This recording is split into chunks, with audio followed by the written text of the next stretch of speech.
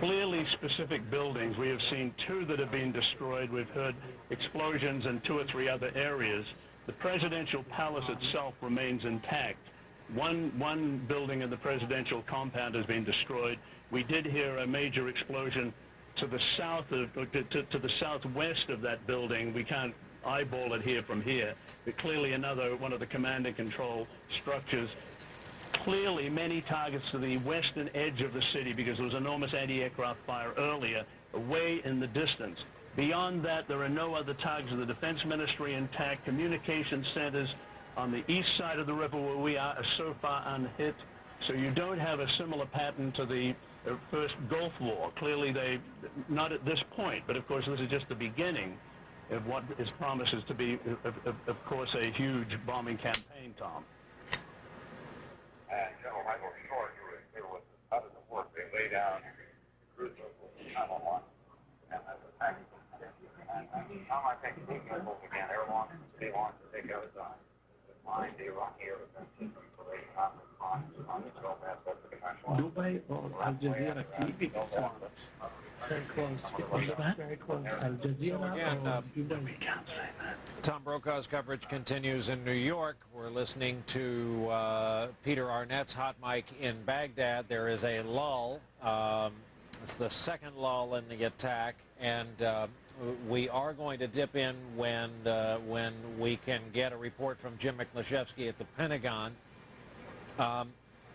General Wayne Downing is here with us. Massive bombardment of Baghdad in what they would call the shock and awe campaign. That was the original campaign underway, and I guess it could be best described perhaps as shock and pause. It was suggested to us that there may be waves of airstrikes now that are more incremental, aimed at specific leadership targets. As Peter Arnett described the areas being struck in this latest wave of airstrikes from U.S. warplanes and missiles, those are aimed at the Baghdad elite and leadership targets. According to officials, the bombing last night aimed at this bunker that supposedly contained Saddam Hussein and senior members of his regime. That was a very direct message aimed at Saddam Hussein. That was followed up today by messages from both Secretary of Defense Rumsfeld and Ari Fleischer during their briefings here in Washington.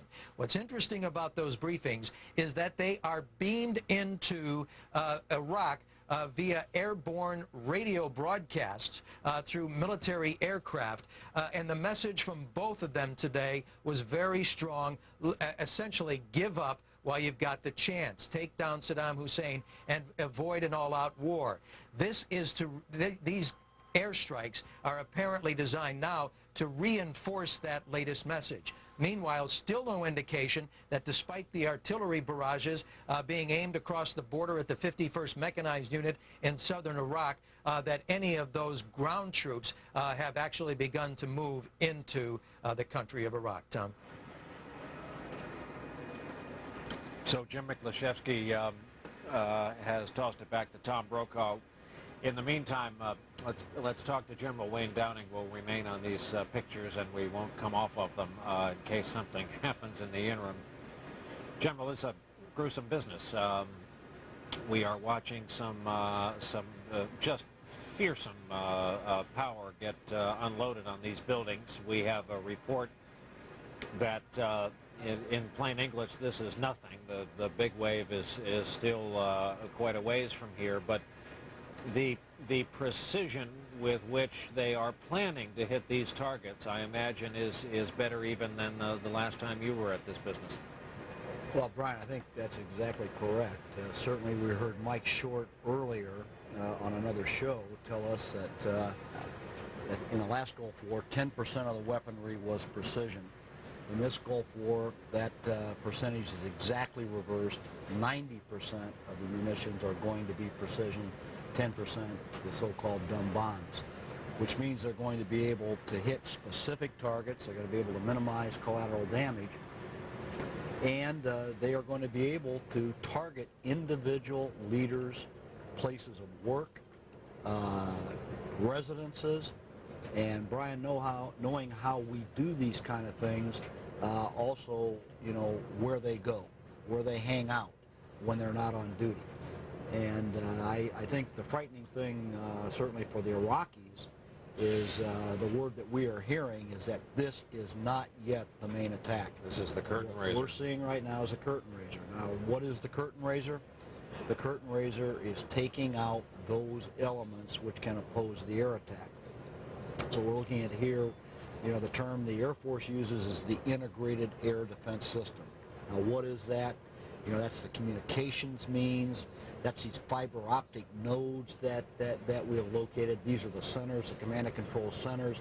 These are the radar centers. And of course, what we're trying to do is break down this integrated system so that all these weapon systems have to shoot at you autonomously. Now, that means they're still lethal, and they can still knock down an airplane, and they did during the last Gulf War. That's right.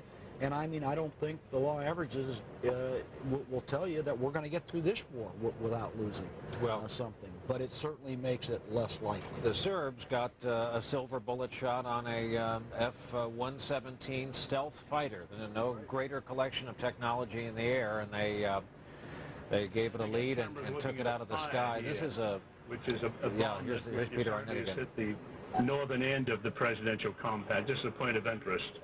And if you want me to talk about it, well, I can confirm the information ministry has not been hit. It was an adjoining building to the ministry.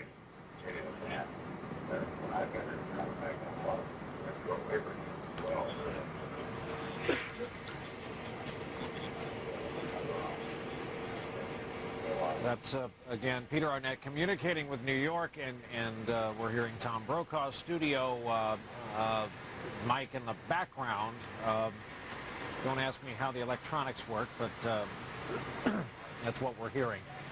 Excuse me. And you heard Peter Arnett's reference this fire that the after effect of the bombing campaign, burning at one end of just one of the presidential palaces in Iraq.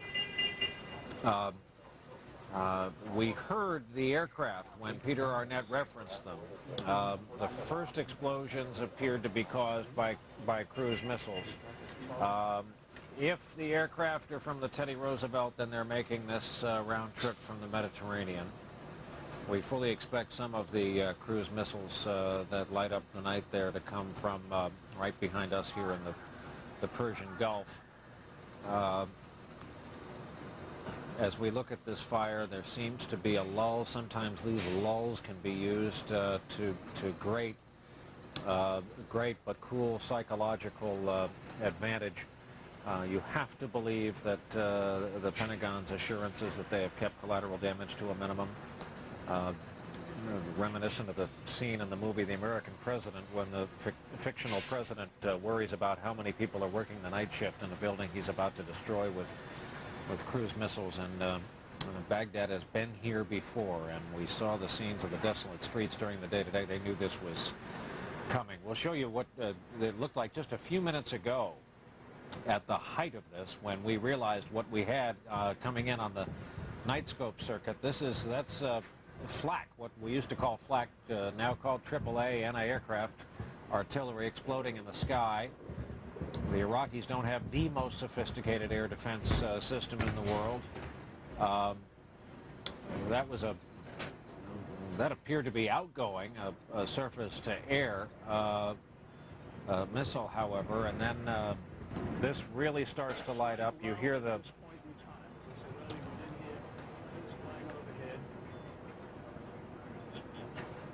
This is tape of Peter Arnett talking. Tell them again, they can use the video. I've told them. And that was, again, tape of what happened earlier. Remember, these night scope cameras really exaggerate sources of heat and light. But the shot of that fire in the high-rise portion of the building can't be exaggerated. So we're in between volleys, apparently. In another development on the battlefield, wire services are reporting the 1st Marine Division has crossed into Iraq. So we're really we're talking about two completely separate components of this war, the air and the ground campaign, and then there are subsets of that. The ground campaign, don't forget, you have the first fast-moving breach units firing as they go, moving at speeds up to 60 miles an hour. Behind them, the units that go more slowly pick up prisoners. There's a vehicle on the move there in the foreground. And then further behind them, the folks who come along, and we saw these trucks at the front lines with loudspeakers saying, "We're from America, we're here to help you." Let's listen to Peter Arnett again.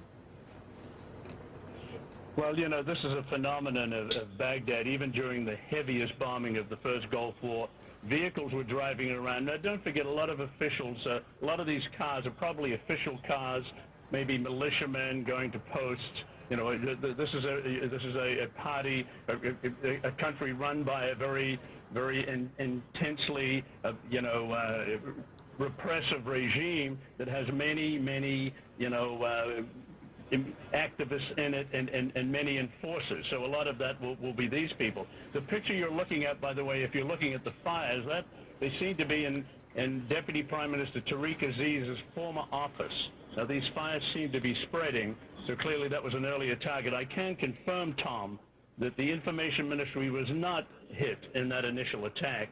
It was an adjoining building, an adjoining government building whose purpose we don't really know what it's used for. But the Information Ministry still stands, which I'm glad to hear, because I think there are quite a few of the international media still around there, Tom. I think you're former officer.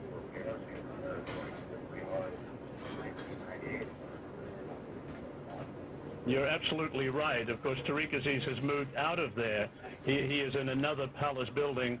Well, he's been there, and he's been giving interviews there, and I think you interviewed him there. But that building is yet to be hit, Tom.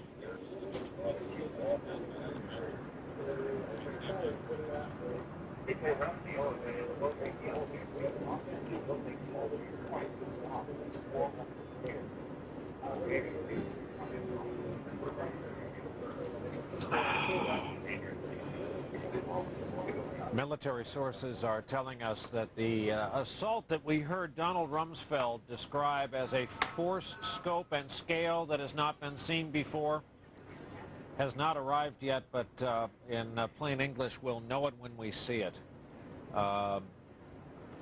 And General Downing, who is watching this with me, this is, it's clear that the Bush administration only wants to do this one more time. I think so, Brian. I mean, they're revisiting this thing once again, and I do not think they're going to hold back. I really don't think that if they get a situation like they had the last time, that this is going to stop them. I think they're going to carry this thing through because they know they've got to take this guy out. Hopefully, you know, it's not going to take a large loss of life for that to happen. You heard Peter Arnett reference the specific office of Tariq Aziz. He was the subject of so many rumors yesterday. We have a piece of animation. This is from amazing satellite imagery from space imaging. Zooms right in as an aircraft would over downtown Baghdad. This is kind of where we're looking, and it's that portion of the high-rise building that is on fire. We have the ability to pinpoint locations in downtown Baghdad. You see there an emergency vehicle responding to the fire. I don't know how well advised that would be right now between volleys, but something tells me they're acting on orders. As we're in a almost spooky lull there, we've zoomed in using the doubler to twice the strength, and you just see fire all over the place there. All of this a kind of secondary explosion.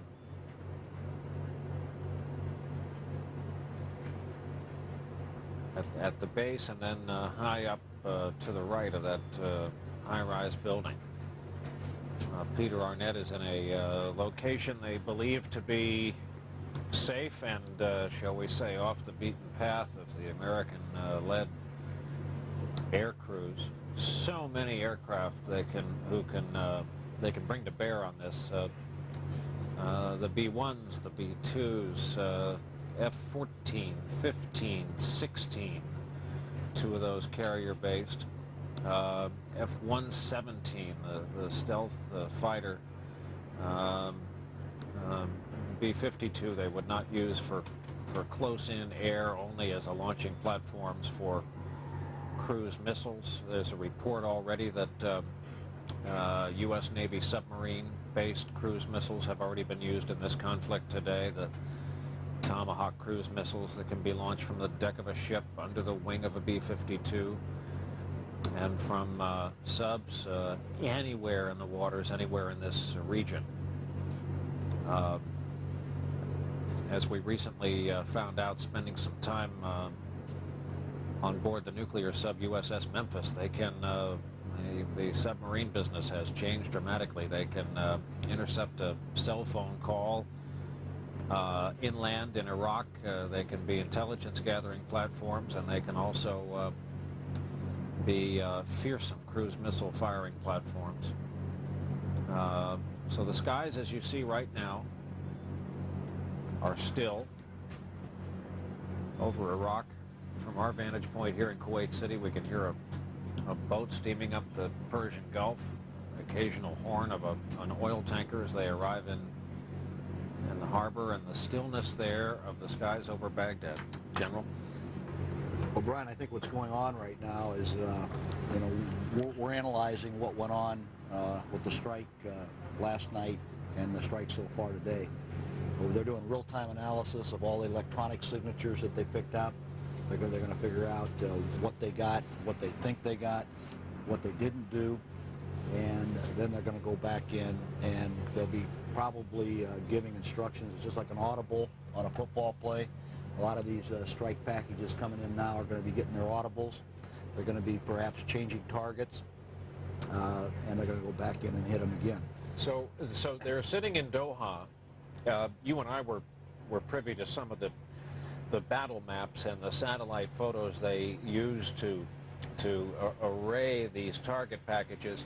Is it true that the next strike package, I guess it must be, already en route? Absolutely. And so they can make tweaks to the target package and see what they hit, what they didn't hit, what needs a second strike? Is that what needs a second strike? That type of thing is going to be going on. And of course, the Iraqis are in a real tough position. I mean, in order to get a decent chance at knocking down one of our aircraft, they've almost got to come up and radiate with some kind of a radar. Of course, that's exactly what we're attuned to. We want them to do that. Perhaps a lot of these low-flying planes that Peter Arnett heard were actually cruise missiles coming in. And again, this gets a reaction. We're trying to stimulate them, get them to do something, and of course, they've done it. So now they're going back, they're taking a look at that and say, who lit up, on what frequencies, where, associate those with different weapon systems or with different systems, then prioritize it from 1 to 10. Okay, you know, these are the top 4 we want to take off. How many other systems, you know, do we have available? Then they'll work down that list. And it's kind of almost like a mathematical formula. It's almost like a logarithm. They'll sit here and they'll work through this thing, and now they are going to systematically take this place down. Now, how long is this going to go on? We may have several of these stimulating strikes to get reaction, to figure out the system, to see what we have. The intelligence community around the world is analyzing this real time, feeding it back in.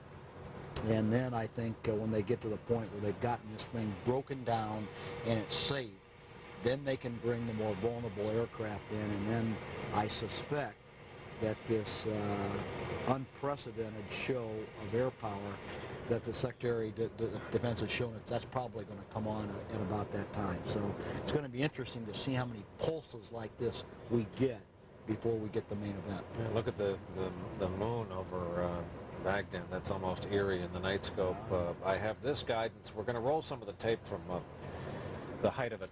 I have this guidance as we watch from Jim Miklashevsky, and Pentagon producer Tammy Kupperman, and it says U.S. sources indicate the campaign underway will likely be more incremental than the original concept of shock and awe. That's interesting. The same amount of weapons could ultimately be dropped, however, and the intensity could grow. So that latter part, everyone's saying it is more than likely end up being true. This, I believe, is the picture where it looks like we can pick out either cruise missile tally lights, running lights, or individual aircraft. In one of these, it does appear that one of their surface-to-air missile sites was working. And we see outgoing, followed quickly by incoming.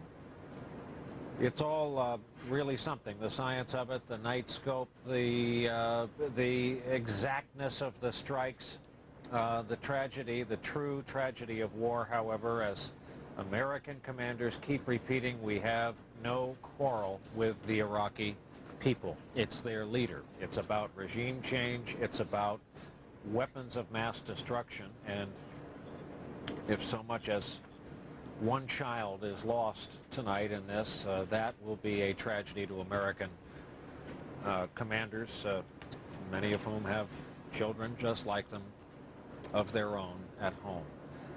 We will stay on these pictures. Brian Williams with you from Kuwait City. I'm joined by General Wayne Downing, and let's bring Rob Morrison into the conversation. He is at CENTCOM headquarters in Doha. Rob, what have you learned down there? Well, once again, the buzzword here today, Brian, is operational security.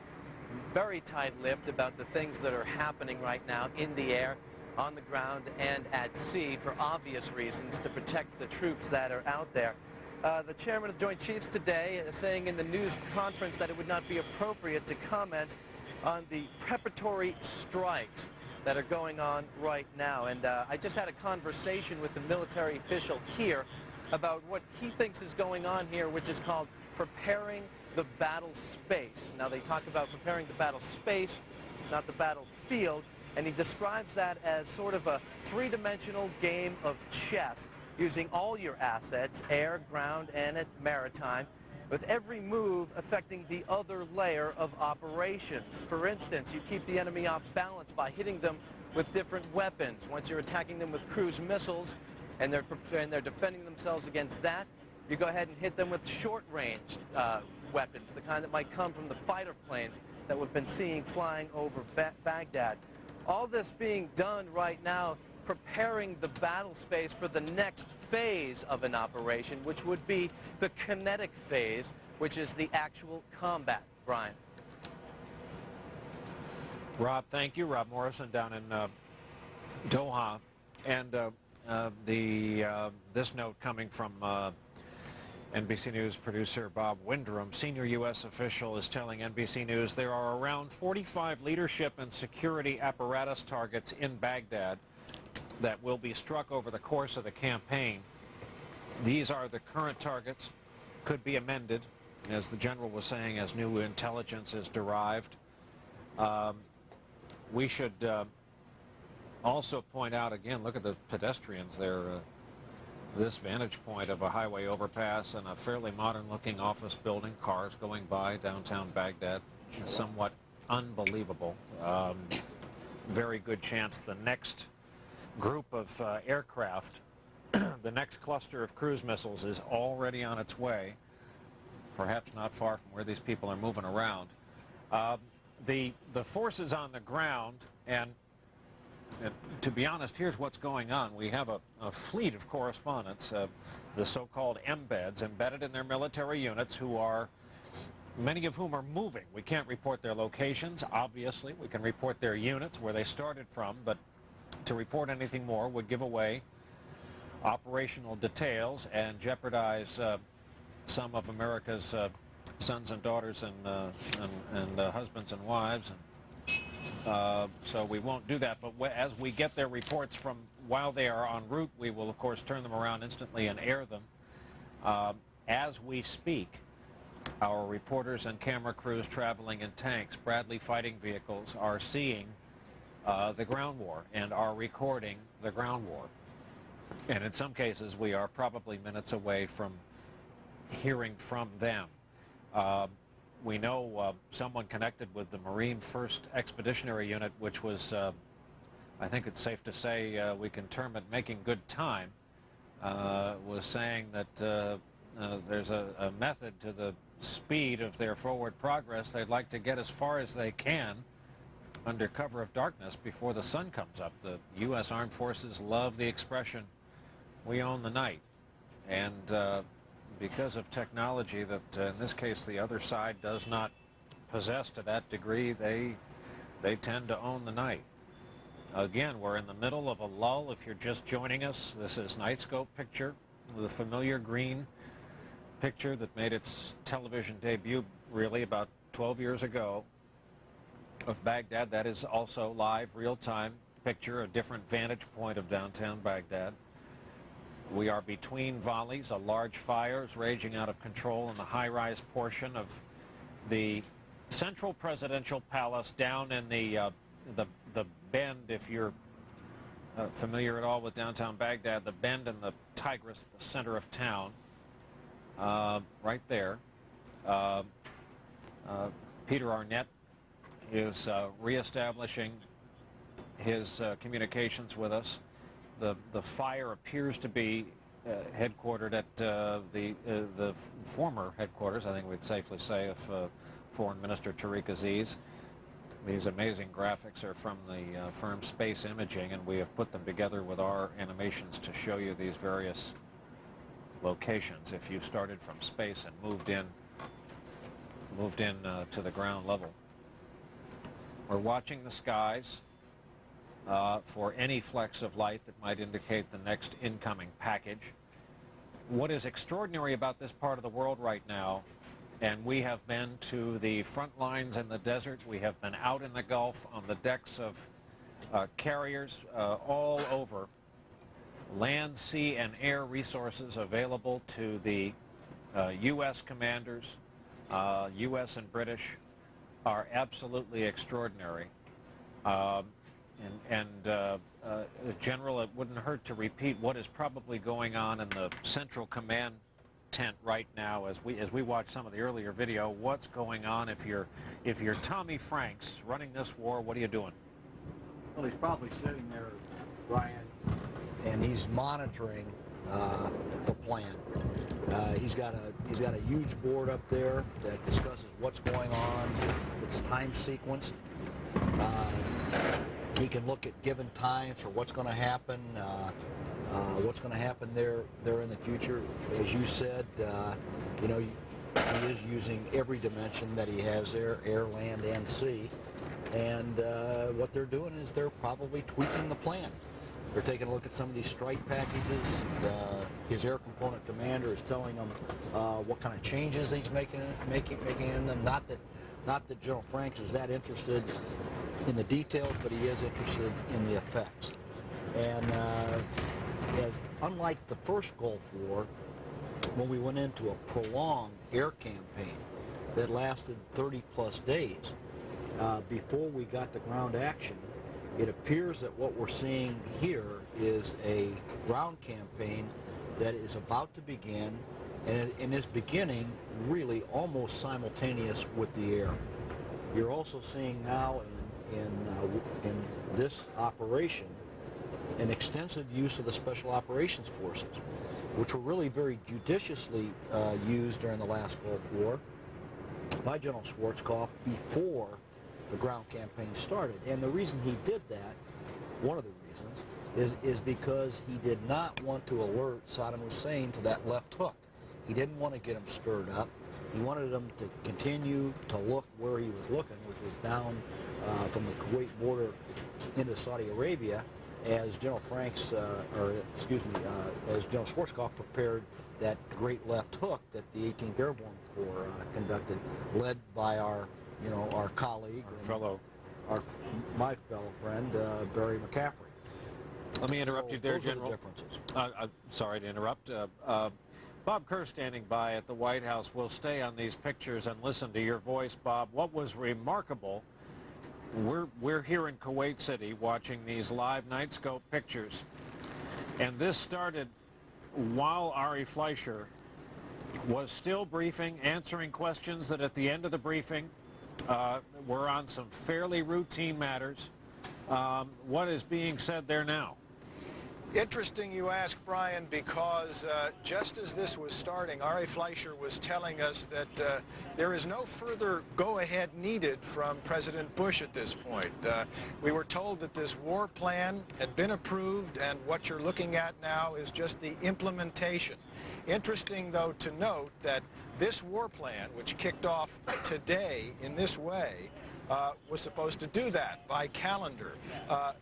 The exception came yesterday when, of course, they had that limited attack to try to take out Saddam Hussein and some of his top leadership there in Iraq. That was a deviation from the war plan. The president did sign off separately on that late yesterday. So what you're looking at now, we're told, is the implementation of the war plan previously agreed to earlier this week, approved by President Bush. Interesting also to note that at the White House today and at the Pentagon, here at the White House, Ari Fleischer was saying that it would still be a welcome event if Saddam Hussein looks at all this and chooses to go into exile. And we continue to hope that Saddam Hussein will leave Iraq. We continue to hope that Iraqi generals will not follow orders. It is not too late for them to do that. It is very important that the president has said that Iraqi generals and Iraqi troops lay down their arms and not engage in combat. This is not their battle. This is not their war. This is a war to disarm the Iraqi regime from its weapons of mass destruction. And what I can tell you, Brian, is that we understand that the president is having lunch with the vice president, and we should see the president within the next hour or so as he meets with his entire cabinet here at the White House. Bob Kerr, thanks. Of course, the location of Saddam Hussein is the X factor in all of this. One rumor our reporters were chasing down was that he had been wounded in last night's, call it an ad lib, an audible, a surgical strike that was off the war plan. The intelligence and military aides to the president surrounded him yesterday afternoon and said, "We think we have a pretty good shot." We knew that this was always an option, that war plan or no, if they had an idea where Saddam was at any given time, and it has been so difficult for U.S. intelligence over the years to place his location, to infiltrate the very tight confines of Saddam Hussein's world, so heavy on security, ruled by fear, so heavy on loyalty, multi-layered with lookalikes and any various means of security, including but not limited to taking normal cars around the city of Baghdad, using the city bus system instead of motorcades that satellite photos might be looking for instead. A lot like the rumor was about Fidel Castro years ago, not sleeping in the same place 2 nights in a row. Always fearing for his life because of what we've seen tonight, the kind of air campaign that can be unleashed. General Downing, absent a specific location, for the sake of conversation, let's say that we don't have the kind of intelligence the president had yesterday afternoon that Saddam and his top commanders were meeting at one location. I guess this comes down to playing the odds, hitting the buildings and the locations where he is then the most likely to be. Yeah, that's what they'll do, Brian. And of course, you know, that was a target of opportunity, and I believe they were correct in taking that target. But that doesn't necessarily mean that what we're seeing right now is necessarily directed entirely at those leadership targets. Right. These are, I think, probably the integrated air defense system, but they'll come back to it. Whether or not Saddam Hussein was in that building or not last night that got hit, whether or not he was wounded or not, he certainly is going to be skittish, and he certainly is going to be moving around. It's got to affect him psychologically. You know, when you come that close to getting blown up by a bomb, killed, that has an effect on you. I mean, look at Muammar Gaddafi. I mean, we've really heard very little of him since that strike in 1985, 1986. So, you know, they will come back and visit us. Now, the other thing we got to think about here, too, Brian, is what we saw in Baghdad there for this, you know, brief 4 or 5 minute period of time. From what we can tell, this is going on around the countryside. In other words, we are not just hitting Baghdad now. Now, because we don't have reporters in some of these other areas, that's right, we really don't know what's going on, but we have indications that there are strikes going on around the country. Well, what we don't have right now is the ability to talk to our folks because their communications are being suppressed by previous agreement with the Pentagon. We have just crossed the top of the hour, 10 o'clock local time in Baghdad, 2 p.m. on the east coast of the United States. You see the first vehicles kind of coming out now. Here's the way the Associated Press is putting it at the top of the hour. Heavy detonations, air raid sirens, and the crackle of anti-aircraft fire thundered through Baghdad late Thursday as the Iraqi capital faced a second night of U.S.-led attacks. This is the Nightscope video from the height of what was just the first volley of what we understand will be many. This is a fearsome unleashing of American air power. Hear the thunderous concussion. A lot of that is the AAA, the anti-aircraft artillery aimed at American and Allied pilots, whose goal is to get in, get out, and drop what they have on the targets that are pre-selected. We have every reason to believe the next volley is already launched and on its way as we speak. We have correspondent Jeannie Ohm standing by at the Pentagon. Lester Holt is at our world headquarters with some of the details on this mission as it has played out so far. And in the center of your screen, Rob Morris is down at CENTCOM headquarters in Doha. Jeannie, we'll begin with you at the Pentagon. Brian, as you can imagine, we're getting various different reports coming in here to the Pentagon, as well as different eyewitness accounts, as well as different stories coming from the journalists embedded. But as best as we've been able to piece together, now sources are telling NBC News that what we're really seeing are war plans in flux, if you will, that they're changing it as they go, that instead of the original concept of shock and awe with thousands of cruise missiles and smart bombs, instead they will be taking on an incremental basis, and in fact, that's what you've been reporting, what we've been seeing as well, with some more cruise missiles launched in Iraq. But I also spoke with other military officials here in the building who are saying, no, when the major assault does begin, it will be unmistakable. So if you can take those two different accounts, perhaps it's something in the middle. But Secretary Rumsfeld addressed this very issue at his news briefing, saying that despite the well-crafted war plans, things will change the minute war starts, and that's certainly what happened, especially with the fact that there was opportunity last night. That's why this whole timetable, if you will, was stepped up. They were trying to go after senior Iraqi leadership, including Saddam Hussein, but they're still doing battle damage assessment. Now, senior U.S. officials are saying that of the targets struck shortly this afternoon that you've been monitoring, that one included a special security organization run by Saddam Hussein's son, Qusay.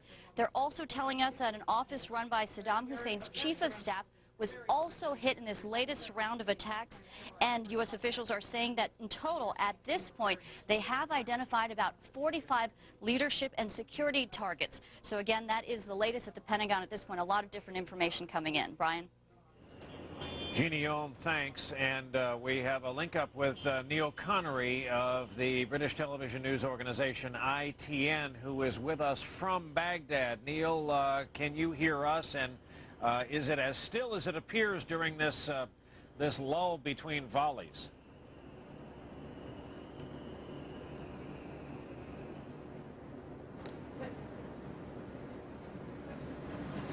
Neil Connery opened fire into the night sky. We saw the trace of fire rising up across the Iraqi capital. Then we heard at least two explosions, massive explosions.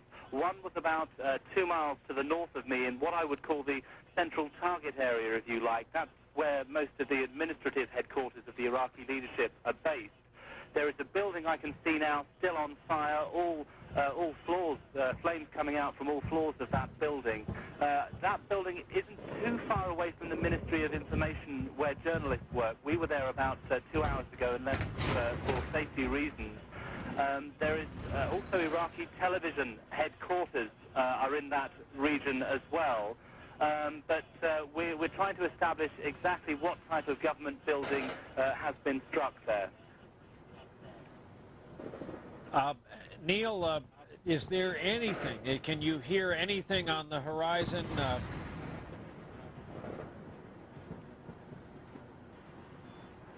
You'll have to forgive me and repeat the question. Sorry, it's a bad line.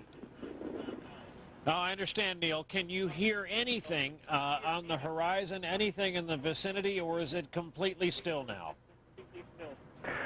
Well, every couple of minutes we see the tracer fire from the anti-aircraft guns lighting up the night sky over Baghdad. Very similar picture to how things were here this morning at 5:30 local time when things got underway. We felt that the rumble of the first bombs. I was lying in my bed and you could feel that rumble basically passing through the brickwork of our hotel. Will jumped up, all the journalists and camera crews here, and started filming that the activity this morning, the airstrikes, which then lasted for about an hour before the all-clear siren sounded across the Iraqi capital. It's been a relatively quiet day here. The streets have been deserted. People just with a sense of dread and fear that talk of this campaign starting and the talk from the Pentagon of this policy of shock and awe. That is what people are dreading tonight and in the nights to come, and I think what we saw in the last hour really is a taste of that intense bombing, the targeting. It seems to me, it's very difficult to say this with any accuracy, but I would say that the precision bombing seems to be targeting these government buildings, or at least areas where I know that there are government buildings. But until we get a chance to get out from our hotels and establish exactly what has been struck and how much damage has been done, I wouldn't want to say that with too much confidence. Neil, thank you. Well, you've been talking. We've been watching a live picture, grainy. It's a video phone picture, but nonetheless, it is live from the deck of a carrier. I think that was an A-6, was it not, taking off from the Constellation, which is at work as part of this air campaign. You see the EA-6 was the aircraft we just saw taking off, and this appears to be an F-18 coming up to the flight line, two of them side by side. You see the V-tail there, and they're getting the flashlight of the men and women who work on the deck of the Constellation. They'll approach and be the next to be catapulted off the deck. This is an active flight deck, and this tells us that see the thermal tape markings there on the tail, and we're getting the exaggerated running lights, and there goes an F-18. You see the flames from the afterburners as it is off. Live pictures during a wartime situation from the deck of an aircraft carrier. Quite extraordinary. As grainy as they are, it is also first as the next F-18 comes up to the line. And note the frequency. This is real time. Note the frequency of how fast they're getting these guys off the deck. The men and women who fly these jets for a living, and remember, they've all got to land, and that is a dark postage stamp in the middle of a rolling sea with just minimal approach beacons and landing lights on a tiny runway. Yes, there is a tail hook and tripwire to slow you down, but it's one of the toughest jobs in the United States military, make no mistake.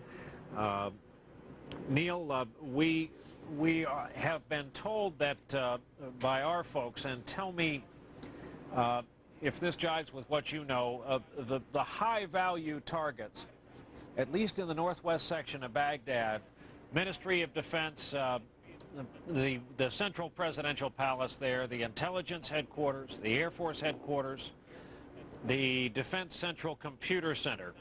And is there any way to put a number on how many targets you think have been hit in all? Well, I think let's take what happened here this morning with the first airstrike. From where I was, it was clear that most of those took place in the north and northwest of Baghdad, some distance away from where we were. We have asked permission permission to go to various sites here today. Of course, as you appreciate, journalists working in Iraq operate under certain restrictions, rather. And what we were allowed to do was go on a bus tour of the Iraqi capital today with minders from Iraq's Ministry of Information. But all that did really was just give us a flavor of how the mood was on the streets. We weren't actually taken to any of these sites that were attacked this morning.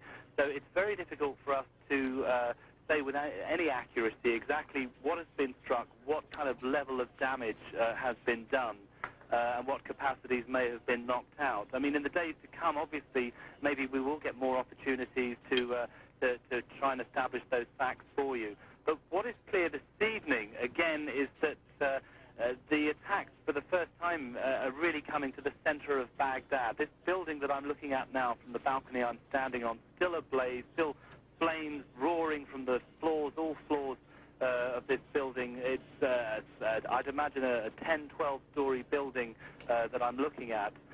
In this central target area, as I call it, where the main administrative center of the Iraqi leadership is. Iraqi television isn't too far away from that site, but I don't think it's actually Iraqi television that's been struck here. I would say that it is another government building that has been hit and that is on fire. There is smoke rising high into the night sky from that blast, and also from another blast to the west of the city from where I'm looking out now. I'm trying to establish exactly what that location is. I've been discussing with some colleagues. There are some Ba'ath Party headquarters out in that direction. But again, it's very difficult to say with any accuracy until we get a chance to get out and see for ourselves, maybe in daylight, what has been done and what damage may have been caused. Neil Connery, thank you very much for spending time with us. And I know we are between volleys there in Baghdad, and stay in a safe location if you can, because of the indications we're getting out of the Pentagon is you'll know the main attack when you see it, and we haven't seen it yet. Neil Connery reports for the British television news organization ITN, whose work we often air here. We mentioned Rob Morrison is in Doha at CENTCOM headquarters. The whole shooting match down there is run by Tommy Franks. Rob, anything that any information they're letting out would be welcome information at this point. Indeed it would, as I've told you a few times tonight. Unfortunately for us, it's just tough getting any information, but of course it is certainly understandable. The operational security is at its absolute highest tonight, Brian, with operations of this nature underway. Whichever battle plan might be in effect right now, whether it's the incremental buildup that we've heard about or whether this is simply a prelude to the so-called shock and awe phase, the decisions are being made right here at U.S. Central Command. I got a chance to go inside the Joint Operations Center yesterday and take a look around, and basically what you have are soldiers, sailors, airmen, and Marines sitting behind computer screens, looking at maps on the wall, headphones on their heads, taking in all the communications and all the intelligence from the field and deciphering that information, filtering it, and then passing it along to General Tommy Franks, who is in his war room with his top military advisors. The people who are in the Joint Operations Center are all high-ranking military officers, all with combat experience. And as we've seen the pictures tonight, as chaotic as war can seem, and as chaotic as war is, it is the exact opposite here at U.S. Central Command, and they do that for a very good reason. They call it battle rhythm. They try to keep things very calm and very methodical. This has been a 24-hour operation for several weeks now, and they do that on purpose just so they could be ready for whenever the order came and whenever the attack was, the order to attack was given on Iraq. So basically you have people reporting to work at the same time every day, getting into a rhythm, a battle rhythm here, going to the gym, going to the chow hall, going to the bed at the same time at night, so they can be sharp, because the sharper they are here, the better protected the men and women out in the field are. Brian? Rob Morrison down at CENTCOM headquarters in Doha. And the reports from the correspondents embedded in the on-the-road units with the Marines, regular Army, are coming in. The reports are coming in of small towns that are seized along the way. Troops that have given up. One group of Iraqis were found laying mines as the Americans approached. An unspecified number of Iraqis have surrendered to a Marine group. To tie all of this together and see where we are right now in the fighting, my colleague Lester Holt back at headquarters. Brian, thank you. The Kuwaiti news agency is reporting the border town of Qasr has been taken by U.S. troops. Let me refer you quickly to the map. I'll show you where it is. It lies just above, or perhaps even inside, the demilitarized zone that straddles Kuwait and Iraq. This was an area that probably until a few days ago was simply chain link fence. That area, again, that has reportedly been taken by U.S. forces right along the border as they begin their thrust into Iraq. Let's talk now about the explosions we saw in Baghdad just a short time ago. No specific word on the weapons used, but based on the reports of Peter Arnett and others that they heard the sound of low-flying jets, it's a pretty sure bet they were hearing cruise missiles. Those could have been either sea-launched, the Tomahawk version, which of course have already been launched in this war off of submarines and ships in the Red Sea and the Persian Gulf. They can fly about 690 miles. They're subsonic, but they fly very low and are generally very accurate. The other weapon that could have been used, another cruise missile, it's the air-launched cruise missile. Comes off the B-52, packs a bigger punch, but it too travels 700 miles. The B-52 never has to cross into enemy territory to strike its target. Now, let me refer you to another map of downtown Baghdad. We're going to show you an area we believe was hit. We don't have specifics of the area, but we had been told areas of northwest Baghdad, in the downtown area, perhaps. Some of the likely targets the U.S. would be looking for here. There is a presidential palace right in this area, and I'm putting that symbol up there. It doesn't necessarily mean it's been hit. There is also the Air Force headquarters in this area. Farther up, there is the Ministry of Defense, a number of government buildings in this area. It is an area, we're told, of the Iraqi elite, the Ba'ath elite, a number of key buildings, and we know that a number of places in this area were targeted during the first Gulf War. Many of the explosions tonight have been heard in that area. So again, we don't have specifics of what was hit. We were told a building, Peter Arnett said a building adjacent to the Ministry of Information was hit. There was a cluster of government buildings there. They're very nondescript. They have numbers on the sides of them. When I was there many years ago, one of them, in fact, had an anti-aircraft artillery battery on top. I can't tell you if that's the case now. Nonetheless, that's the area where many of the explosions have been heard tonight. Brian? Right? Lester, my apologies. I was getting a piece of business from the control room trying to confirm our next guest, who is with us from New York, Vice Admiral Dennis McGinn. Admiral McGinn, we were just watching flight operations on the deck of the Constellation, and I'm wondering if you can describe just what it must be like at this tempo in the middle of the night, mixed-use aircraft, and how hard they must be working to keep them all aloft, keep the orders straight, and the packages of aircraft. I would call them quietly confident, Brian. Certainly there's a great intense focus on the mission at hand, the fact that it is combat. But those ships have been out there for a number of weeks and in some cases months, and they've gotten used to a battle rhythm that has been put against Southern Watch targets for many, many months. I think the adrenaline is certainly running higher than normal, that said, and especially in the normal course of events as a carrier pilot, taxiing up to the catapult, particularly at night, getting ready for that cat shot loaded with ordnance and fuel, climbing out, rendezvousing with your wingman, and rendezvousing on the tanker, getting a full combat package, and then pressing into enemy country to take care of business. How does it differ? You know, I guess some pilots would have us believe that, look, we work in the no-fly zone all the time. While the media has lost interest, we are constantly hitting targets in Iraq. But a layperson would say back to them, yeah, but this is different. Is it in fact to them? Is the heart rate any higher? Absolutely, it is higher because of the stakes of the game, if you will. And I think this is what we're seeing, really the end game for this Iraqi regime. A big difference, I think, in these types of operations, Brian, from the Southern Watch is where they are likely going.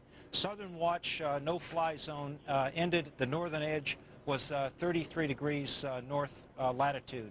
And clearly Baghdad is well above that, and we have strike aircraft going into that area that is more heavily defended. They've had a chance to build up anti-aircraft artillery, surface-to-air missiles, so clearly the territory is a little less familiar than the Southern Watch area, and the enemy defenses are more intense. How does this work? These packages of targets. We were just here talking with General Downing about how they are amended once they do an assessment of how it goes. How does it work when they're actually en route and they're tweaking where they're going to end up on the target? For the most part, particularly in the early stages of an air campaign, Brian, you will go to pre-planned targets. These are targets that have been on their value to the overall campaign objectives of creating shock and awe, dissuading the Iraqi regime. However, as things progress, as opportunities appear, we saw an example of that, a very dramatic one last night, there is the ability, either right before takeoff or actually after takeoff, because of the increased amount of networks and increased communications capability we have, to re-roll or change the targets or the aim points of some of those missions. Not all of them, but a much greater proportion than we ever had before. And tell us about the various aircraft and their various jobs tonight. The three key aircraft in terms of striking the enemy are the EA-6B Prowler, electronic jamming aircraft that can take down the Iraqi air defense radars, early warning and fire control radars. They can take down the communications systems of the Iraqi air defense. The next aircraft I would mention is the venerable Tomcat. It is a strike fighter aircraft with a tremendous precision air-to-ground capability. It's crewed by a pilot and a radar intercept officer in the back. And then lastly, the FA-18 Hornet. Two varieties out there. We have our first combat deployment of the Super Hornet off the USS Abraham Lincoln, but the preponderance of the Hornets are flown by Navy and Marine Corps pilots off of the rest of the decks. Remind me how many carrier battle groups are in this region and what they consist of? You're probably going to be hearing over the next few hours and days, Brian, the sound of three carrier air wings from the three carrier battle groups in the Persian Gulf. The Constellation, which we had some footage on a little while ago, the Kitty Hawk, and the USS Abraham Lincoln, which has been out in the area for literally months. They left their homes, families, and loved ones on the 20th of July and have been breaking some records for being away from home, but tremendously motivated. In addition to those three carriers in the Persian Gulf, we have two in the Eastern Mediterranean. As we speak, we're going to take a look at this new videotape. This is the same scene we saw on play out earlier, but this is a view we have not seen.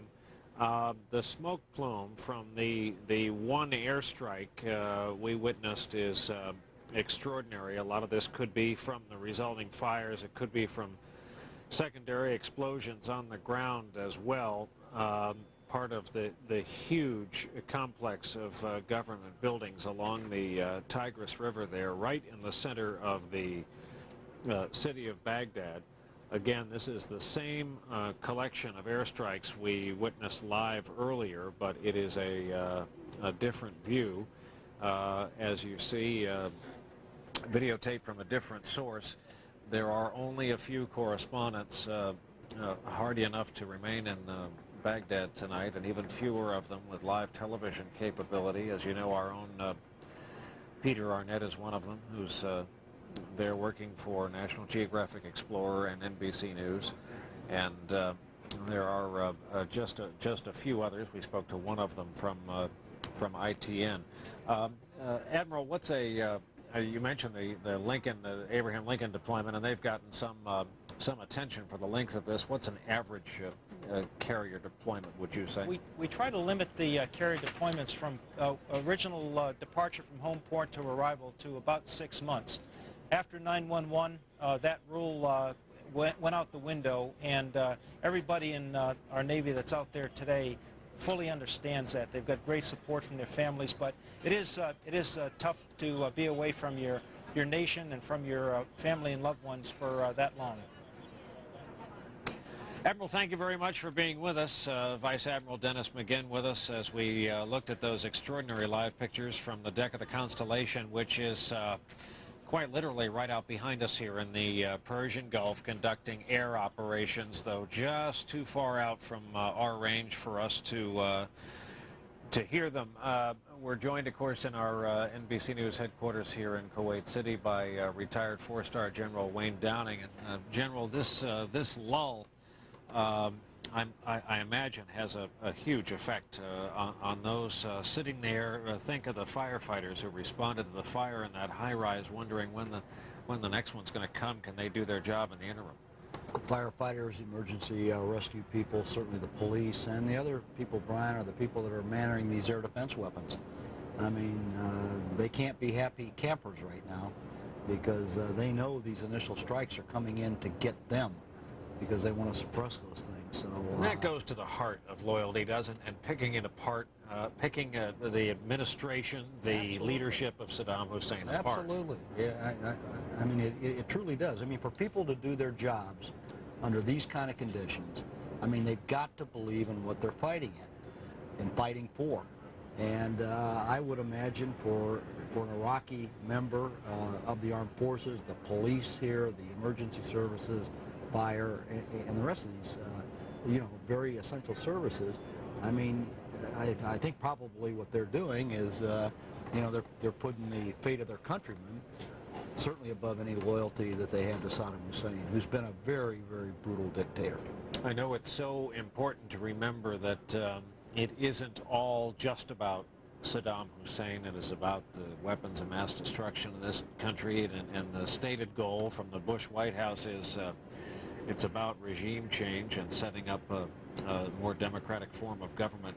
It's just that he has been made into the world's boogeyman from the rhetoric of the administration, from the cover of Time and Newsweek. He's a figure better known to some school children in this country than some more prominent American politicians.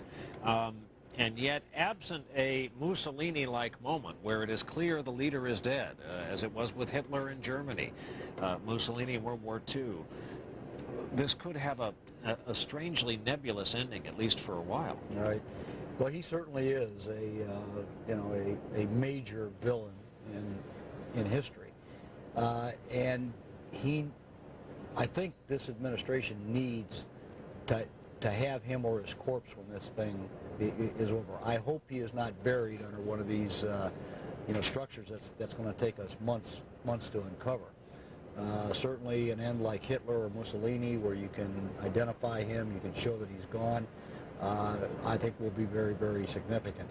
But Brian, I also believe that this regime change, as you correctly point out, is much greater than just Saddam Hussein.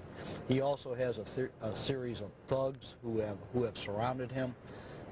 This is really not the Ba'ath Party. This is really not the Ba'ath Socialist Party. This is really Saddam Hussein and his clan and their allies from the town of Tikrit, where they come from. And they are running this country just like they run those clans.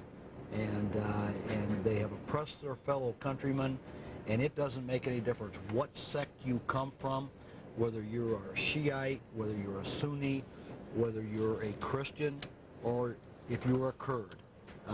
These people have created war crimes against every one of them, and so they cannot be very popular in their country. You've devoted a lot of your career to going after this guy. By the way, we're getting late reports, two of them. Iraqi radio says no casualties in the attack on the Saddam Hussein family home, but they are confirming U.S. missiles have hit the Baghdad family home of Saddam Hussein. What, in your mind, could Iraq be in the near future, 5 years, 10 years from now? Well, Iraq is that is an ancient region. You go back to your Bible, and the people that came out of Iraq have been very, very significant figures, certainly throughout history. It has been a center of culture. It has been a center of power. It's also been a center for some extremely cruel people and cruel leaders. The Iraqis that I have met, and I became associated with the Iraqi opposition in 1997, about a year after I retired, where I helped them try to develop some concepts on how they might liberate their country. I met a lot of Iraqis, both expatriates and expatriates living in the United States, and I can tell you these are extremely talented people, well-educated. They have a great capability, I think, to build that country up. I know one of the objectives of the administration is they'd like to see Iraq become a model democratic, whatever that democratic is, that's kind of in quotation marks, within this region, which they think would have a significant effect on the other countries within this region. We certainly intend to maintain the territorial integrity of Iraq, and that includes no Kurdistan. So they want to see Iraq put back together. They want to see Iraqis from both inside and outside come together and form a government. And we don't want to get ahead of ourselves here. We've still got a war to fight. We've got a regime to depose. But one of the big stories that we're going to be following on after the military action, is how this country is going to be reconstituted. And that is going to be a significant task, but certainly when we look at the example of what happened with Germany and Japan, it's certainly something we can do. There are so many elements of the attack ongoing, and the attack, we should say, that is planned in the pipeline, rolling out, that we don't yet know about. For an update on where this stands here tonight thus far, let's go back to headquarters. My colleague Lester Holt. Lester. And Brian, thank you. As people are tuning in, let's bring you up to speed. Coalition forces have been bombing Baghdad. Eyewitnesses say cruise missiles have hit the city. We're hearing explosions in and around Baghdad. These are the latest pictures, videotape we have in. Air raid sirens had went off earlier in a warning of things to come. The ground war has also begun. Coalition forces launching an attack on Iraqi troops. Reports that the 1st Marine Division has crossed the Kuwaiti border into Iraq. Also reports British forces are engaged in ground operations, and there has been a report of a very small town along the border that's now been seized, taken by U.S. forces. We want to remind you, we recap the latest headlines on the Iraq crisis for you every 15 minutes. At the top of the hour, at 15 after, 30 after, and 45 after the hour as events warrant, right here on MSNBC. Brian? Lester, thanks, and available to us now for the first time in our coverage this evening, my colleague, NBC News correspondent Mike Taibbi, along the Jordanian-Iraq border. Mike, what kind of activity has been going on along there? Well, Brian, the stories here are really twofold. There's a refugee situation. They expect to have tens of thousands, if not hundreds of thousands of refugees who may pour out to the west across the border into Jordan. The other story has to do with what, if anything, special forces are doing or have been doing to try to protect Jordan. They're supposed to be in a defensive role, or to try to do any scud hunting or searching for other potential weapons positions inside the western desert of Iraq. We don't know the answer to either one of those things. And I don't know, Brian, are you still hearing me right now? Yes, I am. All right, Brian. Because the audio is funny. As you know, the technical issues here are always kind of unusual. We can tell you that there was one fact that we were able to confirm this morning. That is an early casualty in this conflict. It happened this morning in that first very surgical stretch of bombing. Here was about 6 o'clock in the morning local time. The Jordanian driver of a fuel truck was refueling at a fuel stop, a well-known fuel stop between Baghdad and the Jordan border called Post 160. When one of those surgical strikes hit that fuel stop, we were told, and there are unconfirmed reports, that several were killed, but this driver himself was one of those who we have confirmed has been killed. We don't know in this latest round of bombing that everybody has been watching in Baghdad whether there have been any other strikes to the west. We've heard no reports of that whatsoever. In terms of the refugee situation, there are 2 camps here, one specifically dedicated to Iraqi refugees. There are no refugees there. There were not as of last light today. The other camp, which is for third country nationals, had about 4 or 5 busloads of people who were not Iraqis living in Iraq who wanted to leave because of the bombing having begun and needed to be processed or sheltered for 1 or 2 nights before they went on to their home countries. About 100, 150 people. We spoke to a number of them, a number of mothers and children, some people who had matching sets of luggage, who just left the country, left Iraq, and a number of students, maybe 60 or 70 students. One of them said, look, this is going to be the big war. This is the final war over there. My parents are pushing me to leave Iraq, and that's what he did. Tomorrow, of course, with this latest round of bombing, we expect the numbers to be much bigger at that third country national camp, and for the camp that's dedicated to Iraqi refugees to be extremely active. The NGOs, those non-government agencies who are readying those camps are prepared to receive them. Weather's been tough, a lot of wind, but they're ready to receive them. Brian? Mike, I don't know if you heard at the Pentagon briefing today, Donald Rumsfeld urged refugees, would-be refugees, to stay in Iraq and not seek the services, in effect, of other nations. It's never the first thing planned in a military operation by definition, but a lot of officials have gone out of their way to assure us that they are thinking ahead. They're lining up food, lining up shelter. They realize it may be the other shoe here.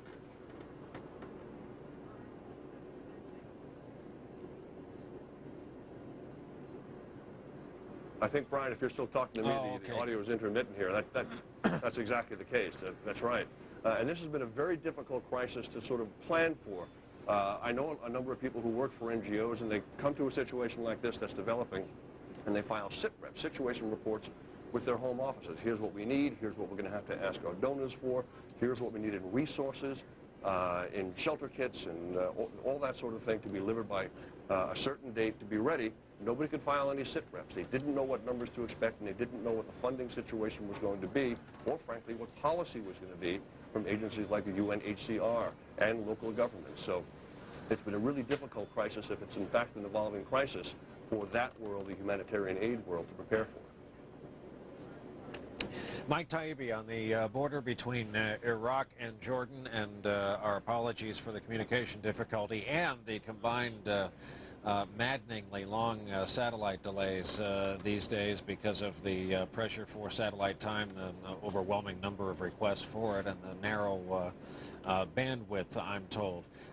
We are continuing to watch these night scope pictures of Baghdad while parts of that city burn after this first rather devastating volley, a combination, we're told, of Tomahawk cruise missiles and airstrikes from a number of different aircraft. One of our defense analysts continues to underscore that the targeting we've seen, the places we've seen hit so far, have to do with Saddam Hussein's leadership inner circle, quite specifically. In the city at large, he points out the lights are still on, and the water is still running. And this is one aspect of this we haven't touched on as much. General Wayne Downing is with us. General, this was supposed to be the attack that was different, much more surgical. If we heard that word once, we heard it 100 times. Not a... you heard it proffered a few weeks ago. We were going to flatten the city of Iraq and the city of Baghdad. But this is not supposed to be here, is it? For one thing, to restore a government, you need the infrastructure, bridges, roads, hospital buildings, that kind of thing. That's exactly right, Brian. I mean, they do not want to flatten the country. They don't want to flatten Baghdad. That's the last thing they want to do. They want to take out what they want to take out, when they want to take out it, take this out. And of course now they've got the precision weapons to do this with. They've got the tools in order to do this job. So I think this is what we're going to see. I don't agree completely with Bill that it's all about leadership now. I think we are hitting the leadership, but we've also got to take out these other things that are going to be enablers for the rest of this air campaign to take place, and then not only the air campaign, the rest of the ground campaign. There's a lot of things going on here, a lot of obvious things, and there's also a lot of things that aren't so obvious. I am sure that we have made contacts with the opposition groups inside. I think both our special operations forces, our CIA special activities people have been doing this. There's a lot of things moving around that country right now because we'd like to see much of this country fall. We'd like to see this regime fall with as little damage to the Iraqi people. I truly believe that, and certainly to this infrastructure. The point about the water still running, the electricity is still on, that is remarkable, because the last time, that was the first thing that we took out. I mean, we took out all the generators. When we got in, for example, to Kuwait City, which was occupied here by the Iraqis, there was no electricity, and every single generator, you could go to it and see that, just like that hardened aircraft shelter that we saw the other day, every one of them had one of these 1,000, 2,000-pound bomb puncture holes in it, and we hit it in order to turn that out. We don't want to do that this time in Iraq, and I don't believe we are going to do this. Rob Morrison is down at CENTCOM headquarters in Doha. And Rob, 2 points. Number one, we're told that if we get a briefing from Tommy Franks, obviously it'll be quite a moment. First time we've heard from him as a commander of this. Well, Rob, let's hold, and we're going to dip in on NBC News coverage with Pete Williams, who has a development on all of this vis-a-vis the Al-Qaeda terrorist group. Pete? In planning further terror attacks against the United States. Now, according to a nationwide law enforcement bulletin just out today to the nation's police departments, he's identified as Adnan G. El Shukri Juma, age 27, thought to be from Yemen and possibly Guyana. But law enforcement authorities fear he is, in essence, another Mohammed Atta. Atta, you'll recall, is the man that officials believe was the top planner of the September 11th attacks on New York and Washington. Now, this law enforcement bulletin that has gone out today to the nation's police says that the U.S. has information indicating that he may be involved in an Al-Qaeda terror activity or terror activities and may pose an imminent threat to U.S. interests or persons worldwide. That is, both against targets here in the U.S. or American targets overseas. Now, the bulletin says there is no specific threat attributed to him, but they believe he's very much a key planner, and they're learning more and more about this man as the days go by, and have just recently discovered how important he may be. For example, he is thought to be a trained pilot, and in fact, one of his Arabic nicknames is Jafar the Pilot. U.S. authorities believe he was in the United States after September 11th, after the 9/11 attacks, and they don't know where he is. He could be here, he could be anywhere in the world, and they're hoping that they'll get cooperation from law enforcement authorities worldwide in trying to find him. But they put a very high priority on finding this man, El Shukri Juma, because he is a potentially key figure, they say, in any further plans to attack the U.S., and they say this information has been verified by captured Al-Qaeda operatives who've been interrogated by the U.S., Tom. Pete, let me ask you a couple of follow-up questions. How do they think he got in here in the first place? They think he got in, well, he tried to come in legally. Now, whether he actually did so legally or not, they don't know, but he travels with a multiple number of passports from Canada, from Guyana, from Trinidad, from Saudi Arabia. He has a long list of aliases, and they say he is a very good English speaker. One investigator told me today that he speaks English with no Arabic accent whatsoever. And so he is adept at passing as someone from various parts of the world. So it's believed that he traveled into the U.S. Whether he did so legally or not, I don't know, because I don't know if he was using a legal passport and his real name at the time. And Pete, he sounds pretty radioactive to me. Have they not been aware of him before? Williams, breaking this story today about this Adnan El Shukri Juma, and before we can talk to Pete, I'd remind our audience that General Wayne Downing's last job was as the President's chief counselor on terrorism. And General, this character was familiar to you. Tell us about him. Well, certainly not him as an individual, but he with that capability. I think we've made a lot of changes in our air system, as you well know, inside the United States. It's very tight overseas. But I'll tell you an area that we were concerned about, and I think we're still concerned about, and this is charter aircraft and private aircraft. I mean, we have almost 500,000 private airplanes and pilots in the United States. We have a lot of charter aircraft out there. While we've got great controls over the commercial airliners, the freight haulers, one of the concerns is how do you control this guy at some small airport? You know, we've got thousands of airports around the United States. Most of them you can walk right on. You can walk right on. You have to present a license in order to rent an aircraft. But if you've got that pilot's log and you've got good forged credentials, you can theoretically get your hands on an airplane. And so that is something we are all concerned with. Now, this is not going to be a 757, but certainly you could rent a twin-engine commercial aircraft, and you could put a pretty good load on that. And so we are concerned about that, and that is one of the vulnerabilities that I think the Homeland Security people are trying to fill right now. So this is I think it's very significant that they've aired this threat. I would imagine that Khalid Sheikh Mohammed could well be the source of this information, and that's why they're taking it so seriously. We now have Pete Williams available to talk to us, who just broke this story, as we saw on the NBC television network, with Tom Brokaw. And Pete, what I missed at the top was the connection that the meaning of breaking this story today. Is this connected with the war? No, I don't think it is, Brian. It is more connected with getting out the word as soon as agents discovered how important this man is. Now, let me go through this with you. He is thought to be a top al-Qaeda operative in the U.S. who could be involved in planning further attacks against the U.S., and the information we have comes from a nationwide law enforcement bulletin. It's just been sent out today to the nation's law enforcement departments. You know law enforcement, it's called a BOLO, be on the lookout. And the man is identified as Adnan el-Shukra-Juma. He is 27 years old. He is thought to be from Yemen or possibly Guyana in Africa. But law enforcement authorities fear that he is, in essence, another Mohammed Atta, the man who was thought to be the top planner of the 9/11 attacks. Now, this bulletin says that the U.S. has information indicating that he may be involved in al-Qaeda terror activities and may pose an imminent threat to U.S. interests or persons worldwide.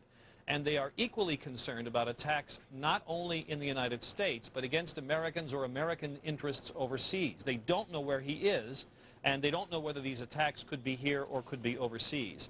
Now, having said that, this bulletin, this BOLO bulletin, says there is no specific threat attributed to him. It's not like they've uncovered some specific plan. It's rather they've discovered that he is a key al-Qaeda planner. Now, the FBI is learning more about this man and has just recently discovered how important he may be. For example, Brian, he is thought to be a trained pilot. And as a matter of fact, one of his Arabic nicknames is Jafar, the pilot. U.S. authorities believe he was in the United States after September 11th, but they don't know where he is now. They don't know how long he was here, how he got here, how he left, they're not sure, or even whether he left. But they put a very high priority on finding him because al-Shukra-Juma is thought to be a pivotal figure in any further plans to attack the U.S., and investigators tell us this information has been verified by talking to captured al-Qaeda operatives who have been interrogated by the U.S. Pete Williams, thank you for that from our Washington newsroom, breaking this story this evening. And all of this, the specter of domestic terrorism has been part of the national conversation in the days leading up to this widely expected war in Iraq. The anti-war factions in the United States had feared very acutely that this would perhaps set off a round of domestic terrorism. My colleague Lester Holt is at headquarters with an expert in this area to delve into this a bit further. Lester? Thank you. I'm joined with Steve Emerson, who has been working the phones even as we speak. And Stephen, I just went on the FBI's website. He's not on that list that they've been carrying of most wanted terrorists. Have you heard this name before? I've seen his picture before. His name has actually been cited in a previous FBI warning issued earlier this year referencing a Pakistani who they thought came into the United States before 9/11. One of his nom de guerres or aliases was Jafar al-Tayyar, also one of the same aliases used by this person that Pete Williams has just pointed out may be in the United States. I've just learned that a similar sounding person with the same name and the same date of birth owns property in Florida and was at least in the United States in the year 2002. So the information may be quite recent in terms of identifying him as either being part of some type of plot or in terms of the intelligence that said there's a need to put out this information now. But what about his relative rank in the al-Qaeda structure? Has he been previously known to be as influential or as big a fish as he seems to be now? I don't, from what I understand, he was known as the pilot. He was known with a group of people that were connected to some radical Somalis and Yemenis, and that he was not, however, in the senior leadership of al-Qaeda, but certainly somebody who had been trained as a pilot and could have been, let's say, a mid-level operative recruited by al-Qaeda to carry out an operation. Look, Mohammed Atta and the others before 9/11 were not on our radar screen either. They would have been considered not even mid-level operatives for al-Qaeda before 9/11. And while there have been arrests and detentions in this country post-September 11th, we haven't heard about that many big known al-Qaeda operatives in this country, have we? No, in fact, if he is in this country and could be found, that would be the biggest arrest, obviously, since 9/11 of anybody connected to al-Qaeda in the United States. There may have been some surveillance, and I'm not sure. The government obviously wants to be careful about what it releases, but clearly there are roots in the United States. The only question is, and as Pete reported, is whether he's here right now. Obviously, for reasons that I'm not aware of, the FBI decided we got to make it public right now. We got to make sure the public starts looking for this man's picture so that maybe they can ID him and we can pick him up very quickly. There has been this sense of optimism among federal law enforcement officials in recent weeks that they may have turned the corner in the battle against al-Qaeda and its ability to wage large attacks. Has this changed that perception, if in fact this man is who they believe he is, and if he is in this country? Well, certainly this is a guy that you would consider as a clone of the 9/11 conspirators, in terms of somebody who may not have had a track record, who was under the radar screen, but who certainly hung around with the bad guys and you know, basically became a made member of al-Qaeda because he went to jihad camps, as we think he did. He then became a pilot. Question is he actively working for them now? He may have severed his relationship. On the other hand, for various reasons, and I believe it must be recent U.S. intelligence just acquired by the CIA, related to the FBI, suggesting that this guy is still connected to al-Qaeda and may be planning or involved in some type of plot against the United States. And the word is be on the lookout. Aidan Shukrajiyama is the man that the FBI now looking for. Steve Emerson, thanks for coming in, sharing your expertise. Let's go back now to Brian in Kuwait City. Brian? Gentlemen, thanks. And back here in the war effort, we keep looking at the by now familiar night scope view of downtown Baghdad, in addition to the other camera location we have locked down.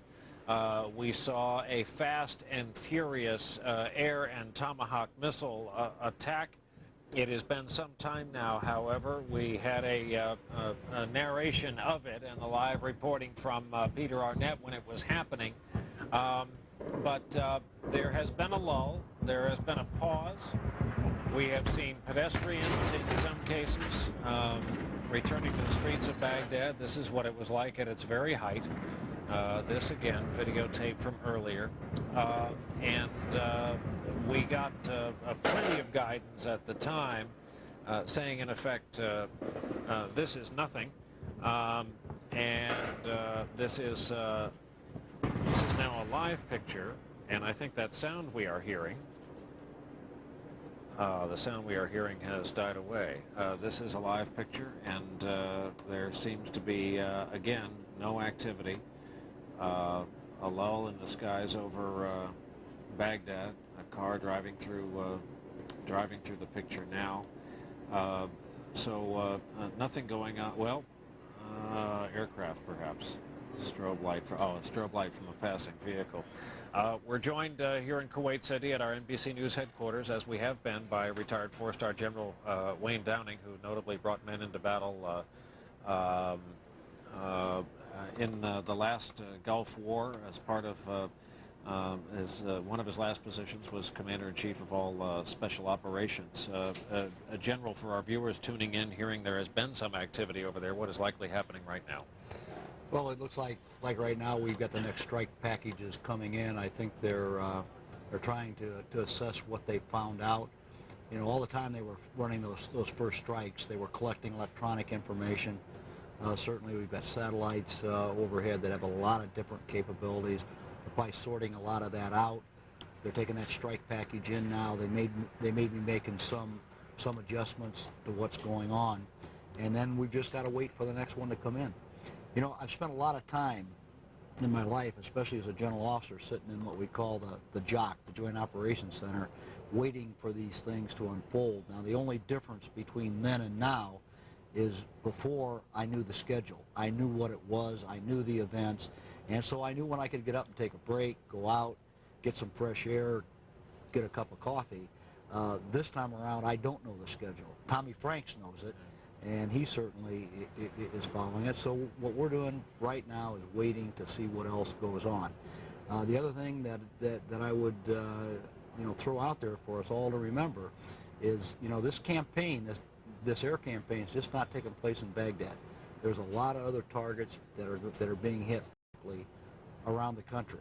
And then, of course, while all that's going on, we've got our Army, we've got our Marines, we've got our Special Operations people, and we've got our CIA operatives that are also very, very active at this time. So there's a lot of parts going on that we can't see, but they're all part of this plan. I would only say welcome to our world. We also want to let our viewers know that the General mentioned the parts of this conflict that are going on where cameras can't see it. In many cases, our correspondents can see it, are recording it, but their work is being held, embargoed, until it no longer would represent a threat, a risk to any operational secrets, which of course can involve endangering American lives. We have many of our NBC News correspondents so-called embedded in military units, which there is every reason to think, hope, and believe right now are moving, and in some cases moving very quickly, from south to north, in most cases from the Kuwait border, north through Iraq.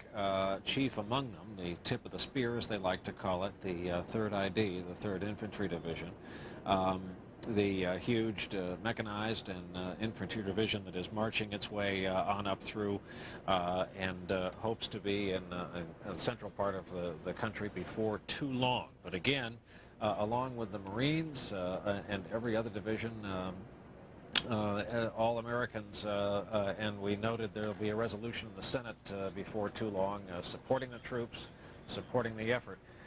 We have a word from the President at a cabinet meeting. We're coming up on a White House pool feed. We're all going to be seeing this at the same time, and that evidently is a few seconds away, coming up from Washington. Here we go. Our strategies to make the world more peaceful, to make our country more secure, to make the lives of our citizens as healthy and as prosperous as possible. We heard from Secretary Rumsfeld, who briefed us on the early stages of the war. There's no question we've set the finest of our citizens into harm's way. They perform with great skill and great bravery. We thank them. We thank their loved ones. We appreciate their sacrifice. Word from Secretary Powell, who briefed us on the ever-growing coalition of the willing, nations who support our deep desire for peace and freedom. Over 40 nations now support our efforts. We are grateful for their determination. We appreciate their vision, and we welcome their support. As well, we discussed the need to make sure we have plans in place to encourage economic vitality and growth. We will continue to push for a Medicare system that is compassionate for our seniors. We care deeply about the fact that some children in our society can't read. We want the best of education for every citizen in America. This cabinet is confident about the future of our country. We're confident we can achieve our objectives. I'm grateful for their service to their country. Thank you all. Thank you.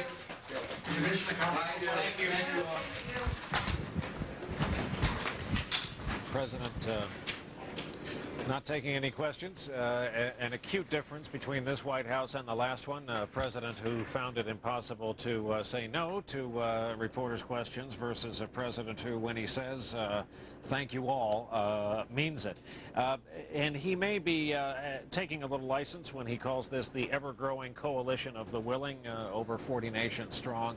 The truth is this is a largely American and, to a lesser extent, British-led effort here. This is nowhere near the coalition of nations that was put together and mounted the first Gulf War under leadership of President George H.W. Bush. Many nations making symbolic efforts to contribute what they can to this effort, but the United States has some diplomatic repair work to do around the world as a result of this war that was just launched really in earnest by ground and by air today. 3 p.m. on the East Coast. We're going to throw to our headquarters and Lester Holt for the developments thus far. We'll see you back here in Kuwait City in just a little bit. And Brian, thank you very much. And as we come on the air from MSNBC World Headquarters, we're getting another report of sirens sounding in Baghdad right now. Whether that heralds another round of U.S. cruise missile or airstrikes, unclear at this hour. We'll keep our eye on this picture as we continue our coverage. We're also, as we look at the very latest from the region, we're getting a bit more information about the first round of strikes that we saw last night, our time, in that hunt for senior leadership. We're now being told by a senior U.S. official it was a private home that was struck. And apparently they traced senior leadership there via electronic eavesdropping. It gave them a fix at what they thought was a meeting of senior Republican Guard intelligence and Ba'ath Party officials, including the belief that Saddam Hussein and his son Qusay were there. Now, the other headlines we're following at this hour as we sweep the 3 o'clock Eastern hour. The Iraqi capital, a target again. Cruise missiles hit the city just a few hours ago. Anti-aircraft fire lit up the night sky. A lull right now, as we say, though, sirens sounding there. Smoke continues to pour from several buildings. U.S. military officials say the strike is not the beginning of a massive aerial bombardment. They say that will come later. We'll know it when we see it. This round of bombing may be over for now. Again, the all-clear signal had sounded. Now, again, we're hearing sirens. So continue to train your eye on the picture to your right. And a push into Iraq from the south. The 3rd Infantry Division in northern Kuwait opening fire on Iraqi troops a couple of hours ago, then moving across the border under the cover of their own artillery fire. Reports U.S. troops have already seized the small Iraqi border town of Qasr, and some Iraqi troops are surrendering, an unspecified number. We want to remind you that we recap the latest headlines on the Iraq crisis every 15 minutes, at the top of the hour, at 15 minutes after, 30 after, and 45 minutes after the hour right here on MSNBC, but often, more often than that, because of the fast-moving developments we've got. Dana Lewis is among our correspondents in the field right now with troops here who are thrusting into Iraq. Dana, what can you tell us? Well, I mean, a lot of what we can tell you now, because night has fallen, comes from our ears and not our eyes. Of course, these soldiers like to fight at night. They have amazing night vision equipment, and that's what they're out doing tonight. But we could earlier hear the heavy thunder of artillery not very far from us in some of those heavy earlier exchanges with artillery with Iraqi forces. We are told by soldiers here that there were 155 millimeter, the big guns, firing into southern Iraq. Just a few minutes ago, we could hear some Apache attack helicopters. They are likely Apaches at this hour, moving out. They were the first to fire some of the shots in the first Gulf War. They may be in action tonight as they move into Iraq and may go after some of those radar sites that are necessary in order to clear the area for the air assets to work their best. Back to you. Dana, can you tell us if there was any return fire during the artillery barrages? We've heard conflicting reports on that, but when we asked here at this base, we were told that there were some exchanges. So I believe that there was some artillery fire this way. Earlier, when we were in these bunkers, when we were told to go in here this afternoon around 5 o'clock, we are now told that that is not because of incoming missiles, but that is because of multiple rocket launchers fired by U.S. forces into southern Iraq. But we are not, at that time, we do not believe that any missiles were fired back. But indeed, we think, given the information that we have here, that the artillery exchanges that we heard earlier tonight, they were indeed exchanges, both incoming and outgoing. And the word we get is those initial strikes yesterday, it would have been early Thursday, your time in Baghdad, were sort of ahead of schedule. What's happening on the ground now? Can you report, is this based on a previous timetable? You're talking about the incoming Scuds. Well, actually, talking about the artillery barrage and the move. No, I'm talking about the move into Iraq by U.S. ground forces. I believe, based on what we had been told, and I can't go into any detail of that because it involves mission planning, and you know how delicate that is at this stage. But I believe, given the timetable that we were told about a day or two, that is indeed very early. I don't want to go into specifics, but indeed, as to how many days it was early, but it was a matter of days early. And I understand you're under some obviously necessary restrictions. What can you tell me? What are you seeing and hearing around you right now? You know, U.S. forces on this base in a very high state of alert. They really do fear and underscore over and over again that they are worried that they are left here while some forces are moving across the border tonight, the 101st Airborne, which will likely move later because they deal in urban assault. So they will become big players when a stranglehold is put on the city of Baghdad, and when infantry has to go in there, it will be these soldiers from the 101st Airborne. But in the meantime, they're sitting back here tonight, and they are worried about infiltrations, and they are worried about more missile attacks. So we are seeing heavy security patrols moving out tonight. More barbed wire strung across this base in the last 12 hours than I've ever seen anywhere. Lots of patrols. We go in and out of our section here, and we have to give passwords as we move across different areas of the base and know those passwords in order to come back. So a lot of security and fears of infiltrations by Iraqis who may try to detonate fuel depots or try to go after some of the equipment on the ground here. And do the soldiers themselves have any sense of the big picture? Do they know what's going on in Baghdad and farther across the line from where you are? There's sort of two levels to that answer. The infantrymen who are here and just out on the base don't have a very good idea what's going on. In fact, we have a television monitor as part of our satellite uplink, and they come around and they try to watch that and ask us what's going on. But across the base, there is a tactical command center, very high-tech.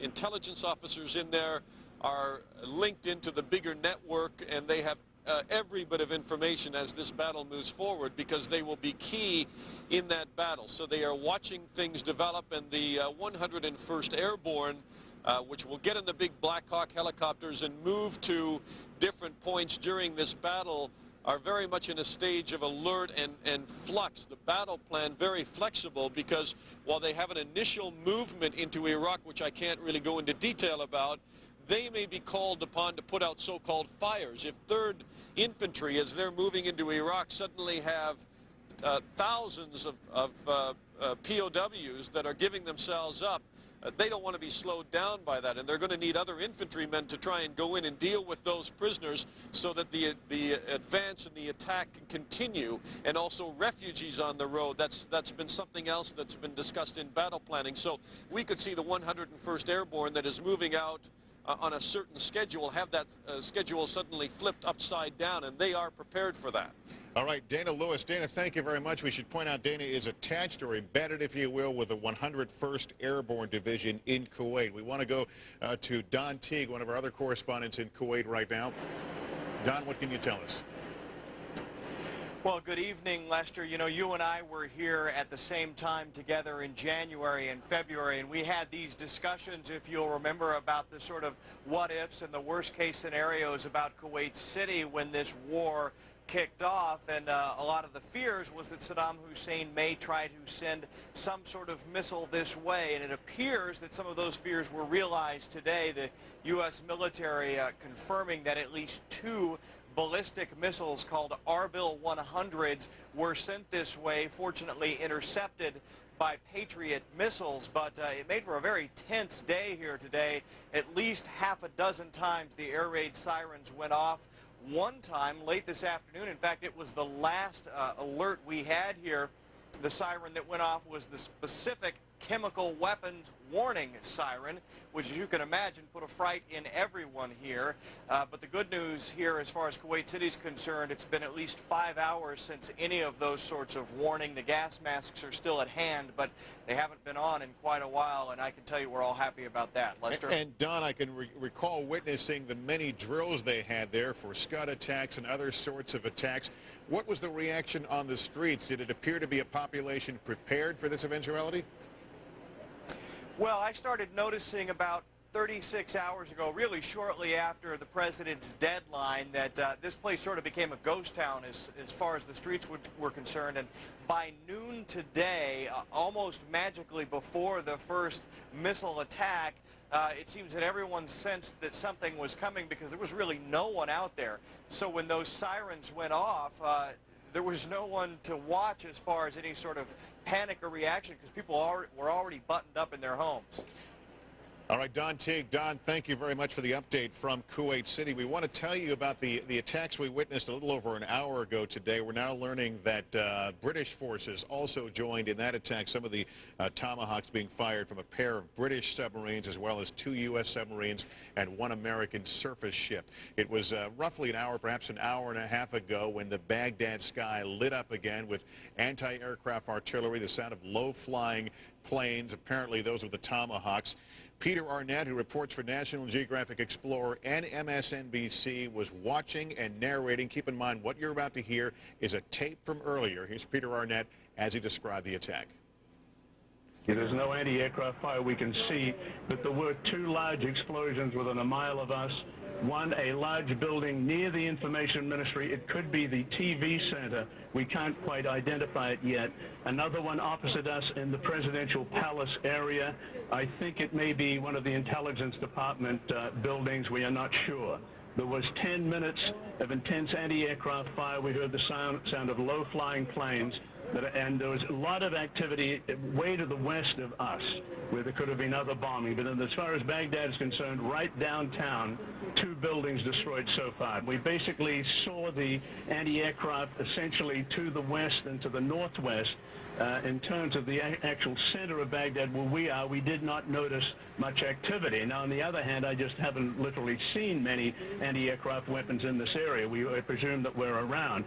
But I must say that in the first Gulf War, there was far greater use of anti-aircraft than we have tonight. It was just this total spectacular display in the morning of January 16, 1991. Much less effort here tonight. Minimal compared to what it was in 1991. Now, whether the Iraqis feel that this has not been the main attack and whether these planes coming in, presumably stealth bombers coming in at great speed, hitting only 2 targets in the city may not have been enough to trigger the whole array of anti-aircraft weapons here. That was Peter Arnett again earlier describing what he was seeing as Baghdad fell under attack. It was around 9, a little after 9 o'clock their time when that attack occurred. About 10 minutes ago, there were the sound of sirens again in Baghdad. We've seen nothing else. We are keeping our eye on the picture of the right of your screen for any of that telltale AAA anti-aircraft artillery fire. Essentially, those are timed explosions to explode at a certain altitude to try and trap enemy planes, catch them in the sky.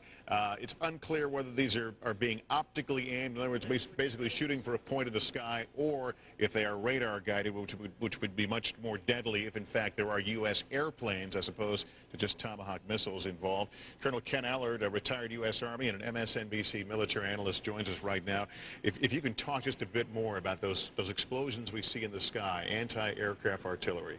Yeah, you know, the thing that is always interesting to me about that is the fact that we never really have entirely understood whether the Iraqis were shooting these things, you know, with a guidance system. You mentioned the radar, which is basically something which we've had since World War II. Or they were simply firing blind to this stuff, simply trying to put up what amounts to you know, a lead umbrella of slugs going up in the air. But by the time you hear a jet noise, it's generally past you. So if you're honing in on sound, it's not going to work for you. Okay. And that's one of the things they've tried, simply because of the fact that the stealth bomber, of course, does not have a radar cross-section that can be adequately tracked. The other problem they've had with their radar-guided weapons is that once they turn the radar on, it simply invites what the United States calls a harm shooter, a high-speed anti-radiation missile that simply tracks on that beam and rides it directly back to the source. So the answer has been to simply put up, you know, a large array of these things, to simply fire blind. They do it with the rounds set to go off at different altitudes, and it simply is trying to shoot blind to get that silver golden bullet that might knock down one of those aircraft. And Ken, likely at some point we will see pictures of damage in Baghdad, and I have to think at least some of it will have come from that falling anti-aircraft artillery fire. What goes up absolutely comes down. You know, it's sort of the downside of that kind of an approach, but the Iraqis are not famed for their regard for their civilian populace. So it makes sense to them to go ahead and put up this kind of a barrage on the hope that they get lucky, knock down a U.S. fighter, and you know, oh, by the way, there may also be some collateral damage to you know, the neighborhoods, because again, not only, you know, does it go up and come down, but it follows a parabolic trajectory. So where you shoot it from has a direct relationship to where it comes down. Take me through the strategy of what we're seeing. We understand that Thursday morning, last night's attack was based on a target of opportunity. They thought they had the leadership in a meeting. What's going on today? We've heard of the shock and awe. Instead, we've seen some rather intense explosions, and then they stop. And presumably we'll see more at some point. You know, it's interesting that, you know, defense officials have told us that, well, you know, it's coming, but it hasn't happened yet. And I think that what we may be seeing here, and it's an interesting sort of tactical departure, Lester, if we've had a rolling start to the ground campaign, which has been the phrase they've been using here of late, we may be seeing very much the same kind of thing in the air campaign, and for a number of reasons. The Turks have only just now granted overflight rights. They still have not granted our right yet to use the Turkish bases, the same ones we've been using, you know, for the peacekeeping missions, but we cannot use them to prosecute this war. So I think it's going to be very interesting to watch that aspect of the development, but I think that this has been a good deal less than defense officials have told us would be the case here. But it's also equally clear that they have an enormous punch that, at least for the moment, they're holding back. Is some of this perhaps an acknowledgement to the Iraqi people, to the leadership, that we can turn this off anytime we want, or we can turn it up? Is there in some way the U.S. saying, come clean, stop, we'll stop? I think they are going very directly, you know, at Iraq's top leadership in both its military and its political senses. I think what they're actually trying to do is they are at the tactical level encouraging units and unit commanders to defect, or to surrender. What they're encouraging the political leaders at the top to do is to either defect or to turn against Saddam Hussein. I think they have calculated the fact that the main center of gravity here, to use the military term for that, is indeed the political leadership at the top. It is very narrowly based. It is really not popularly supported, and it's not so much. In the U.S. military, we're organized like a team. In the Iraqi military, they're organized much more like a conspiracy, all the way, you know, at the top. And so I think the strategy is here to simply attack that in the most direct way they possibly can, at the same time that they're bringing pressure in the form of a ground invasion. Let's see if we can get a bit more insight on that as we continue to look at Baghdad at night. It's about 17 minutes after 11 o'clock at night there. That one round of attacks we saw about 2 hours ago. Jeannie Ohm is at the Pentagon right now. Jeannie, what is the military saying about what follows? I think, Lester, the very key thing to keep in mind is this is what General Richard Myers said today in the briefing, the chairman of the Joint Chiefs of Staff. He said, intelligence and armed forces flexibility will be the key to victory, and that's really what we're seeing. It really began last night with, based on CIA intelligence, very good intelligence. They believed Iraqi senior leadership were in one location. That's why we saw those 40 cruise missiles, those Tomahawk cruise missiles fired, as well as those bunker busters dropped. And so that's really what they're indicating. Secretary Rumsfeld even said this wasn't going to be the first attack on Iraqi leadership. They're going to be flexible, and that they will take other opportunities when they present themselves. So whether or not have they modified the shock and awe campaign, we are getting conflicting accounts. Some sources are telling us that it will be in increments now, what we're seeing, as opposed to this amazing bombardment. But at the same time, even Secretary Rumsfeld was saying that it will be unlike anything anyone has ever seen before. We even got a briefing earlier this week saying there would be thousands of bombs, many more than used in 1991, a lot more smart bombs used, and thousands of missiles as well. And just to follow up on a little bit more information we were getting on that second round of air attacks, if you will, in Baghdad, they did, according to a senior U.S. official, target a special security organization run by Saddam Hussein's son Qusay, as well as an office run by Saddam's chief of staff, and apparently they were hit badly in the second round of bombing. And so far, senior officials are telling us they have identified tentatively 45 leadership targets, but of course that could change in the coming days. Lester? Jeannie, there are the families of about 250,000 troops who want to know how their fathers and sons and brothers and daughters are doing right now. Are there any word on American casualties from the Pentagon? At this point, no, but keep in mind, Lester, this is something very interesting to keep in mind. The Pentagon, we all have to know, for the first time has embedded more than 500 journalists. On the one hand, that is a tremendous bonus in that we're getting real-time information, real-time footage. At the same time, defense officials are not going to be ready to comment on each little tidbit, each little nugget of information that comes in. In fact, General Myers said, we are not going to talk about this until the full-scale operation begins. So what you're going to be seeing now will be more preparatory strikes, perhaps, more prepping of the battlefield. Some will be very visible that you can't help but notice. Other things they're not going to comment, so they're not really presenting an overall picture right now. Has the ground war begun? Is this the major assault? So basically, we are relying on the various journalists that are positioned throughout the theater with the different forces.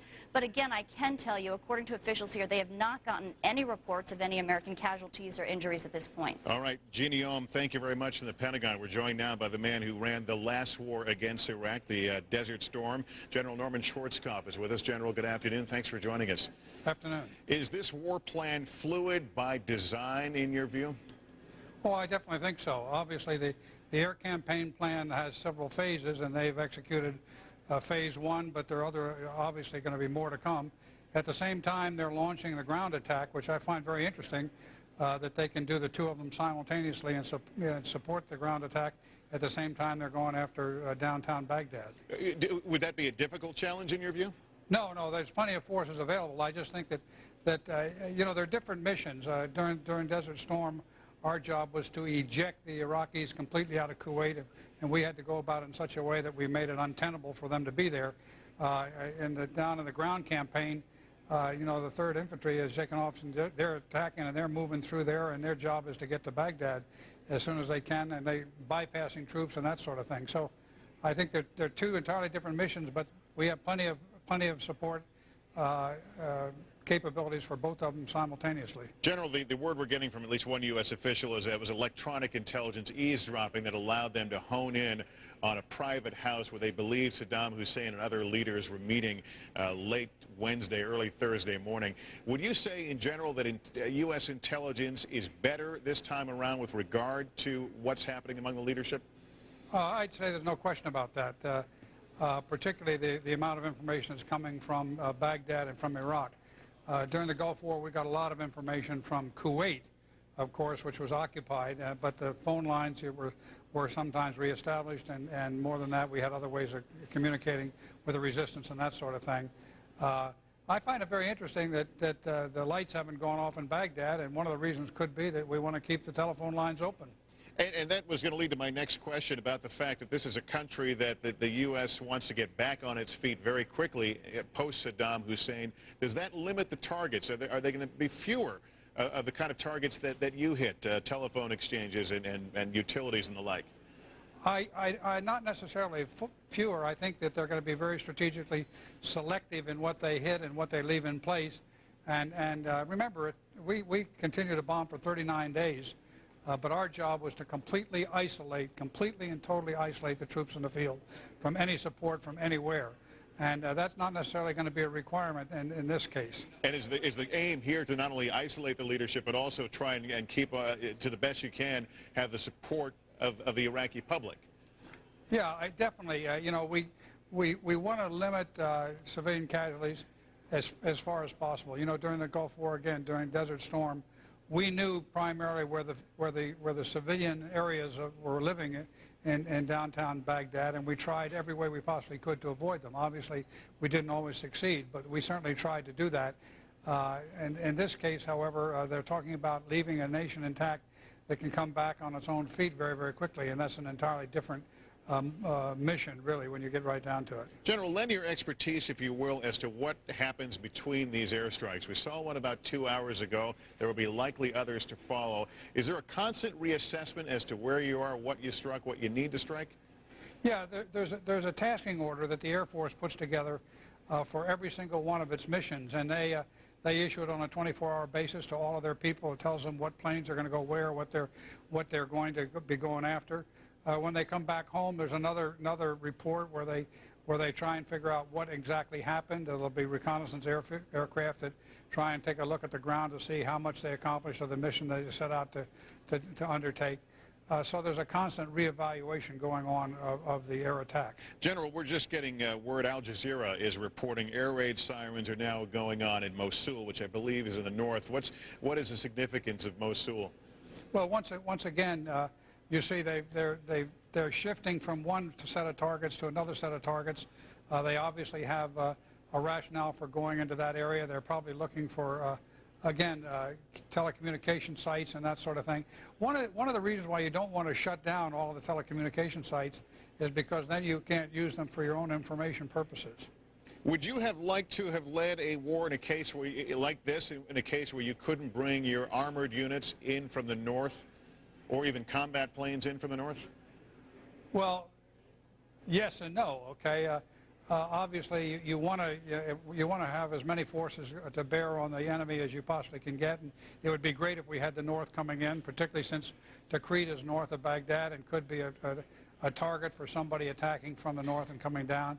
It's great when your enemy has to look in two different directions, and therefore they have to split their forces and focus on fighting two battles simultaneously.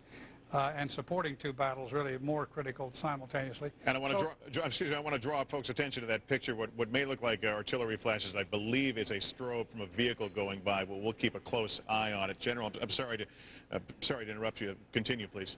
Yeah, but as I say, it's not absolutely necessary that you have an attack from the north in order to accomplish what they're going to accomplish.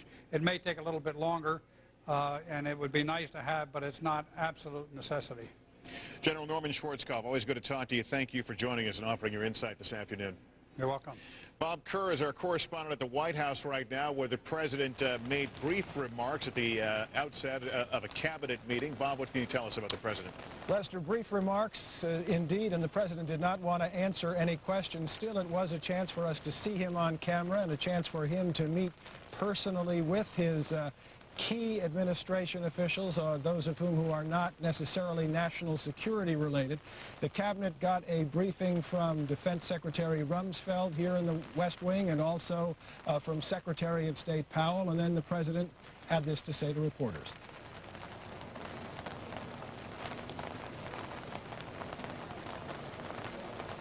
This cabinet is confident about the future of our country.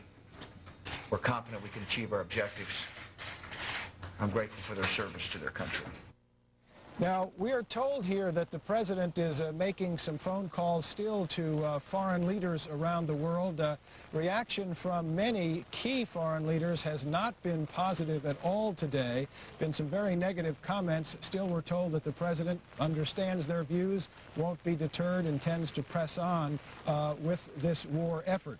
Another thing I want to tell you about is something we hear not only here but also at the Pentagon, which is a plea again to the people of Iraq, to the military officers in Iraq, for Saddam Hussein as well, still to go into exile and avoid an all-out war, which has just now only begun. We heard a little bit of this from Ari Fleischer a short time ago. We continue to hope that Saddam Hussein will leave Iraq. We continue to hope that Iraqi generals will not follow orders. It is not too late for them to do that. It is very important that the president has said that Iraqi generals and Iraqi troops lay down their arms and not engage in combat. This is not their battle. This is not their war. This is a war to disarm the Iraqi regime from its weapons of mass destruction. Now, we do ask here at the White House, and we don't get an answer in terms of bomb damage assessment, exactly what has been accomplished so far. Also about that Saddam Hussein appearance on videotape last night. What we're being told here at the White House, though, Lester, is that they will react to events, but they're not going to report on them. That kind of information will have to come from the Pentagon and from other places. Lester? NBC's Bob Kerr at the White House for us this afternoon. Bob, thank you very much. We're nearing the bottom of the hour. It's almost 3:30 here on the East Coast. It's 11:30 at night in Baghdad. Here are the latest headlines. The Iraqi capital has been targeted again. Cruise missiles hit the city about 2 hours ago. Anti-aircraft fire lit up the night sky. There is a lull in the bombing now. Smoke continues to pour from several buildings that were struck. U.S. military officials say the strike is not the beginning of the massive aerial bombardment. They say that will come later. This round of bombing may be over for now. The all-clear signal again sounded in Baghdad. Into Iraq from the south, the 3rd Infantry Division in northern Kuwait began their push by opening fire on Iraqi troops with heavy artillery and rocket launchers. That was several hours ago. Then they began their move across the border. There are already reports U.S. troops have seized the Iraqi border town of Qasr, and some Iraqi troops are surrendering, an unspecified number. I want to remind you that we recap the latest headlines of the Iraq crisis every 15 minutes at the top of the hour, 15 after on the half hour, and 45 minutes after the hour right here on MSNBC. Among the many places they are nervously watching the events in Iraq, of course, is Israel. Israel struck many times 12 years ago during the Gulf War. Charles Sabine is our correspondent in Tel Aviv to bring us a story from there right now. Charles?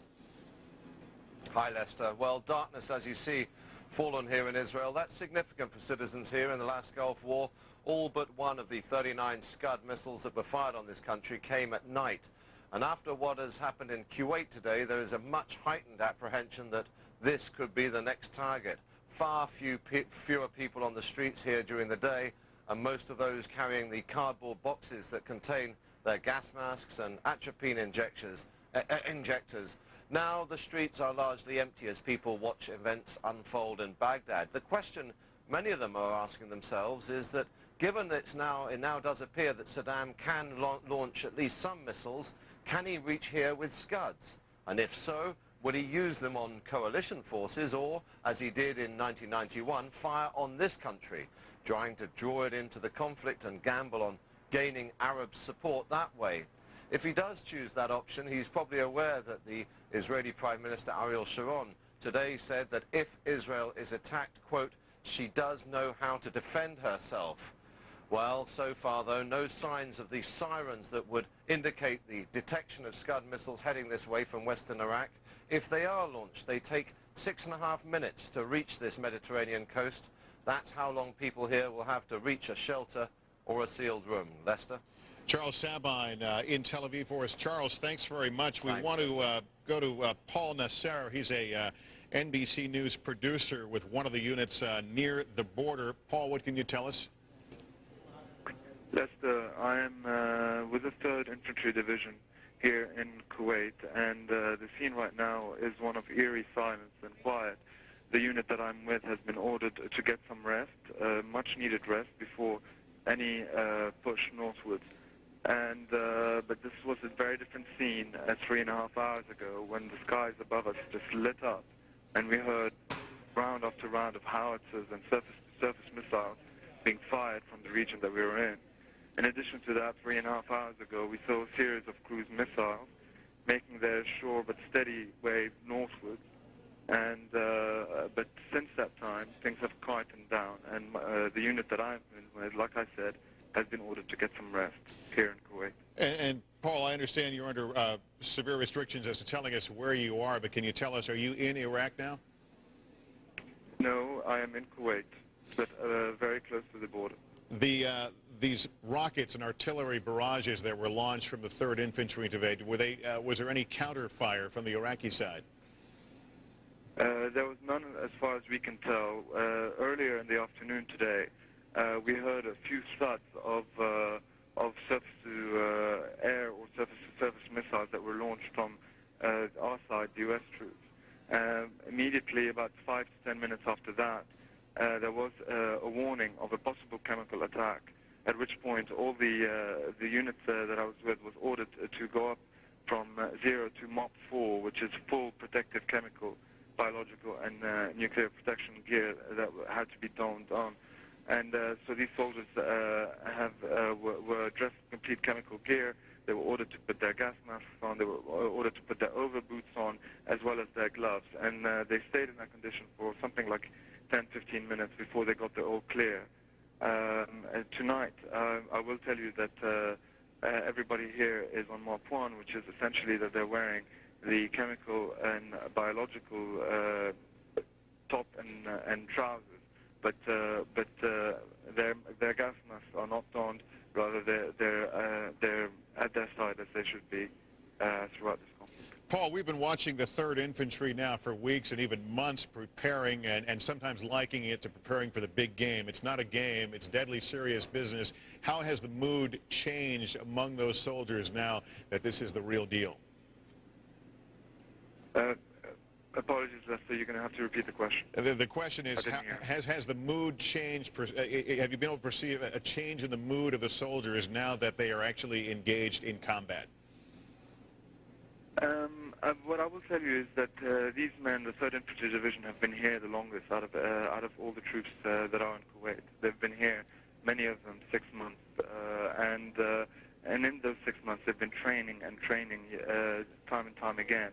So this is one of the best trained units in the army right now, and many here realize that the only way that they will eventually get to leave this area and go back home would only be after this military activity kicks in, and the way home, if you want, their ticket home is via Baghdad. So when it became palpable that military activity was getting close, you could sense that. A certain buzz of activity amongst those men, just because they were keen on getting the job that they've been training to do for so long, to get that job done so that they can go home ultimately. And Paul, I'm thinking with each time there is an attack or potential attack that they have to get into this full kit or the full chem bio gear, does that slow down what they can do? I will tell you that when we had the supposed threat this morning, this afternoon, the way that these guys went about, you could see us journalists fumbling about and trying to get all this clothing on. These guys were very methodical. There was absolutely no panic. They were working. They put their clothes on. They turned around and made sure that their colleagues had their chem suits on properly, that their masks were working properly. And this is a professional team that has been training for 6 months, and this is a team that is at its peak of its training and its capabilities right now. All right, Paul Nasir, I guess the order was for that unit to get some rest. We'll let you get some rest. Thank you for joining us on the phone, Paul, with the 3rd Infantry Division, apparently hugging very close right now somewhere along the Iraqi border, and those troops have been told to get some rest.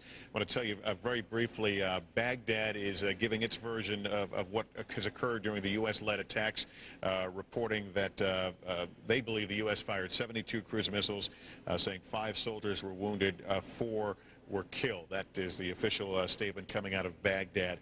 A lot of eyes in this war effort now are turning to the north, the country of Turkey. It has been on and off again as to whether Turkey would help the U.S. and to what extent. Hoda Kotb is at Incirlik, outside Incirlik Air Base now in Turkey, to give us the latest on what part of the war effort may or may not be taking place there. Hoda?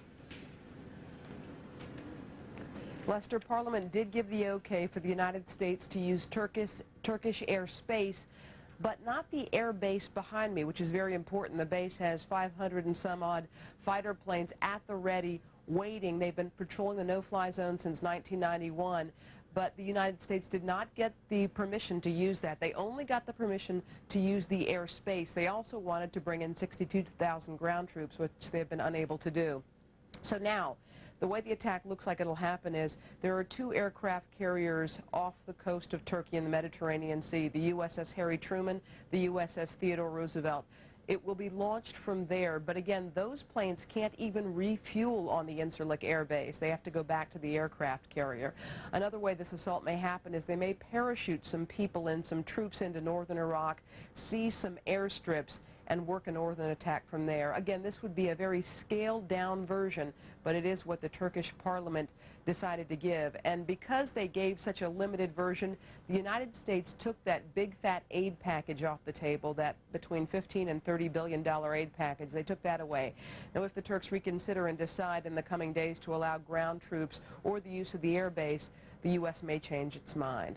Lester, back to you. And Hoda, what's been the informal reaction you've seen so far in Turkey to the U.S.-led attack? Well, as you know, the Turks are very much against this altogether. They've done some polls here. 90% of Turks are against any kind of attack. And once the attack started, the sense was they knew it was coming. They were waiting for it to come. But as a whole, this nation seems to be very much against it. And you can see just how the parliament's been reacting. They were so slow in allowing the U.S. any kind of leeway. And that is a reflection of, you know, what a democracy in this region has to deal with. Lester, back to you. All right, Hoda Kotb in Turkey outside Incirlik Air Base, a base that was so integral in their patrols of the no-fly zone, but right now sort of in limbo as the U.S. wrestles with this issue of only having access to Turkish airspace for a northern front. We had told you earlier there was a report that sirens had sounded in Mosul. That is in the north. We have heard nothing further from there. That if there were attacks there, chances are that would be a cruise missile attack. But we'll have to wait and see. You're looking on the right side of your screen right now at the skyline of Baghdad, and you've by now perhaps become accustomed to seeing it green. This is a night scope camera that doesn't require any light, and all seems to be calm right now. It's about 20 minutes before midnight in Baghdad. It's been about 2.5 hours since the last bombardment. It was short-lived, though rather heavy. We saw huge explosions along that riverfront there and lots of anti-aircraft artillery, though, as Peter Arnett with MSNBC and National Geographic Explorer was reporting, did not seem to be as heavy a AAA fire as he encountered during the first Gulf War 12 years ago. The initial indications this was again a cruise missile attack, and it hit in an area that is home to a lot of the Iraqi elite, a lot of key government buildings, a presidential palace. Unclear, though, what the exact targets were that were hit. The Pentagon has led us to believe that that certainly was not the big, awe-inspiring bombardment that has been predicted, that we'll know it when we see it. And we continue to keep our eye on this picture from Baghdad right now. And clearly there are no sleepless nights to be had there as they clearly await more U.S. attacks. What you're not seeing is what may be still going on in the south of Iraq. We talked to Paul Nasser a moment ago, Dana Lewis, all of them reporting troops now in their battle positions. This is the real thing that they have trained so hard for. Our attention has been on them only in the last several months, but U.S. troops have been rotating in and out of that Kuwaiti desert for a lot of years right now. They're quite familiar with the territory. U.S. pilots have been flying over that southern no-fly zone. They, too, are very familiar with the territory as they prepare to push north. Joined again by Colonel Ken Allard, MSNBC analyst, retired U.S. Army. Would you expect we'll see another strike before the night is out? I wouldn't be surprised. It's getting on a little bit, but I would not be surprised at all, simply because they appear to be keeping the pressure on.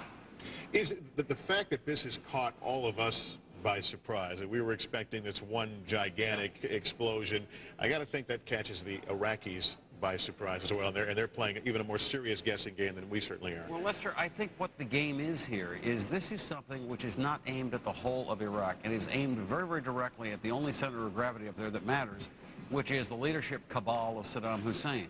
And for the very first time since we began this so long ago, we are seeing very direct pressure being applied directly to that regime.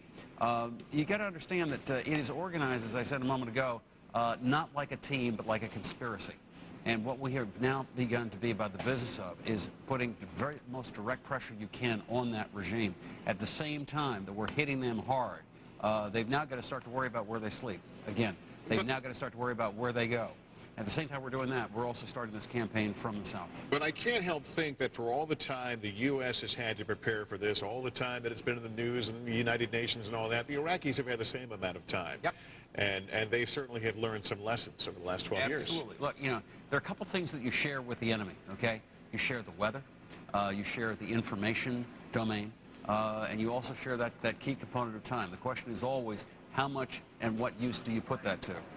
And in this particular case, the military options that Saddam Hussein has are not terribly great. There's no way in the world his ground forces will be able to stand up to ours, particularly with the amount of air power that we're able to throw at them.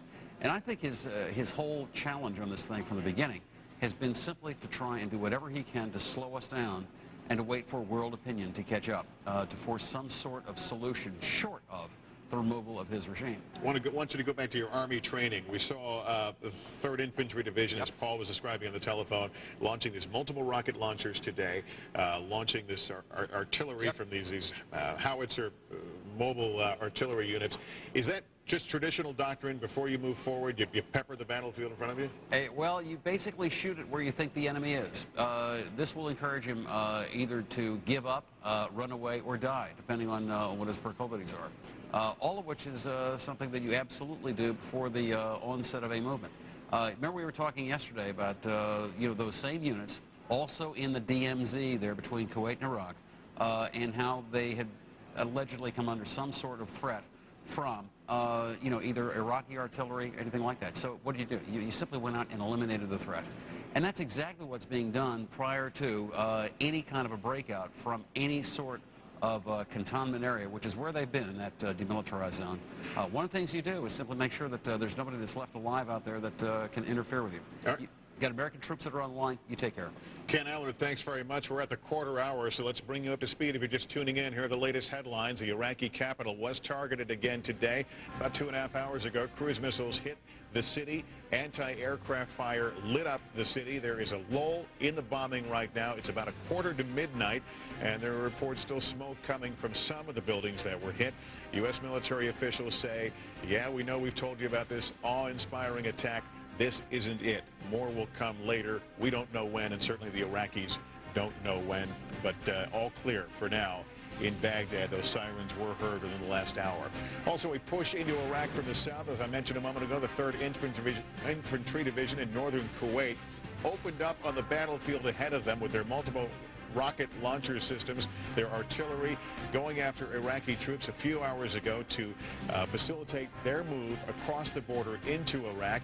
And we've gotten reports in the last couple of hours U.S. troops have already seized the Iraqi border town of Qasr, and some Iraqi troops are said to be surrendering. I want to remind you, we recap the latest headlines of the Iraq crisis every 15 minutes at the top of the hour, quarter after, on the half hour, and 45 minutes after the hour right here on MSNBC. We want to go now to northern Iraq. NBC correspondent Fred Francis has been there for several weeks right now. What is the latest in there? Are you seeing any signs of war from that part of Iraq? Well, we're about 170 miles north of Baghdad, Lester, and about 30 miles from the Iraqi front line. After the attack on Baghdad, there was some retreating on the Iraqi front lines. They fired some mortar rounds across into Iraqi Kurdistan. There was some shooting at some of the checkpoints. Then they shut down the checkpoints because thousands and thousands of people were fleeing from north-central Iraq into the north here.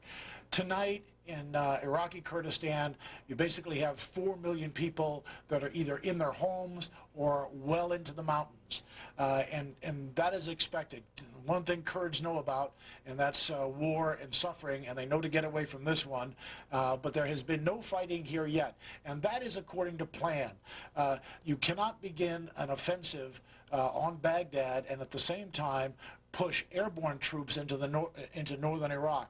The shock and awe of this is not going to come for another day and a half as those tanks race to Baghdad. One of the things I wanted to report to you tonight is the fact that the Iraqi General Command really doesn't have much of an idea what's going on, because all those cruise missiles that were sent last night and the bombing today, one of the most important targets hit was the Taji Regional Defense Center 10 miles north of Baghdad. That Taji Defense Center was where the fiber optic communication system, the one node for Baghdad. They hit several other of those fiber optic communications centers, the one in particular near Basra, and these were This is a Chinese fiber optic system that was put in over the last couple of years. The Baghdad government had great confidence in it, and as this lead up over the last 4 or 5 weeks, the United States and the British warplanes have been attacking various sites. They have left the fiber optic system alone until last night.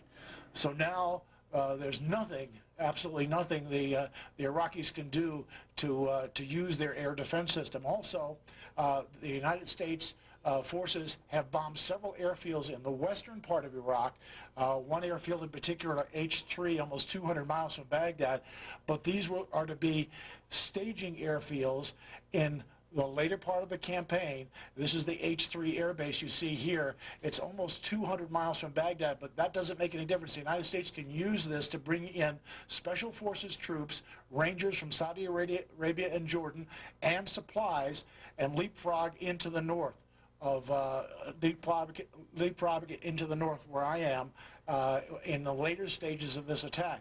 The key reason to be up here, the Kirkuk oil fields, the word over the last week and a half from refugees flooding out of Kirkuk is that those oil fields have been mined, and the Kirkuk oil fields put out 1 million barrels of oil a day. So if there is to be a future economic system here in northern Iraq and for the entire Iraqi government, they have to save these oil fields, and the way to save that is air mobile troops and paratroopers coming in here at some given time and using the bases they take in western Iraq to resupply those helicopters coming in. So right now, no fighting in northern Iraq. The focus is on Baghdad. The next day and a half, you're going to see what this is, some people here are calling the I-95 war, racing from Kuwait to Baghdad. I think it's about 250 miles the way they're going. Shouldn't take them too long, Lester. All right, Fred Francis, thank you very much in northern Iraq. And as we speak, and we look at the picture on the right side, sirens again are heard in Baghdad. Let me pause and see if we can hear anything else.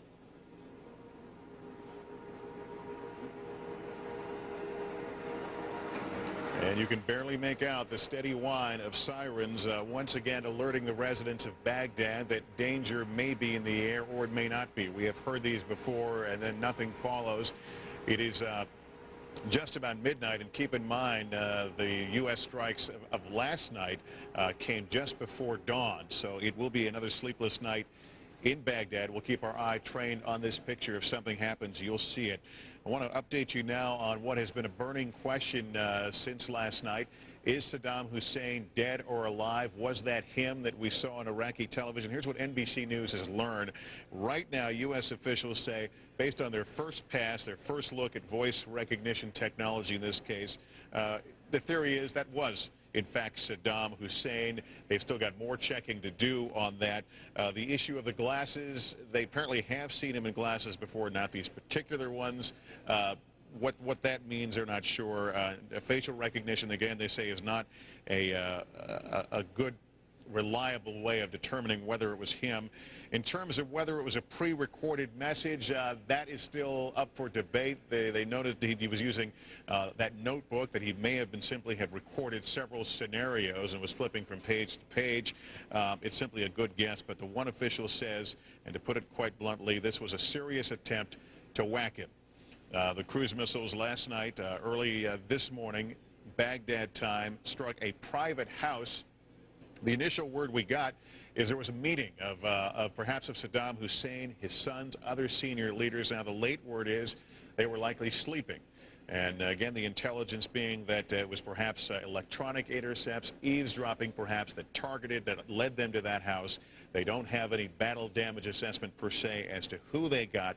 But again, it was a target of opportunity described last night, and now it is clear they were going after Saddam Hussein. Rob Morrison is our correspondent right now, and again, we'll keep our eye on Baghdad. Rob Morrison is in Doha, Qatar. That is where Central Command is run with Tommy Franks. What is the latest you're hearing from there, Rob? Well, speaking to one military official, Lester, getting an idea of what is going on exactly in General Tommy Franks' war room. He's there, of course, with his top military advisors going over this battle plan and getting information from the Joint Operations Center, which is attached to the war room. The Joint Operations Center is manned by high-ranking officers, all with combat experience, and what they're doing is gathering the information and the intelligence from the field, and then, as one military commander told me, turning that information into knowledge that General Tommy Franks can use and passing it to him in his war room.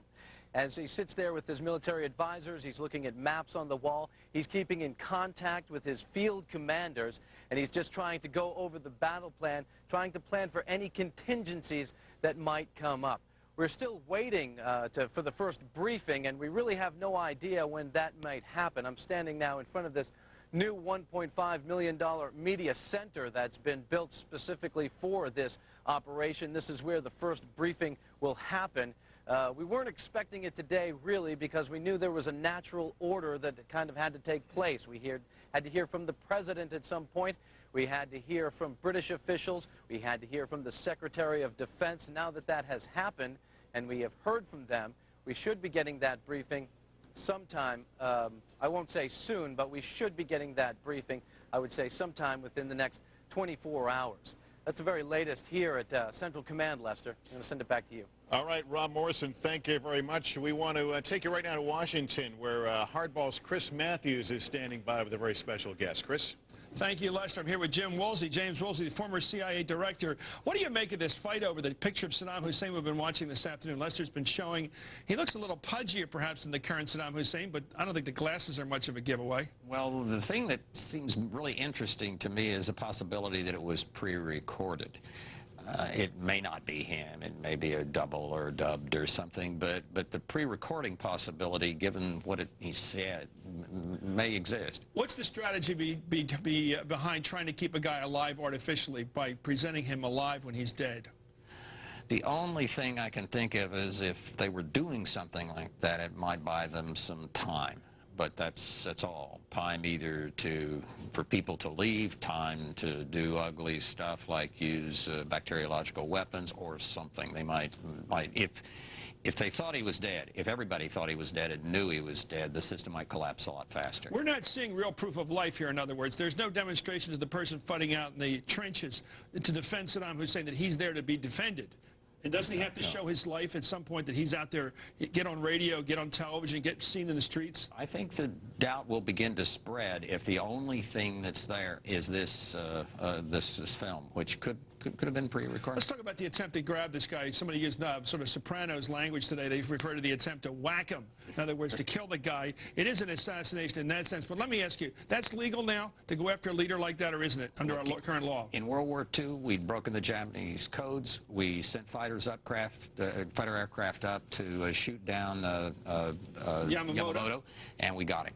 And it was a very successful operation. Enemy commander in wartime, certainly. We also got Heydrich in Germany, and we also, I think, got Darlan, although that's always questionable. Let me ask you about this question, though, the fix. How good is our technology to find a guy? Do you think it was human intel that led to this sighting?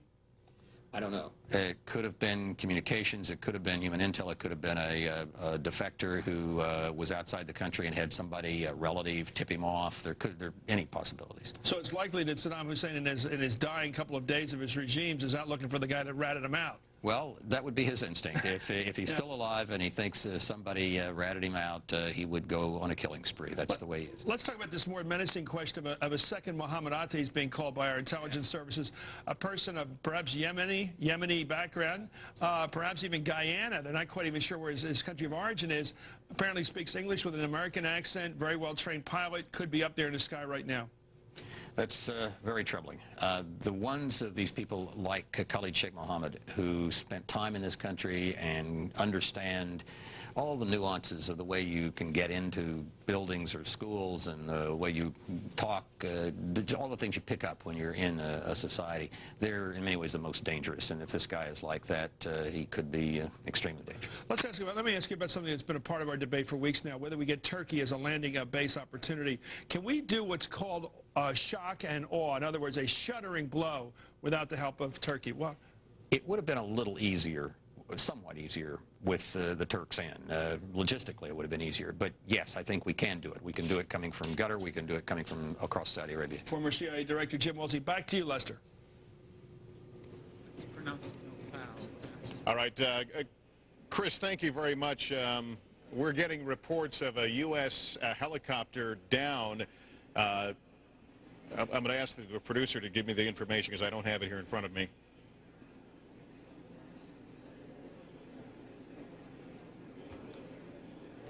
Jim Miklashevsky at the Pentagon reporting a U.S. chopper is down. We don't know if it's on the Iraqi side or the Kuwaiti side.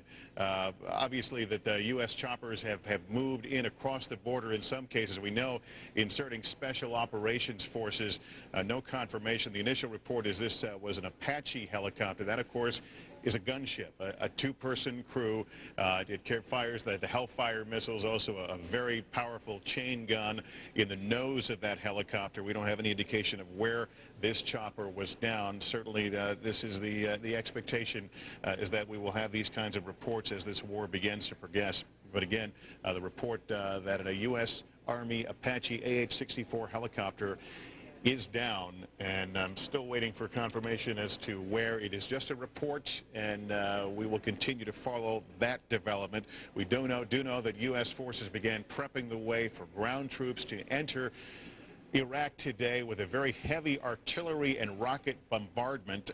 No doubt Apache helicopters, if they are not already, will be a part of that. The 101st Airborne Division brought a lot of the Apaches into the theater with them. They were, in fact, very late to arrive. Many of them were arriving on ships as recently as only about a week ago. So we'll continue to cover that development as our coverage continues of this war. Just about 2.5 hours past the last airstrikes on Baghdad. Sirens heard recently. We'll continue to keep our eye. Right now, let's pause for our NBC stations to join us.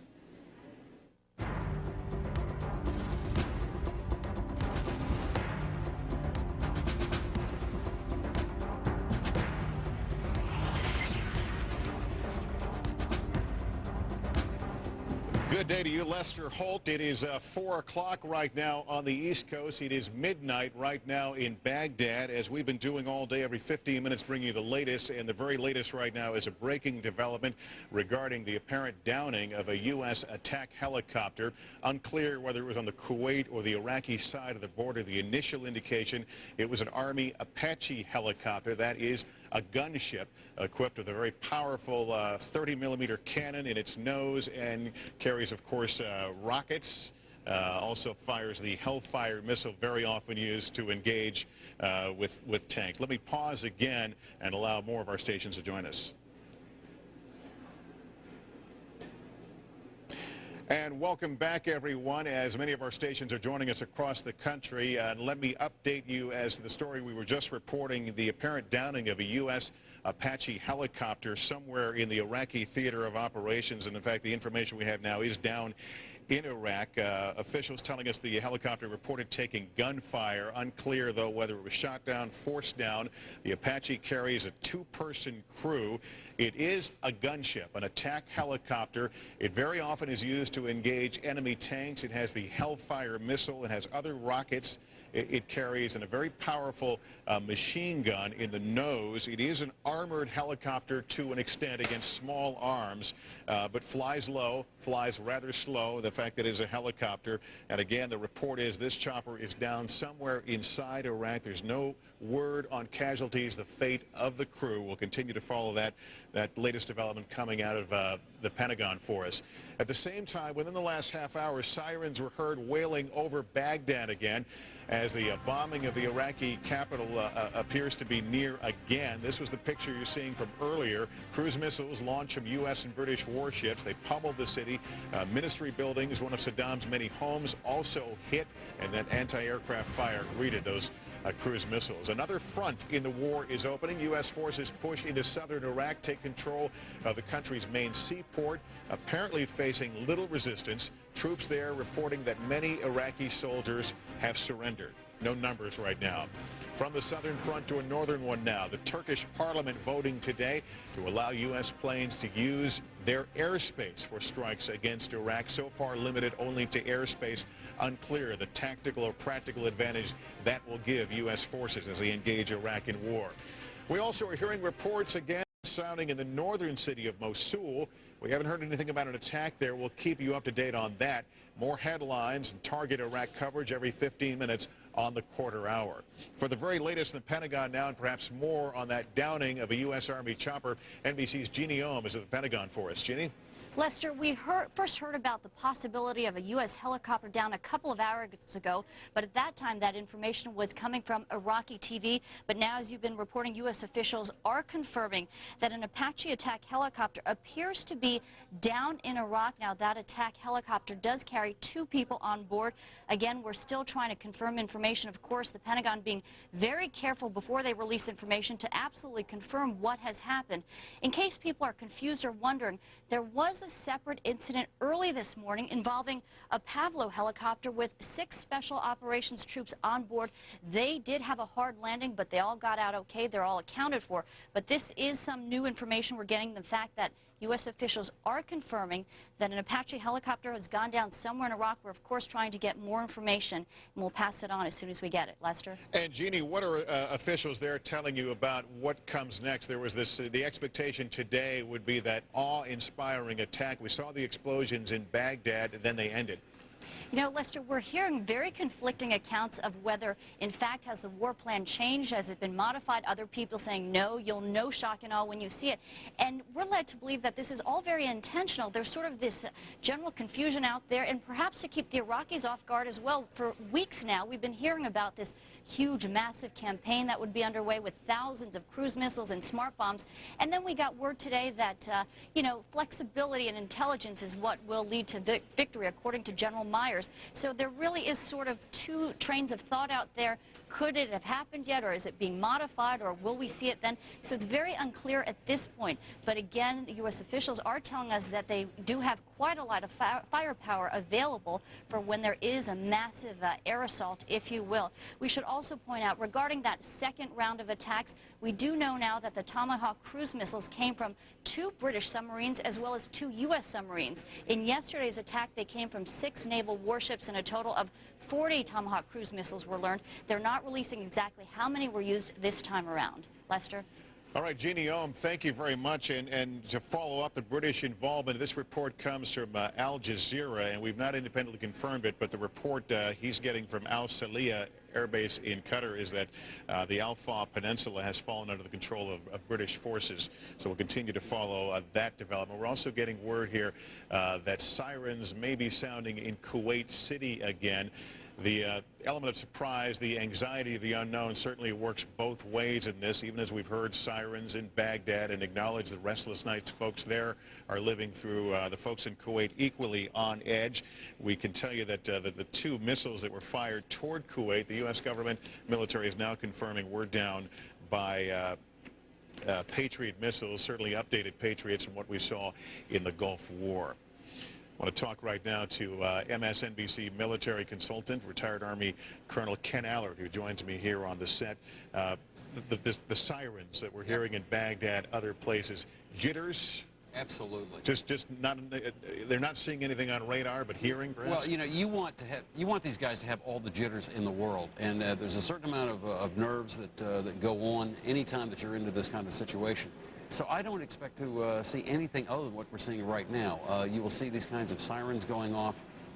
They could be activated simply by the Iraqis turning on their radar to find out, is that a drone, or is that you know, a B-2 bomber on the, you know, headed back in on us? Let's talk very quickly about this report of an Apache helicopter down. Obviously, casualties, we all know, are part of war. We don't know the status of the crew, but tell me a little bit about this chopper and the risks that it takes in its mission. Lester, it's a flying tank. You know, I operated with those things continuously the entire time I was in Bosnia. In fact, I don't think I ever flew without one of those guys sitting on my 6, simply because of the fact they are an extremely deadly fighting machine during the Gulf War. That was when they really had their debut, and they were extraordinarily deadly. They are a highly capable tank killer. It used to be said that the best tank killer was another tank. Well, now we have the Apache, and that is the thing that does the job superbly well.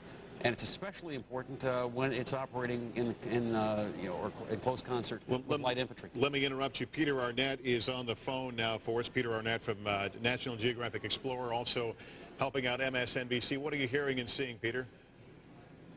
Yeah, well, Lester, we're looking across the Tigris River about a mile away to the burning wreckage of the office of Qusay Hussein, the President Saddam Hussein's younger and favorite son.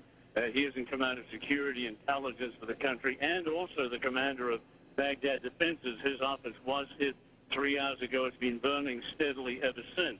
Now, in addition, Lester, Iraqi television announced just recently that there was a helicopter shot down, they claim, a Sikorsky, they said, at the western border of Iraq. That would be near the Jordanian border. That is Iraqi television. Maybe that can give you some enlightenment about that chopper you've been talking about. Peter, I'm going to ask you to stay with us. I need to ask you to pause just for a moment, Peter. We need to go to Kuwait where the air raid sirens are sounding again. Don Teague, tell us what's going on. And I'll apologize for that loud noise right near. Now, the good news is what we're now hearing is the all-clear siren. About 5 minutes ago, the air raid sirens going off here again in Kuwait City. We put our masks on and people went for cover, but again, as you can hear right there, that's the all-clear alert now being sounded here. So whether or not it was a false alarm or whether or not there was another incoming missile that was perhaps intercepted by a Patriot, we don't know at this point, but getting it all clear right now in Kuwait City. And that's what we want to hear, the all clear. All right, Don, we will continue to check in with you. Let's go back to Peter Arnett now in Baghdad. Peter, is there any sense of, do we know what was hit in that last attack of a few hours ago? Well, certainly the main office of Qusay Hussein, who's President Saddam Hussein's younger, favorite son. He is running the security intelligence departments for the country. Also recently named to be in command of the defense of Baghdad. That big office building wiped out in the attacks 3 hours ago. That adjoins the former office of Tariq Aziz, plus a parliamentary cabinet building. Another office just opposite us here in the presidential palace compound, apparently another intelligence building. Now, the Iraqi television recently reported that one of the targets today, they didn't say when, was the home of Saddam Hussein's wife, Sajida, and his 3 daughters. They say that was destroyed, but the family did reach safety. Other than that, it's not been easy to identify other targets hit tonight, Lester, but we have noticed in the course of the past 3 hours extended periods of anti-aircraft fire in the far western suburbs of Baghdad. So that is where Republican Guard units are based and presumably some anti-aircraft weaponry. Right now, though, for the past 20, 30 minutes, there has not been one anti-aircraft shot into the air. So it is quiet. But again, air raid sirens about 15 minutes ago, and the Pentagon is reporting that these attacks against Baghdad will continue during the night, Lester. And Peter, I want you to pause, if you can, just one more second, because I've got some positive news regarding that Apache. U.S. officials now say the preliminary reports regarding that downed Apache helicopter, it did take gunfire. It made what they describe as a hard landing. Apparently, though, was able to take off again and return to the flight. Everyone on board is reported to be okay on board that Apache. Let me go back to Peter Arnett now based on that good news. Peter, tell us what happens on the streets of Baghdad during these attacks. Well, what is very different from the 1991 Gulf War, Lester, is that the lights of Baghdad are burning. The palace, when I say burning, they are lighted. The palace itself, the presidential palace compound, a very large area of buildings and parks, also well lit up. Our hotel lighting hasn't been turned off. So clearly, no utility targets hit tonight by this limited air raid that came earlier in the evening. The city itself, a few police cars driving around, but really nothing else. The population is hunkered down in their homes, presumably what we have seen earlier. Many troops in the streets around government buildings and manning bunkers, but otherwise the Tigris River flowing past us just a few feet away, placid, as is the city right now. Lester. You had recalled during the last attack, you recalled hearing low-flying aircraft. Were you able to get a glimpse of what apparently were the Tomahawks at all? No, we didn't see them at this point in time. It is dark, and they were presumably the weapons that we used to knock out the buildings in downtown Baghdad. We did not see any tonight. In the past war, in the Gulf War, we did see them during the daytime, but certainly not tonight. we haven't noted any, Lester. All right, Peter Arnett, thank you very much. Dana Lewis, one of our NBC correspondents with the 101st Airborne, joins us right now. Is there activity where you are, Dana? Lester, we have just now, about 5 minutes ago, just received another siren warning that there could be an incoming missile, the same that we had earlier today when there were these missile attacks. As a result, all of the soldiers on this base now in the bunkers, they've taken cover, donned the protective gas mask, and we are waiting for word on whether indeed this is an attack and how big an attack it is, and where the missiles may have landed, or if they are, in fact, if they've landed at all, they may still be inbound at this point, because this has only been underway for about 5 minutes, as I said before. Dana, have you heard any return fire, any sense of any sound of Patriots perhaps being fired? I haven't, and we'll listen for that. I mean, earlier today when some of those Patriots were fired and we were in the same location, we could, in fact, hear them on the way out, and we heard 2 booms in the distant horizon. Right now, all quiet, and you can see lots of soldiers on the move across this base, all in gas masks, but most of them moving into the bunkers. You know, it's been on and off and on and off in terms of mask day here, exhausting, fraying the nerves of many of the soldiers here.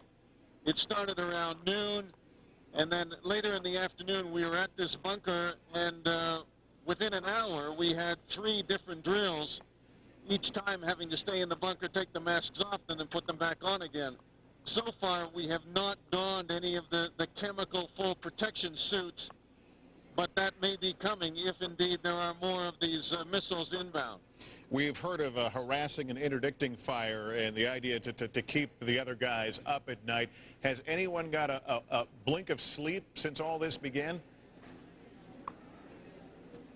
Well, it really started today, so people had a blink of sleep overnight, but if it continues like this, certainly I don't think many people are going to be sleeping on this base tonight. It's already after midnight here, as you know, and I would think that there's a very good chance that there could be more of these throughout the night, and every time the soldiers have got to get out of those tents, put the masks on, and come out to the bunkers, as they've done so now. This has been one of their big fears, that as troops are moving across the border, that the 101st Airborne is left behind here for the moment, still getting some of its equipment ready to go, still waiting for missions. And any of the U.S. troops on the Kuwaiti side remain a target for Saddam firing those missiles into this area. And there's also a lot of security on this base tonight. Barbed wire strung across the base, extra patrols out, also worried about infiltrations from the Iraqi side, that they may try and, Lester, come in here and try and hit some of the fuel or hit some of the assets on the ground before they move across the border into Iraq. Back to you. NBC's Dana Lewis with the 101st Airborne. Dana will stay in touch and continue to watch that development, likely related to the sirens that were heard perhaps in Kuwait earlier, although they got, in Kuwait City, they got the all-clear sign within the last few minutes. We are swept past the quarter hour. Let's bring you up to speed, as we've been doing every quarter hour, with what's happening, the newest developments. Looks like it was a close call for the crew of an Apache helicopter. U.S. officials say it reported taking gunfire in Iraq. Did make a hard landing, apparently was able to take off again. Everyone on board now reported okay. In the start of the ground war, coalition forces said to be making significant gains today. U.S. troops did encounter some resistance from Iraqi troops, but many surrendered. The strategic Al-Faw Peninsula is now controlled by British Marines, and Iraq's busiest commercial port by U.S. troops. Loud explosions rocking Baghdad earlier, an anti-aircraft fire lighting up the night sky. The bombing did not last very long, and U.S. military officials say it's not yet the start of Operation Shock and Awe, as some have dubbed it. And U.S. officials saying it's most likely Saddam Hussein, the Iraqi leader, talking on state TV after the first strike on Baghdad, which happened last night Eastern time, was in fact Saddam Hussein. Some experts thinking, though, it could have been a double, as Saddam had been a target of the cruise missile attack. But again, initial indications from U.S. officials, they believe, based on the voice, it was him. As we continue to monitor breaking news, we'll bring you up to date on the latest on Iraq again at the bottom of the hour. Right now, let's see if we can learn a bit more about the incident with the Apache helicopter and other developments at the Pentagon. Jeannie Ohm is standing by for us. Jeannie. Lester, because there are so many people with ties to the military and loved ones abroad in the region, we want to make sure this information gets across clearly. About 30 minutes ago, U.S. officials were telling us that what they were hearing was that an Apache helicopter had reported taking gunfire and had gone down somewhere in Iraq. Well, now we can tell you that these U.S. officials are now telling us this is what happened. That Apache helicopter did, in fact, report taking fire. What happened next, it made a hard landing, but the helicopter was able to then take off and resume its flight. And the 2 crew members on board are said to be okay. We should remind you, this is the second time today that a U.S. military helicopter has made a hard landing in Iraq, but everyone is okay and accounted for. Again, this latest information and update now saying that the Apache helicopter at first reported to have gone down. Instead, it did report taking gunfire, made a hard landing, but then took off. So everyone's safe and accounted for. Lester? Jeannie Ohm, thank you very much. We're joined now by MSNBC analyst and Gulf War veteran General Barry McCaffrey. General, thank you for joining us today. Your thoughts as to if this was a planned liquid campaign in terms of being able to adapt very quickly? Well, I mean, it's an astonishing display on how Tommy Franks, with 800 people sitting in gutters, being able to orchestrate air, land, and sea forces over literally thousands of miles. Now it's the middle of the night, pitch black, thousands of armored and wheeled vehicles plunging into Iraq. All the U.S. forces using night vision goggles and infrared targeting systems and orchestrating air and artillery fire. It's a product of 15 years of hard work. General, we have talked about psychological warfare with regard to what the U.S. has been doing to Iraqi soldiers. Does it work both ways? Dana Lewis reporting that a lot of anxiety among troops as they constantly move to the bunker and have to don their chemical protective gear. Well, you know, clearly chemical weapons evoke a special kind of fear. You know, it's the unseen enemy. If it was artillery, high explosive coming in, I can assure you they'd be equally scared. These kids are prepared, they're well trained, they got good leadership. I wouldn't want to overstate the degree of fear. They're going to have 2 more weeks of this minimum, maybe 3 or 4 on 1, 2, or 3 hours sleep every 24 hours. But to the extent that in some cases they are in fixed positions, are they more vulnerable right now? Well, not compared to somebody driving a Bradley fighting vehicle who's out there in the dark right now engaging potentially Iraqi tanks. So, yeah, they're at risk. This entire theater of operations is going to stay dangerous to terrorist attack, to Scud missiles, chemical weapons. But they'll do okay. The Iraqis have wildly inaccurate missiles. The PAC-3 Patriot, as we're hearing, is going to work just great. And thank God we got the United States Air Force overhead. So what we're hopefully not going to see is 90 Iraqi operational aircraft trying to conduct bombing attacks, strafing runs, or chemical attacks in the deep part of the battlefield, in other words, around the Kuwaiti docks and airports. And based on what we're seeing and hearing, the U.S. has held back with regard to its bombing in Baghdad, and I say that acknowledging anybody under those explosions and cruise missiles would not agree with me. Do you think this is designed to let the leadership and the Iraqi public know that the U.S. can crank it up or pull back at any time?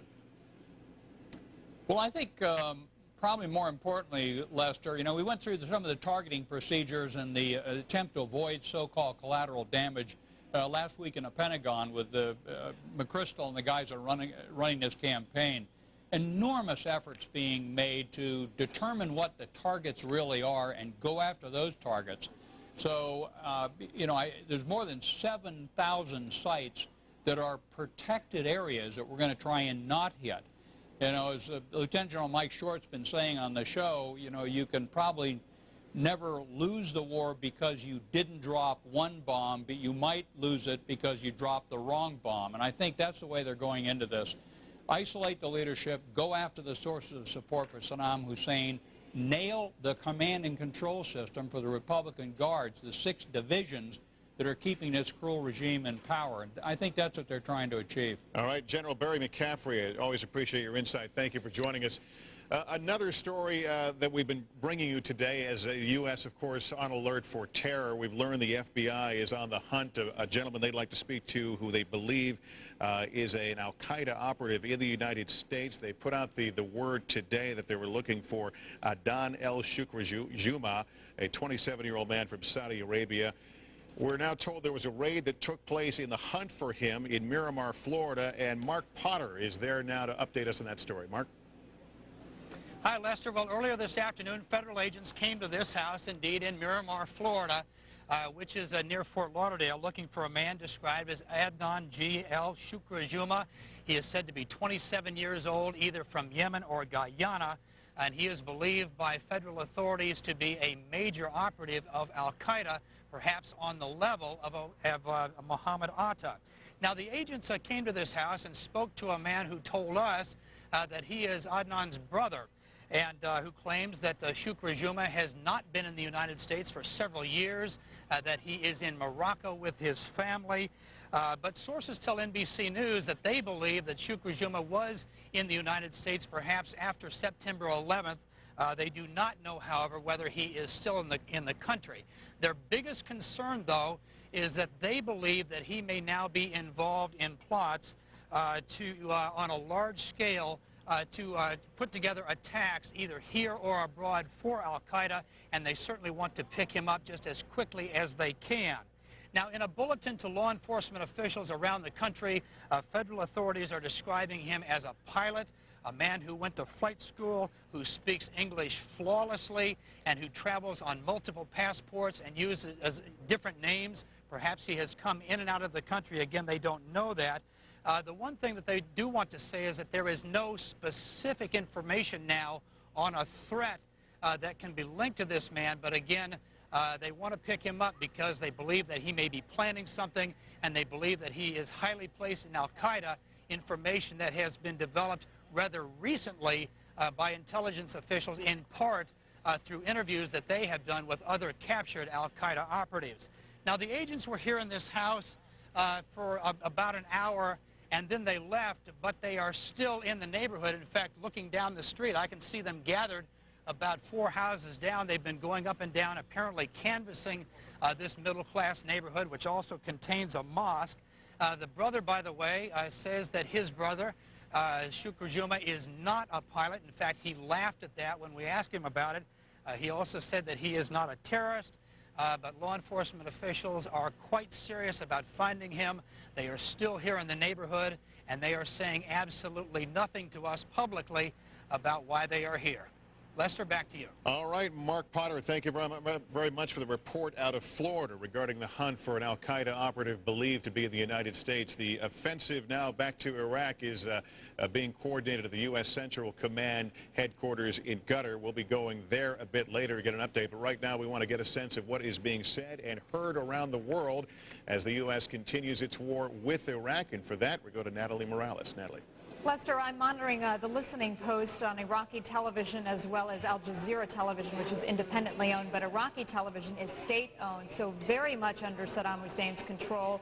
It's broadcasting little to nothing of the images of war that we've been seeing, the air raids 2 hours ago, but it is reporting information which is not confirmed yet by U.S. officials. They say 72 cruise missiles have been fired on Iraq so far, although they report some were intercepted, and they're also reporting that 4 Iraqi military officials have been killed, 5 others wounded.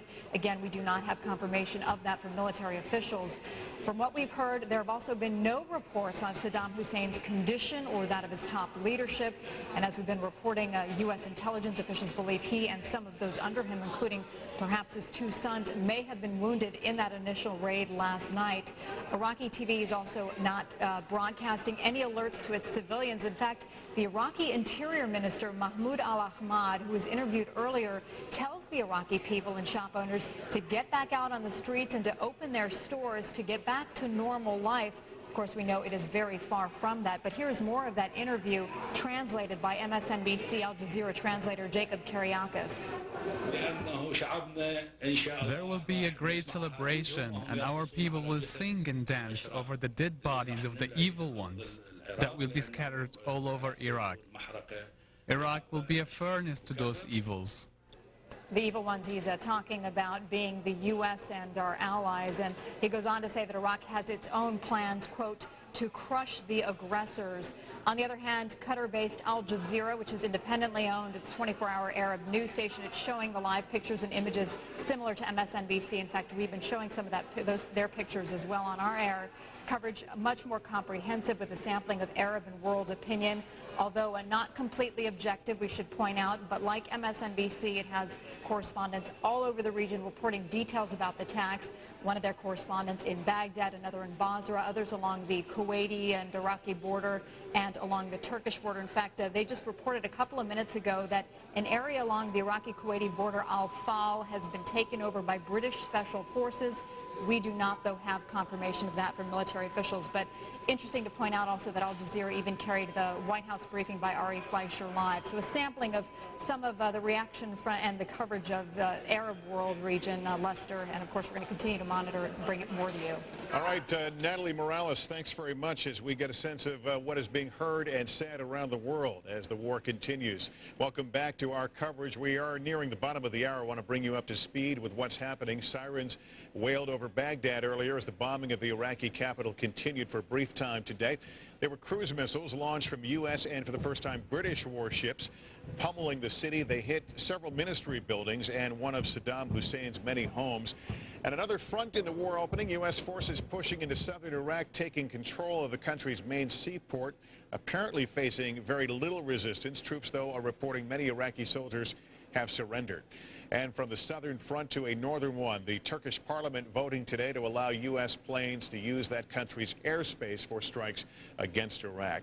We're also hearing reports that warning sirens sounded for a time in the northern city of Mosul. There's been no indication, however, of an attack.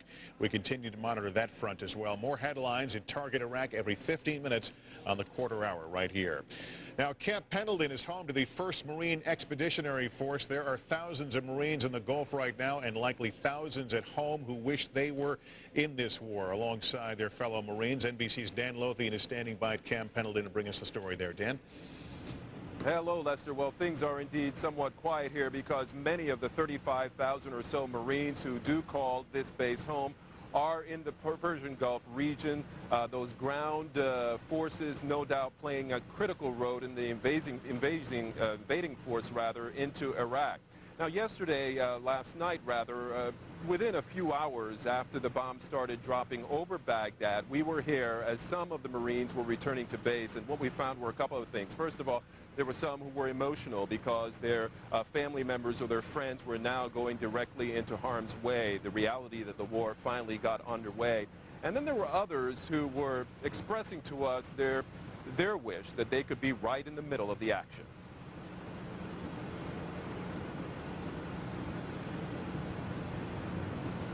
All right, NBC's Dan Lothian at Camp Pendleton. Dan, thank you very much for that report. As Dana Lewis, we checked in with him a short while ago with the 101st Airborne Division. We last saw you in the gas mask. It is now gone. I guess that means it's all clear. It is all clear, and just moments after we cleared, I can tell you that we've just seen flashes in the night sky above us. At first it looked like anti-aircraft fire. It was not, certainly. But it appears to be climbing. It's hard at night to get a sense of whether it's climbing or outbound, but in the end, some of the soldiers here think that they may have been Tomahawks heading in the direction of Iraq. They did appear to be climbing out towards the northeast. We could just see a trail behind them, so they may have been missiles that have been fired off some of the ships at sea. Heading for Iraq and climbing out through the night sky, heading northeast towards Iraq. All right, Dana Lewis, and in terms of what triggered your gas mask alert, do we know what that was?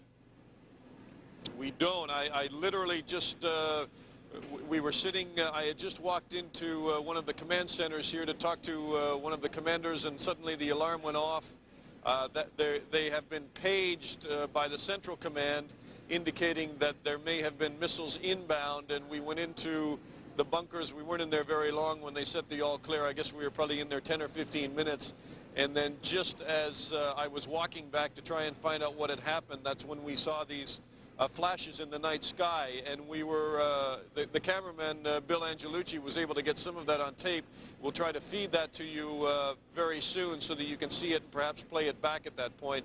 But it looks like those missiles, if indeed they were Tomahawks, headed towards Iraq, and that is the first that we have seen of those so far, and we have been told that we will see many more of them on this night and other nights as they pass maybe just a few hundred feet above our heads, heading from the ships at sea towards Iraq. All right, Dana Lewis, thank you. It is a little after 12:30 in the morning in that part of the world. If those were Tomahawks, if they are headed for Baghdad, where our camera continues to train on the Baghdad skyline, and you'll see anything that happens right here. It would be, in fact, the second attack of this night in Baghdad, if that is what is underway right now. Doha, Qatar is where Tommy Franks, the general in charge of this war operation, has set up shop. It is the Central Command headquarters in that part of the world. Rob Morrison is standing by to update us on what's going on there. Rob?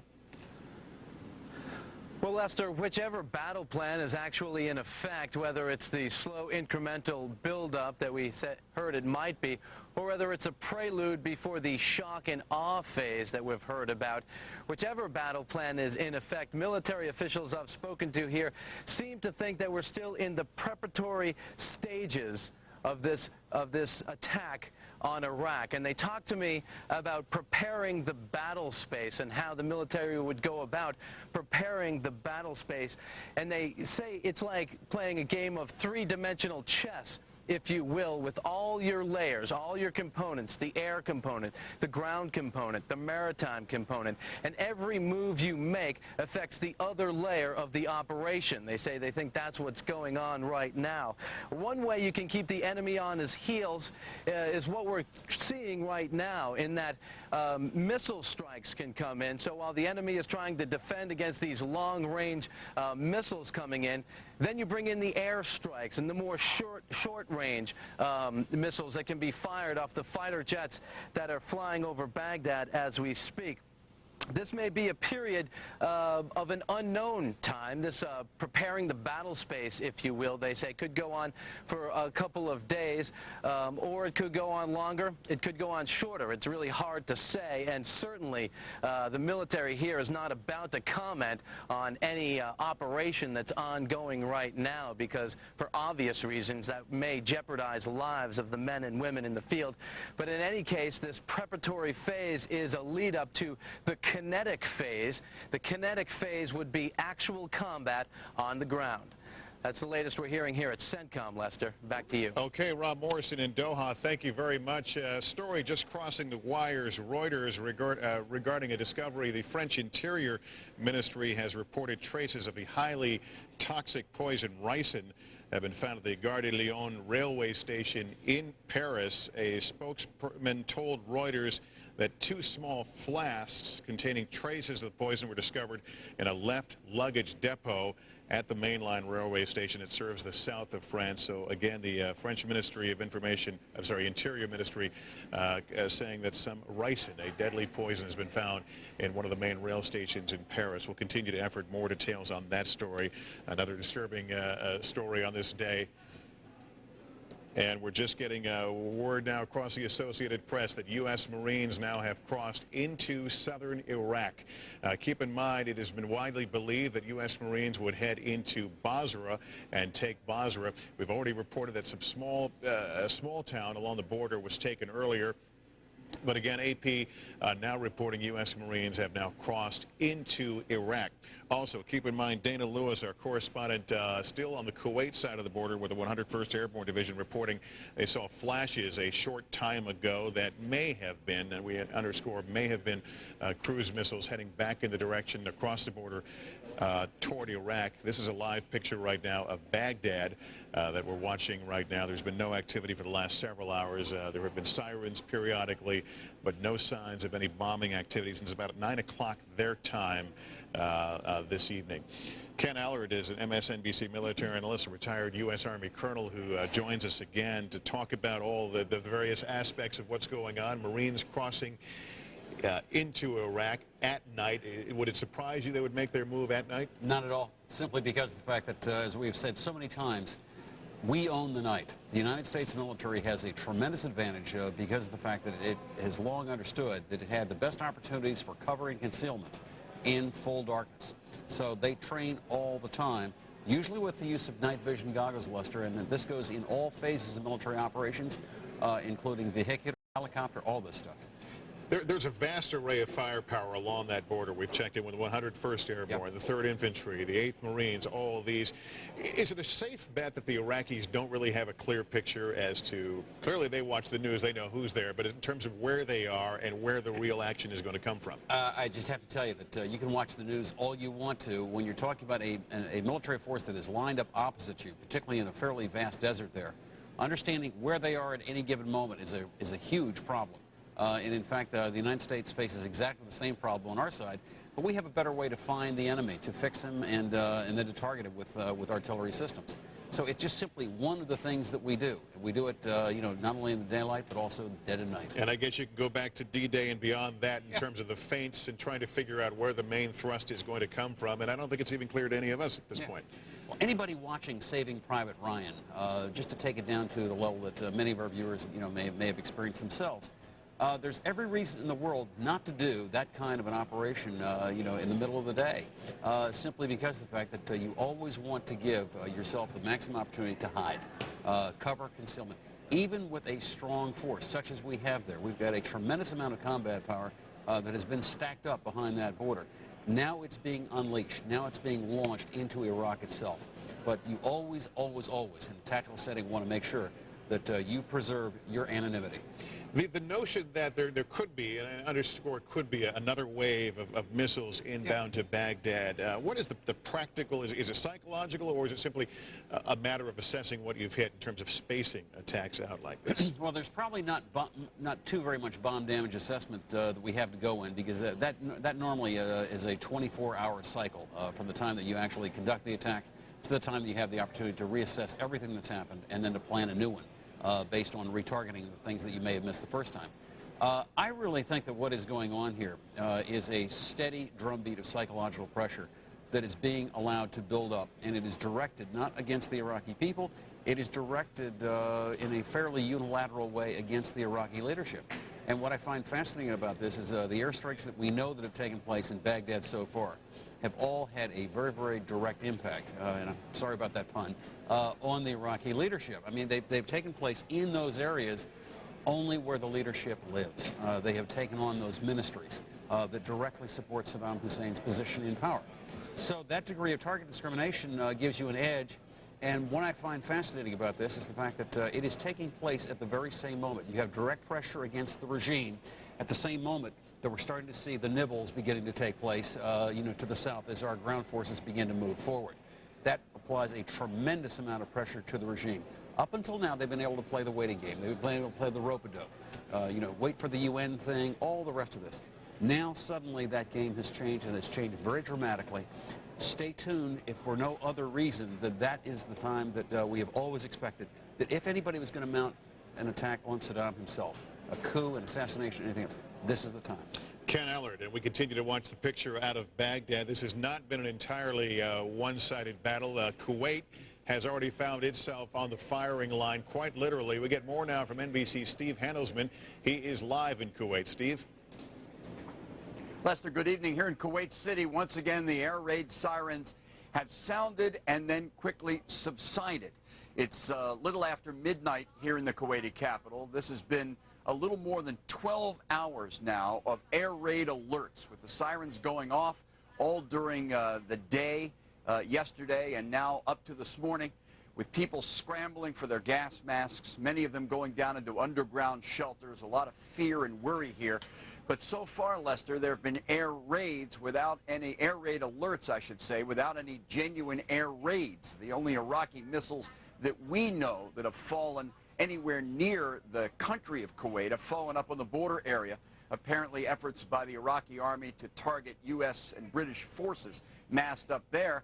And we should point out that even though those forces quite appropriately went on full chem and bio alert, donned their suits, put on their gas masks, so far as we know, again, there have been no Iraqi chemical or biological weapons attacks. That's good news, as is the news that the Apache helicopter Lester, that was reported downed after taking Iraqi enemy fire was not in fact shot down. It made what we were told was a hard landing. The crew assessed the condition of the aircraft, was able to take off again and get back up in the air and presumably either back to the battle or back to its base, presumably in northern Kuwait, safely, Lester. So far here, a lot of fear, a lot of concern, but apparently not a lot of genuine danger, and that's good news. But a night of high anxiety. Steve Handelsman, thank you for the report from Kuwait. Again, that's Baghdad on the right of your screen. Let's update you these stories as we know them. Steve mentioned the Apache helicopter crew. It was a close call. They took gunfire, made a hard landing, but that crew is safe, apparently able to take off again and rejoin the fight. In the start of the ground war, coalition forces making big gains today. U.S. troops say they did encounter some resistance from Iraqi troops. They did encounter a lot of troops apparently willing to surrender, as had been the expectation. The strategic Al-Faw Peninsula, now apparently controlled by British Marines, and Iraq's busiest commercial port by U.S. troops. Loud explosions rocked Baghdad earlier, and anti-aircraft fire lit up the night sky. The bombing did not last very long. U.S. military officials say it's not yet the shock and awe that has been promised. That, they say, is still to come. And U.S. officials saying it's most likely Saddam, the Iraqi leader, talking on state TV after the first strike on Baghdad, which happened last night Eastern time. Some experts thinking it may be a double, as Saddam had been a target in the cruise missile attacks, but the early indications are from voice analysis it was him. We continue to monitor breaking news. We'll bring you up to date with the latest on Iraq again at the bottom of the hour. We do it every quarter of an hour. Let's go right now to the White House. The president today briefly talked to reporters during a cabinet meeting. Bob Kerr here to tell us about the president's message. Bob? Lester, good afternoon. He did speak with reporters. He did not choose to answer any questions, however. It was a meeting with his cabinet a little while ago here at the White House, an important public show of resolve, if you will, for the president and his administration, as well as a chance for his non-national security-related cabinet members to be briefed by the likes of Defense Secretary Rumsfeld and Secretary of State Powell. That occurred here at this cabinet meeting a little while ago. This is a bit of what the president had to say. This cabinet is confident about the future of our country. We're confident we can achieve our objectives. I'm grateful for their service to their country. We're told is calling foreign leaders today on an interesting day. Reaction from many, many world capitals very negative to the attack having begun last night. We knew in advance, obviously, that a lot of those nations weren't going to like it. White House telling us that the president understands what people are saying about it, appreciates their views, disagrees, and won't be deterred from his mission. And there's a real concerted effort being made both here and at the Pentagon to boost what is known as this coalition of the willing today. Perhaps as we look at some of the military activity that took place a bit earlier in Baghdad, we can tell you that the president is now saying he's got some 40 countries in this coalition of the willing. He refers to it as an ever-growing coalition. But they are sensitive to criticism because in reality, back in the Gulf War, for example, you had a large coalition of countries that were actually participating in the fighting, participating in paying for these missions. That is not the case this time in terms of troops actually doing the fighting. It's the U.S., Great Britain, and Australia pretty much alone, although there are other countries playing supporting roles. Another thing that is interesting to note today, both here and at the Pentagon, is another attempt to reach out to Saddam Hussein and say, look, it's not too late. We would welcome your exile. Here's Ari Fleischer. We have that sound from Ari Fleischer about the exile?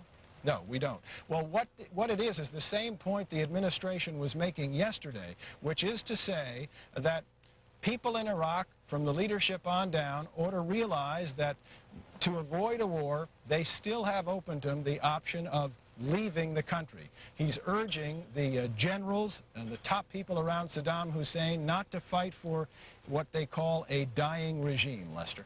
All right, Bob Kerr at the White House. Bob, thanks very much. On the streets of many American cities, it is clear this is a country on war footing based upon the increased and very visible security that we've seen in many spots today. Dan Abrams, NBC News chief legal correspondent, is here with more on the Homeland Security situation. Dan? Well, Lester, so far all calm on the home front. So far so good, but there are a number of stories we are following in connection with home front security and the war on terror. First of all, this just in the last half an hour or so, the fact that the French Interior Ministry is saying the traces of the highly toxic poison ricin have been found at the railway station in Paris in 2 small flasks at the left luggage depot found there by railway workers. Steve Emerson is our terrorism expert. Steve, what to make of this? I mean, keep in mind the last time we heard about ricin as a poison was, I think, those 3 guys in London who were charged with conspiring to make chemical weapons when they found a sort of ricin-making plant, effectively, in their home. What to make of this? Well, what's interesting is that the guys who were arrested originally in London actually had been arrested as a result of arrests made in Paris earlier on. So it looks like it's coming full circle. If, in fact, it is confirmed that these were flasks with ricin in it, obviously it was deliberately left there for someone else to use and pick up, and not for some type of medicinal way, but presumably for a terrorist purpose. It's very, very alarming if it turns out to be absolutely true. But again, we should keep in mind that what we know is that there were traces of ricin found. And again, this wasn't found today. It was found back on March 17th. But ricin, while very poisonous, is difficult to use as a weapon of mass destruction, is it not? Yeah, well, you can't really disperse it, and it really depends upon actual contamination, and you have to have exposure to it directly, and even then, if you get treated immediately, you can take care of it. So it's not like something where you can just spread it around in an aerosol can or use some type of crop duster. It really does not have that capability of being widely diffused like that. I think the most well-known case of using ricin as a poison was a Bulgarian dissident who was killed with a specially formulated umbrella, which was used to inject his leg with ricin. All right, let's talk about another big issue in the war on terror, the fact that the FBI issuing a worldwide alert today for a man, at least one of his names, Adnan el-Shukrujima. You've been looking into this. The FBI really want to talk to him. They say he's a pilot. They say he's an al-Qaeda operative, last seen in the Miami area. What else do you know? Well, the story was broken on NBC by Pete Williams several hours ago, and confirmed obviously by the FBI, and the alert that they've issued reveals that there is somebody who was trained as a pilot, actually trained in the United States, lived in the United States for some time. His family is still here. He trained in Saudi Arabia. He took bayat for bin Laden. That is, he actually made an oath of allegiance to bin Laden himself. He is known to be a member of al-Qaeda and was identified by U.S. intelligence as somebody who is, quote, armed and considered dangerous. And he's likely to be involved in some type of plotting right now in terms of trying to attack the United States. His whereabouts are not known. Very interesting background. He comes from Guyana. He got religious instruction in Saudi Arabia, but his family still lives in the Florida area. Yeah. In fact, his father still is a resident of Florida. We just don't know if he himself is still in the United States. Right. That's his picture. Take a good look. They don't know if he still has a beard or not, but the FBI certainly want to talk to him. Steve Emerson, thanks very much. We'll be checking in with you regularly in the days to come. Lester, back to you. Dan Abrams, host of the Abrams Report. Dan, thanks very much for the update on the Homeland Security situation. The President Bush ultimately led America into this war with an approval rating more than 60%. He also was backed by a congressional resolution. Only one Republican did not go along with that resolution. And we're joined now by Senator Lincoln Chafee of Rhode Island. Senator, thank you for joining us. My pleasure. What are your thoughts now as America is engaged in this war that you so opposed? Well, I do assume that we're going to be successful. Secretary Powell testified to one of our Senate Foreign Relations Committee that the Iraqi army is a third of what it was during the Gulf War, and that was over quickly. So with that, I think we can assume that this should be very successful. We're certainly praying and hoping it is. What do you take from the fact that the air raids in Baghdad so far have been rather isolated and pinprick, if I can use that term? Well, I do think that we're going into this with a lot of knowledge and superior firepower. And as I said, I think we've got a lot of armaments on our side, and we're prepared to be very, very victorious. And I think that's the direction we're going. You sound upbeat, and you seem to be convinced that the goals will be attained. But is your opposition to the idea of going to war still as firm? Yes, I think the fracturing of our hard-fought alliances that we built up over the last 50 years are a serious ramification to the overall fight against terrorism and the continuing challenges we're going to have, whether it's in Afghanistan or North Korea. We're going to need our friendly countries helping us, and not only with North Korea and Afghanistan, I said, but fighting terrorism around the world. Do you think the extent of damage, if there is, in that relationship will depend on the length of this conflict and how quickly the U.S. can be successful? I think a lot of it has to do to how we conduct ourselves, the attitude we have with these countries. And there are serious rifts right now. It can be repaired with good diplomacy, and I hope we return to that. Certainly some of the provocative language has been very harmful. And what about your language? Are you ratcheting it down because U.S. troops now are on the line?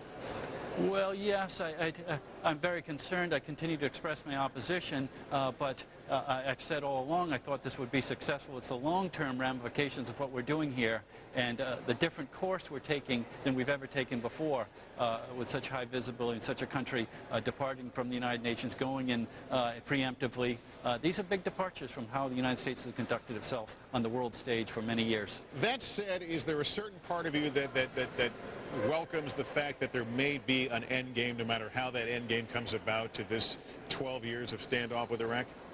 Well, what concerns me most is if the pattern we see applied to Iraq, that is abandoning of our alliances and willing to be very preemptive without any real evidence of weapons of mass destruction. There was a lot of rhetoric, but there was no evidence of weapons of mass destruction. I don't think anyone would argue that. We saw the aluminum tubes, and that turned out not to be really associated with nuclear weapons. And then the talk about the various other capacities for weapons of mass destruction. They weren't proven, but if we see this pattern and then try to apply it to North Korea, preemptive strikes, abandoning of alliances, we're in for a much bigger scrap as we face North Korea. And are you prepared for the fact that the U.S. could, as a result of this military action, find that evidence that was so elusive to inspectors?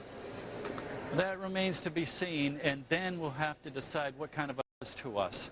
Are they locally administered chemical weapons that were never really a threat to us here in the United States? And in conjunction with those countries that border Iraq that originally were so opposed to our intervention there, Jordan, even Kuwait, the Turks, of course, the Saudis, all opposed to this from the beginning. And then, of course, they came on our side as the more we pushed it. But from the initial start, they were against us. And how that, whatever we find, how much of a threat it might be, not only to those friendly allies on the border, but to us many thousands of miles away. And Senator, you seem to be rejecting the notion that this was a national security issue. What do you think about the president's, even the name of this mission, Iraqi freedom, the notion that it will free the Iraqi people? Well, I think it's more, my own opinion is that it was about regime change from the beginning, and we're seeing really the fortification of a doctrine that many of those in the administration have talked about for the last 10 years, and that is to be preemptive and to stamp out threats before they become greater to us. And when they see a threat, the doctrine says we move in quickly and if necessarily unilaterally. And we're seeing that here, and again, that concerns me about where we go elsewhere in the world, whether it's in Iran, which might have nuclear weapons, and certainly North Korea that does. Senator Lincoln Chafee, thank you for taking the time to speak with us today. We appreciate it. My pleasure. This, of course, has, he talked about the potential for division among U.S. allies in Europe. This is a very divisive issue. The United States going to war, to regime change in Iraq. Let's go to Brussels now. NBC's Shelley Smith is standing by. Shelley? Well, Lester, European leaders have gone home for the evening. They will be back here tomorrow to finish up this two-day summit here in Brussels. The focus, of course, is the war on Iraq. Leaders of the 15-member union arrived here under tight security. Each of the delegates had a police escort. They entered under a special secured entrance to the building. Security has been tightened here. The street out front of the EU headquarters has been blocked off, and there are police patrols on horseback and armored cars around the building. They were supposed to be here for an economic summit, but of course the focus is on Iraq. It's an issue that has deeply divided the European Union. In fact, EU leaders admit that they are in the midst of a crisis. They have not been able to form any common foreign policy on Iraq, and countries have been blaming one another for the breakdown in diplomacy. Tonight, they simply issued one statement saying that they agreed to give humanitarian aid to Iraq, but they have not actually agreed on the figures and what exactly they are going to give. There is not much support here, as you can imagine, for this U.S.-led war. In fact, France, which led the opposition, called the attack illegitimate and dangerous. In Paris, there thousands of anti-war protesters surrounded the U.S. embassy there. Riot police were brought in. They were chanting anti-American slogans and had signs like "Yankee, go home." Germany, which has also aligned itself with France, says the war was a wrong decision. However, they have pledged humanitarian aid to the Iraqi people, and although they will not participate in this military effort, they say that they will allow Americans to use German bases and airspace. Lester? Shelley, thank you. I want to bring into our conversation Rachel Bronson with the Council on Foreign Relations in New York. Rachel, thank you for joining us. What are your thoughts about the relationship now between the U.S. and those European countries that oppose this action now that the war is underway? Rachel, are you with me? Yes, Lester, I'm sorry. I didn't hear the question. That's okay. I wanted to get your thoughts on the relationship and the relative damage between the U.S. and European allies who are against this war now that the war is underway. Right. We're in a very stark situation, obviously, and relations with many important partners, Germany and France, are very strained at this moment. I don't think it's irreparable, to be sure, but I think the next challenge for the relationship and our partners with Europe is how we manage the post-conflict scenario. I think everything that's happened before has been very troublesome, but there is one more opportunity, if you will, and it will be about sort of organizing an effort for how to fix this challenge of Iraq. Is there an acceptance, though, that settles in at this point? The war is on, the diplomacy is over, and will there be a sense that everyone will tend to move on together from here? No, I don't think so. I don't think we can just sort of leave that to fate and let it happen. I think right now, if you look at some of the statements coming out from France, I've been actually quite surprised that they're still very strident, and they will cause enormous acrimony back in Washington. And Washington will not be in a mood to turn this back to the UN, for instance. By the way, France is suggesting that they do. So I don't think this will naturally happen. This continues to be about diplomacy. We tend to split out diplomacy and military action, but they're really part and parcel of the same. All right. Rachel, we've got to end it there. Rachel Bronson, Council on Foreign Relations. Rachel, thank you for joining us very much. We continue to look at the picture from Baghdad, where it's nearly 1 o'clock in the morning, a city on the edge, expectant.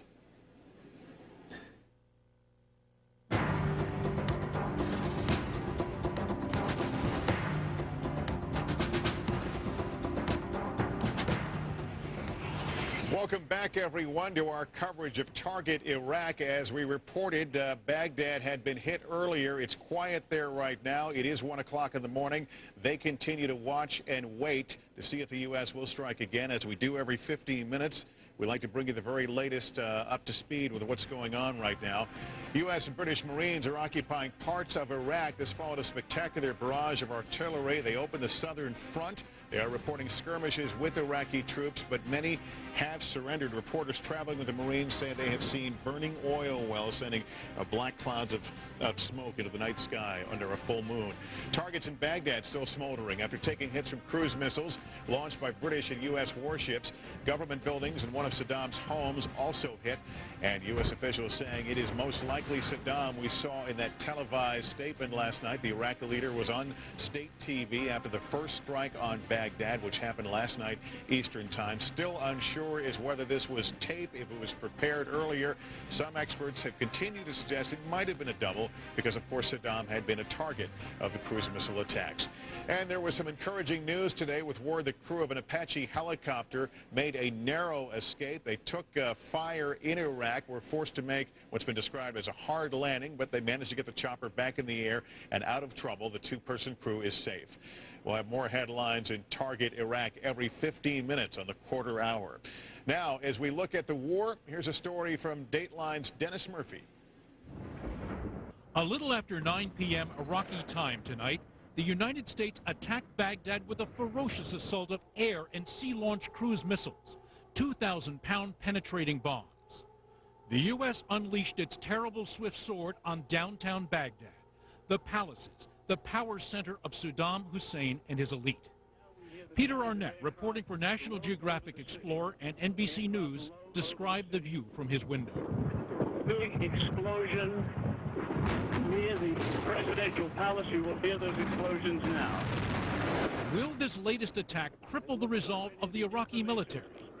And this evening, there's even a question, surprisingly, about who's in charge. Who was this man on Iraqi TV tape denouncing Bush Jr. as a criminal? He looked like Saddam Hussein, but a more subdued version, one with unfamiliar glasses, reading listlessly from a lined pad, not the teleprompter the Iraqi president favors. The improbable mystery after an improbable start to war is this: is Saddam Hussein dead?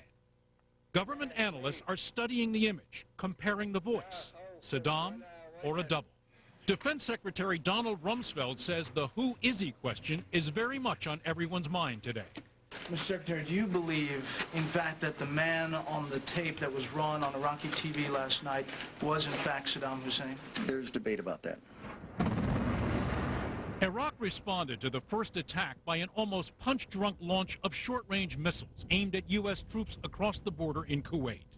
They landed without effect. NBC's Dana Lewis, with 101st Airborne on the Kuwait-Iraqi border, had to put on a gas mask as a horn warned of an impending missile attack. We have just heard another alarm. Scenes like this were repeated many times today. The war began at dawn Iraqi time with a total fake-out, a directed lightning attempt to kill Saddam Hussein and his top leaders. Multiple explosions thundered. An orange fireball erupted moments later over what would be described as a target of opportunity, a leadership compound in Baghdad, where President Bush had been told at an intelligence briefing the Iraqi president was meeting with his top military commanders, including possibly his two sons, Qusay and Uday. The president spoke to the nation from the Oval Office 45 minutes later. On my orders, coalition forces have begun striking selected targets of military importance to undermine Saddam Hussein's ability to wage war. A barrage of cruise missiles, 3 dozen of them at least, were fired from U.S. Navy ships in the Persian Gulf and the Red Sea, all aimed at selected targets inside Iraq, principally that leadership compound and bunker. In addition, 2 stealth bombers like this one, packing what military commanders might have hoped would be the kill shot, each warplane dropping a 2,000-pound bomb called the Bunker Buster. This NBC News animation illustrates the capability of a bunker buster attack if everything goes perfectly. The attacking bombers fix a laser beam on their target, and the unleashed weapon flies towards it. The bomb penetrates the building, smashes through the lower floors, the underground bunkers, and explodes with lethal consequences. Meanwhile, intense U.S. Army howitzer fire from Kuwait into Iraq this evening is being seen as the start of the ground war. Jeez. Kuwait's news agency is reporting that U.S. troops have already moved out across the border and taken an Iraqi border town. President Bush met with cabinet officials this afternoon and spoke of the men and women of the U.S. military. There's no question we've set the finest of our citizens into harm's way. They perform with great skill and great bravery. We thank them. We thank their loved ones. We appreciate their sacrifice. A number of world leaders, prominently Russia's President Putin, has called the U.S.-led attack a mistake. Bush's press secretary said the president understands views like Putin's, but said they won't change the battle plan. The president understands and respects the opinions of leaders like President Putin. Nevertheless, that will not deter the United States and the coalition of the willing from disarming the Iraqi regime. Parts of downtown Baghdad are in flames tonight. The military compares its strategy to a boxer's. Punch him hard, then stand back and see if he needs another. Dayline's Dennis Murphy bringing us up to where we are right now. A short time ago, British Prime Minister Tony Blair addressed his nation and talked about the war with Iraq. Here it is. The threat to Britain today is not that of my father's generation. War between the big powers is unlikely. Europe is at peace. The Cold War already a memory. But this new world faces a new threat of disorder and chaos, born either of brutal states like Iraq, armed with weapons of mass destruction, or of extreme terrorist groups. Both hate our way of life, our freedom, our democracy. My fear, deeply held, based in part on the intelligence that I see, is that these threats come together and deliver catastrophe to our country and our world. These tyrannical states do not care for the sanctity of human life. The terrorists delight in destroying it. Some say if we act, we become a target. The truth is, all nations are targets. Bali was never in the front line of action against terrorism. America didn't attack Al-Qaeda. They attacked America. Britain has never been a nation to hide at the back. But even if we were, it wouldn't avail us. Should terrorists obtain these weapons, now being manufactured and traded around the world, the carnage they could inflict to our economies, our security, to world peace, would be beyond our most vivid imagination.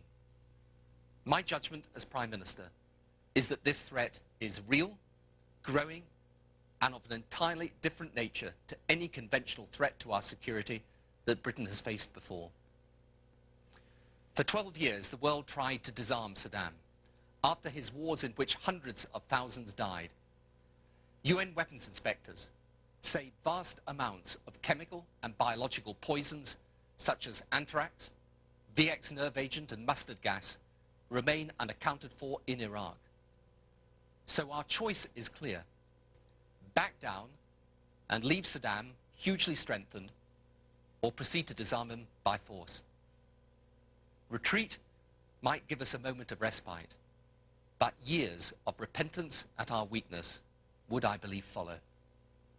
It is true Saddam is not the only threat, but it is true also, as we British know, that the best way to deal with future threats peacefully is to deal with present threats with resolve.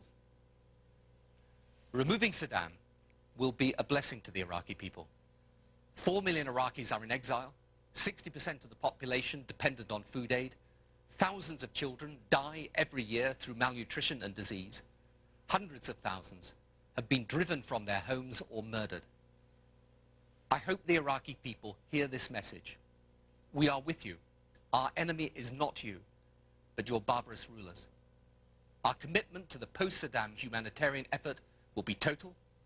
We shall help Iraq move towards democracy and put the money from Iraqi oil in a UN trust fund so that it benefits Iraq and no one else.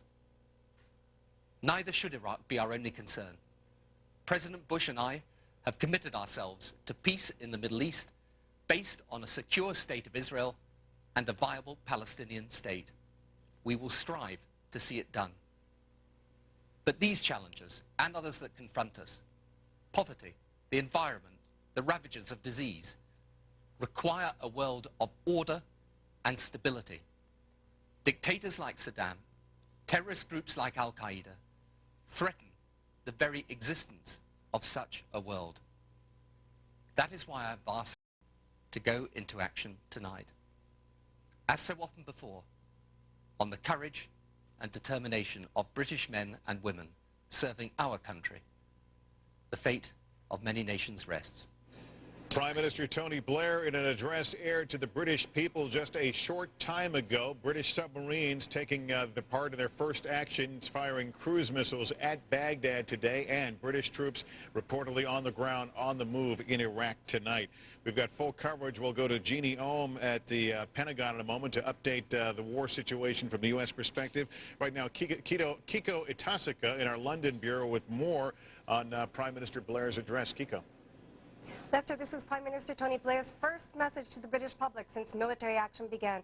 He spoke of Israel, Palestine, the reconstruction of Iraq, terrorism, and humanitarian issues. But most of all, he made it clear that the British have joined the battle. Now, news of the British troops not long ago, Royal Marines in the 3 Command moved into the Al-Fa Peninsula in southern Iraq, RAF Tornadoes and Harriers flying throughout the evening, backing up the ground troops, and at RAF Fairford Base here in England, a very interesting sight, bombs being loaded onto American B-52s.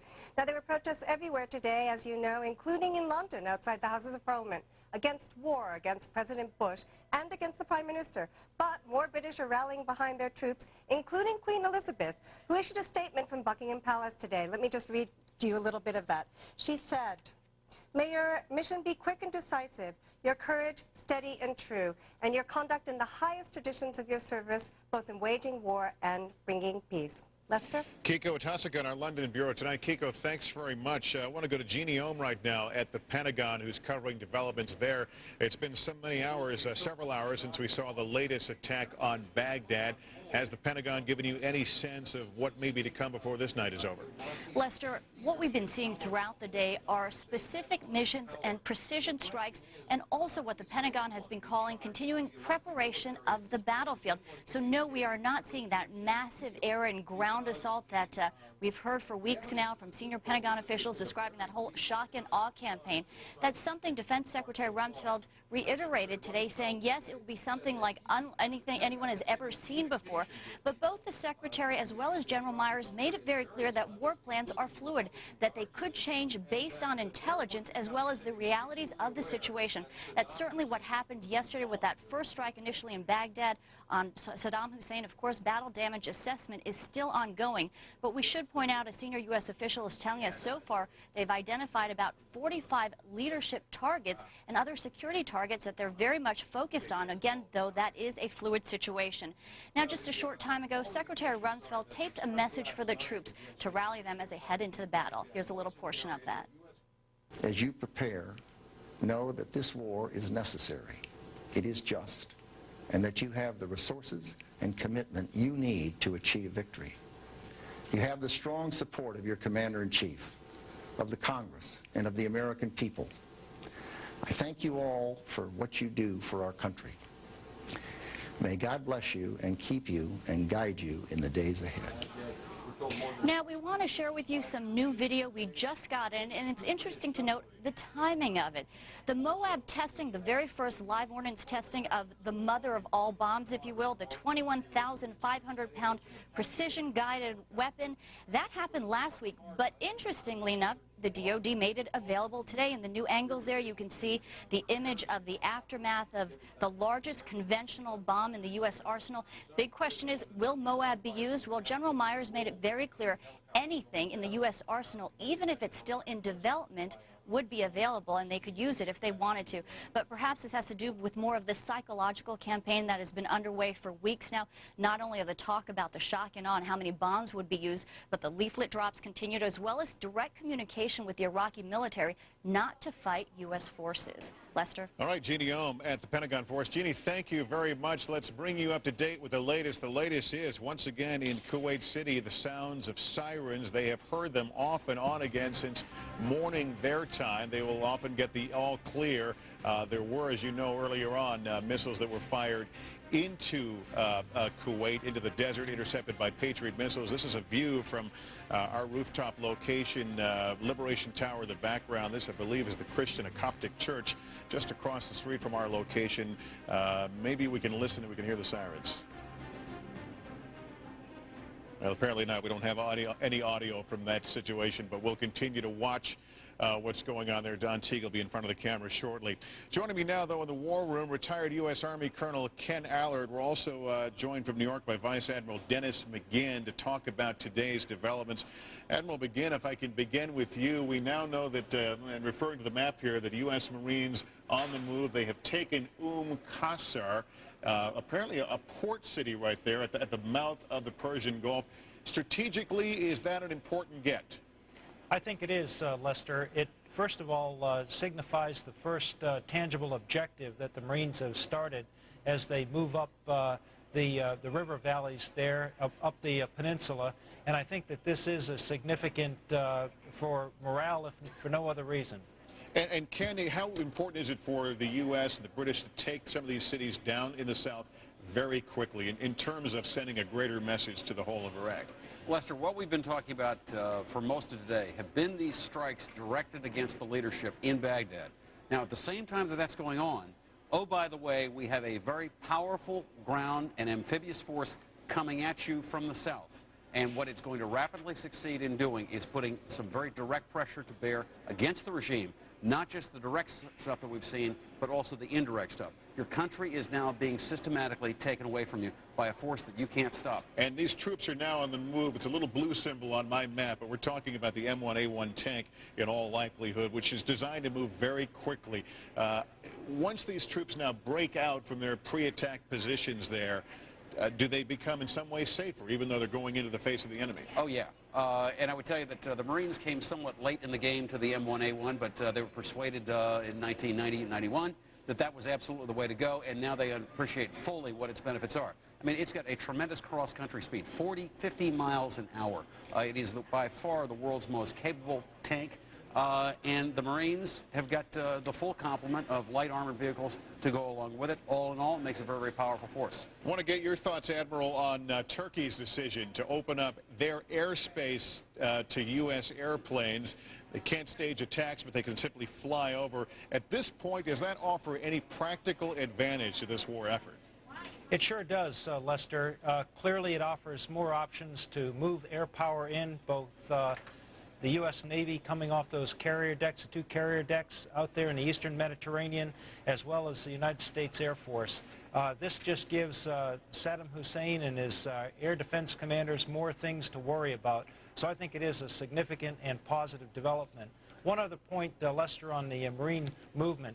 The Marines, as you may know, have a very good concept of operations called the Marine Air Ground Task Force. So in addition to the capabilities on the ground that Colonel Allard mentioned, they have Marine aviation there with them, helicopters and fixed wing, giving them that added combat punch and able to move out under that umbrella. Admiral, we have to cut our conversation short. Dana Lewis is with the 101st Airborne Division. Something's happening there along the border. Let's go to Dana. Okay. What do you got, pal? Go ahead, Dana. We are, hi. We are, as you know, in northern Iraq with the 101st Airborne. Just another siren has gone off. All of the soldiers again into this bunker for the second time in about an hour. So we are waiting word now to see if a missile was inbound or what it was. I can tell you that the last time I talked to you, when we were in the bunker, we did some checking, and they tell us that there was a missile fired about an hour ago, that it landed in the port, not very far from Kuwait City. It hit the water. There was no damage, no one injured, but there had indeed been another missile fired from the Iraqi side. Back to you. Was this believed to be another of the Al-Babil missiles or the Al-Samud? Do they know what kind? There was no indication it was a Scud, so it may well have been one of those missiles, but it has yet to be confirmed as to what it was. It hit the water, so I think it's hard to tell, but certainly you're right. They go back and they examine launch and trajectory and distance, and then they come to a conclusion on what type of missile it was. But so far, they haven't confirmed that for us. Dana, I can only imagine the jitters for not only yourself, but the troops you're with, having to time and time again suit up and run into that. Looks like a very crowded bunker. Crowded bunker with, when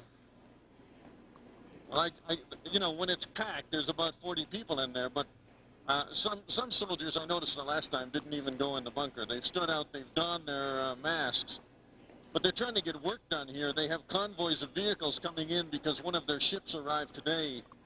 And so they're trying to move that equipment, and every time one of these things happen, it takes a half an hour out of your day. But people have to get up. They're trying to sleep. They're on different shifts. They leave their tents.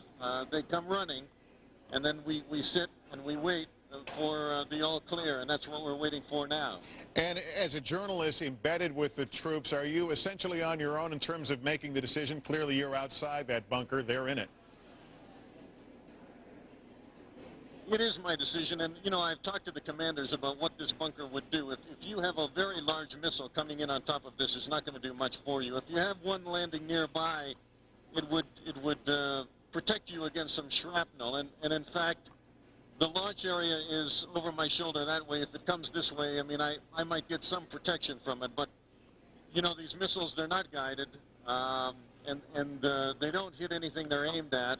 And this is a very large desert and a big area, so that bunker, I don't think in the end is going to do much for anyone. But certainly we don the mask. I mean, if there's chemical or biological agents in any of those warheads, you know, God forbid, but we put these on because there's no second chance with that. I'm wondering if this becomes, to coin a phrase, the missile that cries wolf. Is there a fear among commanders that over time the troops won't respond as quickly, will not go in the bunker, will put themselves at more risk?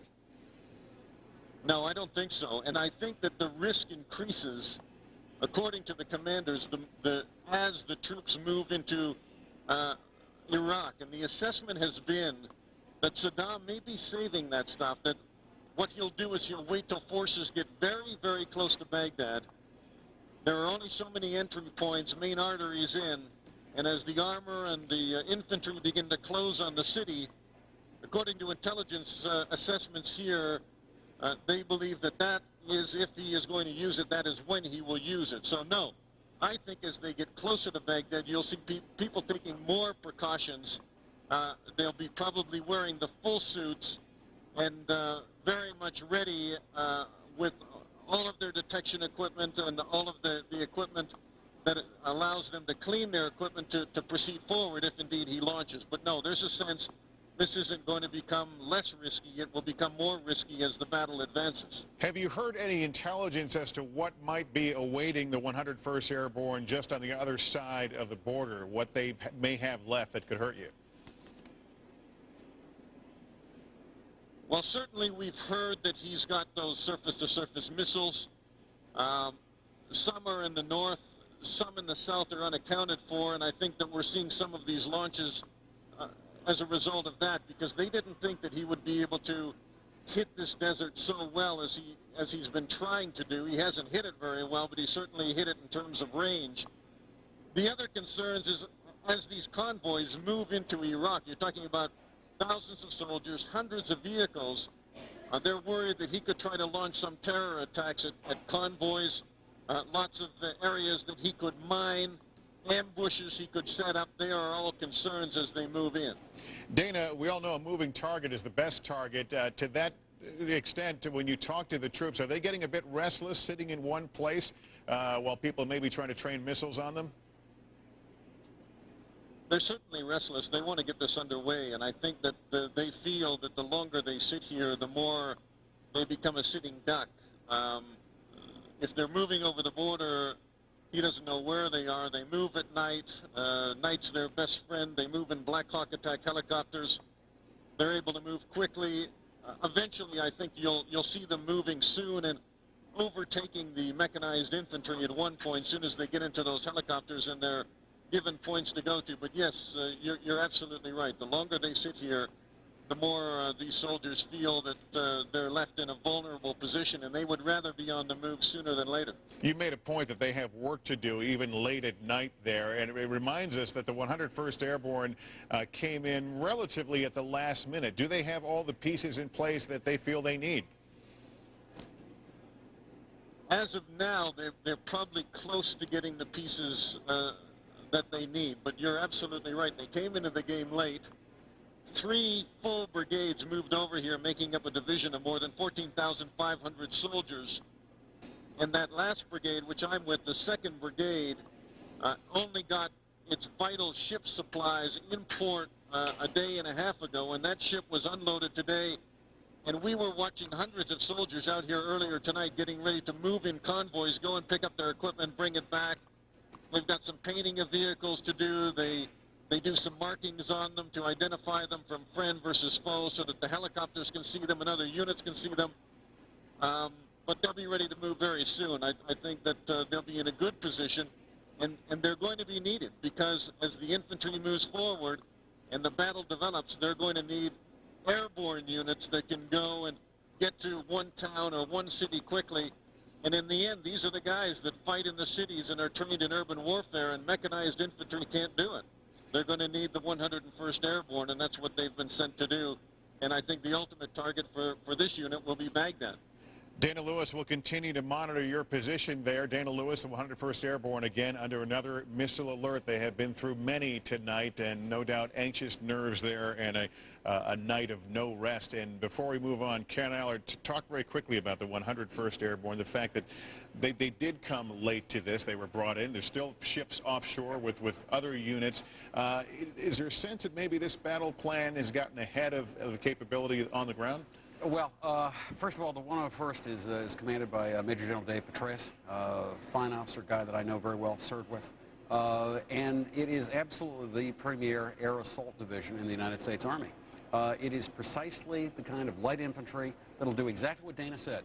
It is precisely intended to leap ahead. But wouldn't you want them all there before you start something? Absolutely want them all there, and much more to the point, you also want all their equipment there. You want it ready to go. We've heard about this rolling start, and what you just heard was a demonstration of some of the things.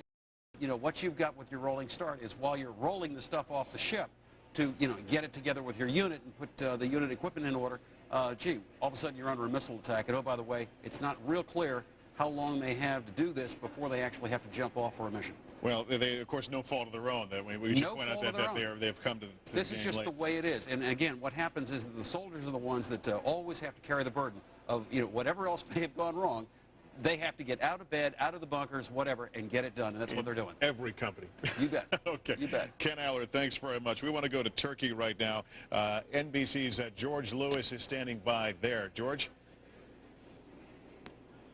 Lester, tonight Turkey granted overflight rights to the United States to use Turkish airspace to hit Iraq. It isn't quite clear when Turkey's going to go ahead and actually allow the planes to start overflying.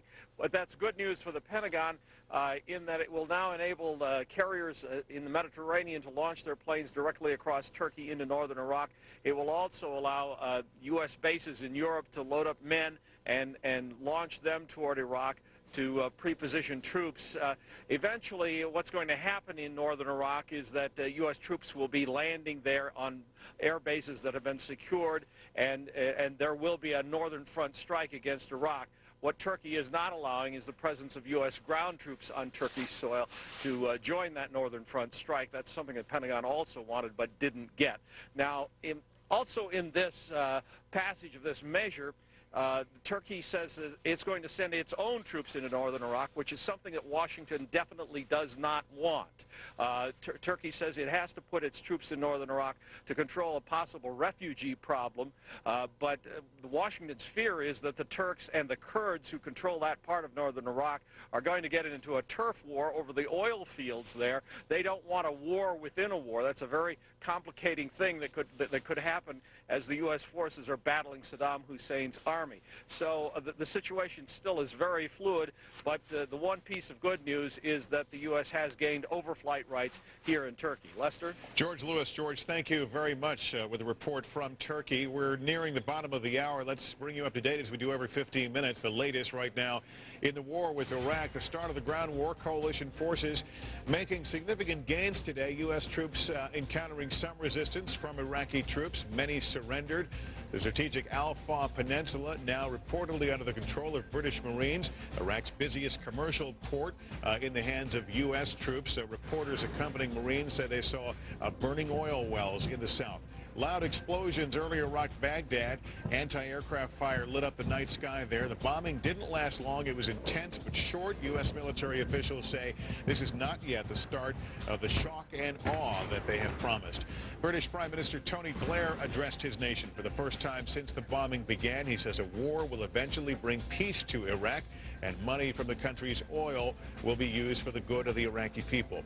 Looks like a close call for the crew of an Apache helicopter inside Iraq. U.S. officials now say it reported taking gunfire, although the latest information we're getting on this is that it was weather that was the contributing factor that forced this chopper down. They may have taken gunfire, but it was weather that forced them to make a hard landing. They got back in the air. The crew is fine and back at their base right now. Our continuing coverage now from the Middle East. We're going to take you in a moment to northern Iraq. Fred Francis standing by. Rob Morrison is in Qatar with the latest from Central Command. But let's begin with Fred in northern Iraq, where there has been fears of a refugee crisis. What's the story from there? Well, I must tell you, Lester, that 4 million Iraqi people have moved into the mountains, but they have not moved to the borders. The good news in northern Iraq tonight, there has been no fighting. The bad news is what my colleague George Lewis just reported from Turkey, that Turkish forces are going to come across the border about 150 miles north of here, come across the border, they say, to protect against a refugee situation that has not developed. This could really be a mess for U.S. strategy in the region. The key target up here is the oil-rich city of Kirkuk, and the Turks do not want the Kurds to regain control of Kirkuk, which is the ancestral home of the Kurds. The oil there, 1 million barrels a day, is the lifeblood of half the Iraqi economy, and certainly most of the Iraqi economy after this is all done. The Kurds say they must go back there. The Turks say they have as much right to Kirkuk, or at least not let the Kurds control the oil of Kirkuk. So it's a terrible geopolitical, geostrategic. And it looks like we lost Fred Francis, and we'll take the opportunity to tell you that despite the amount of divisiveness and over the righteousness of the U.S. war operation, Congress has set aside, at least temporarily, any differences it may have had over the president's handling of Iraq, and has called for unity in support of American troops, and they put it on paper. They voted, the Senate voting unanimously, a resolution commending the president and the armed forces of the United States of America. The vote was 99-0. The war operation is being controlled out of a base near Doha, Qatar. That's where Rob Morrison is to update us on what he's hearing from there. Has there been an official briefing yet, Rob? No, we haven't had that official briefing yet, Lester. When it finally does happen, you see this facility behind me. It's the new $1.5 million media center that's been built specifically for this operation inside that state-of-the-art briefing room, but it hasn't been used yet. General Frank's been keeping a low profile since he arrived in the region last week. The first time we see him will probably be when he briefs the media. We know he'll do at least the first briefing. After that, his other military commanders may take over. We're not really sure about that. And speaking to military officials here tonight, we're getting an idea of what is going on in the general's war room, where he is with his top advisors, getting his information from the Joint Operations Center, or JOC. Inside that JOC facility, you have high-ranking military officers, all with combat experience, gathering the latest data, the communications, and intelligence from the field, and then, as these military officials like to say, they turn all that information into knowledge and they pass it along to the general. He's in there with his advisors, as I said. He's looking at maps. He's amending the battle plan if need be. They've always said from the very beginning the best battle plan could change instantly once the first bullet is fired, and we know that the air attacks have begun. They seem to think we're still in the preparatory phases. What still remains to be seen is if this will be an incremental buildup in the airstrikes and the missile strikes, or if it's just a kind of a prelude right now to this so-called shock and awe phase that we've heard so much about. That's the latest here from CENTCOM. Back to you, Lester. And Rob, I'm curious, we were talking earlier about the 101st Airborne Division still offloading and getting supplies ready. If there's any consideration or any thought there that they would have liked to have had more pieces in place before making this move. Well, I don't really, I haven't heard anything like that. All I've heard from the people here at CENTCOM is they've been up and operational here for some time, and they've moved into 24-hour operations several weeks ago just to get ready for the first attack whenever it came. So they seemed to think that they were ready to strike at any time. They were just waiting for the orders. Of course, we're going to have to wait and see how it plays out on the ground. Okay, Rob Morrison and Qatar at Central Command headquarters. Let's talk about what people are talking about around the world. There were those countries who were willing, unwilling. The president calls it the coalition of the willing that has lined up behind this war effort. For more on what's being said, MSNBC's Natalie Morales at our listening posts. Lester, from monitoring some of the other news organizations, I can tell you what's being reported right now. CBS Radio reporting that more Iraqi soldiers are surrendering to U.S. troops. They were found by Marines just over the Kuwaiti border. The Iraqis apparently were laying minefields when they were intercepted. Also, the Kuwaiti news agency and MSNBC confirming that U.S.-led troops have taken control of various Iraqi towns, again in that same region just over the Kuwaiti border. And NBC News has learned from a senior U.S. official that there are over 45 leadership and security targets yet to be attacked. They are to be struck over the course of the campaign. Lester? All right, Natalie Morales, thank you very much. We have reported on all the troops who have gathered in the Persian Gulf for this war. We have seen other units back here stateside waiting for their orders. Camp Pendleton in California, one of those places. NBC's Dan Lothian is there. Dan? Hello, Lester. Well, we are told that indeed there could be additional deployments from this base. Right now, it's relatively quiet here. There are not that many military personnel left on the base because many of the 35,000 Marines who call this base home are now in the Persian Gulf region, no doubt playing a vital role in the ground combat that is taking place as the troops enter into Iraq. Last night, soon after the bombs started dropping over Baghdad, we were here as some of the Marines were returning to the base, found a couple of things. Some who were emotional because their family members and their friends were now officially going into harm's way as this war got underway. We also heard from some who wished that they could be in the middle of the action. I've been in for a while, and anytime something like this happens, you feel like you should be over there. Lester, also today, I don't believe we have the pictures, but we had a chance to go to Del Rio Elementary School, which is right on the outskirts of the base. About 15% of the population there are kids whose parents are in the military, and perhaps even some of their parents are overseas.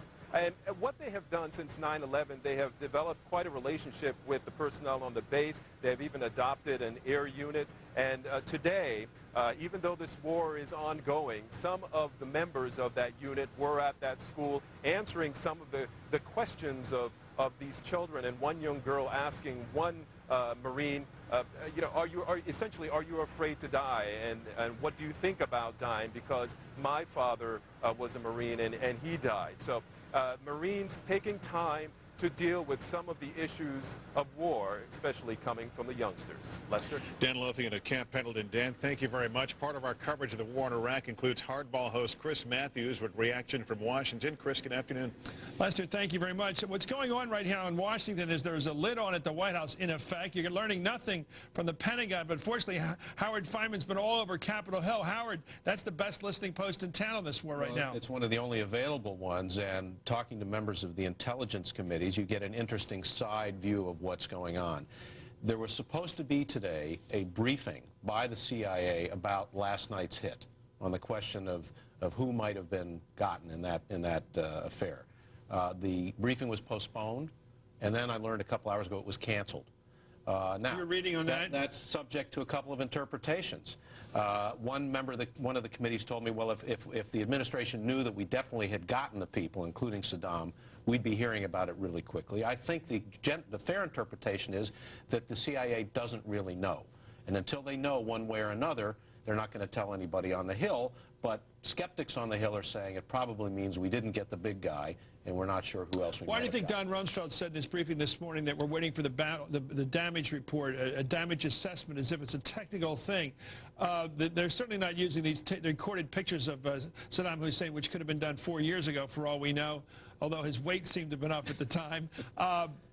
As guidance of whether he's alive or not. They're not proof of life. I think that my take on the canceling of the briefing is that the CIA doesn't yet really know for sure one way or another, and this is such a weighty matter because it would affect the whole course of the war, whether there is the shock and awe plan or not, that they really want to be sure, and they don't want to tell the Hill because the moment they tell the Hill, even if it's the intelligence committees, the whole world is going to know. I spoke to someone earlier today who was a top-level congressman on the Hill with a lot of influence over armed services and that sort of thing. He is hearing from the White House they're very happy with the way things are going. I want to ask you about some of the big question marks. Everything looks very clean right now. We're the biggest power in the world. Iraq may be one of the smallest. But let's talk about how things could come apart over there based upon what you've heard today. Let's talk about Turkey. What kind of help are they actually going to give us in this fight? The only help that the Turks are going to give us is so-called overflight rights, which means that we can fly our military aircraft over Turkish airspace, but we can't stop to refuel while we're there. You can't overstate how angry the administration is about the fact that we didn't get more. But the real because it puts our guys at risk and requires them to go on long-range flights that would be much easier as they do a puddle jump. And also, to bring troops to the north is going to be a much more difficult task. But the sources I was talking to today on the intelligence committees are worried that the Turks are going to take the vacuum in the north and move their own troops in there, perhaps even toward the very valuable oil fields in that part of the world, and there are not going to be enough American troops up in that region to present a solid front to prevent that vacuum from being created. That's a very big concern because there's at least a theoretical possibility, according to my sources up there, that you could have a standoff between American and Turkish troops, which is a nightmare that we don't want to face. That's one thing they talk about. Because what is the Turkish ambition in northern Iraq, if we look at a map? What do they want to achieve? Do they want to annex that part of the world, bring in the Kurds as well, bring in the oil as well, and accept all the results of all that? Well, I think there's some people up on the Hill who worry that that's what they want. I think what the Turks want, based on my other knowledge of this situation from Turkish sources, is that they want to make sure that the Kurds don't move to establish an independent state. Right, I know that. And that's their big concern. And that's why they put their troops in there to keep it stable. I was surprised to hear these people saying, no, the Turks want to go after those oil fields. We're looking at the other part of the country today, too, the Shia, down in the southern part where we are, in fact, invading on the ground. What about the possibility of a peaceful arrival ceremony, a la in Paris, 1944, where the people wave and they shout and they cheer our arrival? Is that likely? Well, that's definitely what the administration wants. They hope the war of the happy Iraqis. But the fact is, the people and the intelligence committees are worried that the Iranians, who are Shia Muslims also, have been training and paying for people to infiltrate those crowds in the South and make trouble in the South once the United States takes control. Outside agitators. Outside agitators trained by Iran. That's the concern among people. To ruin the pictures. To ruin the pictures and make life miserable in the weeks and months ahead. So when we go into Iraq, as we're doing over this weekend and through early next week, we're going to encounter 3 Iraqs. The northern we may have to be competing with the Turks for that influence. The southern Shia, who have a common religious faith and denomination with the Shia in Iran, who run that, the mullahs who run Iran. In the middle part of the country, we deal with the people who are probably most loyal to Saddam, the Sunnis. Right. I mean, I want to make it clear that most people in the intelligence committees and the people in the know on Capitol Hill are quite supportive of this mission overall. They don't think that President Bush's attempt at a preemptive strike on Saddam to strike at the head was a bad idea. No. They think it was a good idea. Because? Because if they could have gotten Saddam, and in fact, if they did get him or other members of the leadership, they can destabilize the Iraqi military leadership and the regime and save a whole lot of lives on both sides. That's a wonderful thought. But there is some tension between the Pentagon planners and the CIA. In 30 seconds, why did the Democrats continue to whine and attack the president right up and through the deadline the other day? Well, to be somewhat cynical about it, it's because they knew it wouldn't change the course of what was going to happen. Just for the record. It was to get the Hawks and Doves to have both of their statements out there. The Hawks quietly supportive of the war effort, the Doves squawking when they knew it was too late. Sheer politics.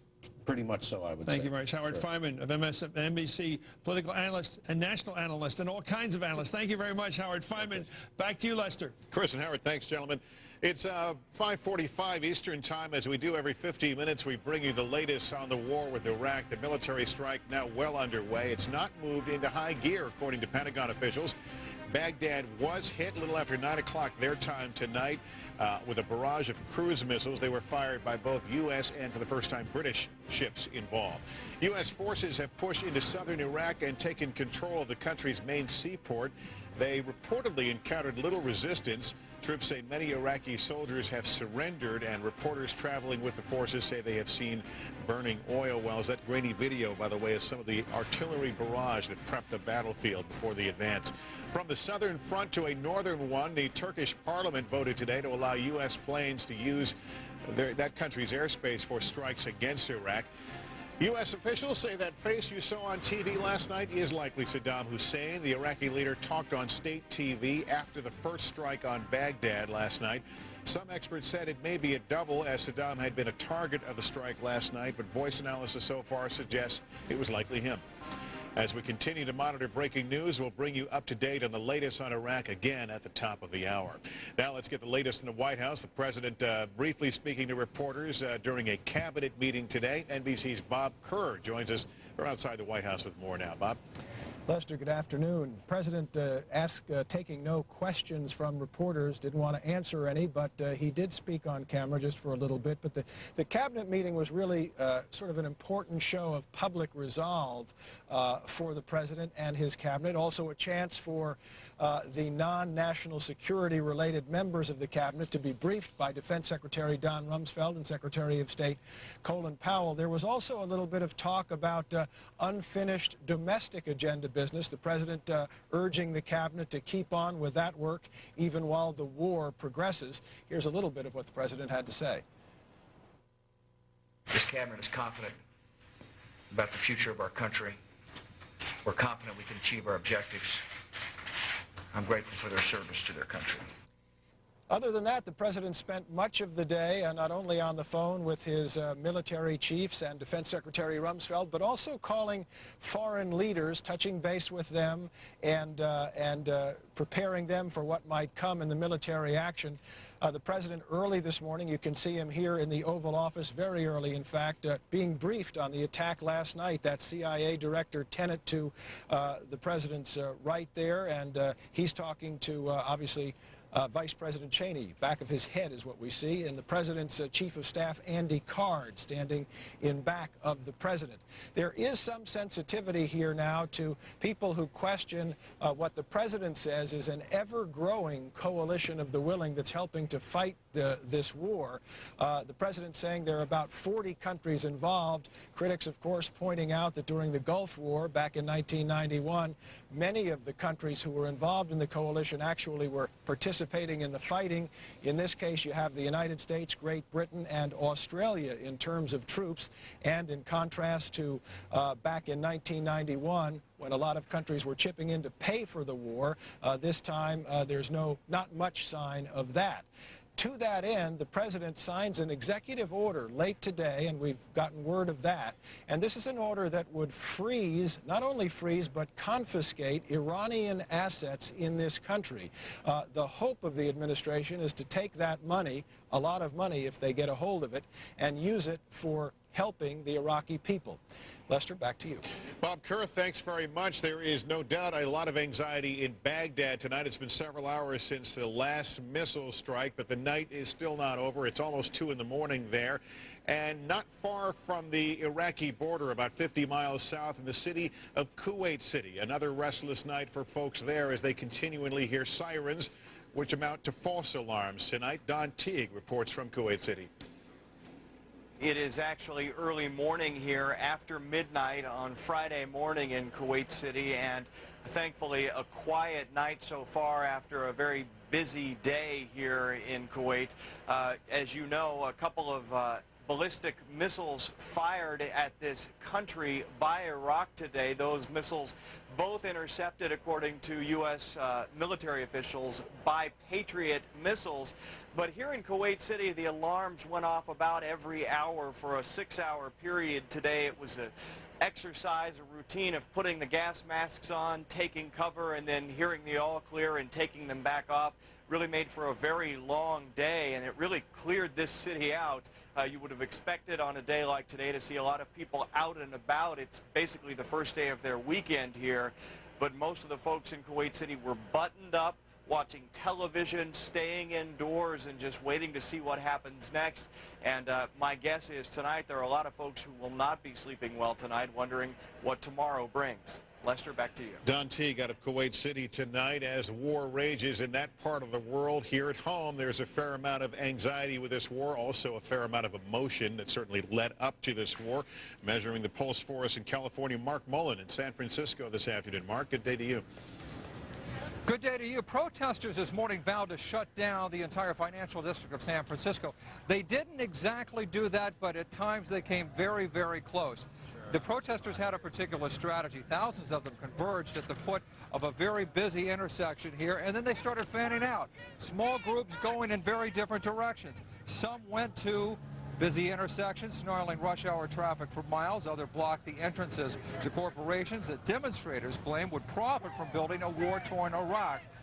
In one case, motorists angry at being made late and not happy about being blocked actually tangled with some of the demonstrators and cleared the road themselves. In all, more than 350 arrests have been made. Even at this hour right now, some of the people who were at a rally here behind me have fanned out and are trying to stage some other civil disobedience around the country as well. Even though a lot of times on television, these rowdy demonstrators will get a lot of the attention. In full disclosure, we should tell you that they had a lot of people from the mainstream community, law-abiding, who were just out here just trying to basically make their feelings known. One other point, Lester, we should make. Obviously, this is a challenge for police and other officials dealing with all of these protesters, but it also comes exactly at the same time when the level of security is at a higher alert here in California and throughout the entire country. Basically, what that means is that police and other officials are charged not only with protecting these demonstrators, but also protecting national landmarks as well, all as a part of Homeland Security. A tough task indeed. Mark Mullen, thanks very much. And authorities have even more reason to be anxious over Homeland Security. An FBI warning that al-Qaeda terrorists may be on the loose, a specific terrorist on the loose in the U.S. Also, the National Guard deployed to protect the nation's largest commercial nuclear power plant. Dan Abrams is keeping track of all Homeland Security developments. He's host of the Abrams Report and joins me now. Dan? Well, Lester, I can say that I've been relieved that I haven't been on the air very much in the last day, and that's because there hasn't been a lot to report, fortunately, on the home front security issues. So far, so good around the country. Now, the FBI has put out a worldwide alert for this man, Adnan El-Shukri Juma. He's considered to be about 5'4" tall, about 132 pounds. Intelligence sources tell NBC News he's a top al-Qaeda operative and could pose an imminent threat to U.S. interests or persons worldwide. Now, it's not known if he's in the country or he's overseas, but he certainly was here after 9/11. Now, these exclusive pictures show an FBI raid on his last known U.S. residence in Miramar, Florida. Today, now, that happened today. Now, we're going to have more on that in just a minute. Let me just bring you up to date on one other quick story. Security's been stepped up in New York, other sensitive locations around the country, including in Arizona at the Palos Verde reactor near Phoenix. National Guard called out after Homeland Security Director Tom Ridge warned of a possible threat against the plant. Now, to talk about some of these issues, terrorism expert Steve Emerson joins me on the set. Steve, first let's talk about this al-Qaeda operative who they are searching for.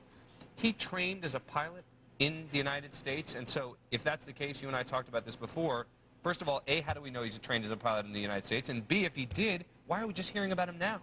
I have not seen the actual FBI report, but I understand that the FBI report does state that he trained in Norman, Oklahoma, although I had heard another report suggesting that the flight school itself said that they did not have anyone under that name. Now, He's known to use aliases, too, though, right? Absolutely. In fact, his alias was used by somebody else who trained in Norman, Oklahoma, Ihab Ali, another al-Qaeda pilot from Orlando. The plot gets thicker. The question is, why are we hearing about it now? I think it's because detainees in Guantanamo basically fingered him very recently as somebody very, very crucial to the al-Qaeda network that still exists. You say in Guantanamo, is this Khalid Sheikh Mohammed, Abu Zubaydah, some of the big gets, or some of the guys who've been in Guantanamo forever? Actually, I may have misspoke. I would say people who were detained, and I would not want to state where they were. And Guantanamo is not something that I have any specific knowledge of. But they also came up other records. His name came up on actual flight logs that they retrieved from certain flight traffic patterns where they found that he was actually piloting planes around the world. So they know that he's got a flight license, a pilot capability, and that they know he's got family in the United States. And they also made what they call an oath of allegiance to bin Laden. Not many al-Qaeda officials have ever done that. Many of them refuse to do that because it basically says they're signing their life in blood. And again, so they're talking to his family now, right? Well, his family volunteered information actually before now. Some of it's coming out now, but his family was talking to the FBI in the last 6 months or so. How imminent do they view this? I mean, you've been speaking to FBI officials on the phone in the last hour or two. How nervous? I mean, you always sort of give us a meter of how serious, how imminent a particular threat is. Well, I think there's concern about this guy because he made bayat, as they say, the oath of allegiance. He definitely is known to have come to the United States. He's got a lot of different passports. He speaks different dialects. He can speak perfect English. This is a guy who's a master of disguises, and he can fly planes. When you put all that together, in fact, they don't know where he is today, although allegedly residing in Morocco, and we may find out by tomorrow morning whether he's still in Morocco. That would be a great sign of relief if they did find him there. Some people are going to say, boy, we've heard about these people who we need to suddenly find. And then it turns out with a lot of them, well, as it turns out, we got faulty information, or well, as it turns out, this guy's living happily in another country. On this one, should the level of confidence be higher than on some of the previous warnings? You're putting me on the spot. Level of confidence that they've collected. That this guy, that the picture we're seeing with the name below, and I know he uses aliases, but the picture, there's the picture, 5'4", 132 pounds, the parents who you say live in the United States, that this particular man is actually an imminent threat. Listen, I can't say that with 100% certainty because the FBI has been proven wrong in the past on some of these warnings. However, on this particular one, I believe that they are actually correct. They have multiple sources of information from intelligence, from electronic, from documents, and from the detainees. All of it points, and the family itself. Family itself has basically confirmed his role in terms of being a radical Muslim. Finally, Liberty Shield around the country, FBI sort of ramping it up a level in all the major cities. Oh, they've ramped it up. It's been a phenomenal success so far. You know, we cross our fingers, knock on wood.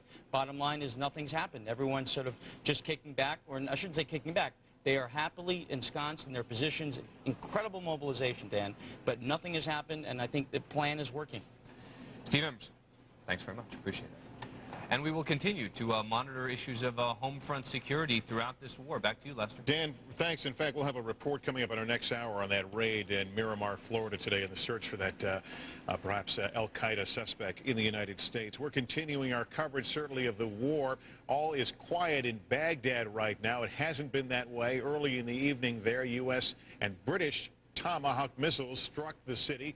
This is the picture there now. A number of times over the last several hours there have been air raid sirens there, but no indication of anything happening. There has been quite a bit of activity down at the southern border, though, between Kuwait and Iraq, where troops and journalists there have had to don their gas masks on a couple of occasions in the last few hours based on missile warnings. And we learned that one missile fired from the Iraqi side apparently did splash down harmlessly into the Gulf. The sirens have also sounded off and on in Kuwait City, just 50 miles from the border. So it's an anxious night, a night of a lot of anxiety and expectation. It is almost 2 o'clock in the morning right now in Baghdad as you look at that live picture. Thanks for joining us this hour. I'm Lester Holt. Our coverage continues. I'm sorry. I've got another minute. I'm sorry. I'm looking at the wrong clock, so I have another minute to talk to you before we swing into our next hour. The green pictures, of course, it's a night scope picture from our position in Baghdad. This is another traditional camera view as we look at the skies there. Keep in mind, the Pentagon says we have not seen the shock and awe that was to be a part of any air campaign. The strikes we saw today, rather intense but limited in their duration.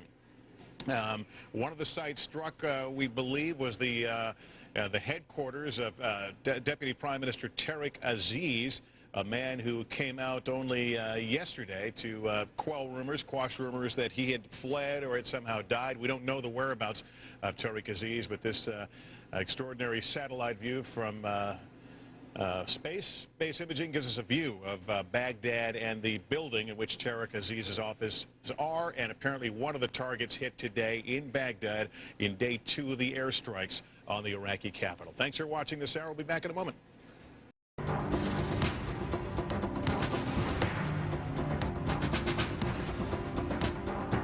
Welcome back to our continuing coverage of Target Iraq. I'm Lester Holt. It is another night with eyes toward the sky in Baghdad. The green night scope video, a view of the Iraqi capital. It's been several hours since U.S. and British Tomahawk missiles rained down on the Iraqi capital, taking out apparently a number of targets in the area of the government ministry buildings, including the building that houses Deputy Prime Minister Tariq Aziz. Here is the latest right now as we swing around the top of the hour to bring you up to date on what's going on. The U.S. unleashed that second wave of nighttime attacks on Baghdad. One of the targets in the strikes, as we said, Deputy Prime Minister Tariq Aziz's office building. Here's a simulation, actually a satellite view of the area. The ground campaign also now underway. U.S.-led troops bombarded Iraqi forces with artillery fire as they crossed the Kuwaiti border into Iraq. U.S.-led forces also seized the Iraqi port city of Qasr. Here at home, the FBI conducting a massive manhunt for a suspected member of al-Qaeda. 27-year-old Aden G. El-Sharajuma is believed to be potentially a key planning figure in the terrorist organization. We'll recap the latest headlines on the Iraq crisis for you every 15 minutes right here on MSNBC. We've got a number of correspondents gathering the latest information coming out of the Pentagon and the White House. Right now, let's go to the Pentagon. MSNBC's Jeannie Ohm is there with the latest on the operation. Jeannie. Lester, of course, a lot of people are wondering what happened to the shock and awe campaign. Was it put on hold? Are they changing the plans? The best we've been able to sort out, according to U.S. officials, U.S. senior military officials, is that they are assessing things as they go. And Secretary Rumsfeld put it this way. He said, you know, the war plan changed the minute we went to war, and they have to constantly take in the realities of the situation. And General Myers said they have to also take in various intelligence as well as be flexible. So that's really what we're happening, sort of a fluid situation in which they are assessing their situation, seeing what other targets might be available. As you pointed out, Tariq Aziz, well, they haven't specifically said who is on that list. We can tell you a U.S. senior official is telling us that they've identified about 45 leadership targets as well as other strategic targets. And Secretary Rumsfeld made it clear that first attempt last night we saw when they thought they had senior Iraqi military leadership in one location, when they unleashed about 40 Tomahawk cruise missiles as well as 4 bunker busters. That would not be the first time where we'd see a precision strike like that. And that's certainly what we saw today. Of course, it's too early to know what the full battle damage assessment is. We can tell you further in the south, there's definitely been movement there with U.S. and British forces on the move, moving past Kuwait into Iraq. There was a heavy exchange of artillery, but we have not heard any word of casualties at this point. Just a short time ago, Secretary Rumsfeld taped a message for the troops before they head into a battle. Here's a little of what he had to say. As you prepare, know that this war is necessary, it is just, and that you have the resources and commitment you need to achieve victory. You have the strong support of your Commander-in-Chief, of the Congress, and of the American people. I thank you all for what you do for our country. May God bless you and keep you and guide you in the days ahead. Lester, also this afternoon, DOD released new pictures of that Moab testing. You got to look at the timing here. That testing was more than a week ago, but it was just released today. New footage showing just how big this bomb is. It's the largest conventional bomb at 21,500 feet, and it has precision guided. You can see its fins on the back, GPS, and there you have it. It creates quite a mushroom cloud. General Myers put it this way: anything in the U.S. arsenal, including weapons under development, would be available. But this is clearly a psychological tool as well, and as we've been seeing for days now, that is a big component of this campaign. Lester? Jeannie, I recognize it's too early for battle damage assessment on the strikes today, but what about those last night, our time, that were targeted on Saddam Hussein? Was there any indication that they struck at least what they were hoping to strike, and how do they reconcile the pictures of Saddam Hussein on TV? Lester, the official line here is that the battle damage assessment is ongoing. So there you have it. They are not being very forthcoming. If they do have any specific information, they're still saying it's an ongoing process. In terms of was that or was that not Saddam Hussein? Well, clearly, if you look at it, the images are a little different than what we've been used to seeing.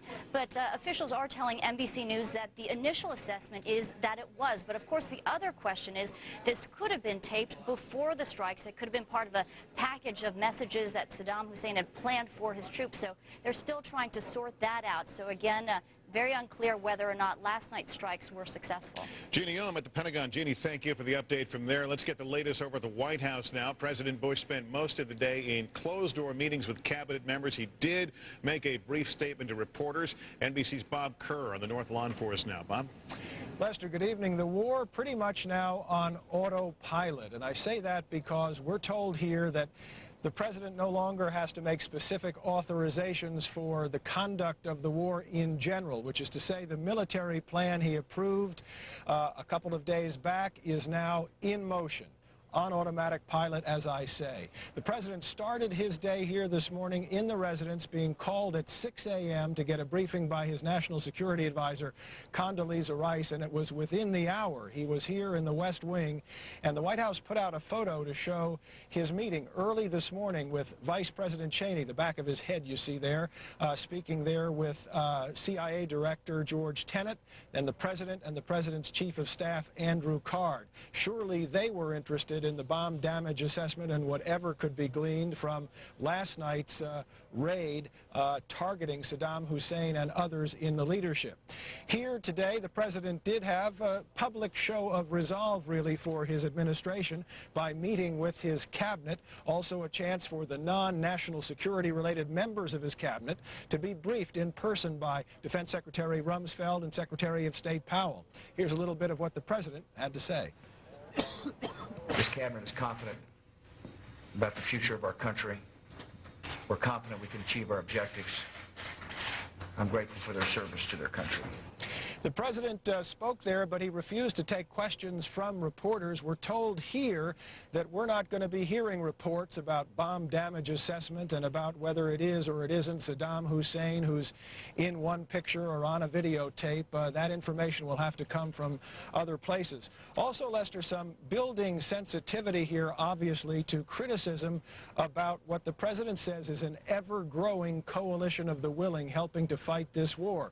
President today citing 40 countries helping, but critics pointing out that in great contrast with the Gulf War, here there are only 3 countries, troops involved, the U.S., Great Britain, and Australia, and unlike 1991, not many countries are helping to pay for the war. Lester? All right, Bob Kerr, thank you very much. Peter Arnett with National Geographic Explorer is part of MSNBC's coverage. He is in Baghdad, narrated the strike for us live earlier there. Peter, good evening to you again. What kind of night has it been since that attack? Well, Lester, sort of tense. There's been several air raid alerts, but very little action really since that early raid at 9 o'clock at night. In fact, the fires that were burning in the compound and the office that was occupied at one point by Qusay Hussein, the president's youngest son, these fires have been extinguished now. In fact, the city is placid, lit up like a Christmas tree. The lights are still on, but totally quiet. And I presume everyone living in the city is apprehensive, but nothing like a future attack seemed to be in the works at this point, Lester. I know you brought a lot of batteries and flashlights. Are you surprised the lights are still on after 2 nights of attacks there? 2 nights of attacks there? Yeah, very surprised, but we have to bear in mind that these were not major attacks. Well, this evening's ones, they did take out some significant targets, but in terms of the first Gulf War, They're essentially minimal. I think they've been described as sort of pinpricks by the Pentagon. We are told, we've heard that the shock and awe part of this air operation is still to come. The Pentagon, however, I was reading weeks ago or heard weeks ago that they would try to maintain the electrical grid and the water system because they were concerned about the population. They certainly have allowed that to be maintained so far. We'll see what happens in the next few days, though, Lester. And how is this being reported in the Iraqi media? The only media that has been available has been basically local television, and that has been tonight really just presenting patriotic messages, patriotic songs, paeans of praise to President Saddam Hussein. Earlier today, they did run several times the pictures of President Saddam reading a statement confirming, essentially endeavoring to confirm that he had not been injured in that early morning raid. I did spend some time with the ministers of information and culture mid-morning, and they affirmed also that President Saddam Hussein had not been injured or killed, and their whole demeanor, Lester, was sort of jovial and jubilant, and they didn't look like two men who are mourning a lost leader. We're going to show, Peter, the video from tonight's attack, and if you can give us a sense as to how much warning you had before the bombs fell. Okay, sure, go ahead. It's rolling now, so why don't you describe it? What happened basically was that, again, we had the air raid alert. We heard it. We rushed to the balcony, and within a few moments, really, the sounds of missiles overhead. I thought some airplanes were in the sky, but essentially, 5 minutes, 10 minutes, and then the strikes came in. There were obvious targets, one in the presidential palace opposite us about a mile away, apparently one of the intelligence headquarters. Another one hit the building occupied by Qusay Hussein, his office. He runs, of course, the intelligence and security departments of the country. Other targets to the east and west. Not much notice, but we do have a very good vantage point here, Lester. In the Palestine Hotel, we have cameras approved by the Information Ministry mounted on that edifice, and we were able to give you a pretty immediate account, Lester. And how are you being treated by Ministry of Information officials now that the war has been enjoined? Interestingly enough, in the first Gulf War, within 24 hours, Lester, we were under censorship. So my reports had to be approved by appointed censors. On this occasion, they have not interfered with our reporting. I did some live coverage from the roof of the ministry this afternoon for NBC. There was no minders anywhere visible. They've had several press conferences. They haven't they haven't interfered in any way. What they have done is encouraged us to have supervised visits around the city because of the potential of danger with the bombing. But essentially, though, nothing much has changed from 3 days ago in terms of how the ministry deal with us, which is basically polite and friendly. One aspect, though, is recurring. The opportunity has come for some journalists to use, communications equipment that they either smuggled into the country or otherwise concealed. They're having that equipment confiscated because it hasn't been registered with the Information Ministry. Basically, we're told that unless you've registered your satellite phone, you can't use it. And those who do use it in a court lose that phone, Lester. And we know, at least up until now, all the reports had to come from the Ministry of Information. In choosing where you are right now, did you have to kind of look at the map and decide what the likely targets were going to be and then make sure you weren't around them? To some degree, Lester, yes. That is why the Al Rashid, made famous in the first Gulf War, is essentially unoccupied now by journalists, because that was perceived to be in the center of many targets that would be part of the shock and awe air campaign. The potential for collateral damage was large. That's one of the reasons that many of the journalists moved to the Palestine. And one of the reasons we're here, of course, though, is for the view. We are very near the presidential palace, which presumably would also be a major target when the shock and awe campaign is orchestrated and arrives here, Lester.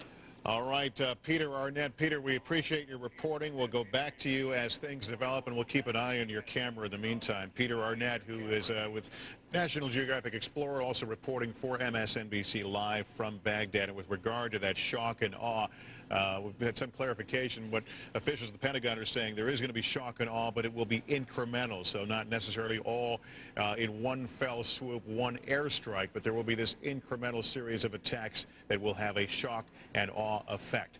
Now, tonight there is anxiety on the other side of the border from Iraq in Kuwait after a day that brought missiles from Iraq directed to that country. Don Teague is in Kuwait City for us. It is actually early morning here after midnight on Friday morning in Kuwait City, and thankfully a quiet night so far after a very busy day here in Kuwait. As you know, a couple of ballistic missiles fired at this country by Iraq today. Those missiles both intercepted, according to U.S. military officials, by Patriot missiles. But here in Kuwait City, the alarms went off about every hour for a 6-hour period today. It was an exercise, a routine of putting the gas masks on, taking cover, and then hearing the all clear and taking them back off. Really made for a very long day, and it really cleared this city out. You would have expected on a day like today to see a lot of people out and about. It's basically the first day of their weekend here, but most of the folks in Kuwait City were buttoned up, watching television, staying indoors, and just waiting to see what happens next. And my guess is tonight there are a lot of folks who will not be sleeping well tonight, wondering what tomorrow brings. Lester, back to you. Thanks to Don Teague in Kuwait City. It's time now to get caught up in the very latest news from Operation Iraqi Freedom. As we hit the quarter-hour mark, NBC News has learned that voice recognition technology supports the theory that a tape released last night shown on Iraqi TV is Saddam Hussein. More tests need to be done. Still not clear if the message was pre-recorded. U.S. F-117 struck a residential compound after electronic eavesdropping revealed that Hussein and his son Qusay may have been sleeping at the complex. Still no word whether the Iraqi dictator is considered injured or killed by U.S. officials. U.S. officials say that an Apache helicopter was forced to make a hard landing. It turns out now because of inclement weather, the aircraft was able to take off again, return safely to its base. Early indications it had taken fire. And defense officials confirm there are up to 4 oil fires burning in southern Iraq, including Ramallah, where Iraqis recently leaked oil from a pipeline, causing a mile-long slick. Today, Defense Secretary Donald Rumsfeld called the act a crime against the Iraqi people. We're also getting a bit more information on those missile strikes that were directed toward Kuwait this morning.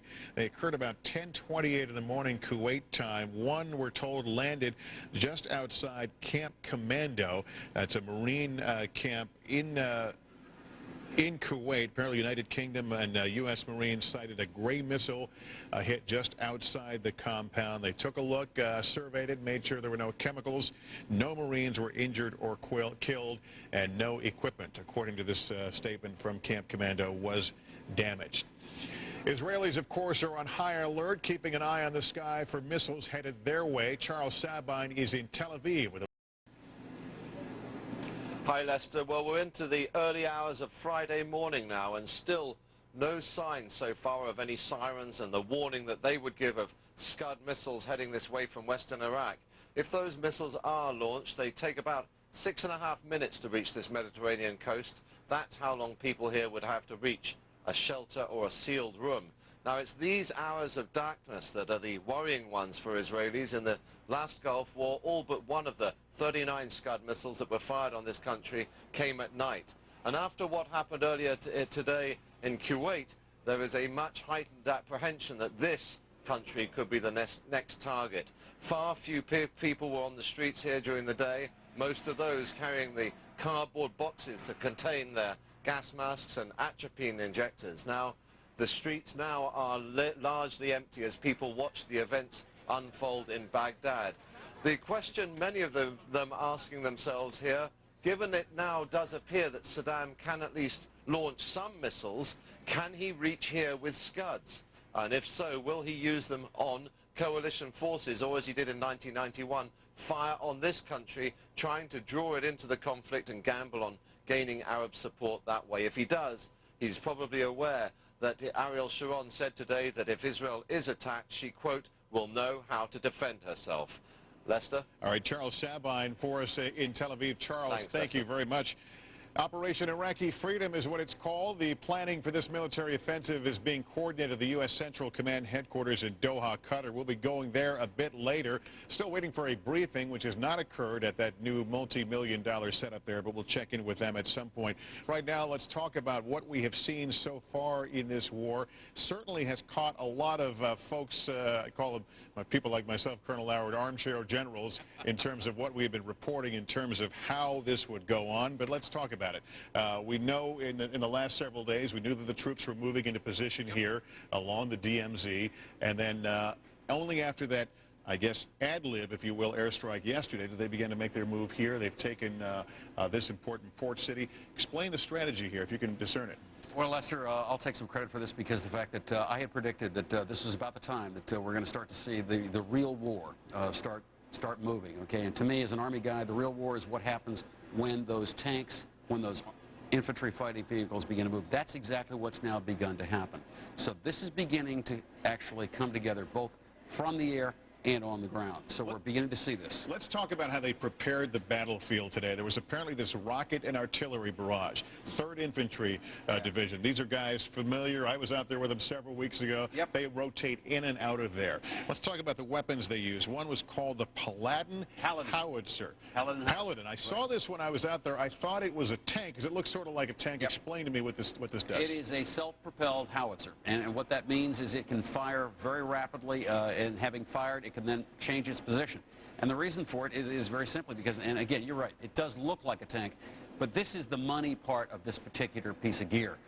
It does fire that M284 cannon, and it does an awful lot of damage when those rounds land. So what they do is, essentially, it's called reconnaissance by fire. What you do is you know where you're going, you know where you think the enemy is. This thing comes online and takes out whatever targets you think are out there, and having fired, then it moves. Shoot and scoot. Shoot and scoot. The reason for it is the fact that you don't want to give the other guy the chance to zero his rounds in on where yours just came from. They were also using something, and I recall seeing the footage of this during the last Gulf War. It's a multiple rocket launch system, and by all descriptions, it is an awesome thing to see. This is the MLRS. It's called the American Katyusha because of the fact that it was engineered in the 1970s and early 1980s based on the old Soviet-style rocket launcher that you see in all the World War II movies. This is the high-tech version of it because it fires these rockets, and when they come back down, and they've got an enormous range, as you see there, well, you know, the vehicle has an enormous range itself, but once it gets in position to launch those rockets, when they come down, it is absolutely devastating. This isn't one at a time. It's just firing them out of there. It's a whole series of submunitions, which essentially blanket an entire grid square. So what happens is that when those things come down, and you probably remember the pictures from the Gulf War, you would look on the horizon, you'd see a whole series of flashes right on the ground. That means the MLRS was coming down, and anybody that was any place close to the area where it landed was in a world of hurt. Okay, I want to pause a second. We're hearing there's air raid sirens once again are going off in Kuwait. Do we have a picture from there? Let's see if we can get the picture. Okay, this is Dana Lewis. Dana is right at the border with the 101st Airborne. I'm told he can't hear me yet. This, by my count, in just the last couple of hours, and I'm sure he knows better than I do, would be the 3rd time that the troops of the 101 there have had to don their gas mask. That's a bunker, a sandbag-lined bunker behind Dana. And Dana, when you can hear me, just shoot if you hear me. He doesn't hear me yet, apparently. But they all have to go into this bunker. They put their mask on. Based on missile warnings, one of the reports, Dana said that they had seen a missile flying up towards the Iraqi side, but haven't seen necessarily what has caused these alerts. He also pointed out something very interesting. You may recall the 101st Airborne Division came to Kuwait rather late in the buildup. All the pieces aren't there. He says these guys are very busy, still unpacking arriving equipment. Hi, New York, can you hear me? Dana, we hear you. Do you hear me? Okay, he doesn't hear me. Okay, Dana is still trying to check in right now with our control room. But as we were reporting, they're still building up there. And then they have to stop what they're doing, run inside these bunkers, and don this equipment. Now, they haven't had to don, at least Dana's not wearing the full chemical protective gear, just the gas mask. Apparently, if there's an impact, they have to put everything on. He says they're at a level right now where they essentially sleep with some of the troops are sleeping with some of the equipment on, the gas mask essentially at their side. They're trained to don it in just a matter of seconds. Journalists are also trained to use this. Many of us went to special schools, special classes to learn how to use this material, and it was especially imperative for reporters like Dana Lewis standing there who have embedded, attached themselves to these units. These are frontline units that will be moving forward. Dana can't tell us a lot, can't tell us anything, in fact, about their position, except to say that right now they are still on the Kuwaiti side, even as some U.S. and British troops have moved now into the Iraqi side, even seizing some territory. But right now, the 101st is in their position. Sirens have stopped, I'm told. Sirens have stopped, but I think he'll wait for the all clear. There's an all clear siren they would expect to hear. Then they can take that material off. So it gives you an idea of the stress those troops are going through right now. Sleep, put the chemical gear on, sleep, more anxiety. Is there a missile in the air? And it's only day 2 of the war. Colonel Ken Allard, we interrupted, but let's talk about that for a minute. There is a certain psychological component there. We know these guys are trained. At the same time, no one's getting any rest tonight. Exactly. They have that in common with most of us up here. But I would tell you that they have the tougher job simply because of the fact they are out there under very, very austere living conditions, and that is a very tactful term for it. And they're having to, in addition to do all the defensive preparations that you've just been talking about, they also have to get their job done. They have to do whatever is required to get that division loaded and moving, to move into those positions that are currently occupied, by the Iraqis. So they simply have to assume, or actually they cannot assume what we assume, which is that these guys won't fight. They have to assume that they will fight, that whatever territory they are occupying right now, it is the job of the 101st, it is the job of the 3rd Infantry to take it away from them. Let's talk a little bit more. I want to continue our discussion now about what has happened again tonight in Baghdad. There was another attack. We understand there were some planes involved, but once again, it sounds like the bulk of the power came from these ships in the Red Sea and the Persian Gulf firing these Tomahawk missiles. I'm wondering, with all the discussion about Turkey and what you can do from the north, if this is really the most flexibility offered in this war. We talk about aircraft carriers, but the fact that you can program a Tomahawk to fly pretty much wherever you want, right? Well, the whole idea is to give Saddam and his top leaders multiple ways to die. And that is exactly what is happening here, because we took direct action last night against his command headquarters, against his senior echelons. That is the principal point of attack for what the U.S. has been doing here. And we're looking at some of these launches. There's a Defense Department video of some of the Tomahawk launches. I believe these were from last night's attack. But they go up, they clearly start flying horizontal, and they hug the ground. I mean, basically, they are shot out of their canisters by a solid rocket fuel motor. And once they get to their comfortable cruising altitude, they do indeed level out. And then it becomes the signature Tomahawk cruise missile pattern that we're so used to seeing. You'll recall those things from the 1991 Gulf War, in which you literally had some of these things going right down the street, turning right, and detonating. But this is not a ballistic missile. It's flying about as fast as your average airliner. Absolutely. But the thing that makes this thing really go is that it has a very sophisticated computer guidance system. It allows it to know precisely where it is. And the nice thing about it is that it can be programmed, not on the fly, but you can actually take this thing absolutely to the building where you want the thing to go off. It was originally engineered during the Cold War, as we said at the time, to hit the Kremlin men's room. It's to watch it today, and then watching the anti-aircraft artillery fire over Baghdad, I guess it also allows U.S. war planners to see where their air defenses are. Absolutely. To watch what's lighting up when they Part of what you do is to light up the other guy's air defenses, and it is a brilliant way to do it because you don't have a pilot at risk.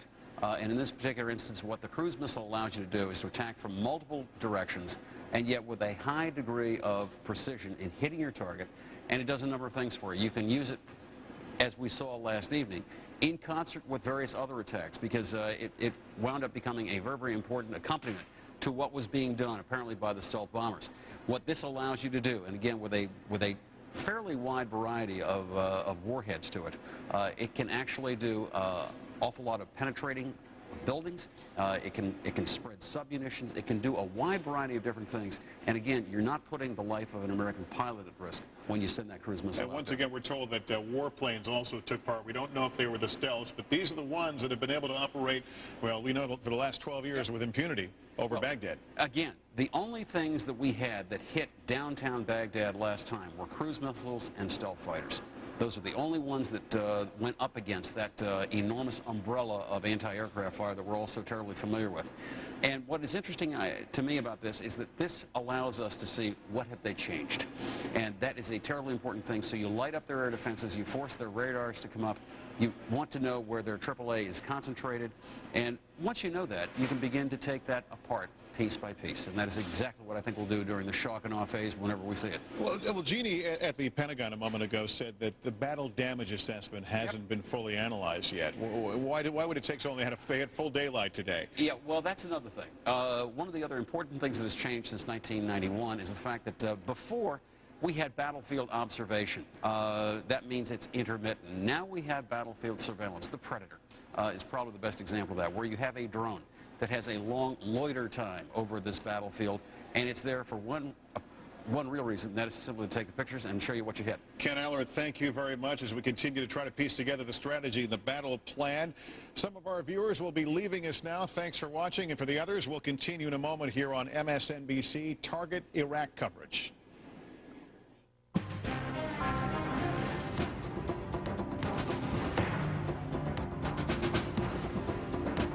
And welcome back to our MSNBC continuing coverage Target Iraq. Here's the very latest news from Operation Iraqi Freedom.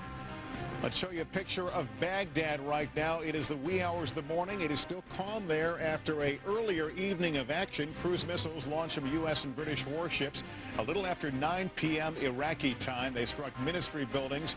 One of Saddam's many homes, we're told. There has been no battle damage assessment from the Pentagon. British Prime Minister Tony Blair says British troops are fighting Iraq by land, air, and sea. The Prime Minister acknowledged there would be domestic opposition to the war, but said he knew the country would unite in support of their armed forces. And U.S. officials say it's most likely Saddam that appeared on Iraqi TV last evening. He was seen shortly after the first strike on Baghdad, which happened last night Eastern time. Unclear is whether the message was pre-recorded. Operation Iraqi Freedom, as we say, underway. The planning for this military offensive being coordinated at the U.S. Central Command headquarters in Doha, Qatar. NBC's Rob Morrison is live in Doha right now to bring us the very latest from there. Rob. Lester, about 2:30 in the morning here at CENTCOM, and it's been quite an eventful night. We've seen many things transpire. Of course, we saw the missile and air strikes happening in Baghdad overnight. We've seen the reports from Dana Lewis donning and clearing his gas mask and the alarms going off. We know that troops are moving now through the desert. We know that boots are on the ground in Iraq. All of those things being coordinated right here at U.S. Central Command, and they are keeping quite a tight lock on information right now. General Tommy Franks not long ago was speaking at the Pentagon and said during an operation like this, there's a time for silence and a time for secrecy. And unfortunately, that said sometimes can lead to speculation, but speculation is just something that the military has to put up with because the alternative could be the loss of lives. It's absolutely imperative, they say, to maintain operational security. So they're not really talking about anything. What's going on right now in his war room, we know from talking to military officials, he's huddling with his top advisors and top commanders. The Joint Operational Center is feeding him information. He's keeping in touch with his field commanders, and he's amending the battle plan as need be. This is the media facility behind me. Still, there's been no brief to date from General Franks, but we expect the first time we see him on base and the first time we hear from him will be here in the new briefing room that they've built just for this operation. And that first briefing could come sometime tomorrow. There's a natural order in these types of things. First, the White House has to comment, then the British authorities, then the Secretary of Defense at the Pentagon. All those things have happened, so it would stand to reason that we may get a briefing here from General Tommy Franks sometime tomorrow. But once again, the buzzword here in these early morning hours is operational security. Lester? Rob Morrison in Doha. Rob, thanks very much. As we've been reporting, there are some U.S. ground forces now inside Iraq, having made the move across the border out of the cover of artillery fire from the 3rd Infantry Division. Also, a number of journalists embedded with the troops. Also with them, Arian Campo Flores is with our partner organization Newsweek. He's with the Army 5th Corps. Arian, how long ago did you guys make it into Iraq? We crossed over, we boundary at about 9 p.m. local time, so about 5 hours or so ago. And was there fire associated with your move? No, we didn't encounter any enemy fire. There were reports transmitted over the radio that other units at other crossings had encountered some fire, but it was fairly minimal and no casualties were sustained. The one mishap that occurred on our route was that an Apache helicopter went down. That was not due to enemy fire. I still haven't been able to clarify what the reasons were, but I imagine it was probably a mechanical failure. No casualties. The pilots were okay. We pulled up to them, and they were able to get the helicopter off the ground probably half an hour after it initially went down. Yeah, we've learned that was apparently weather-related. Have you encountered any Iraqi troops, if only as prisoners or those who were surrendering? I have not encountered them in the column that I'm moving in, but there have already been reports of the Iraqi troops that have surrendered. Earlier in the past 24 hours, they're setting up processing centers here to be able to deal with them because they imagine that they're going to run into many, many more. The only live beings that we encountered so far were what appeared to be herdsmen with hundreds of, I don't know if they were cattle or sheep or camels, but those were the only Iraqis that we've seen so far. Can you tell us what it was like? You've been with these troops for some time. We know they have all been anxious to get this over with. What was it like when the order came and everyone realized that they were moving and this was real? I think it was a mixture of relief and excitement. I mean, some of these troops, these soldiers have been here for months. They've witnessed the diplomatic game from afar, and they've seen the kind of ebb and flow of it. And some days it seemed they were going in, other days it seemed that the U.S. was dialing back, and it just created a lot of uncertainty for them. So there was sort of an initial thrill, and I imagine a heavy dose of anxiety as well. Arian, as you said, your group, the Army 5th Corps, essentially entered Iraq unopposed. Have you been given some idea of the intelligence picture about what this unit may encounter as it moves farther north?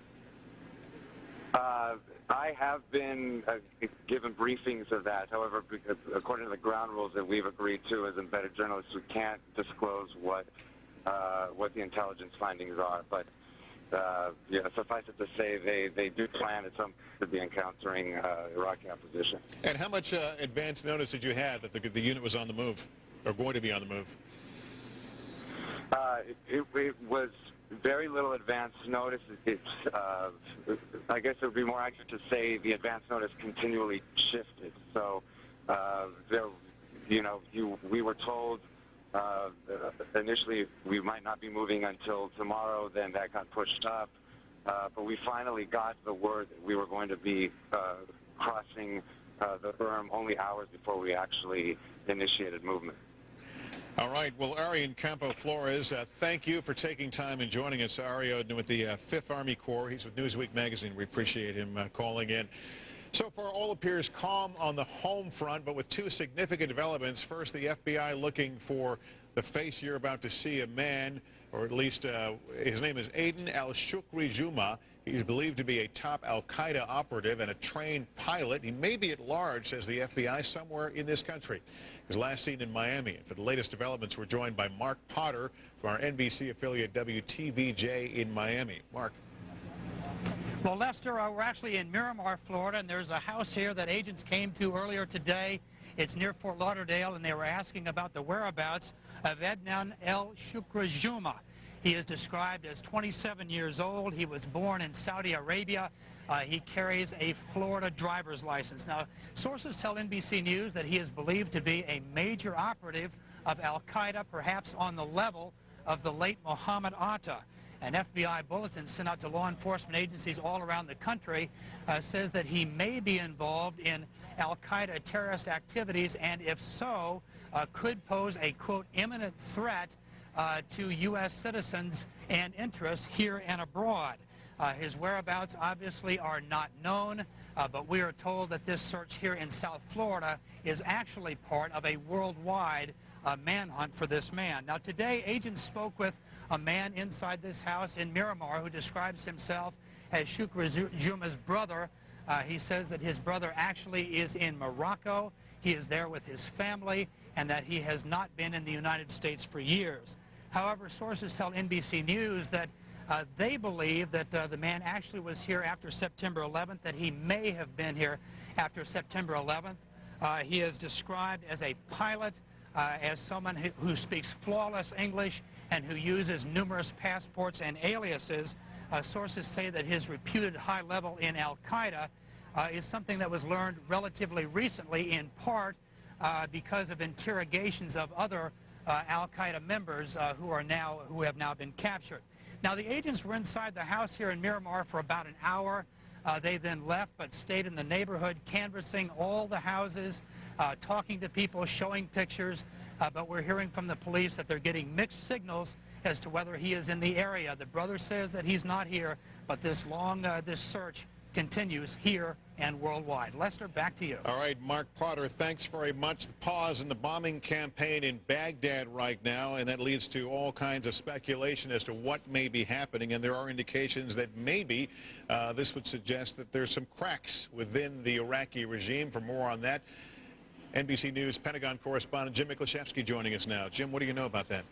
Well, Lester, Pentagon officials say that after only 2 days of airstrikes against Baghdad, there do appear to be some serious cracks forming in the Iraqi regime that, in fact, have led to secret surrender talks with some senior military leaders, including some of those leaders from Saddam Hussein's most trusted military force, the Special Republican Guards. Now, the Pentagon officials tell us that talks with some of these leaders has actually been going on again and off again for several months. But now that the fighting has begun, it appears some of those leaders have been actually pushed closer to perhaps giving up themselves or even Saddam Hussein. Lester? Nick, does this explain the lengthy pause between attacks on Baghdad? Is this to allow some rethinking going on?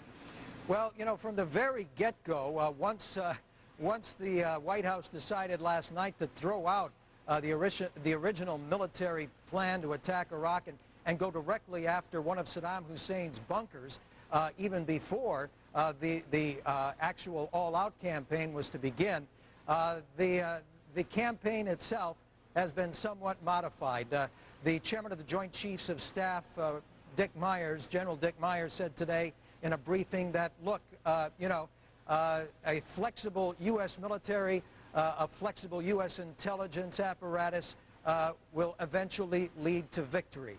And what's going on now in the campaign, which was originally supposed to be shock and awe, I guess right now it could be called shock and pause, after this most recent bombing run today against Baghdad, the U.S. military is stepping back to really assess how much damage they may have already done and how much more they may or may not have to do to reach their ultimate objective, and that's to overturn the Saddam Hussein regime in Baghdad.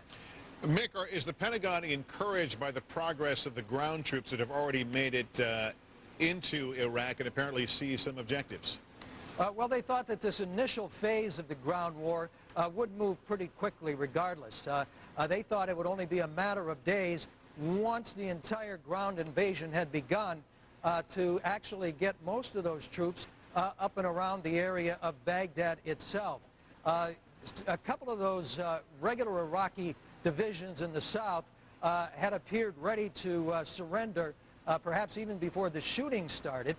There's one mechanized unit, the 51st, which is a tougher unit around Basra. They may have to fight it out with them for a day or two. But and while there have been no mass surrenders yet reported among Iraqi troops, one official here said there really hasn't been an opportunity yet for many of these Iraqi troops to surrender in any large numbers. And Mick, I believe it was last week you had reported that they had spotted some oil slick coming from southern oil fields in Iraq. Now we're hearing reports of some burning oil fields. Is there any doubt that they were intentionally set by the Iraqis? Well, it's unclear, but the speculation and the supposition, obviously, and the intelligence says that up to 5 oil wells now burning in the Ramallah oil fields in far southern Iraq were apparently set. But it's also reported by U.S. military officials that American Special Operations Forces have successfully seized and secured a number of oil platforms out there in the middle of the Persian Gulf. Jim Miklaszewski at the Pentagon. Jim, thanks very much. It has been a jittery night along that tense border between Kuwait and Iraq, especially in some cases for those units that haven't made the move, including 101st Airborne Division. Dana Lewis has been literally up all night with the missile attack drills. He's back with the gas mask. What's the latest, Dana? I shouldn't say drill. I'm sorry, the alert, please.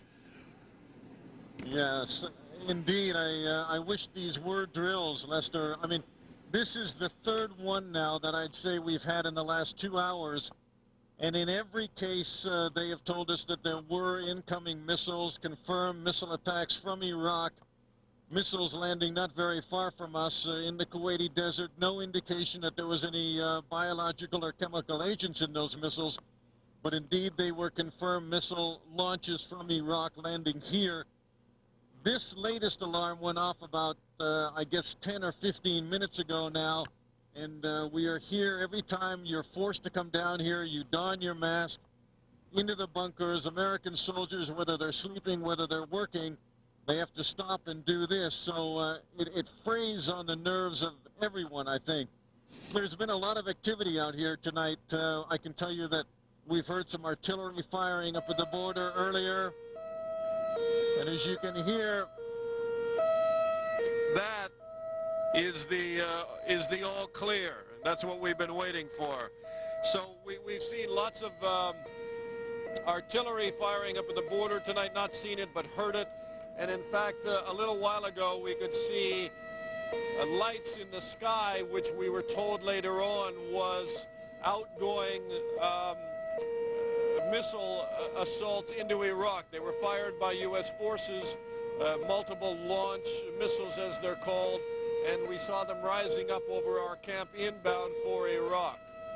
Once again, Lester, this drill, not drill, but this is now over. We have the all clear, so you'll see soldiers obviously behind me going back to their tents or going back to work. A lot of them are working through the night. And Dana, I want to clarify, these were actual missile launches. Did you hear the impact or any idea where they landed? Well, I have some idea where they landed, but they're asking us not to be very specific with that because we don't want the Iraqis to be able to take any of that information and help them with targeting. But we are told that they landed in the desert. Now, this one is just over, so I haven't been able to talk to anyone about what this was. But 2 of them before this in the last couple of hours, according to intelligence sources here, they say that they were actual missile launches. They are not Scuds, they don't believe. They are some of his other missiles that he may have moved south in Iraq, and he's able to reach these areas where American troops are still stationed before they cross the border into Iraq. And I was noticing behind you, the soldiers seem to almost take it in stride as they just simply file out of the bunker and take their mask off. Clearly, they are well used to this now. Well, they're getting used to it. I mean, I think it's fraying people's nerves, and you know, we've seen some upset people tonight. But you know, that bunker wasn't full just now, and when I was watching over here to my left, some of the tents are over there. I had seen some soldiers actually go back in their tents with their masks on. So I think that it's not that they're getting used to it. I think they're just getting exhausted with this. It's just about every single hour the alarms are going off, and they have to react to it, and I think it's going to go on all night long, and it takes your energy, certainly. Now, I didn't get a good look as they were walking out. Are they wearing the full protection bodysuit? or two-piece suit? No, you know, they have them nearby, and they are prepared to go to that level when they cross the border and go into Iraq. In fact, most of the troops that are on the move tonight, I think you'll find that a lot of people were, unless they were moving in sealed armored units that have their own ventilation and air systems, they would be mopping up, as it's called, putting on the full suits, the gloves, the boots, and the mask over top, and the hood over top of the mask. And you'll see the 101st Airborne, I'm told, do that when they go across the border. And certainly as units move closer to Baghdad, where they feel that that may be the real risk, that, that the main area, the main trigger for Saddam to use these weapons, that you'll certainly see them in that full gear. They'll carry the masks, they'll have them near their side, they'll just keep the suits on, and they'll be able to pull those masks on very quickly. You're supposed to be able to get that suit on within 13 minutes, the mask within 9 seconds if you want to stay alive. So, you know, they don't have the time when they're on the move to put those suits on, so indeed they'll have them before they even cross the border in many instances. Dana Lewis, thank you for your reporting under extraordinary circumstances. We'll continue to check in with you and pray for your safety and those of the soldiers you are accompanying. We've got correspondents literally all across the Persian Gulf in all the key places in this conflict, including Jordan. Mike Taibbi reports for us now from the Iraqi-Jordanian border, where they are expecting perhaps a flood of refugees. I'm Mike Taibbi in Ruwayshi, Jordan, about 50 miles west of the Iraq border.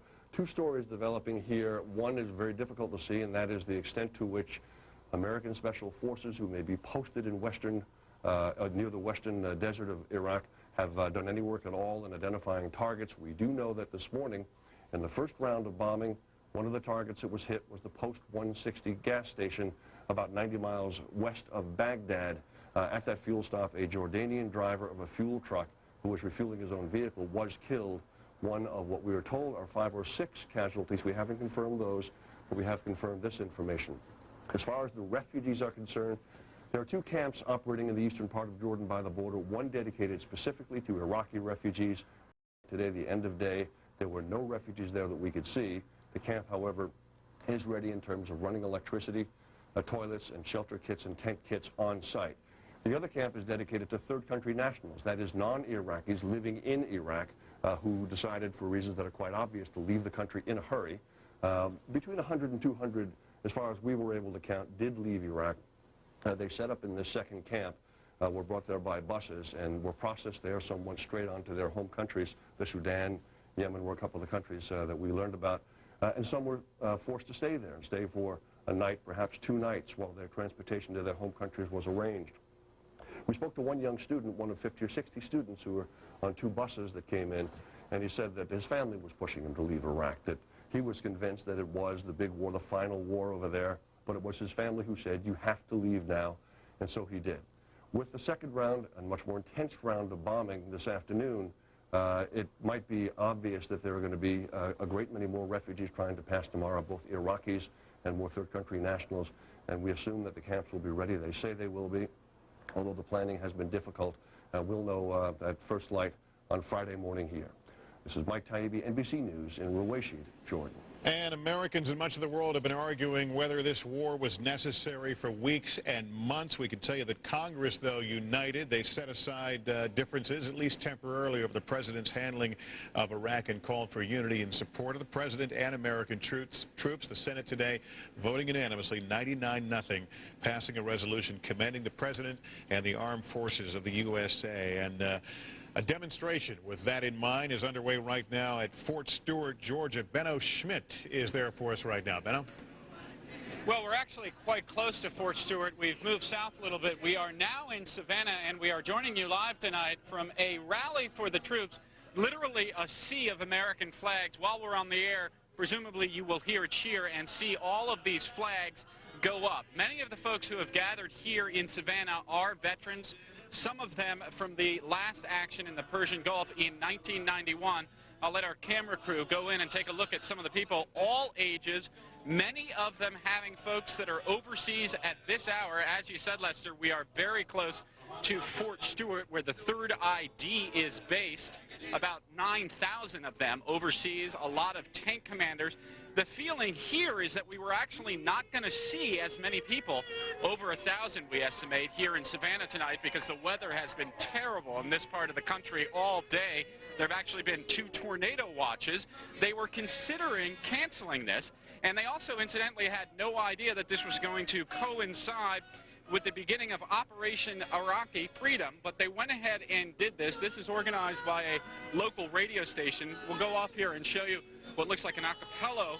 So far, the largest support, the largest applause that we have heard from this crowd has been whenever they mention President Bush. This is apolitical. We'll show you one of the pins that they gave here if we can zoom in. Support our troops. That is certainly the message tonight from Savannah. Lester, back to you. Benno, thanks very much. This war has ignited passions across the country and divided the country in many ways. We take you to New York City right now. It's an anti-war rally. Hundreds involved in New York's Times Square. Don Lemon, tell us about it. Hi there, Lester. And as you know, that was a big concern here about people taking to the streets in New York City and protesting, because New York City is a top target as far as terrorism. I don't know if you guys can hear it, but in Times Square now you can hear the sound of police sirens along with car horns. That's because hundreds, excuse me, of protesters have blocked the streets here right during rush hour. Take a look at some of the video. You see people being arrested, police putting them on the ground and putting plastic restraints on them. We saw at least several dozen people being taken away. The official count from the New York City Police Department is only 11 people have been arrested so far, but they say they expect many more arrests to come. Those people are being taken down to central booking and they're being charged, we are told, with disorderly conduct. But listening to police officers, they're telling us that several streets, several avenues, several dozen streets have been blocked off. Traffic on several, avenues for 20 blocks have been blocked off, and only protesters are being allowed up and down those streets because they are blocking traffic. Excuse me, I got a little cough here. We're told that 23rd Street, which is a major artery here, from 23rd Street on up to 43rd Street here, traffic has been blocked in both directions. They're not letting anyone up on 6th Avenue, rather, from 23rd to 46th Streets. This is being staged by a group called New York City March for Peace and Democracy. They were one of the groups who organized one of the protests several weeks ago. As you remember, New York City had one of the largest protests in the world. Several countries in the world had protests, and this was in concert with that. We can hear screaming and shouting behind us, several blocks behind us, about 3 or 4 blocks, right near the Times Square substation, where those several hundred protesters gathered, I guess, about an hour ago and made their way through Times Square and are making their way through the streets of New York City. What happened is, it is believed that they wanted to do this at rush hour so that they could block traffic and cause as much chaos in the city as possible. But as of now, so far, officially, 11 people arrested for war protest here, and they expect many more to be arrested. As soon as we get more information for you, Lester, if it gets out of hand, we're told that there is that possibility, but there are hundreds of police officers who are on hand here trying to contain those protesters. Back to you. And was this a word-of-mouth thing? Were police somewhat taken off guard by the size of all this? They were, Lester, because this protest, actually, if you see the banner, was supposed to happen Saturday, March 22nd. And what happened, I guess, word of mouth is that since the war started, since there were airstrikes that started yesterday, word of mouth is like, get to Times Square for them, start some sort of protest. So they did it today. Police officers didn't expect that many people, because as far as we know, they have not gotten any type of permission for the city to march or to protest. And had they done that, police might have been ready for them, or might have expected them to come out here today. All right, Don Lemon in New York's Times Square. 2 reports, 2 examples of Americans and different views on this war.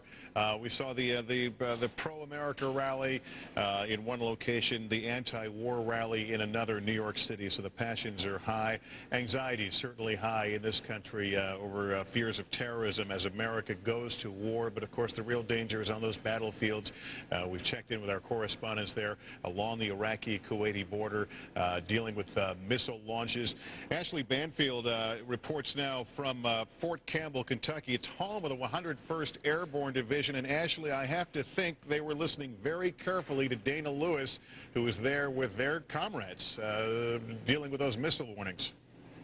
You're absolutely right, word for word. In fact, as we've been hearing that the 101st have been really having a tough night. 3 different warnings now where they've had to suit up, at one point even to Mach 4, which is the highest level. That's very difficult for these soldiers. And I'm joined by 3 of their colleagues who were not able to go because they're injured. In fact, joining me to my right is Sergeant Andrew Regal, who's got a loss of hearing now from being a rifle team leader for 10 years, I think it is now. To my left is Private Jamie Rivera, who has a very difficult time with his hip right now, having a malignant, or not a non-malignant tumor in his hip, and unable to walk properly without the use of this crutch. And to my far left is Specialist Chris Whiteout, who has a knee problem and is requiring surgery next month. And for all 3 of you, I know this has got to be really difficult to hear what you've been hearing. Just quickly, Andy, tell me about what your colleagues are going through right now, because what Dana Lewis was suggesting is that they are exhausted, their nerves are frayed. This is the 3rd time that they've had to suit up and go into the bunkers while still doing their jobs and being under this kind of fear. What do you think is going through their minds? I can feel how I can see how they'll be fatigued. Going through the masking and unmasking procedures constantly over and over gets monotonous and tiring. Not only that, they got all their flak vests on, running back and forth to the bunkers. It can be real tiring for them. And I'm sure you miss being with them as well at this point, too. I'm just going to ask Jamie really quickly, because I know we're tight on time and we only have a few seconds, but show me the prayer beads. You've got some Buddhist prayer beads, and you're praying, even though you're Christian, for your friend over there. Tell me what you're praying for. I'm just praying for all of them to come back. I want this to be over so my guys can come back home. But I know they're going to be good because they're all together. And all right. The bond they have is unlike any other, so they're going to be safe. Thanks, Jamie. Chris, I'm just running flat out of time. I apologize. We originally had time for all 3 of us, but because of scheduling problems, I apologize. Lester, back to you. All right, Ashley Banfield, that wraps up this hour of coverage. But we continue here on MSNBC.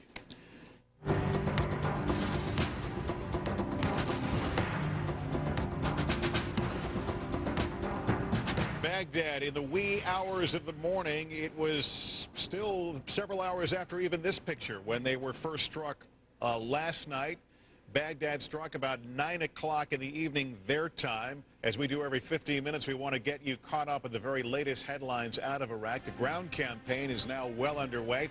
U.S.-led forces headed across the Kuwaiti border and into the Iraq desert, but not before a heavy artillery barrage against enemy positions.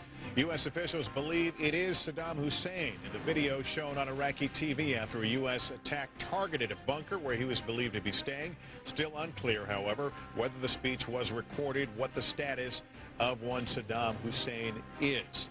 It's one of the major developments we continue to watch here on this night of war in Iraq, now moving on many fronts. That air attack, we should tell you, that occurred about 9 o'clock. It was 1 o'clock Eastern time, involved, we now understand, about 24 Tomahawk cruise missiles. For the first time, British forces taking part in the action. Some of those Tomahawks were fired from British submarines, the rest from U.S. warships. Also indications that some American warplanes were involved in the attack. It was about 10 minutes long. It was intense, but relatively short by the standards of those who were there during the Gulf War. Shock and awe has been how the attack has been described leading up until now, but we're told now this may be more an incremental shock and awe. We may see a series of lesser attacks that will have the overall sense of shock and awe. I want to take you to the White House right now. Bob Kerr is there, where the president made only a few remarks during his cabinet meeting. Bob, good evening to you. Lester, good evening to you. As we speak, the president is meeting with the president of Cameroon, the nation in Africa, and he's also going to have dinner with him. It's interesting because it was nations like Cameroon in the UN Security Council just a few days ago which actually frustrated the president and caused him to withdraw efforts to get a second UN resolution in support of this war.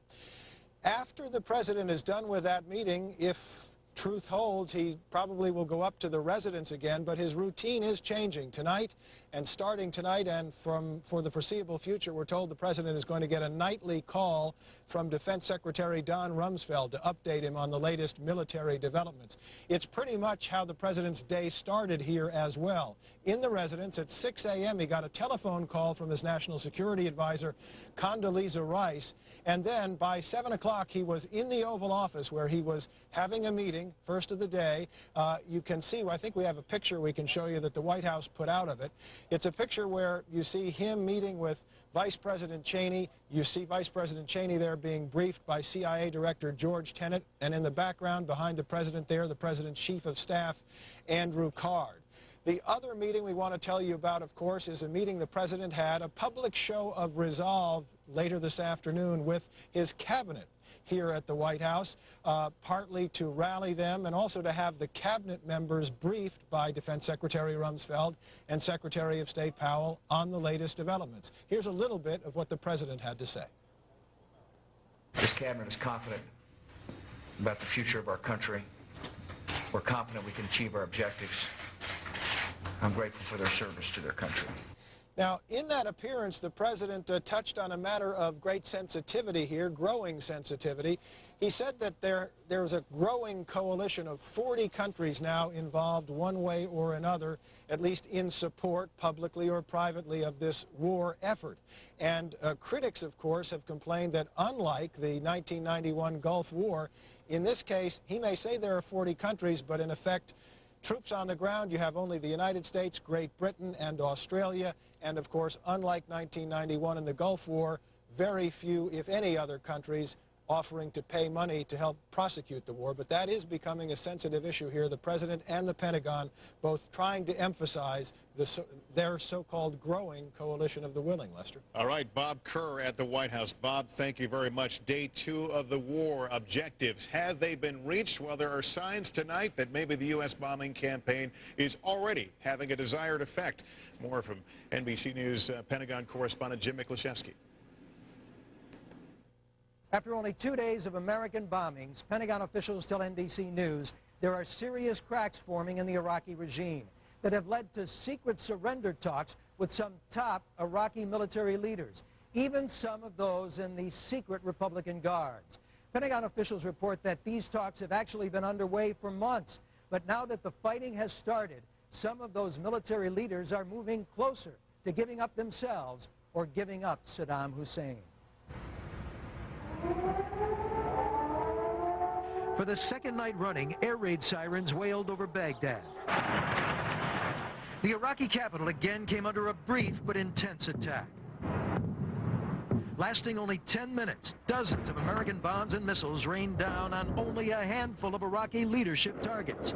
Not exactly the kind of devastating bombing first planned in the Pentagon's campaign of shock and awe. Instead, it's very tightly focused on driving out Saddam Hussein. The days of the Saddam Hussein regime are numbered. After targeting Saddam Hussein himself the night before, today's strikes were aimed at the heart of Saddam's regime, his special security organization run by his son Qusay, and the compound of his deputy prime minister Tariq Aziz. It looks like as this is going to unfold, it's going to be a psychological drip, drip, drip on the Iraqi regime. Simultaneously today, U.S. Army artillery and rockets in Kuwait pound Iraqi troops across the border. Thousands of American ground forces charged into Iraq as heavily armed Apache attack helicopters give them cover. U.S. and British troops quickly take the Iraqi port city of Qasr and advance in Iraqi troops outside Basra. But the Pentagon's campaign is not aimed at wiping out the Iraqi military. In fact, Defense Secretary Rumsfeld revealed today the U.S. is talking directly to Iraqi military leaders, even those in the Special Republican Guards, and suggested they could avoid all-out war if they took out Saddam Hussein themselves. The Iraqi soldiers and officers must ask themselves whether they want to die fighting for a doomed regime, or do they want to survive? But tonight, both sides are still at war. U.S. military officials report Iraqi troops have now set 5 oil wells in the Ramallah oil fields in the south, while U.S. Special Forces have successfully seized and secured a number of Iraqi oil platforms out in the Persian Gulf. And a senior Pentagon official tells NBC News that the airstrikes against one of Saddam Hussein's bunkers may have killed several senior leaders from the Iraqi regime, and that if it didn't kill Saddam Hussein himself, it's left him badly shaken. Jim Miklaszewski, NBC News, the Pentagon. And we're just getting the new video in of American ground troops in Kuwait on the move. This is actually video of the artillery barrage, we believe, that preceded the movement of troops into Iraq Elements of the 3rd Infantry Division used a pair of one of their mobile howitzers along with a multiple rocket launcher system and peppered the way for the other troops, what were believed to be Iraqi positions just across the border. We're told this is traditional ground combat doctrine to prepare the battlefield with a barrage of artillery. That's what you see here through this night scope video, the green video. There's the huge launches from those 155-millimeter self-propelled howitzers. Now, NBC's Dana Lewis, you have seen him several times throughout the afternoon, nighttime, his time, donning a gas mask as they face, it seems like, missile alert after missile alert. Here's his report from the front lines. 12:45 Kuwaiti time, the alarm sounds at Camp New York.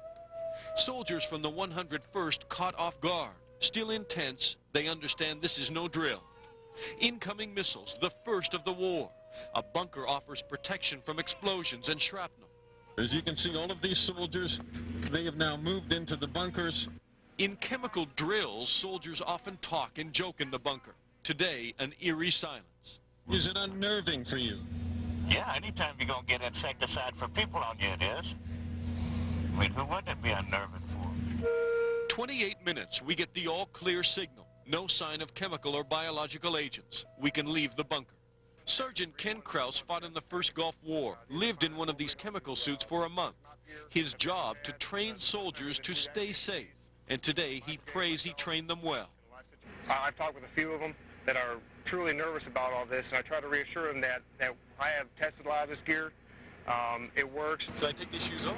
Today, he tells me to check my suit. A mix-up in serial numbers means some soldiers got 2 pants or 2 jackets instead of pants and a jacket. My suit checks out. 5:30, a warning the Iraqis will fire more missiles. First, soldiers are told helmets and body armor only. There are reports, and I don't know the exact basis for them, that there may be an incoming heavy barrage of missiles from Iraq, and that may happen within the next 15 to 20 minutes. Then the alarm sounds for gas masks. The entire base, hundreds of soldiers run for bunkers. And over the next hour, from daylight to dusk, we mask and unmask, do it all over again 3 times. Soldiers emerge exhausted, frayed nerves. We just sit here and wait for the Scuds or whatever to come at us. And so it's just the nerve-wracking of waiting for something to happen. Tonight, his fellow soldiers crowd around a TV monitor, straining to hear any news on units already fighting across the Iraqi border. And we can report, as we've said, U.S. Marines have entered southern Iraq. Also reports the Army 5th Corps has made it into Iraq. Others still hugging along the border. Let's get a sense now as to where things are. Retired U.S. Army Colonel Ken Allard rejoins me here in the MSNBC War Room. Talk about the significance of the fact those troops have now moved up, not quite in Basra, but they did grab a rather important port city. Exactly. Look. This is the kinetic phase of this campaign, and while we have been focused, properly so, I think, on Baghdad, because that's where the we're getting that classic video from. The most significant part of the operations to date are the ones that have happened beginning, late last night and early this morning, with the movement of these mechanized infantry and Marine forces. One heading apparently toward Basra, the other heading into Iraq itself.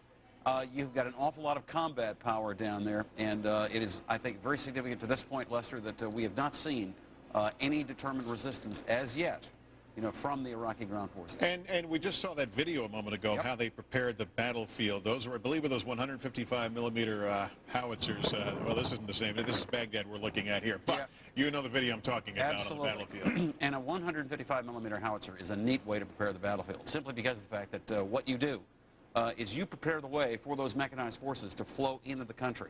And that is exactly what's happening right now. We watched that, that fist being prepared, and now it's being launched. And this is the machine they were using. I want to talk about the oil fields now. The reporters who were accompanying the Marines as they were they're moving up here said they saw burning oil wells up in this area here. Not unexpected. No, it's not. Don't forget that Saddam, just over the last week, reorganized his whole high command. and he placed one of his closest allies, there to the south in charge of that. So, you've got to expect the fact that some degree of sabotage is probably going to occur. And these are the oil fields and those are some of those oil fields right down there, yeah. In talking to some of my sources in the oil industry, one of the points that they make to me, though, is the fact that these oil fields are not the same as the ones in Kuwait, simply because of the fact that ones in Kuwait meticulously maintained with the latest technology. That is not true of the Iraqi oil fields. That is not to say that if set, they will not burn. But it is to say that it may not be quite the same magnitude of a problem as we faced in Kuwait. But is it a harbinger of things to come for U.S. troops? Will they try and unleash smoke, oil, environmental things that could slow, and when would it slow in advance? Well, it really does not if you do it right, simply because of the fact that when you have an oil field fire, it does a couple of things to you. And one of the things that it will do is prevent you from using your thermal sights on your tanks and your other weapon system as effectively as you would without it. But you can simply bypass it like anything else, like any other obstacle on the battlefield. There is no obstacle, Lester, that is efficient at all on a battlefield unless it is also covered by fire. And that is the thing that so far we've not seen coming from the Iraqis. All right, Colonel Aller, thanks very much. We want to go to the CENTCOM headquarters. That's Central Command, normally located in Tampa. They packed up and moved the bulk of the operation to near Doha, Qatar. That's where David Schuster is right now. David, good evening to you, or I should say good morning to you. Lester, it is morning here, and not much to report. Unfortunately, there have been no briefings. There's been no paper issued. And in fact, it seems every time you go into the hallway and look at the bank of television monitors, the public information officers for U.S. Central Command sometimes are getting the information there themselves, watching the reports from those reporters who have been embedded with all the troops, some of those, of course, that are crossing into Iraq. They are, of course, getting information on another part of the base as far as the direct communications with the commanders, but that, of course, is not being shared with us. One of the things, though, that seems to be happening is something that military commanders have talked about over the last couple of weeks, and that is that there would be, at some point early on in this war, there would be a push towards Basra, which is the second largest city in Iraq. That's a Shiite area that was brutally the repression there was brutal 12 years ago when there was an uprising against Saddam. Troops loyal to Saddam crushed the rebellion, and so that is an area where they believe that once the coalition troops move in, there will be a sort of a jubilation, a liberation, if you will. And in fact, there are plans by Central Command to actually fly news crews on military helicopters to get these sort of pictures of the jubilation in the streets in Basra once Basra falls, in part because they believe that that will weaken the resolve of Iraqi soldiers elsewhere in the country. So a lot of psychological impact that is being planned, a lot of things that are being looked at, of course. As this is going on, of course, there was another attack on Baghdad tonight that does not appear yet that the military has started the shock and awe strategy that so many people at the Pentagon had been talking about the last couple of weeks. And in fact, Secretary of Defense Donald Rumsfeld said today that at some point the force and scope and scale will be beyond anything that has been seen before. But at this stage, it does seem as if they're simply targeting the Iraqi leadership and not going with the sort of full-scale assault that the potential seems to suggest. Lester?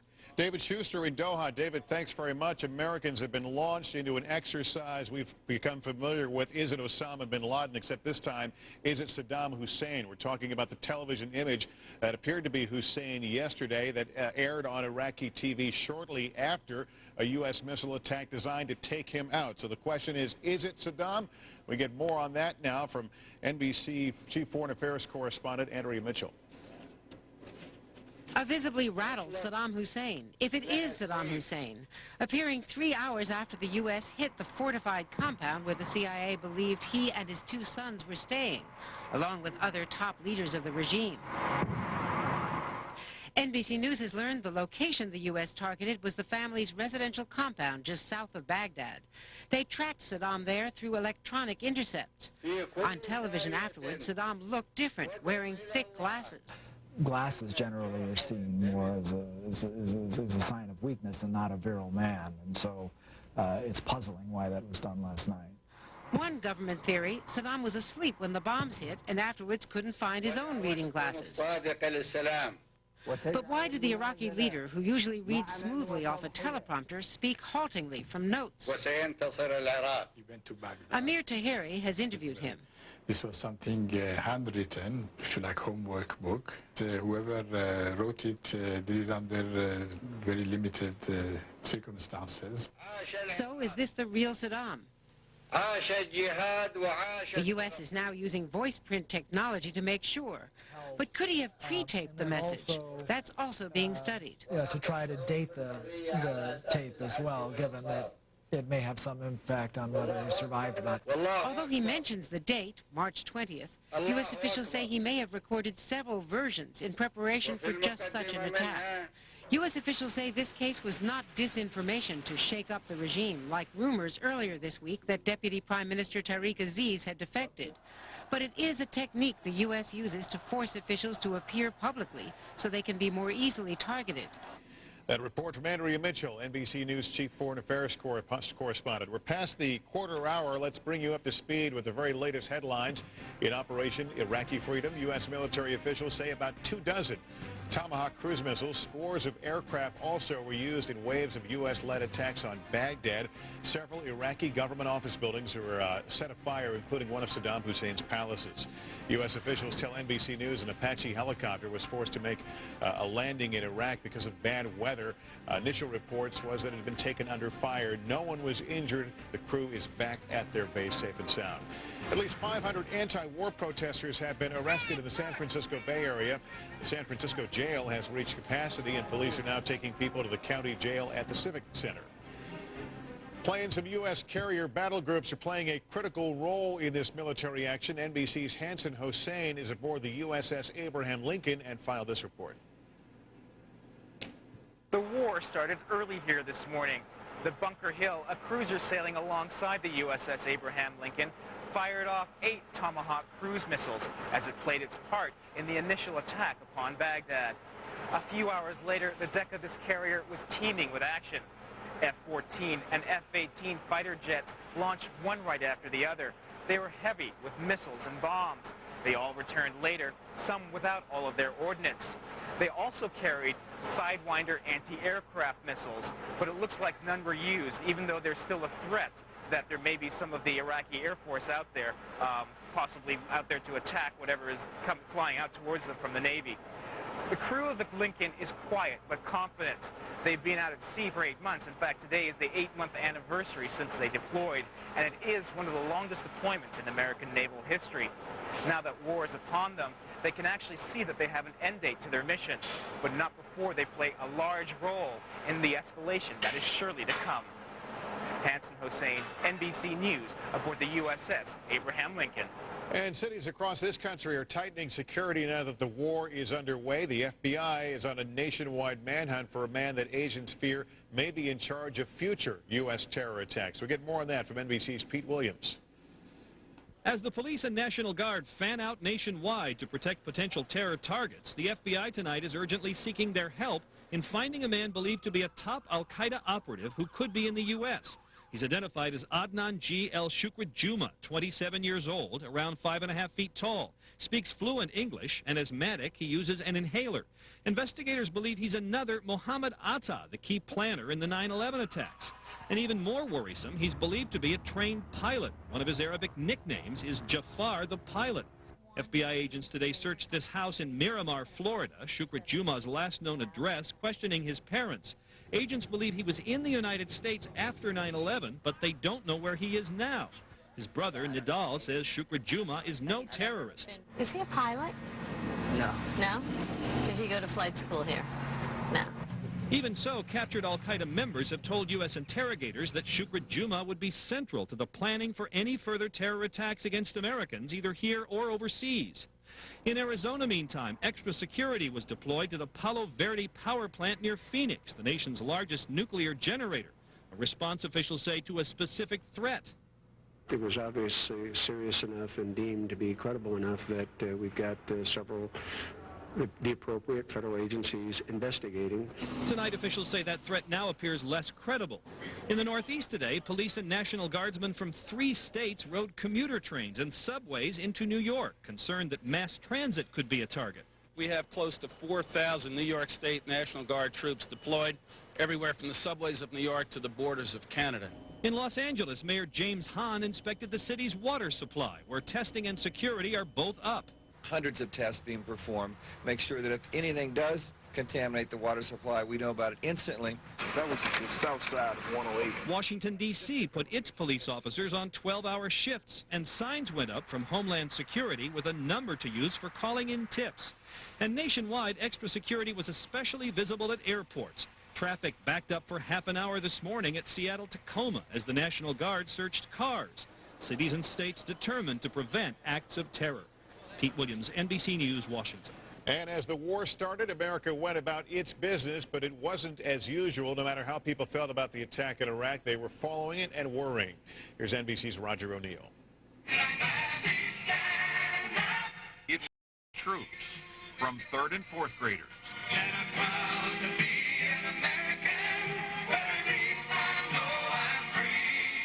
Their school, Del Rio Elementary in Oceanside, is next to the California Marine Base Camp Pendleton. So many of the children were talking to their moms and dads who are now fighting. I hope that you can hear me now, Papa. I love you. God bless America. The LA Daily News printed first strike. Other newspapers said war and attack. But the New York Daily News declared, good morning, Baghdad. At the Coral Cafe in Burbank, Art Michener tried to digest the first news with a plate of eggs and hash browns. It's going to be a long haul. It's going to be fighting an enemy that you don't see. Despite the war's start, America looked pretty normal this morning. Freeway backups, cappuccinos and lattes, even the men's national basketball tournament started on time. This is for the lead. There were anti-war demonstrations on several college campuses, but nothing major. Steve Jones worries most about what's next. It's a tough call. It's a tough call. I'm worried this is going to escalate to World War III. But Steve Tzingula remembers living in Hungary, the tyrant in 1944, Hitler. We're spoiled, and most of us really haven't had to live under that kind of thing. The reason these 3 military wives at Fort Stewart in Georgia say their husbands joined the 3rd Infantry to protect America. Last night was rough. I cried and I prayed, and I'm hoping that the country will get behind the troops. Who are also moms and dads. Who's that? My dad. Roger O'Neill, NBC News, Los Angeles.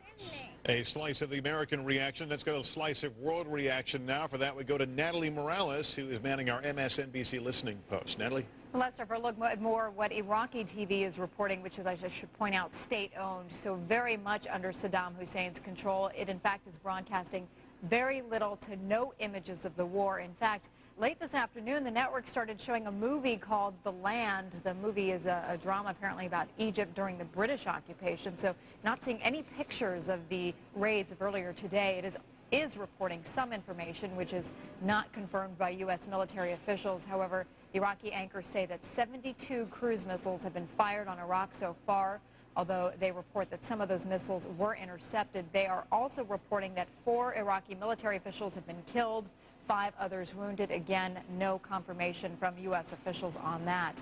The network has also replayed that speech made by Saddam Hussein last night a number of times, as well as a statement from the Iraqi information minister in which he denounces the U.S. and its attack on Iraq. But no confirmation or reports on Saddam Hussein's condition right now, Lester, which, as we know, was reported earlier today.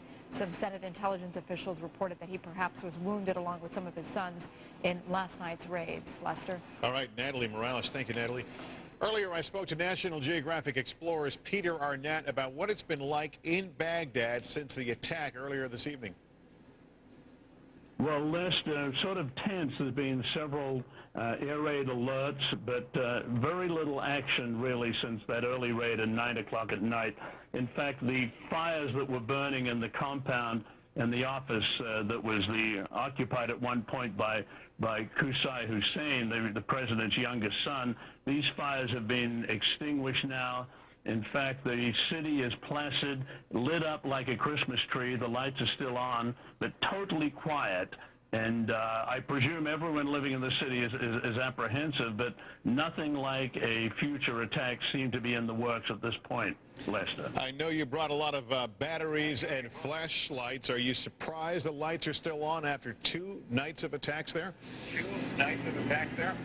Yeah, very surprised, but we have to bear in mind that these were not major attacks. Well, this evening's ones, they did take out some significant targets, but in terms of the first Gulf War, they're essentially minimal. I think they've been described as sort of pinpricks by the Pentagon. We are told, we've heard that the shock and awe part of this air operation is still to come.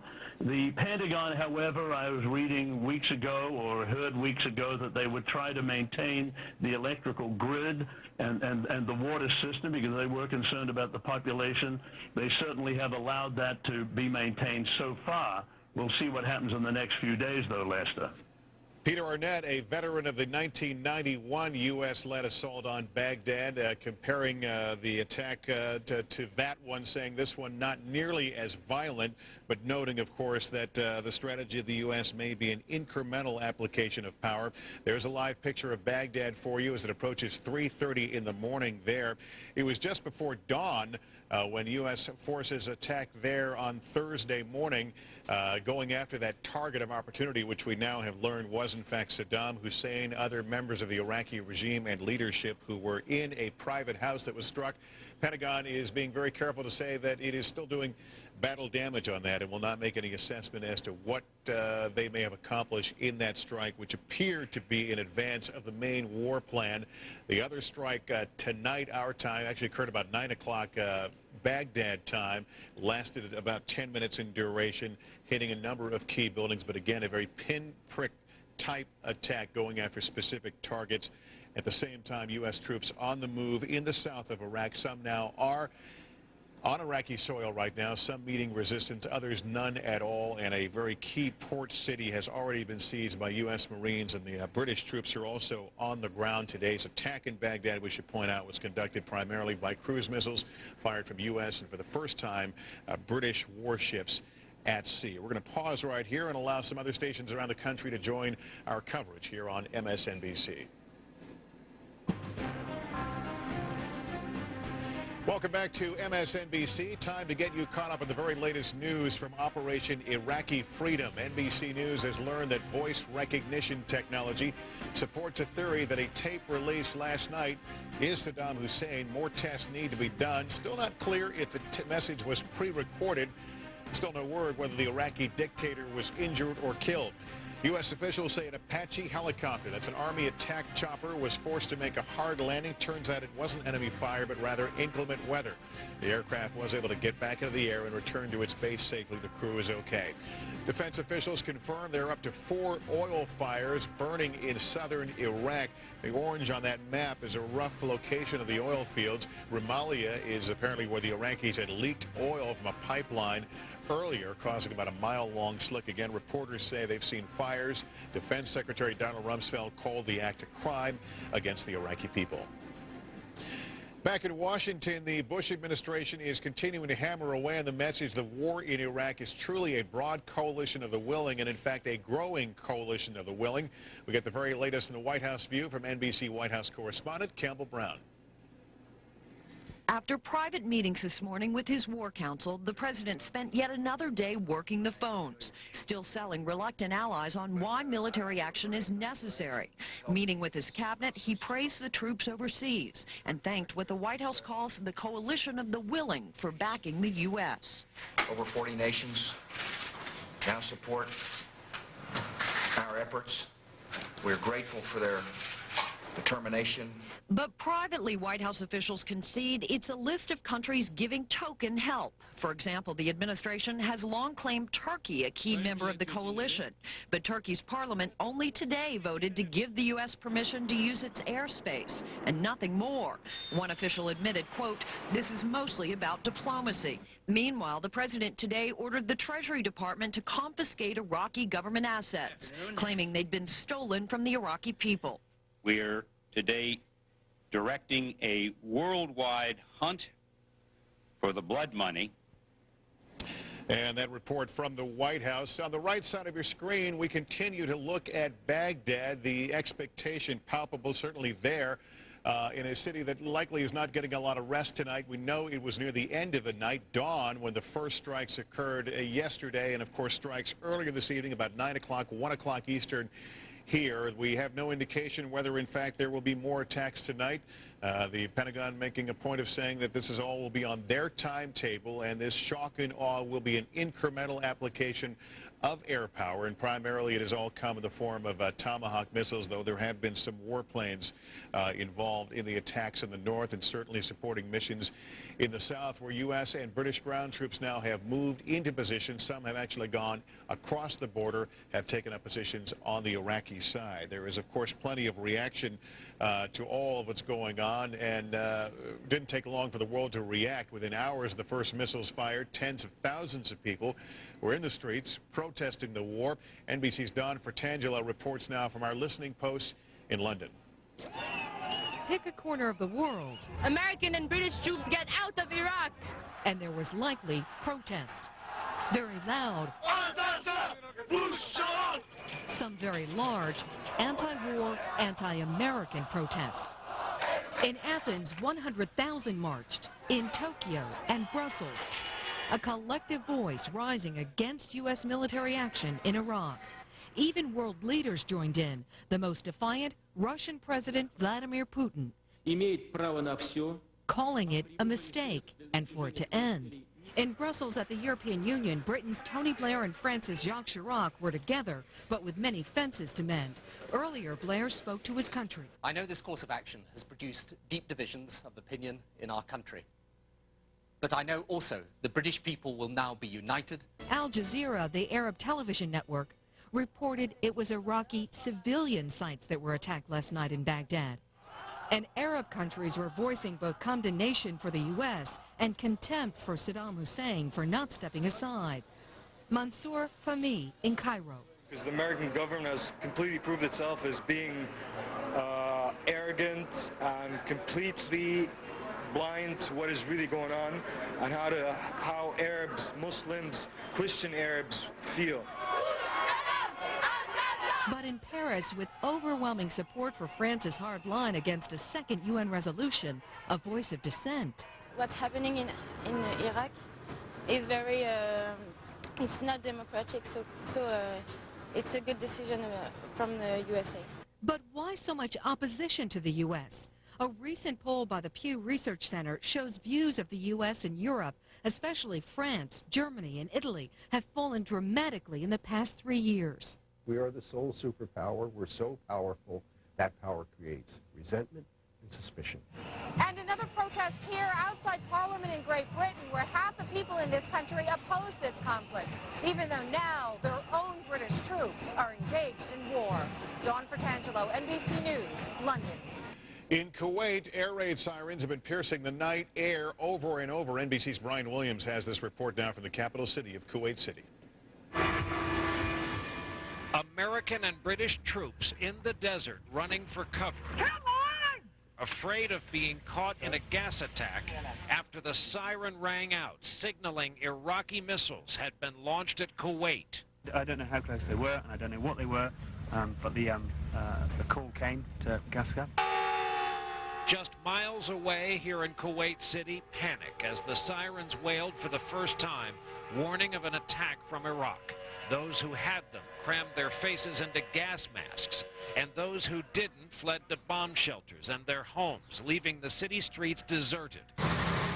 Armored cars with special sensors swept the city, sniffing for nuclear, biological, and chemical materials. Everything is returning to normal, so please go about your normal business. No Iraqi missiles hit the city, but it was hard to get back to normal business here. The airport was overwhelmed. India and Pakistan put on special flights to evacuate their own citizens. This woman was booking her children out on whatever flight she could find. I don't want my children to feel these sounds and to hear these sounds of no sounds thrashing floor. I don't want them to make them afraid. We still haven't got... But Dr. Hamad al-Hassawi, defense advisor to the Kuwaiti government, says the people here aren't just afraid of Iraq attacking them with missiles. Kuwaitis never had the experience, the intensive experience of dealing with casualties on a large scale. And tonight, as Kuwaitis watched live television pictures of the U.S. attack on neighboring Iraq, foreign workers here tried to grab the last plane tickets out of Kuwait as the airspace is shut down. And the shock and awe of this war campaign is really on the faces of a lot of us who thought we knew the war plan here going in, but apparently we didn't. And Colonel Ken Allard is here to help us walk through what we have seen and try to get a sense, is this the plan, or did this thing become very liquid all of a sudden? Well, I think it probably has become very, very liquid simply because of the fact that we don't have to do this in quite the same way as we did Desert Storm, in which we simply did stuff the old-fashioned Army way, which was to line up a whole bunch of troops and armored forces along a line and send them forward. Well, you're trying to destroy an army in this case. Now Jim Miklaszewski reported that the U.S. may be in contact with some high-level Iraqis, even Republican Guard, and might this be a way of giving them an opportunity? A few hits, stand back and pause? Yeah, but it goes against the grain of almost everything that we have learned militarily over the last 50 years, simply because of the fact that the idea, the Colin Powell doctrine, as a matter of fact, is that when you go all at once and with everything you've got. So this is an interesting approach, a slightly different approach to war than we've seen before. It may reflect some of the lessons we think we've learned from places like Kosovo, from places like Afghanistan. Because in many respects, what you're seeing is a model that looks more like Afghanistan.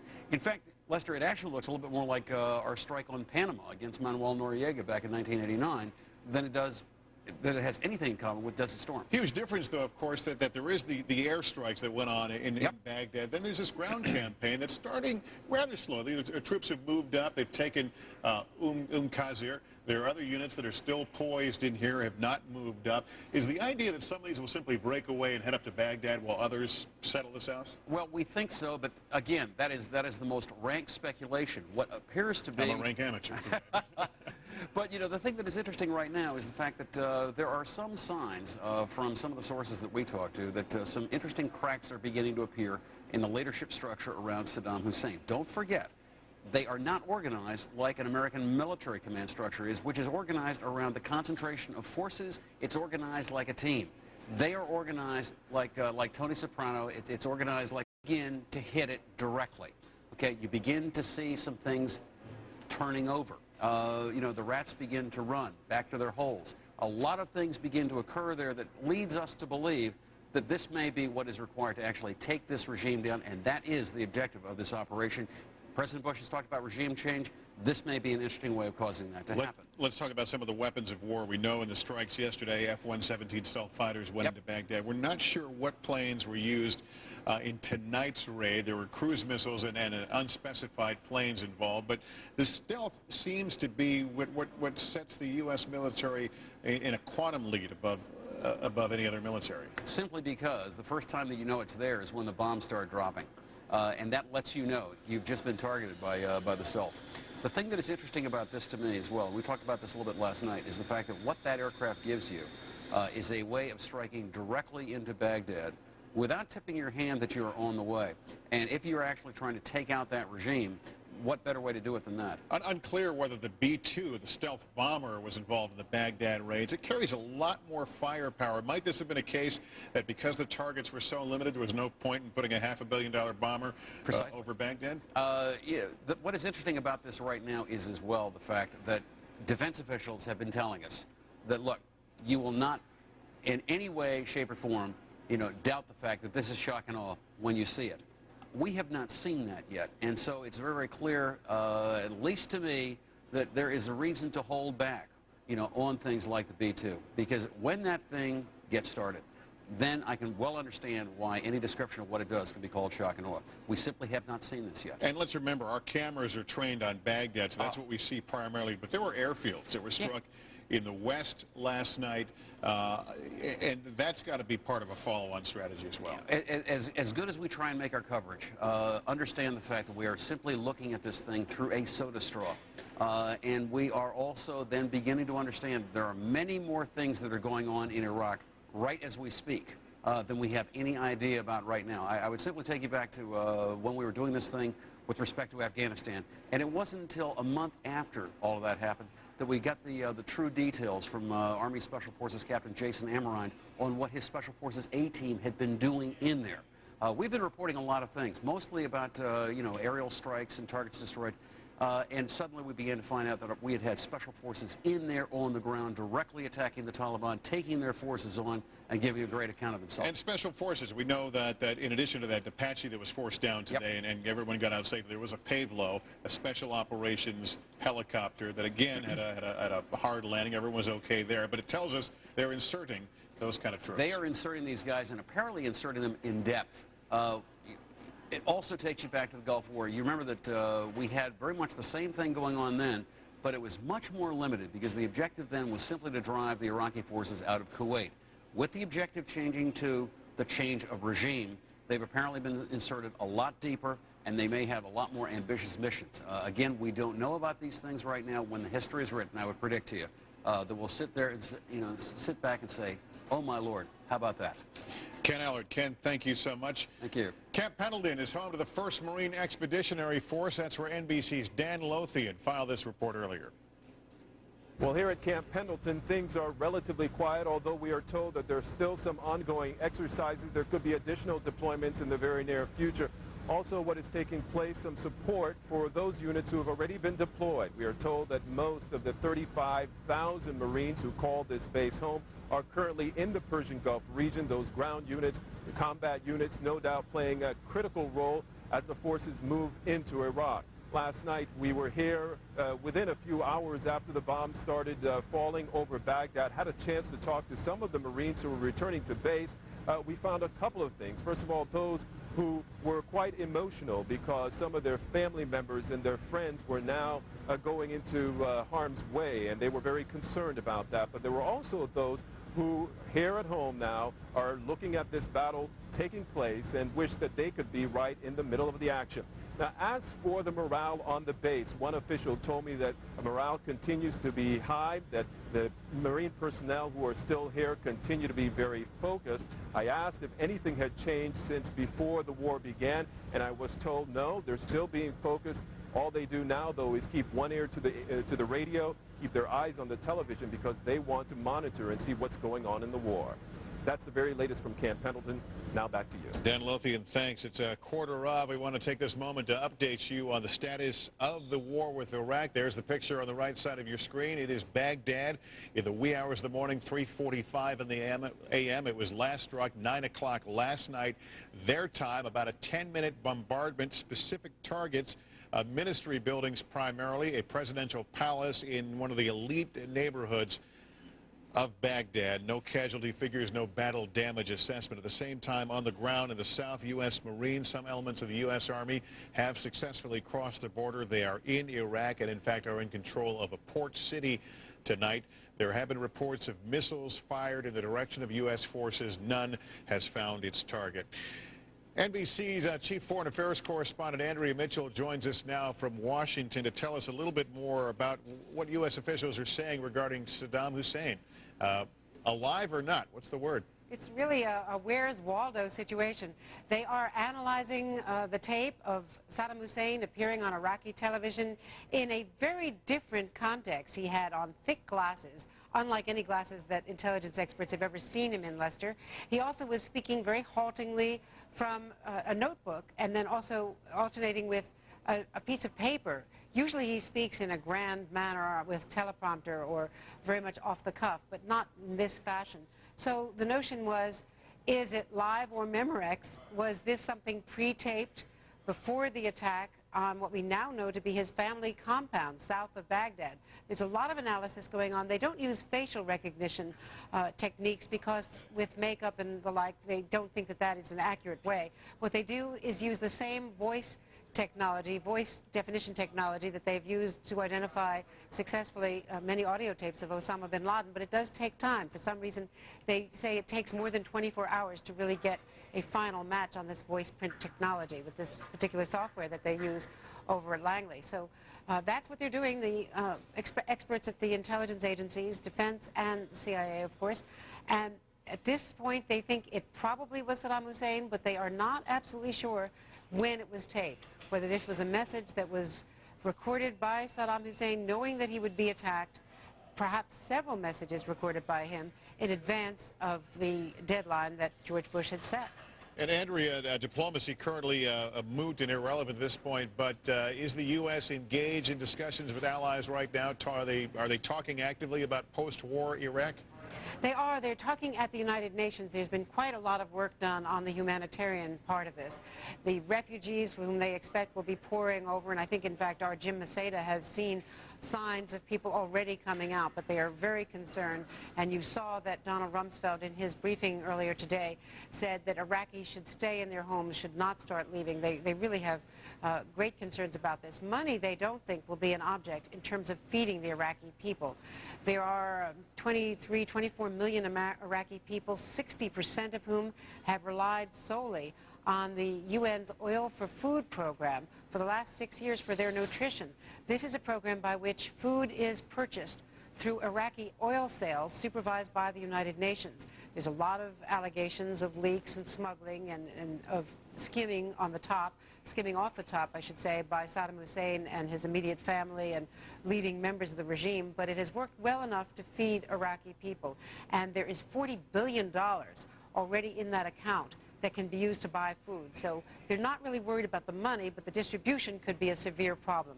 So they're working very closely with Kofi Annan, who feels strongly that this could really be the restoration of the United Nations' legitimacy and authority if they can handle the human side of what could be a catastrophe. And Andrea, the White House keeps stressing that the coalition of the willing is in fact growing in numbers and influence. What do we know about what the U.S. has been able to amass in terms of substantial and real support in all this? It's less than it seems. Appearances can be deceiving, or claims can be deceiving. For instance, they point to Turkey's agreement finally to permit U.S. airspace to be, Turkish airspace to be used by American overflights, but that is hardly what they wanted. They wanted basing rights. They wanted also an agreement from Turkey not to move Turkish troops into Kurdish Iraq and set off the potential of a civil war there. So there are a lot of problems in these alignments, and if you look around the world, the countries that are with them, aside from Great Britain, are not the countries that can give them military strength and even that much political and diplomatic cover. They don't have Russia, they don't have Germany, they don't have France, and tonight in Brussels, the European Union is meeting with strong criticism against the United States and Great Britain. NBC's Andrea Mitchell of the State Department. Andrea, thanks for talking with us. You bet. We want to move to David Schuster now. He's at the Central Command headquarters in Qatar. David, ultimately there will be briefings for reporters on the military action. That hasn't happened yet, but are you able to get any sense by even the level of activity there as to what may be happening? Well, Lester, to a certain degree in that, I mean, clearly they're in lockdown mode. Clearly they're not providing any information on a public basis. That if they are issuing any pieces of paper, it's maybe one or two that simply listed some of the ships that fire the first cruise missiles. But I mean, it's very clear that the base is hopping, just unfortunately not here at the media center. There's a sort of real-time information that's being passed along from the field commanders to General Tommy Franks and his top staff. Just a couple of miles here on this base. So clearly, I mean, they're very busy. All the staff here are working in 12-hour days and long shifts, so there's a lot going on, unfortunately, not in front of us. But the important thing, Lester, is I think there will start to be some pretty interesting briefings fairly soon, simply because there's every indication now that coalition forces have started doing something that they did not do 12 years ago, and that is they're closing in on Basra. There are reports that Qasr, which is nearby in the southern peninsula of Iraq, that has fallen. That clears the way for coalition troops to go into Basra, which is something that they did not do 12 years ago. And there's every expectation here at Central Command that once coalition troops go into Basra, that they will be greeted as liberators. And military commanders believe that those images, those pictures of the U.S. troops and the British troops being cheered on, that could have a devastating psychological impact on Iraqi soldiers throughout the rest of the country. And in fact, there are plans to fly a couple television news crews by military helicopter to get those pictures on the air as quickly as possible. So in any case, a lot of components, a lot of things happening at once.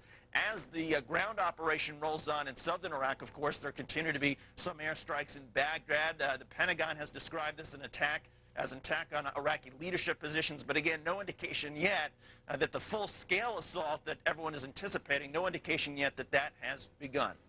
Lester? David Schuster in Qatar. David, thanks very much. Defense Secretary Donald Rumsfeld just concluded meetings on Capitol Hill, briefing senators, and I think we have some tape of him making some remarks. Let's see what we got. Chamber to brief. I usually look at people that are talking to me. You want me to look at him and talk to you? You can look at them while they ask and look at us when you I see. Okay. Well, I'll take 2 questions and then I'm going to run. Yes. Can you comment on reports that Marines have entered southern port of Iraq? I could, but I won't. What else?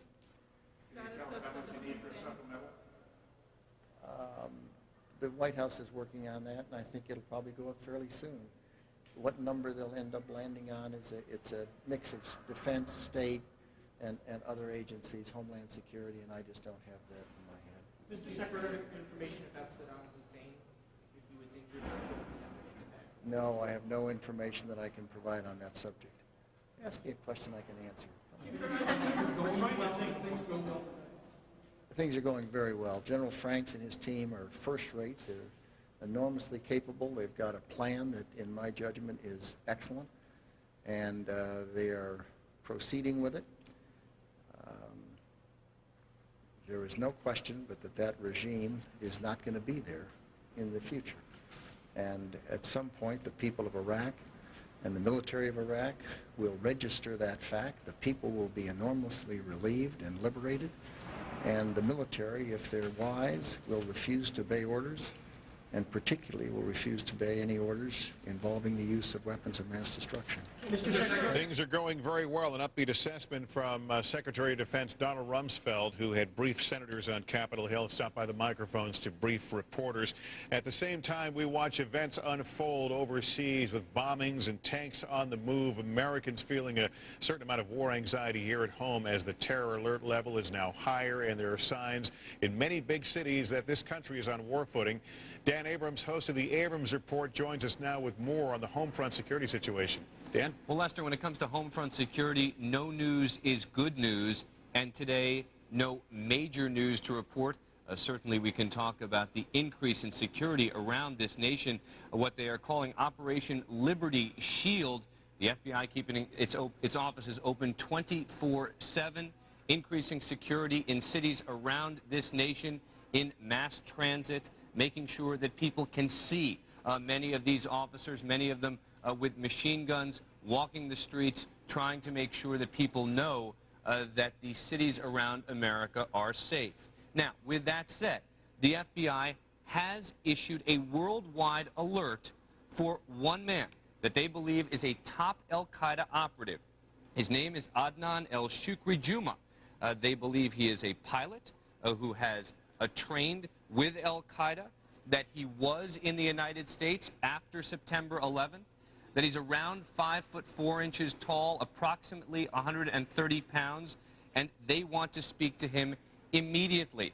They have compared him, in fact, to Muhammad Atta, the leader of the 9/11 attacks, saying he is that kind of person who is organized, a leader, someone who could be very dangerous and very central if there were going to be another attack in the United States. But again, they don't know exactly where he is right now.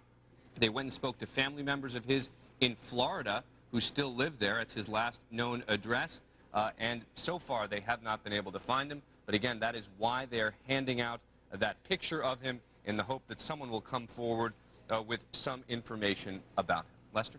It's disturbing, and the timing of all of it, Dan.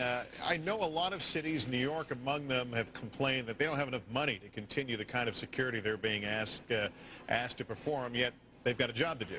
Well, absolutely. And look, some of this is going to come from federal funds. For example, if you're talking about borders in some states, if you're talking about ports, that will be primarily federal funds. But when it comes to New York City, for example, or Washington, in New York, the transit system, patrols on the subways, additional patrols on the trains, more people in places like Times Square. That's coming out of the city's budget, and that's why Mayor Bloomberg was meeting with Tom Ridge, pleading for more money for New York City. But it's not just New York City. You are going to see cities around this country asking for more money, particularly if this orange alert continues for days, if not weeks. Orange alert means that these cities have to do more. They have to have more people on the streets. They have to increase that level of security and safety. And as you point out, that costs a lot of money. Dan Abrams, host of the Abrams Report. Dan, thanks very much. Let me just bring one other bit of information that crossed the wires earlier. U.S. Treasury Secretary John Snow has announced that all non-diplomatic Iraqi government assets in the United States are now going to be frozen. He said the president issued an executive order to confiscate the assets. The order authorizes Treasury to marshal the assets and to use the funds for the benefit and welfare of the Iraqi people, according to Treasury Secretary Snow. We are continuing to watch and keep our eye on Baghdad, as it is still well before dawn there, and it was just before dawn that the first of the missile attacks began. There was one early in the evening there tonight. No indications more is to come this night, but no one knows, and that, of course, has raised the anxiety in Baghdad and across that part of the world. In Kuwait, they too have occasionally heard the sirens, the incoming missile warning for troops in the desert on the Kuwaiti side. They have encountered apparently some missiles fired. They've all harmlessly fallen into the desert.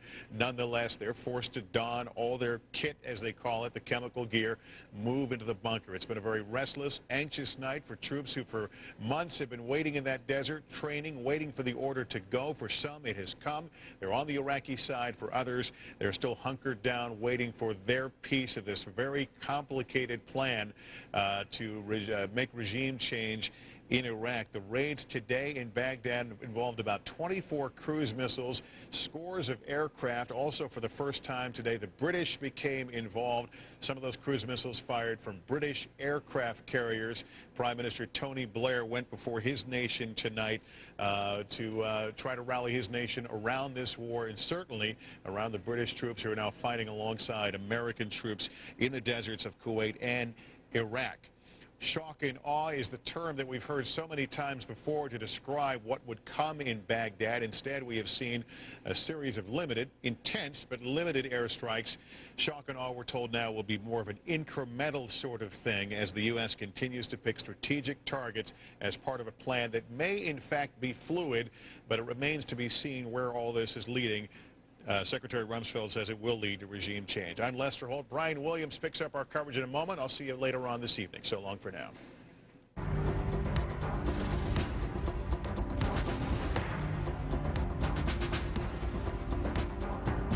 And good evening once again from Kuwait City, where we are looking at a live picture of downtown Baghdad. Lester Holt just mentioned a quieter night than I think anyone expected coming into the early stages of the air war, especially when that first volley, the first wave of air attacks, was at its height.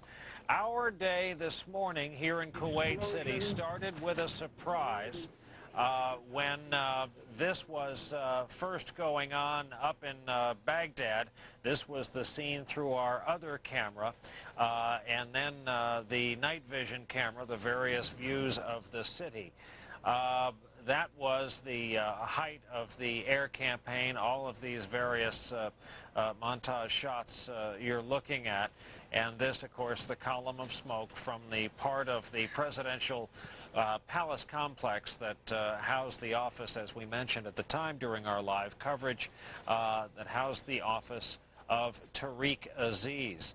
A quick word about the attack tonight. NBC News White House correspondent Campbell Brown is standing by to talk to us. Campbell, I have to ask you the genesis of two decisions there. Number one, the ad lib, as our colleague Jim Miklaszewski put it, to make the surgical airstrike last night, and number two, to launch the more conventional strike today.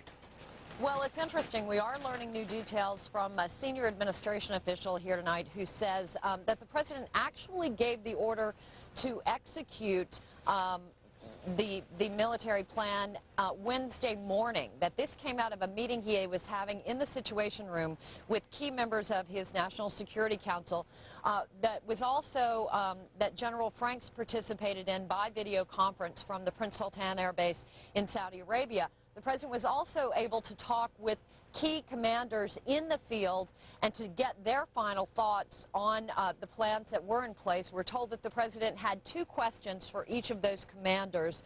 Number one, do you have what you need to win? And number two, are you confident in the strategy?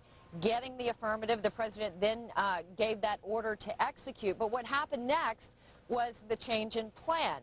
CIA Director Tenet received intelligence, made a phone call to Secretary of Defense Rumsfeld to share it with him. They requested to meet with the president immediately. This was yesterday afternoon, and as you'll recall, it was that unusual third National Security Council meeting of the day. It began a little before 4, and it was there that Tenet shared this intelligence they had gathered that indicated that Saddam and other key Iraqi leaders were in a certain location and that they should go ahead and move forward.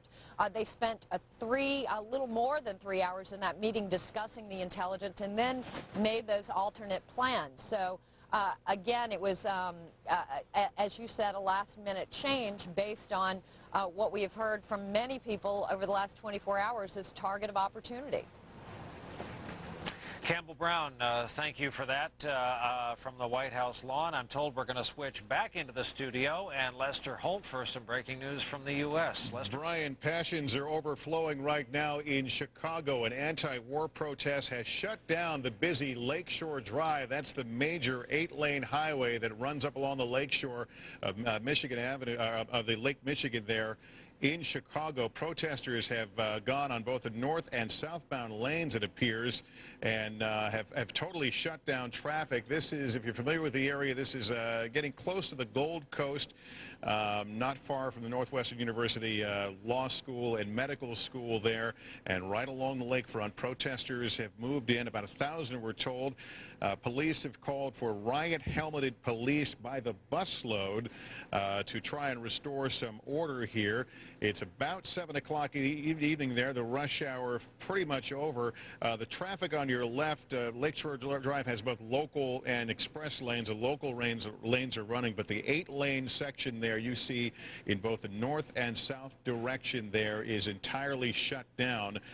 This is near Chicago Avenue and Lakeshore Drive in Chicago, and you see there the cars are at a stop. The protesters are making their way up between the vehicles there. Not clear where they're going. Police say they're trying to turn the crowd west off of Lakeshore Drive. Not sure if this was an impromptu protest. We know that a large one has been blocking traffic in New York's Times Square today. Not sure where the origin of this one is. Jim Avila is in our Chicago bureau on the telephone. Perhaps, Jim, you can tell us more about what's going on there. Well, the picture you're looking at, Lester, is that's the 680 building, which is an old furniture factory, now some expensive apartments right on Lakeshore Drive. And as you can see, there are about 1,000 protesters, which began downtown by the Federal Building in Chicago with a peaceful march, and then they marched all the way to Lakeshore Drive, where the Chicago Police Department did not want them to go. That's, of course, the main thoroughfare right along the lakeshore that takes people during the rush hour home, both north and south. And the protesters then got there and blocked traffic and stopped traffic. The police department has now closed down the road, brought in some busloads of riot-helmeted police. There's been no violence that we've been able to see. As you can see, the police officers seem to be just walking them back down Lakeshore Drive, trying to get control of the crowd and get them off Lakeshore Drive and over west into more of the neighborhoods and try to get it to disperse it. There's some concern that they would go to Michigan Avenue as well, another, of course, famous street here in Chicago that the police department doesn't want them on. But at this point, it's totally peaceful. It's certainly a nuisance at this point. As you can see, there's a lot of cars on Lakeshore Drive at this hour, and they're having to be forced off the road and into the side streets to get around this main thoroughfare. NBC's Jim Oval in our Chicago bureau will continue to watch that protest. As he says, there have been no violence, but certainly a major disruption of traffic in Chicago, an example of the passions that we've seen on both sides of this war issue in America today. Let's right now send it back to Kuwait City and Brian Williams. And Lester, thanks for that. And we should admit straight up that it was an aspect of the news going on around the country and the world today that we admittedly allowed to become overshadowed by the war coverage, even when very little was going on that was accessible and available and visible to us. There were a number of anti-war protests around the country today. A word about Kuwait City. First of all, the noise you may hear in the background is a new weather front coming in here tonight. We're in a tent kind of structure at the top of the building, so we are getting buffeted by wind. The new weather is windy and cold. And second, how our day began here. These were on a lot today. A lot of us were awakened by 2 concussions and then an air raid siren, and it was kind of a pattern we followed all day today. Even late this evening, we heard 2 concussions, again followed by another air raid siren.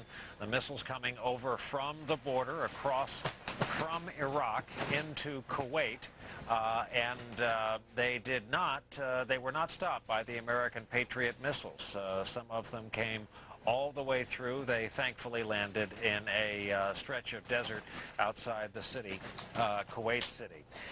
Now to the Pentagon, and so many questions tonight about just what is going on and the status of the U.S.-led military effort, especially in and around Baghdad. After a long day, NBC News Pentagon correspondent Jim Miklashevsky is still standing by for us tonight.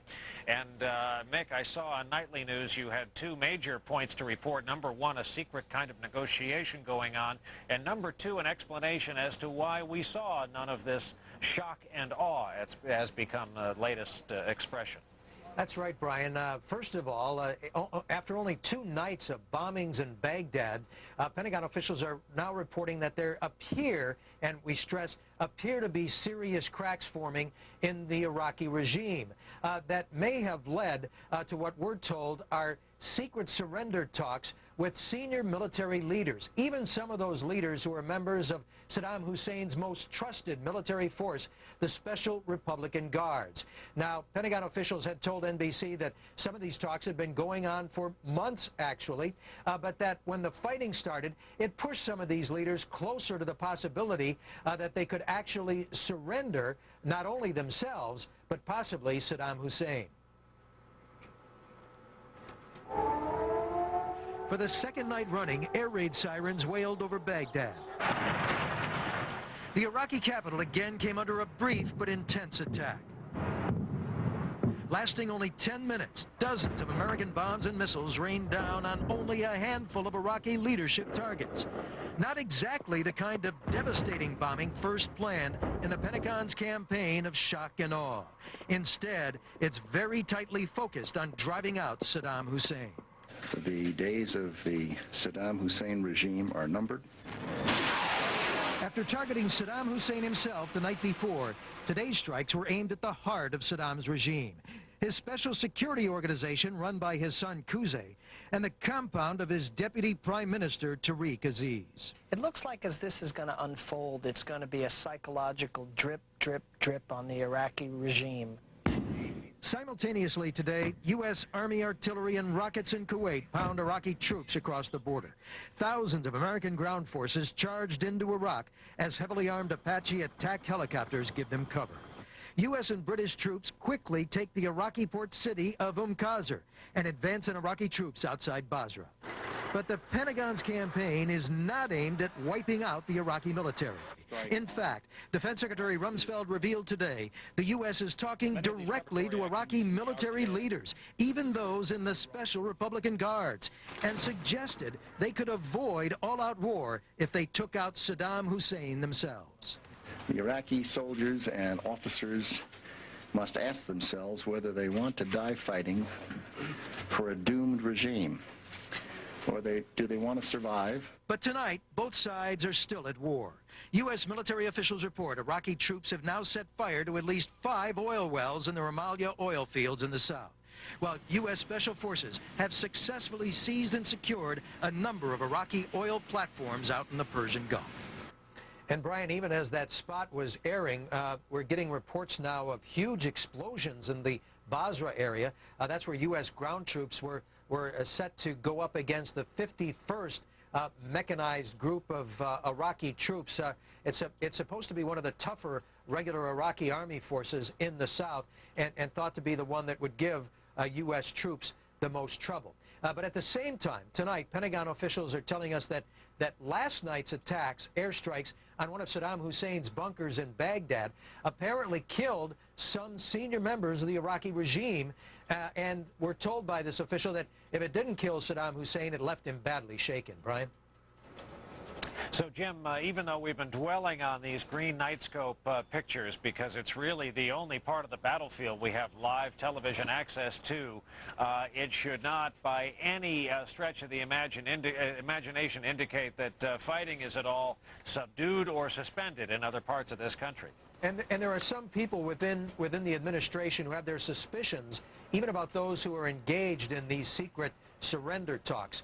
They're wondering if they're being led along. So while there is some hope, slight glimmer of hope, that these kinds of talks might yield an early end to this fighting, nobody is going into this blindly, and the military plan proceeds as planned or as replanned, or however you want to put it.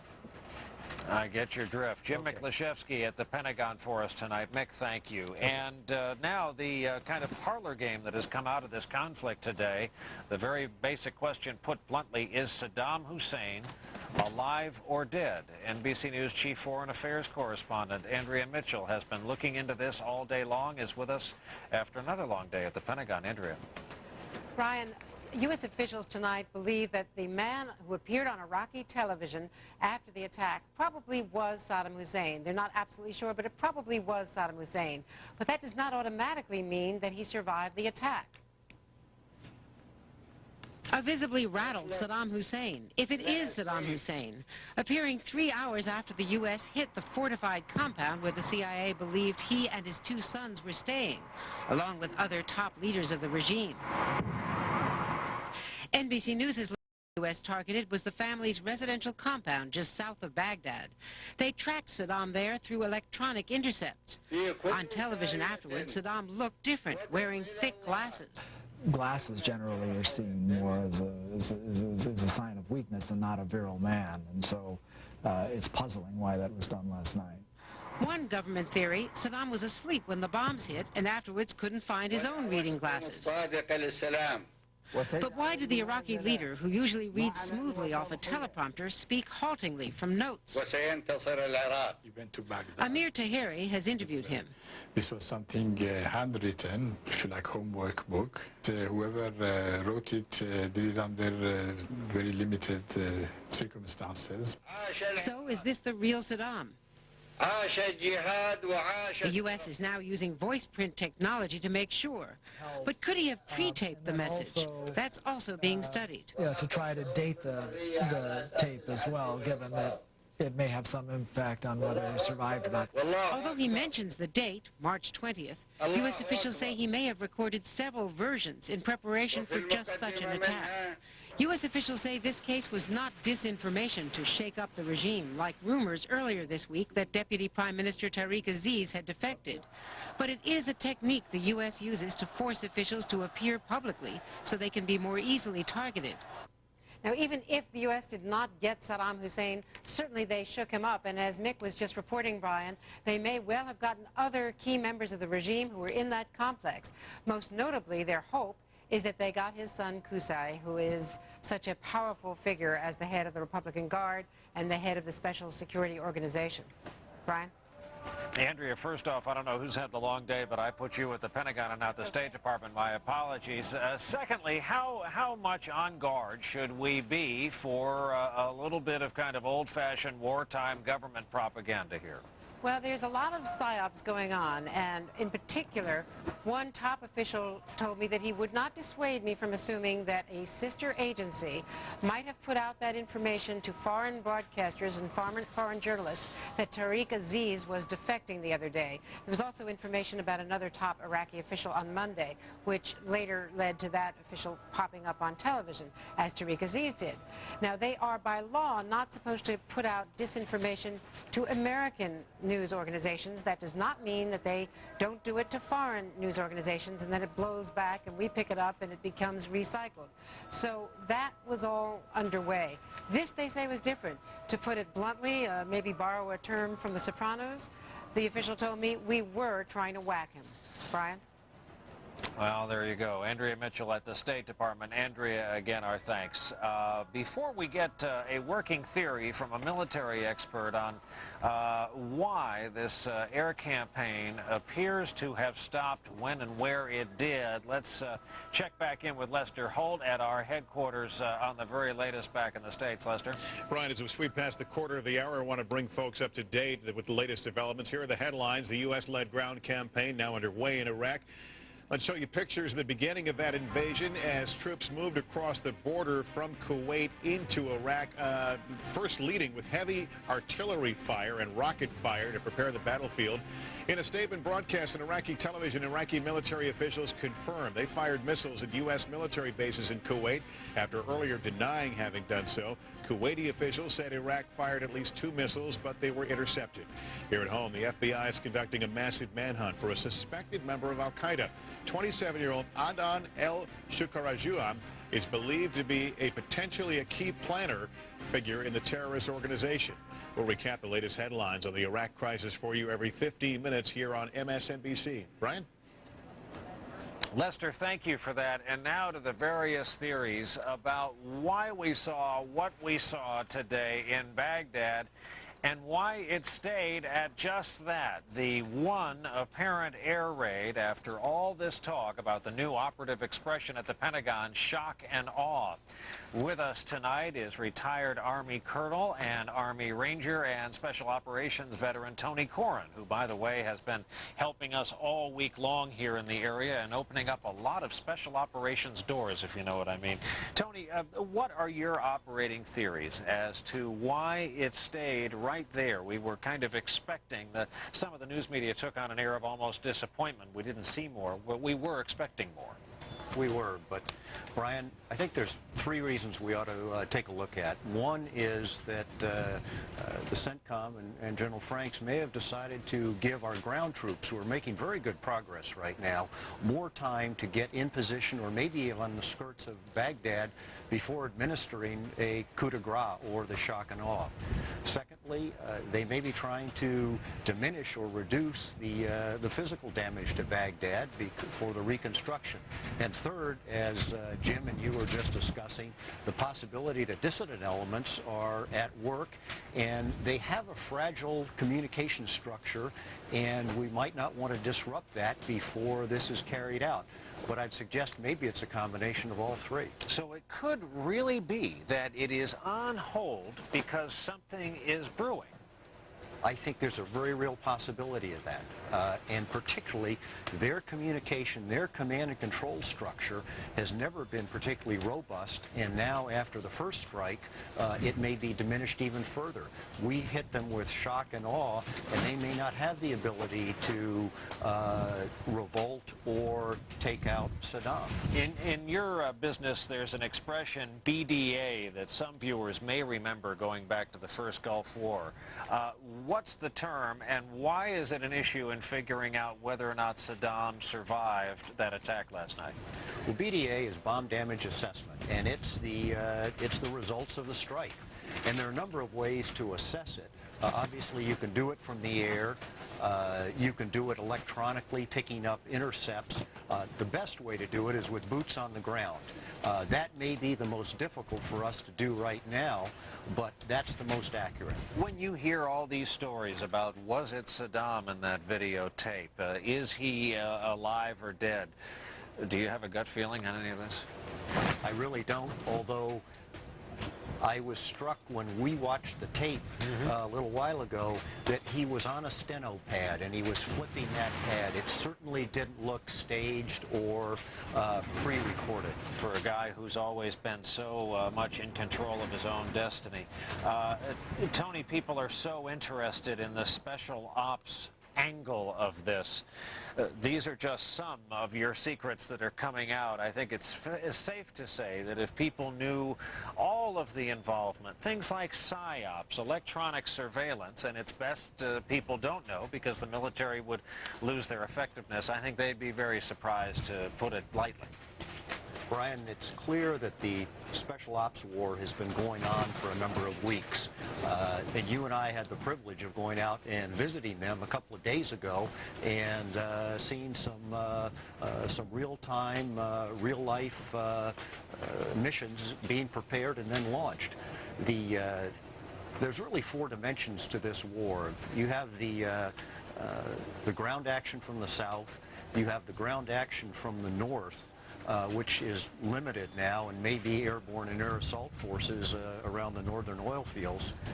You have the air war, which is significant, but you also have the special operations war, which covers, as you said, the special operations, the Green Berets, the Rangers, Delta Force, the SEALs, but also psychological operations and civil affairs. What do you think is going on in Basra? I was just handed another bit of news here from the Reuters news agency, something we heard earlier, that huge explosions are lighting up the sky in Basra. What's going on? What elements of the military are likely involved, without giving anything away, and why is it important? Well, given what we know of the array of troops, it's likely that the Marine Expeditionary Force and the 1st Marine Division have Basra as an objective. What we may be seeing is artillery or preparation of Basra. You may be in an assault of Basra right now. It's hard to tell, but we can probably expect that it's the 1st Marine Division right now. Is it really considered the second most important city in Iraq? Well, it is. Particularly with the oil fields right north of there, they have 2/3 of the oil wells in Iraq, 1,000 out of 1,500. Also, knowing the Patriot missile as you do, okay, so it had a mixed record in the first Gulf War. We were told there was a new and updated version, the software was better. Are you surprised that here we are in our safe distance from the Iraqi border, our broadcast center in Kuwait City? We came apparently very close to having a visit from an Iraqi missile, several of which have gotten through, even tonight, past air defenses. I'm not really surprised. The technology required to pick something out of the sky is very fine. So if we even got a couple, I think it's probably somewhat of a success. Tony Corrin, it's been a pleasure. We'll be talking to you along the way. Thanks for helping us figure out just what we're seeing and not seeing tonight. The CENTCOM headquarters is, of course, where this entire mission is located. Tommy Franks, the commander of this battle, is headquartered out of there. Our own David Schuster has been watching things there, although I understand, David, the stream of information, shall we say, has not been robust from the Pentagon at mid-mission. Brian, I think you're absolutely right on that. In fact, some of the public information officers seem to be getting their information not from their commanders here, but actually from the bank of television monitors and watching those reports come in from the reporters who have been embedded with various units. And to follow up on what you and Tony Corrin were just saying, our colleagues our British colleagues say that a reporter with the Times of London is reporting that Royal Marine Commandos are part of that attack in the Basra area, that they've already taken Red Beach, that they were apparently part of the taking of Qasr.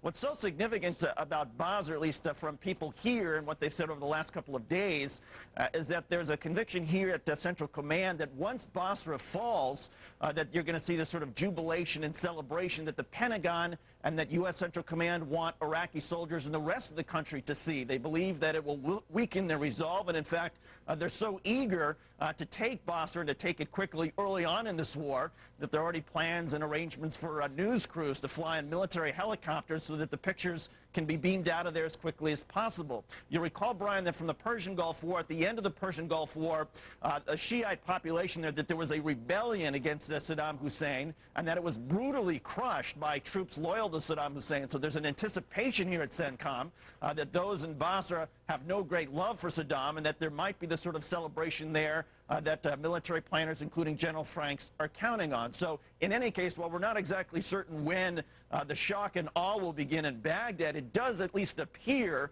that the ground operations are sort of unfolding as U.S. Central Command had anticipated, and that is with an early taking of Basra. If in fact that is what is happening. And I think once that does happen, Brian, all of a sudden you're going to see a lot of things change here at Central Command, and I think you will start seeing some briefings with the military trying to pound home the message that at least a certain part of Iraq has been liberated. Brian? And David, I think one of the downsides of dwelling, but as we must, since it's a live picture from an active battlefield, dwelling on these night scope pictures of Baghdad all day and all night, it does give the indication that that's the only game in town. But you there at CENTCOM know full well Iraq is a big country. There are many, many American and British units that are on the road tonight, and some of them perhaps stopping for a few hours, but others moving along at a good clip.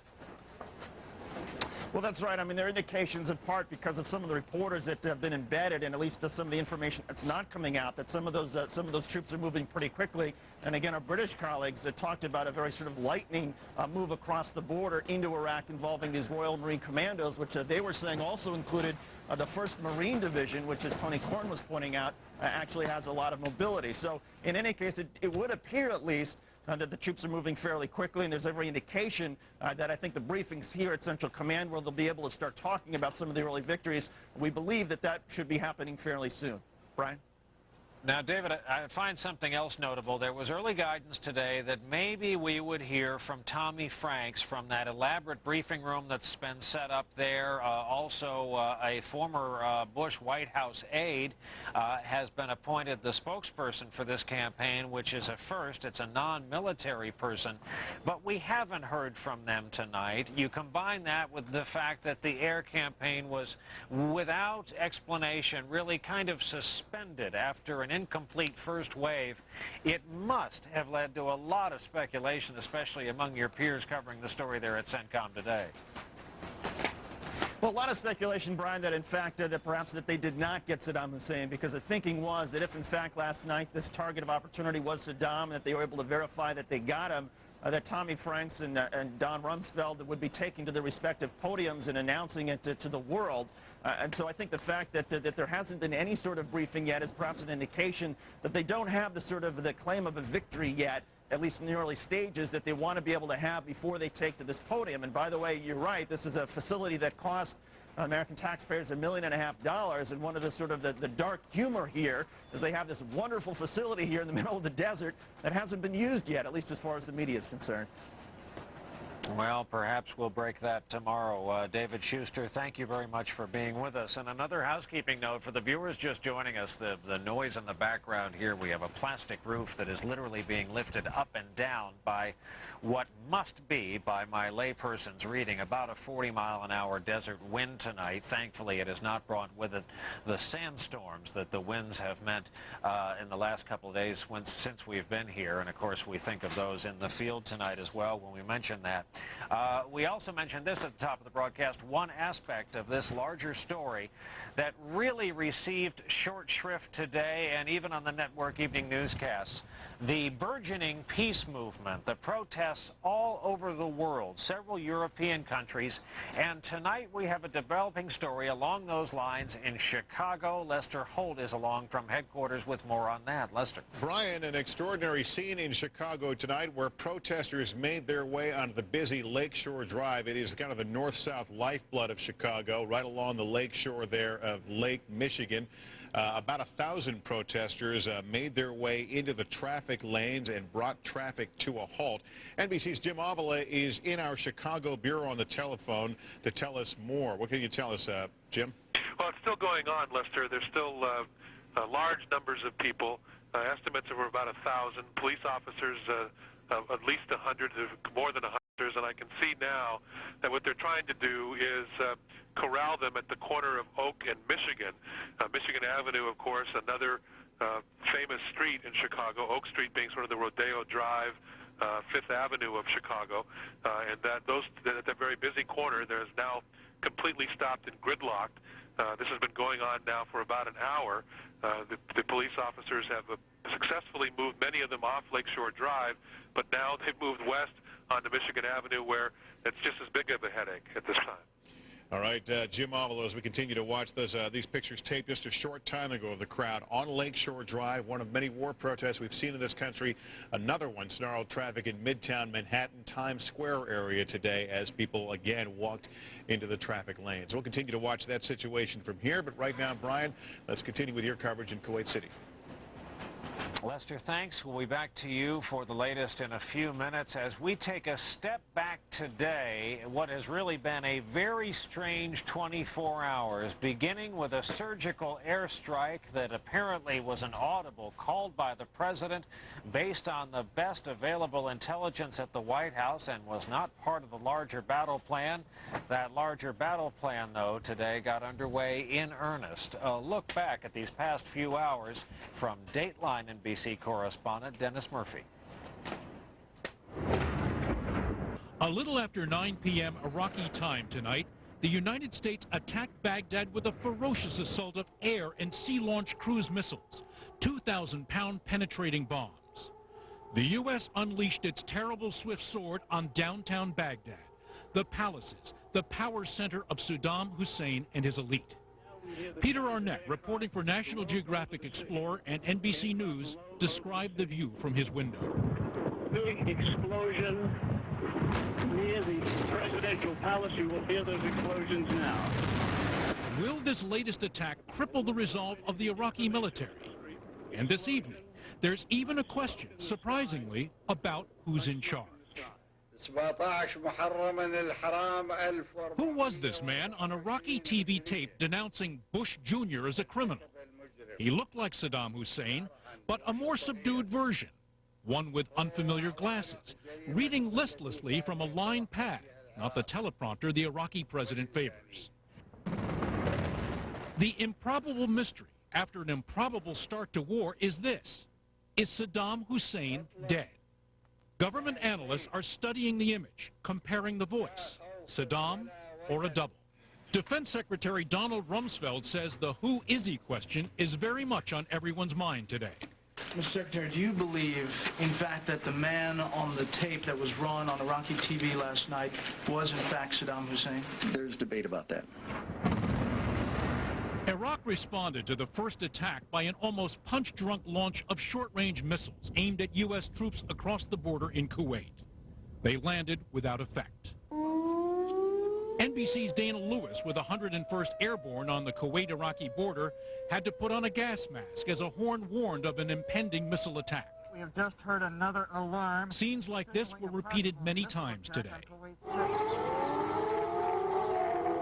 The war began at dawn Iraqi time with a total fake-out, a directed lightning attempt to kill Saddam Hussein and his top leaders. Multiple explosions thundered. An orange fireball erupted moments later over what would be described as a target of opportunity, a leadership compound in Baghdad, where President Bush had been told at an intelligence briefing the Iraqi president was meeting with his top military commanders, including possibly his two sons, Qusay and Uday. The president spoke to the nation from the Oval Office 45 minutes later. On my orders, coalition forces have begun striking selected targets of military importance to undermine Saddam Hussein's ability to wage war. A barrage of cruise missiles, 3 dozen of them at least, were fired from U.S. Navy ships in the Persian Gulf and the Red Sea, all aimed at selected targets inside Iraq, principally that leadership compound and bunker.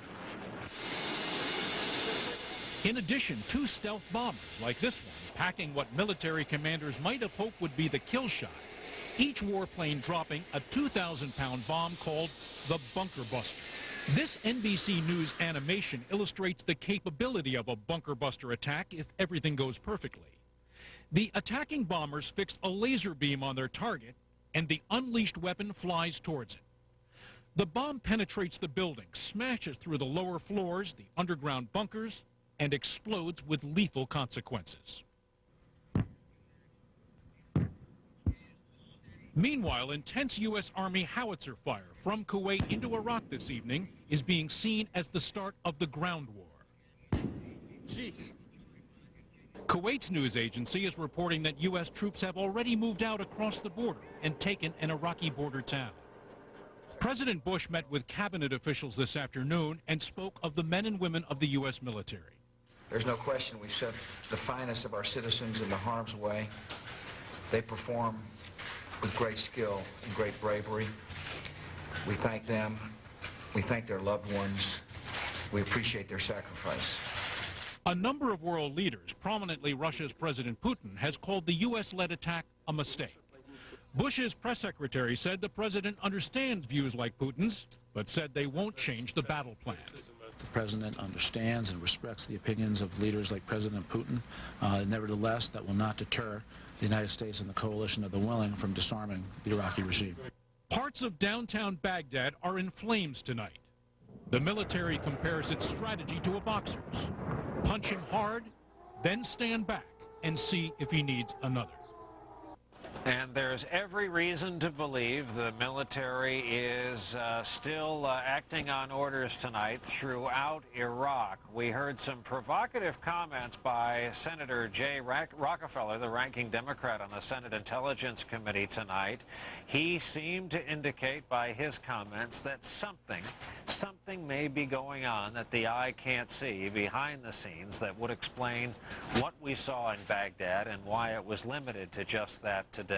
Reporters from NBC News tried to get some similar information out of Defense Secretary Donald Rumsfeld tonight when he arrived on Capitol Hill for a meeting with senators. Could, but I won't. What else?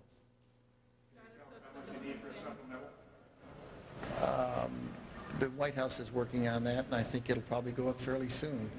What number they'll end up landing on is it's a mix of defense, state, and other agencies, Homeland Security, and I just don't have that in my head. Mr. Secretary, information about Saddam Hussein, if he was injured?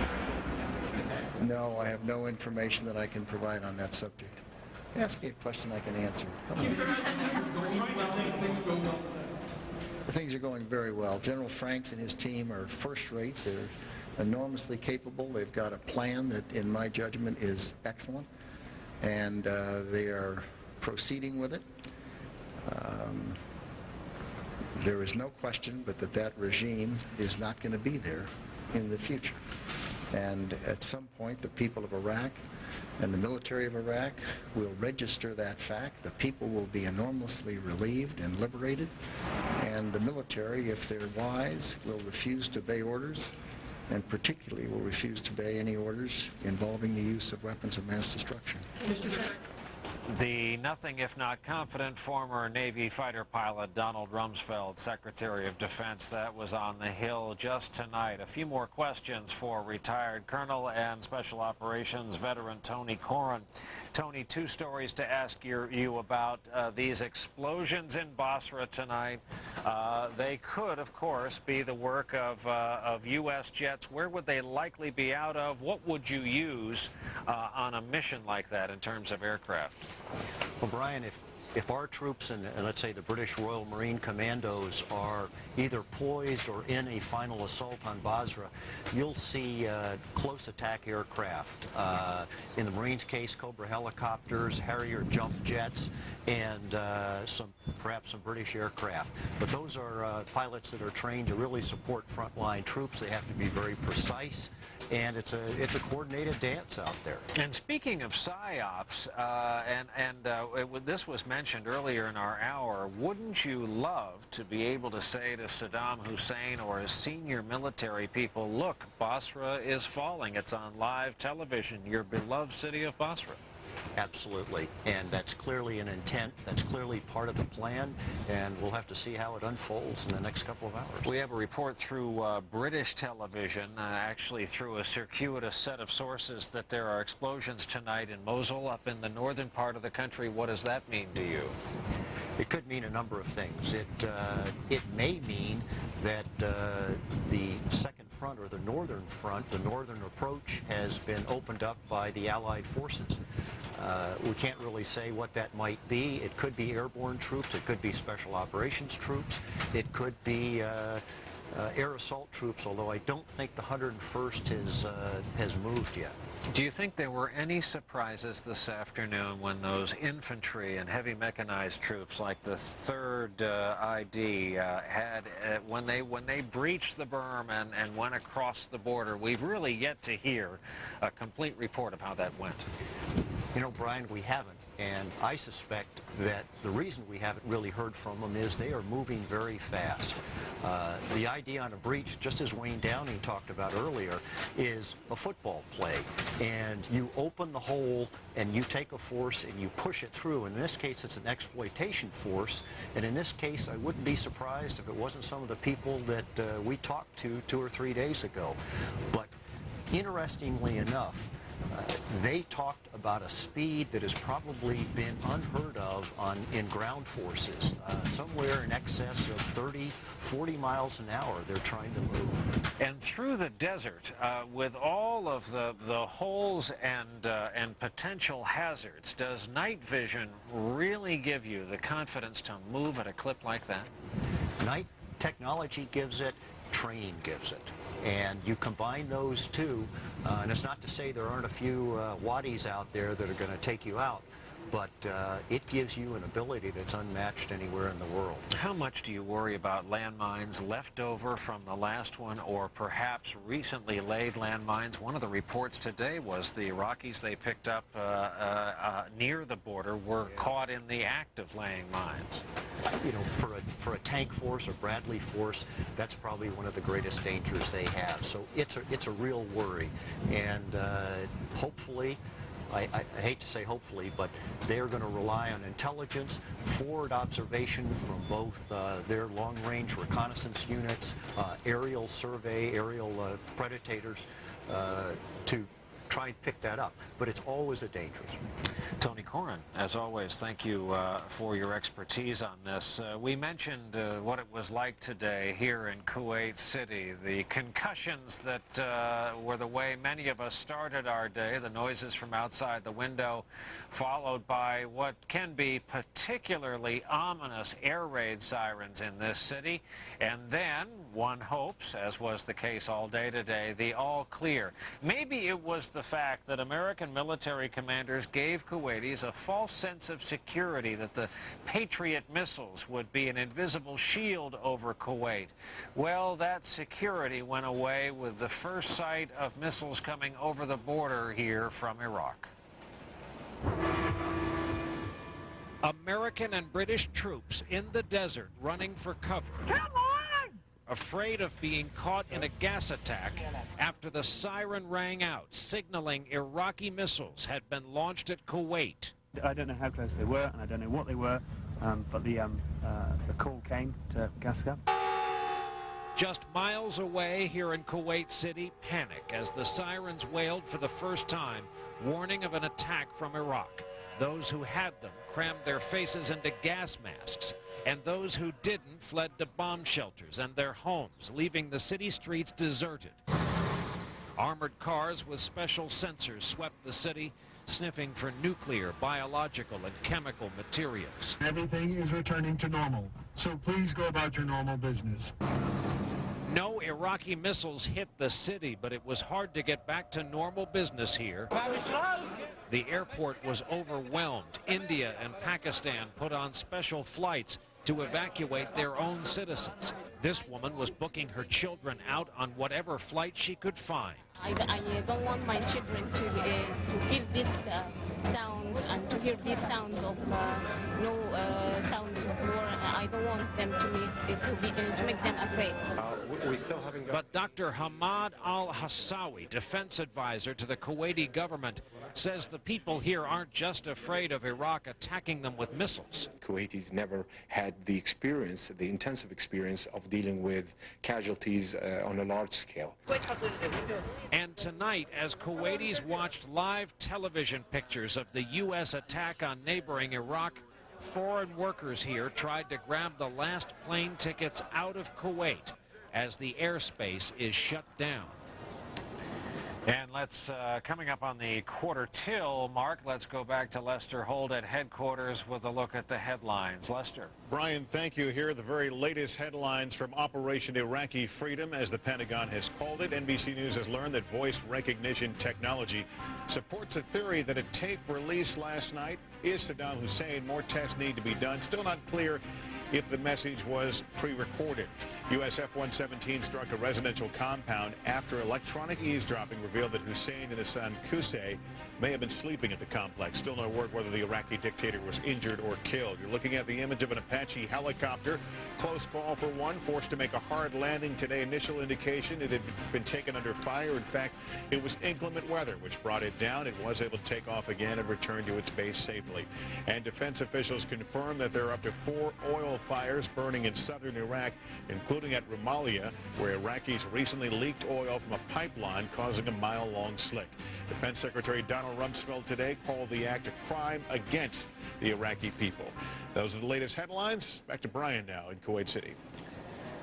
Lester, thanks. And as you know, one of the concerns, especially among those who are dead set against this war that has been launched and underway, is that it could spark terrorism around the world, especially against Americans and American interests. There are a lot of concerns in this part of the world, but in the United States as well, where we learned that law enforcement today are looking for someone new.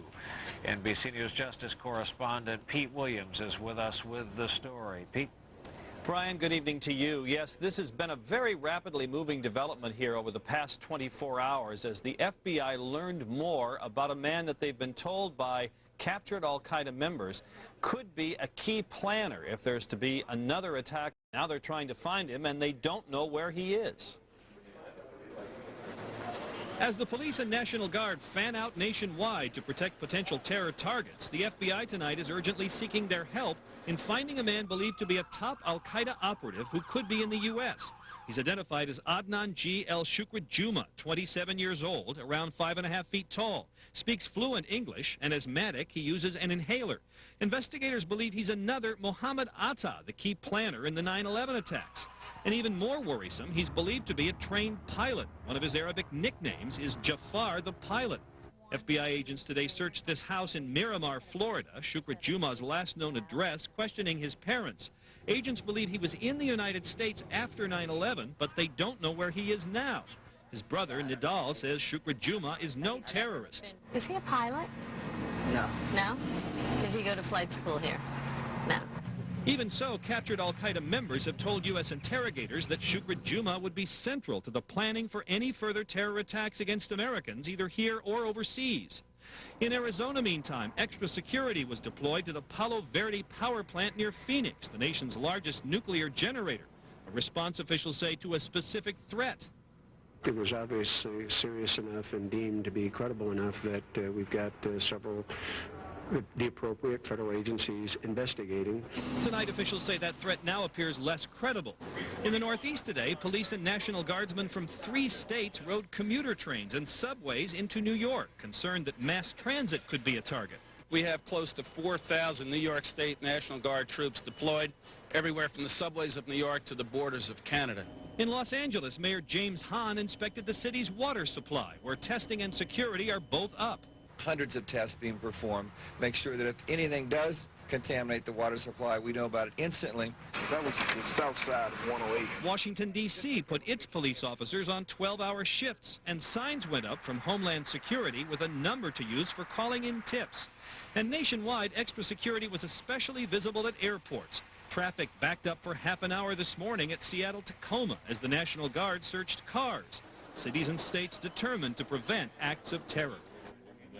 And it's becoming harder and harder, Brian, for people who have just come into Washington to walk around and see the sights themselves. Earlier this week, the Secret Service closed off pedestrian traffic for the block or so around the White House, all the way around the White House, Pennsylvania Avenue to E Street, 15th Street to 17th Street, an area you know very well. You can't now, walk up and stick your camera through the fence and take a picture of the White House because you can't be on that sidewalk. And today, the U.S. Congress decided to suspend walk-in tours at the Capitol. Now, it'll still be possible to get a tour if you're part of a previously arranged group. You can still go to your member of Congress and get a little ticket to go into the gallery and watch Congress debate, but before they give you that ticket, they will check your name. Brian?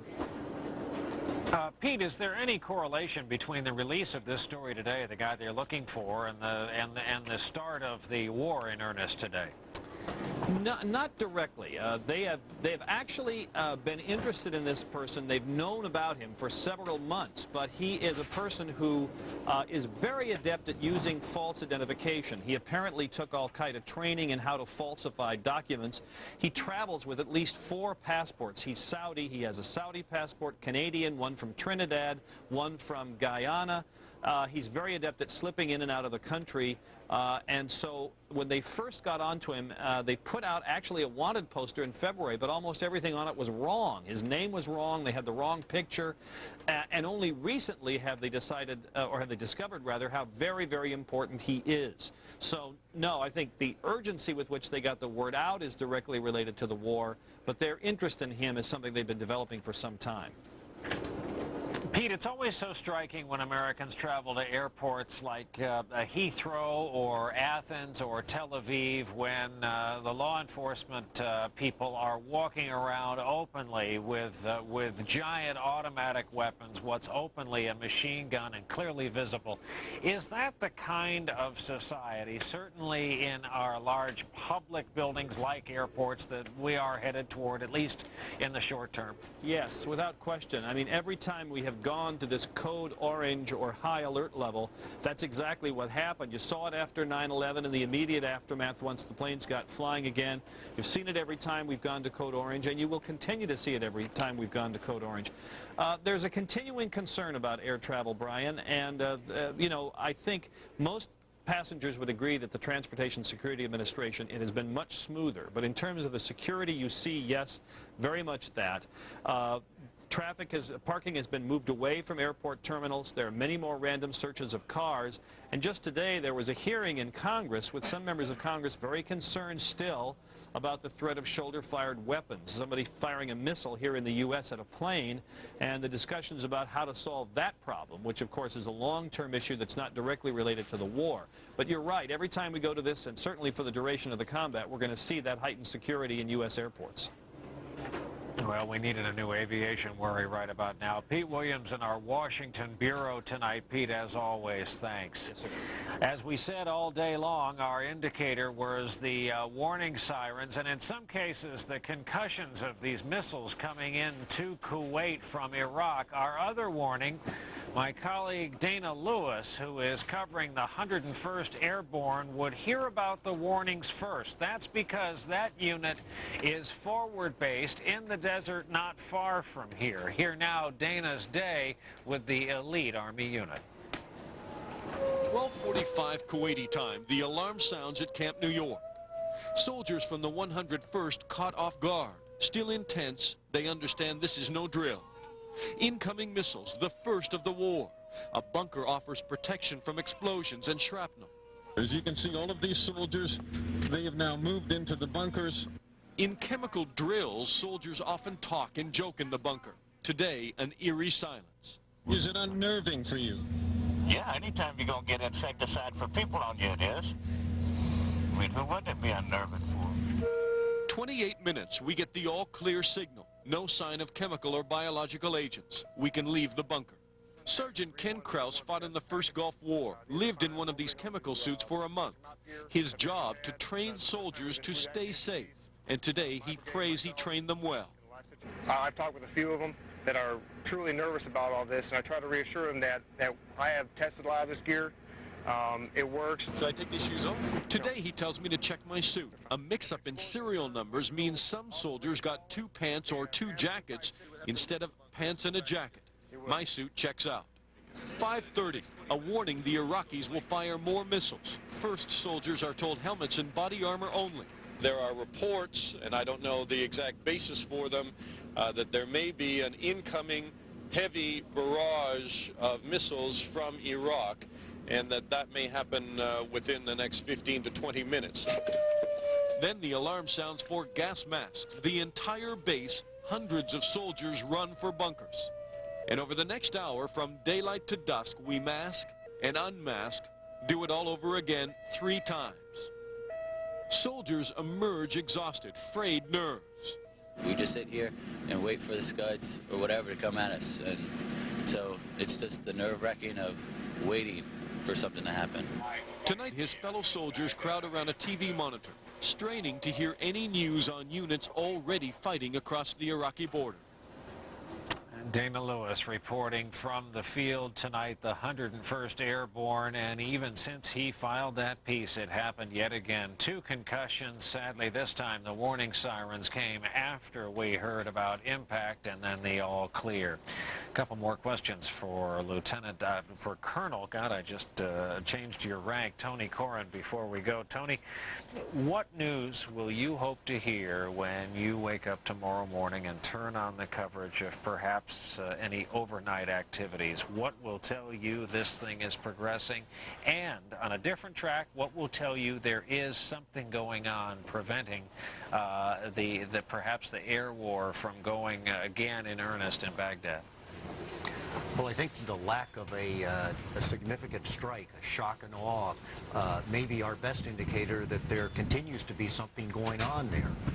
Secondly, I think we ought to look at what's happened in Basra, and particularly the Ramallah oil fields north of there. And then third, try and track the progress of the 3rd Infantry Division. They are a key element to getting ground forces to Baghdad quickly, and they probably are moving very quickly across the desert. Not a lot of chances of opposition there, although you could never tell. So I think those would be some of the things that we need to be looking at in the next couple of hours. As you know, this news organization, all of them really, have these so-called embeds. Our journalist embedded with a lot of these units moving out. Our own David Bloom is with the 3rd Infantry Division. Do you think it's because there's suddenly a strange angle to this conflict that explains why all day long, and we're not alone among news divisions, we didn't hear from our guys by and large? I think that could be one reason. Another is that David and crew may be moving at 35 to 40 miles an hour across the desert, and their ability to communicate on the move with us may be very limited. We know they're safe. We were just wondering as to whether or not they were either encountering something or taking part in something that was part of an overall plan the Pentagon at the last minute thought maybe was not best in the public domain. So you would like to wake up tomorrow morning and learn that the U.S. Marines and the British have held Basra overnight. Absolutely, and like to hear that we have 3rd Infantry on its approach march to Baghdad. All right, Colonel, thank you very much. We're going to go to Jeannie Ohm at the Pentagon, where apparently there is a news development tonight. Jeannie? Brian, information is just coming in right now. Military officials are telling us that apparently a Marine helicopter has gone down in Kuwait. The condition of those on board is unknown at this moment, but information is still developing, and we are staying on top of it right now. Again, military officials are telling us that a Marine helicopter has gone down in Kuwait, and the condition of those on board is unknown at this time. We should point out there were 2 separate incidents today regarding helicopters. The first one early this morning was a Pavlo helicopter. That one did crash in Iraq, but all 6 special operation troops on board were fine. They were rescued. That helicopter was subsequently destroyed. Then later in the day, there was another incident involving an Apache attack helicopter. That one apparently had a hard landing with 2 crew members on board, but then that helicopter then took off. All of those were accounted for and all of those troops okay, but again, at this word, we're just getting information in. Military officials telling NBC News that a Marine helicopter has gone down in Kuwait, and we'll stay on top of this story. Brian? Jeannie Ohm at the Pentagon, thanks. And while they are not known particularly for having the best air defenses or the best shots, military commanders all day have been talking about the silver bullet theory, meaning anyone can get through at any time on any given day on the battlefield. With thanks to my partner, Colonel Corrin, we're going to go back to headquarters as we pass into the 9 o'clock hour Eastern Time, and to Lester Holt. Lester? And Brian, we begin this hour. We'll continue to cover developments with that helicopter, but let's go to Capitol Hill. Secretary of Defense Rumsfeld talking to reporters after briefing members of the Senate. And conversely, anyone that engages in the use of weapons of mass destruction or supports that regime will wish they had not. Good evening. Thank you, sir. Comments apparently short to the point as they were when he went in. When he did go in, he said this war effort is going well. He had full confidence in the troops on the ground and singled out General Tommy Franks, who is, of course, commanding all this from Qatar tonight. Now, every 15 minutes, we've been giving you the latest headlines in the war with Iraq. The first one, Jeannie just brought us a moment ago, that a Marine Corps helicopter, no identification on the type, is apparently down at this hour. That's all we know. Military action over Iraq continues into the night. Eyewitnesses report huge explosions over the southern Iraqi city of Basra and far to the north in Mosul. There is movement on the ground. The latest video of U.S. and British troops moving north into Iraq from Kuwait. The ground troops push forward just after a heavy cover of field artillery fire. U.S. officials continue to examine the tape played last night on Iraqi television. Now believe the man shown is probably, in fact, Saddam Hussein. At the same time, they don't rule out the possibility it was recorded earlier, before the missile attack. We want to remind you, we recap the latest headlines on the Iraq crisis every 15 minutes, at the top of the hour, at 15 after, 30 after, and a quarter before the hour, right here on MSNBC. You can also get the very latest anytime on the web. Go to iraq.msnbc.com for complete coverage, as well as the Target Iraq Interactive Library, including in-depth analysis, slideshows, and video. You'll find a lot of information, very useful, as we walk you through all this. iraq.msnbc.com. The planning for Operation Iraqi Freedom is being coordinated at Central Command Headquarters in Doha, Qatar. MSNBC's David Schuster is there right now with the latest. You're hearing anything about this Marine helicopter? Well, Lester, nothing yet. I'm sure that people here are aware of the reports, but the way this usually happens, at least initially, is that the reports will go up through the particular division, and then once they've figured out exactly what's gone on, then they'll issue some sort of release. But I'm sure there's somebody here at this base at Central Command that knows something, but until they have a little more information themselves, we will probably be the last ones to hear about it. There is some indication, though, at this point, Lester, that one key component of the ground war, one of the battle plans that military commanders had talked about in the last couple of weeks, is unfolding very rapidly. A number of reports of the explosions at Basra. There are reports, of course, that British and American Marines and Royal Marine Commandos have taken the Qasr and are closing in on Basra. Military commanders had said for several weeks that they had hoped for a very early victory in Basra, because that is an area that they believe would be very sympathetic to a sort of liberation, a celebration of being liberated. You'll recall that during the 1991 Persian Gulf War, there was an uprising against Saddam in Basra. It was brutally put down. Thousands of Shiites there were killed. This is an area that military commanders believe has no particular love for Saddam, and there's every expectation that once Allied forces go into Basra, they will be greeted warmly. And the psychological impact of that is that the military is preparing to show those images as quickly as possible in the hope of resolve of Iraqi soldiers elsewhere in the country. Still no indication when this sort of shock and awe strategy is going to when the shock and awe strategy is going to start as far as central Baghdad is concerned. There are some 700 warplanes, of course, in the area, and we have yet to see a sortie or a wave of flights that have included all of the 5 carriers or some of the land-based aircraft. No indication, of course, when that will happen, but it has been repeated, of course, at the Pentagon. A number of military analysts pointing out that that capability is there, and we'll just have to wait and see what happens. But again, once Basra falls, Lester, I think things will change pretty quickly here at Central Command. There have been no briefings whatsoever. There's only been one piece of paper issued, and that was listing the various ships that fired cruise missiles on the first night of the war. But I imagine that once Basra falls, and there is some news to report and some images that the Pentagon would like the rest of Iraq to know about, they'll start having these briefings pretty quickly. Lester? David Schuster, thanks very much at the Command Center in Doha, Qatar, and we're still waiting to learn more information about a Marine helicopter apparently down in Kuwait, inside friendly territory. Still getting information. The Marine Corps operates, I believe, 3 different helicopters that all may be deployed, so we don't know which one and won't speculate, because certainly there are those whose loved ones are flying helicopters tonight in Kuwait, so we will bring you the information when we can confirm what kind of chopper was involved here. Right now, we want to take you to the White House. It has been a day we've seen little of the president. He did talk to reporters during a cabinet meeting. Bob Kerr is our correspondent standing by the White House now to bring us more from there. Bob? Lester, 24 hours ago, we were about to see President Bush on television taking the country to war. Tonight, the president had dinner with the president of Cameroon here at the White House. We can presume Mr. Bush is now back in the residence, but his nightly routine is changing. Starting now, he gets a nightly call from Defense Secretary Donald Rumsfeld updating him on the latest events. That apparent chopper crash in the war zone, something obviously the president will be on the phone about tonight. But we are learning a little bit more about the situation on Wednesday when the president actually gave the order. And what we have found out is that there was a teleconference on Wednesday in the Situation Room. The president was there with a number of members of his war council, and they were on a teleconference with General Tommy Franks and all of Tommy Franks' top commanders in the war zone. Now, the president apparently asked each of the commanders two questions. First question, do you have what you need to win? Second question, are you comfortable with the strategy?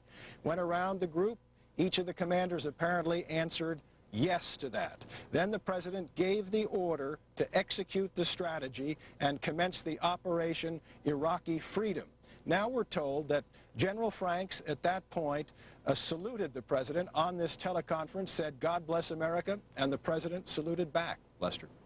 Bob Kerr, thanks, Bob, for the report from the White House. We want to go back to the Pentagon and check in with Jeannie Ohm, who reported to us a moment ago that a Marine Corps helicopter is down in Kuwait. What more do we know, Jeannie?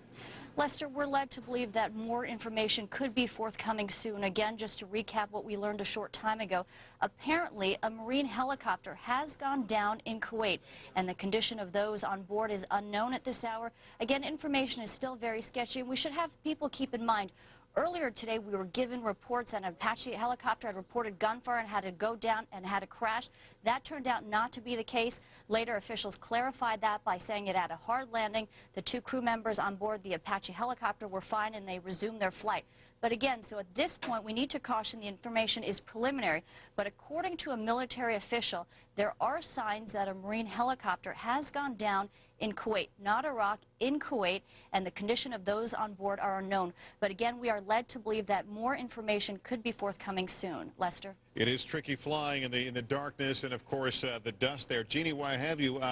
Are you learning anything about the explosions that have been heard in Basra in the south and Mosul in the north? Any confirmation from the Pentagon? U.S. officials are confirming that there are aircraft over Iraq, and in fact, there have been various reports of explosions in Basra, and we are confirming that, in fact, is taking place in Basra. Why is Basra important? First of all, it's important in terms of the flow of oil. It's in a southern Iraqi city, as well as the second largest city in Iraq, so it would make sense from a strategic standpoint, and the administration has made it very clear they want to protect the oil source. Why? Because they say they will use this oil to help pay for the rebuilding in Iraq. So in terms of that sense, it's very important for the U.S. military to gain control over there and protect the flow of oil. So that's why we are hearing about heavy bombardment in that area for U.S. ground forces that are already there. Okay, Lester? Jeannie, thanks for the update from the Pentagon.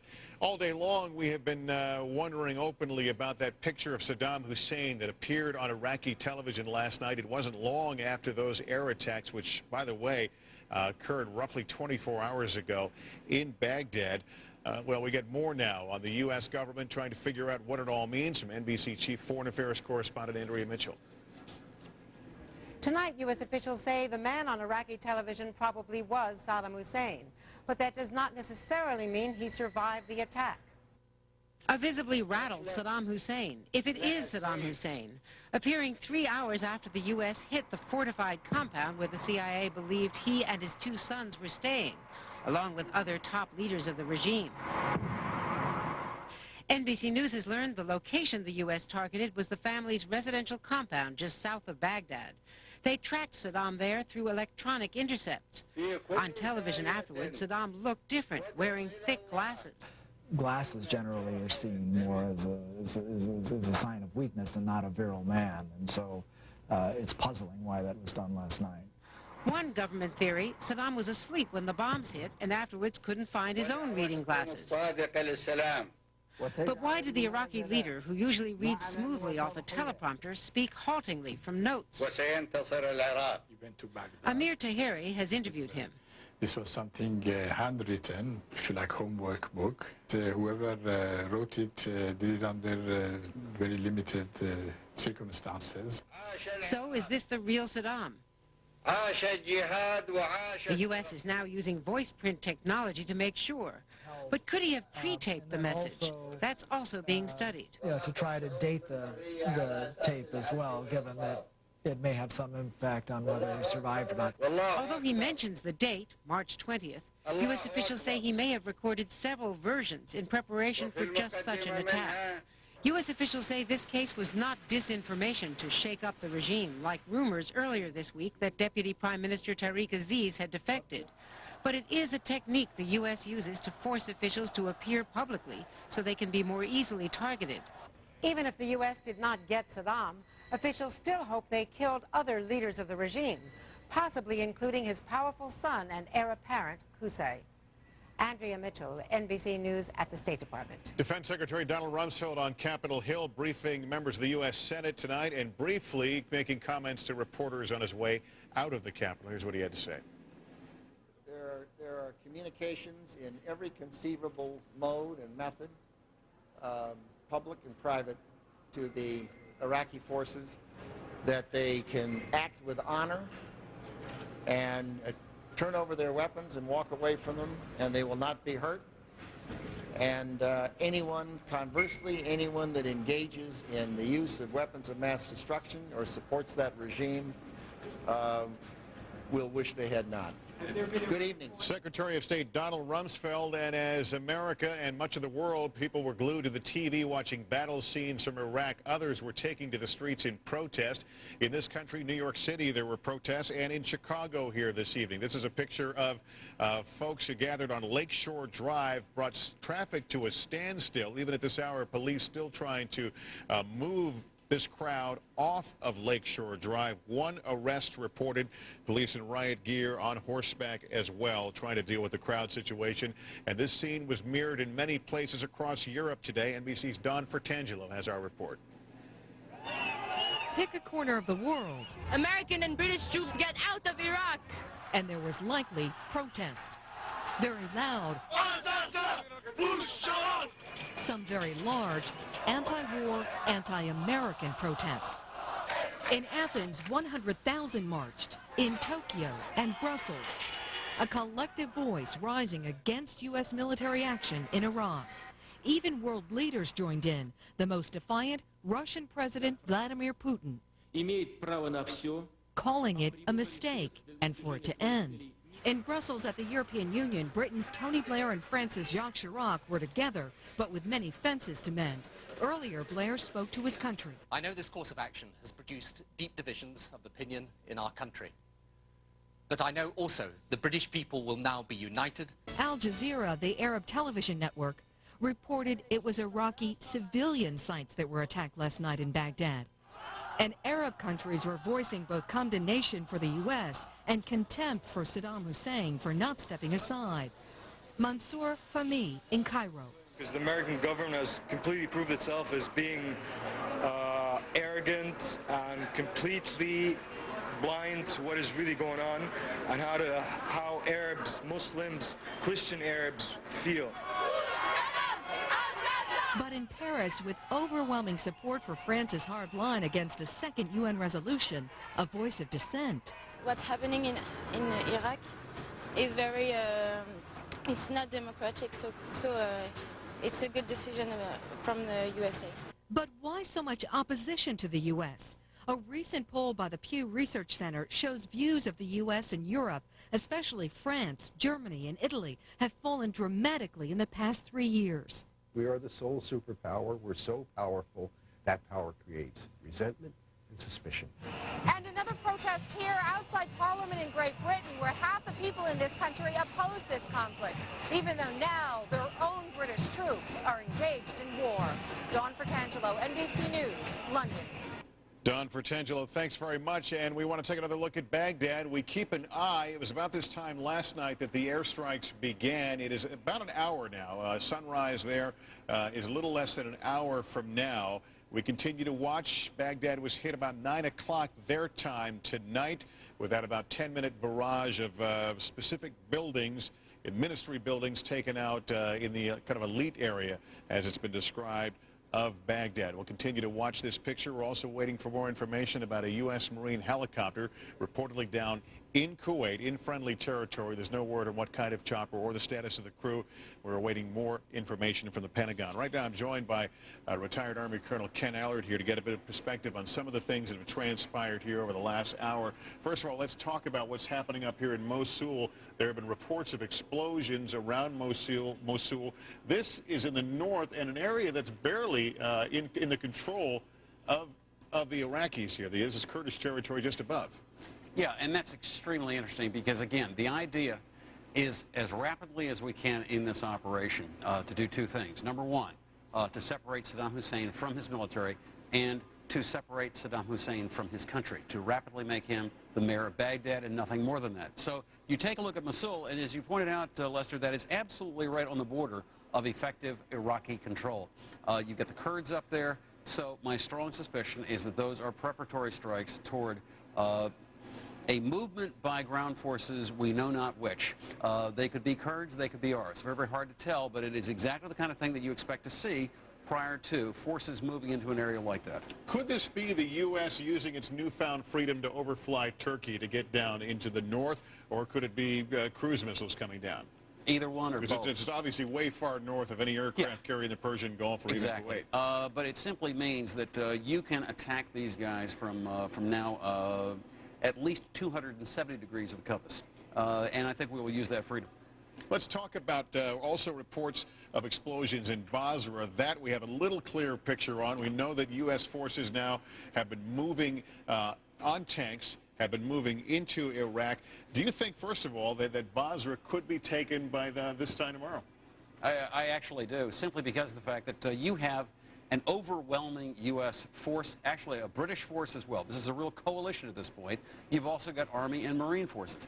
And they are in the closest possible, Basra is in the closest possible proximity to the cantonment areas for both those forces. Those loud explosions, and I'm hazarding another guess here, but it's one of the things that we do. Those things sound like J-dams to me, Lester. It is exactly the kind of thing you've got, I think it's the 3rd Iraqi Corps headquartered there.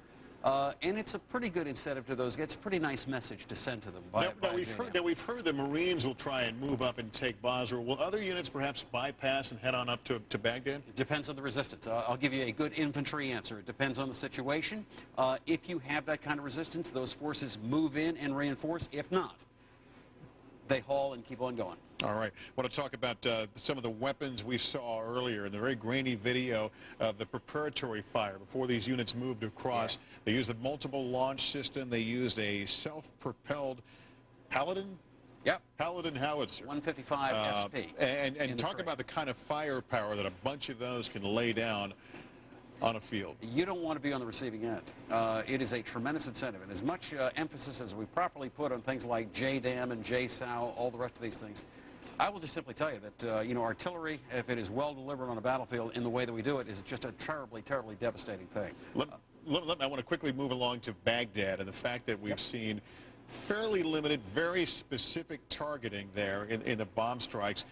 That could be an acknowledgement of a number of things. Some suspect that maybe special operations or partisans friendlies are operating on the ground in Baghdad. Is that a consideration? It absolutely is. In terms of where you put your bombs. Yeah. Do we know that that is the case? No, we do not. But it is one of the things that might also explain the fact that this is shock and awe very light at this point, and nothing more than that. But again, if you remember what the objective is very rapidly to separate Saddam Hussein from his country and to separate him from his military. So there are a lot of ways of accomplishing those objectives, and I think one of the things that you're likely to see in the immediate future is that we will evaluate this pause in the action to see if those cracks, those fissures in the Iraqi leadership are getting larger or smaller. Now, we've heard that the Republican Guard have surrounded Baghdad. That's been the report now for several weeks. Might the shock and awe part be later when the U.S. is ready to actually take down Baghdad, and will those will this become then much more robust in terms of bombing? As you said, he's put them around Baghdad, and my immediate response is in the open, because if they are, that's great for our side. But again, the idea here is that if you have any opportunity at all to forestall that kind of a fight, you absolutely want to do that. Well, in the meantime, I mean, they're here. Then, as they see what's going on around them, by the time you get to Baghdad, less likely to put up a fight? Absolutely. They've seen things blow up in the night already? They have seen a lot of things blowing up in the night, but I just have to tell you, and again, discount this as a former ground pounder, there is nothing like, an armored assault coming at you to concentrate the mind wonderfully. Now, when you all of a sudden got all the rest of these things, these neat fireworks, pyrotechnics going on around you, that's great. But when you have that armored division, that is coming towards you, or mechanized infantry division, 3rd Infantry, all of this, I got to tell you, that is the kind of thing that sort of encourages you to come very quickly to an idea of, look, do I intend to fight to the death for this man, or do we finally need to do something a little different? Now, what we saw in Baghdad last night and tonight, primarily Tomahawk cruise missiles, perhaps JDAMs or laser bombs, and big bombs taking out big buildings. When you're talking about personnel dug in, now, aren't you then talking about cluster bomb units, things that might then certainly be susceptible to getting civilians that might spread out more? Absolutely. But I got to tell you, if those armored units pull themselves back into those kinds of neighborhoods, you have very, very few choices. The one thing, though, is that it's always, Lester, the synergy that you get between the force on the ground and the Air Force. Because from the Air Force, that presents you with a variety of very, very unpleasant alternatives. Okay, if you also then combine that, though, with an armored force coming at you on the ground, then your choice, and I've said this before about Afghanistan, is use it or lose it. That forces him out. When you force him out, at that point he's vulnerable. Okay, Ken Allard, thanks very much. In the Senate today, as expected, it was a rally around the flag, with both parties joining to pass resolutions supporting the president and the troops. But as NBC's Nora O'Donnell reports tonight, the Democrats were demanding answers on costs, especially with the Republicans pushing hard for the president's big tax cuts. Tonight, Congress is uniting in support to send a message to our troops. But that didn't stop some Democrats from slamming Republicans for trying to quickly pass the president's budget with $700 billion in tax cuts at a time when the costs of war are still unknown. We're making decisions without having the information. We're being asked to vote on a budget that doesn't even pay for this war. I've never seen such fiscal irresponsibility passed on to the backs of our children. The young people, the 18, 19, 20-year-old soldiers over there fighting for us, they're the ones who are going to pay for this irresponsibility. I find that absolutely unbelievable. There's nothing for Reconstruction. There's nothing for the conflict. There is nothing for any part of it. Republicans argue it's impossible now to calculate how much the war will cost. I think it's essential for us to have the folks who are out there fighting the war have the funds to do so, and then when they finish fighting this war, have jobs to come back home to, and we accomplish both, and we will do it over the next 2 weeks. The White House plans to send up a request for extra money early next week that tonight sources say will reach close to $100 billion. All right, Nora O'Donnell, thank you. Let's take a look now at some of the stories around the world from our MSNBC listening post tonight. According to the Associated Press, Switzerland has banned U.S. and other military planes from its airspace during the war with Iraq. The Swiss government said it regrets that the U.S. acted without UN approval.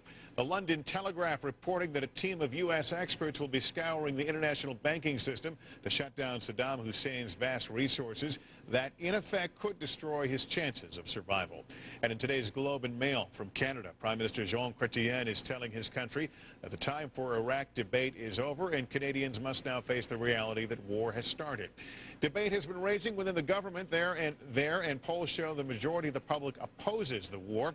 Those are some of the headlines from around the world from our listening post. We're getting more information now on that Marine chopper down in Kuwait. Jeannie Ohm is at the Pentagon to share it with us. Jeannie? Lester, this is a very serious situation. We can now tell you it was a U.S. CH-46 Marine helicopter that did crash in Kuwait. A number of people, U.S. aircrew and British commandos on board. In the words of one official here, it does not look good. Again, this helicopter, it was a CH-46, which is known as a troop transport, and there were U.S. aircrew members as well as British commandos on board. And we're told that perhaps it was returning from a mission in Iraq when it crashed in Kuwait. Again, this information is still developing, but perhaps the most troubling indication here that we may be looking at the first casualties of Operation Iraqi Freedom, again quoting a military official saying it does not look good. Lester, that is what we are finding out at this point. We're, of course, making numerous calls and trying to get whatever information is available at this time. And we can tell you a little bit more about the CH-46. Thank you, Jeannie. It does have a crew of 4. It can carry up to 22 troops, a door gunner, a pilot, co-pilot, a flight mechanic.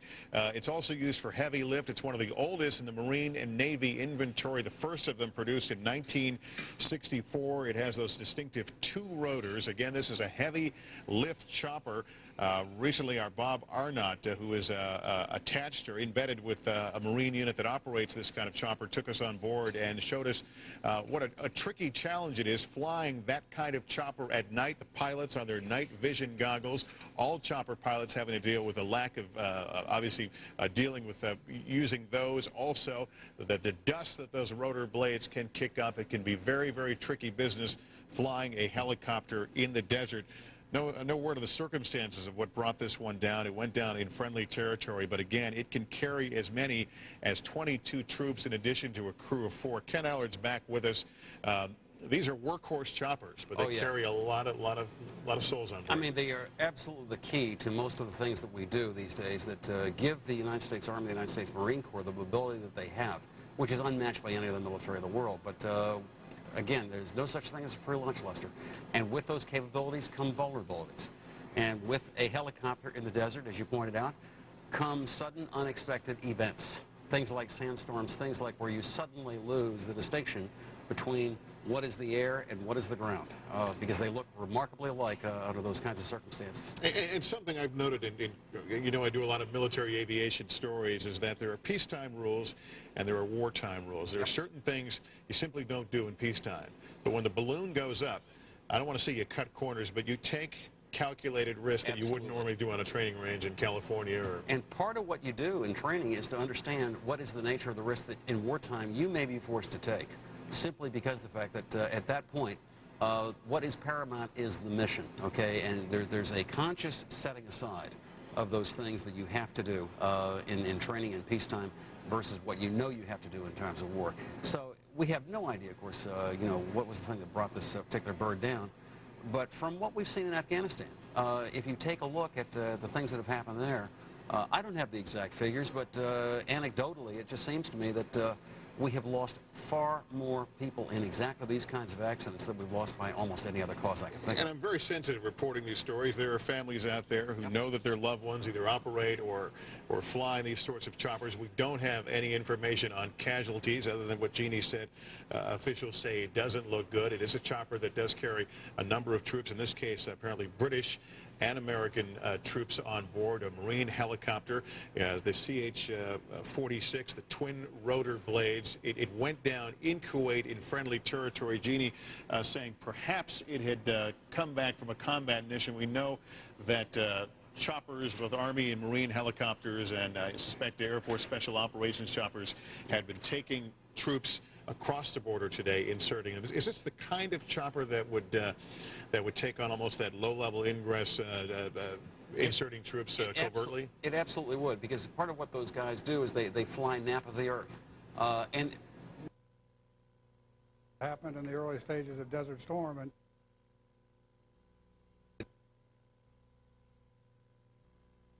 Chilcote there with 101st Airborne. Reporting there, one of our many embedded reporters. Want to go now to Dana Bash, who is standing by at the White House. We've been waiting to see what happens with this war, when the shock and awe, as the administration calls it, when that will begin.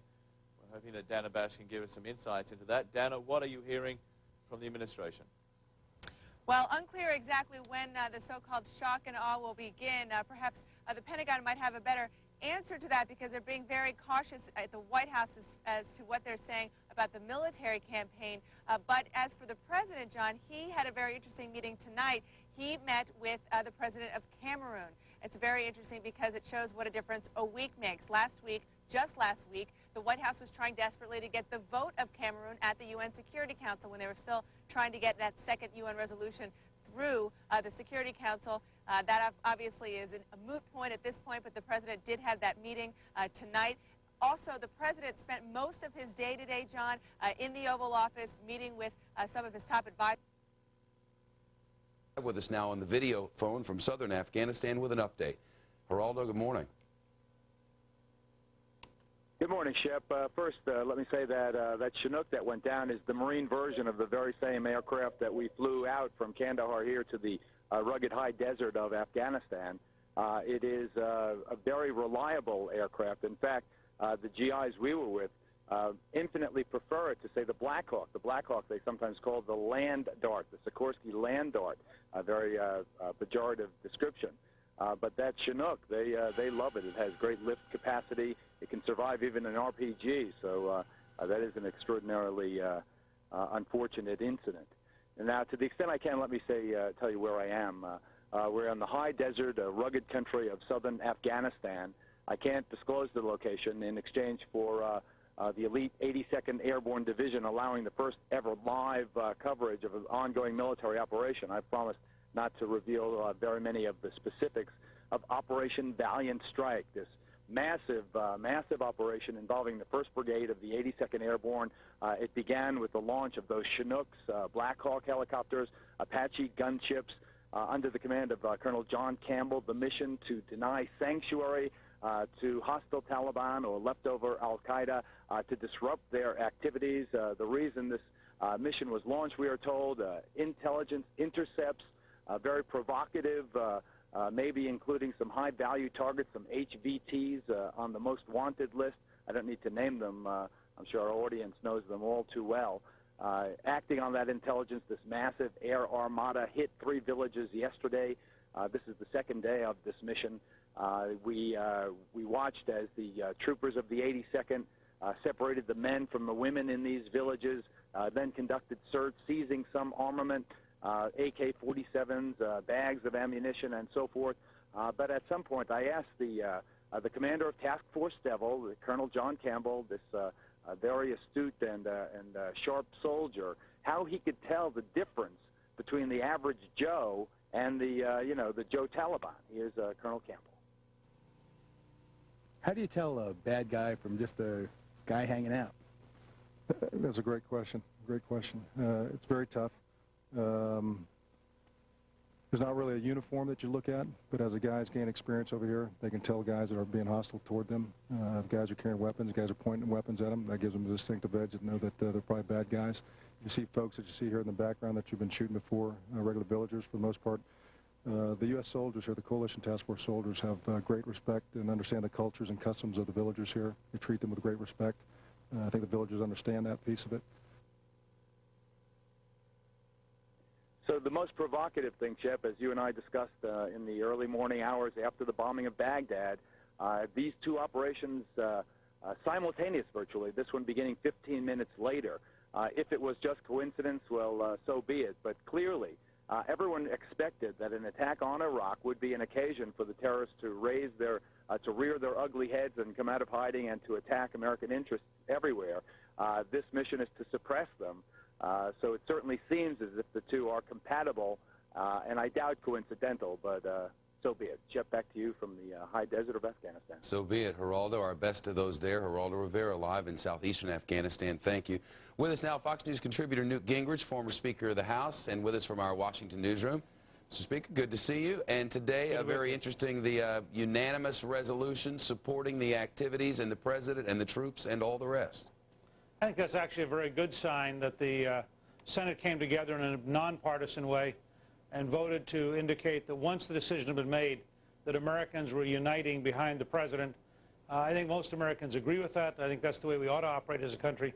And I think the Democrats in the Senate would be commended for joining with their Republican colleagues in that kind of a vote. Are you surprised at all by the widespread protests which are happening today? More than 1,000 people arrested inside the city of San Francisco at a time when soldiers are on the battlefield for only the 2nd day since this conflict began? Well, I'm not sure that I'm ever surprised by what happens in San Francisco. So I think that, some people, remember, out of a nation of 285 million, a couple of thousand making a nuisance of themselves is what freedom is all about. That's their prerogative. I think overwhelmingly the American people are praying for our young men and women in uniform and their allies in the coalition. I think overwhelmingly the American people support what the president's doing, but we are a free society, and people have a right to protest. I am delighted that the city police of San Francisco are defending the Constitution and insisting that people who break the law go to jail. I think that's actually a good sign. Peaceful demonstrations are fine. It's what America's all about.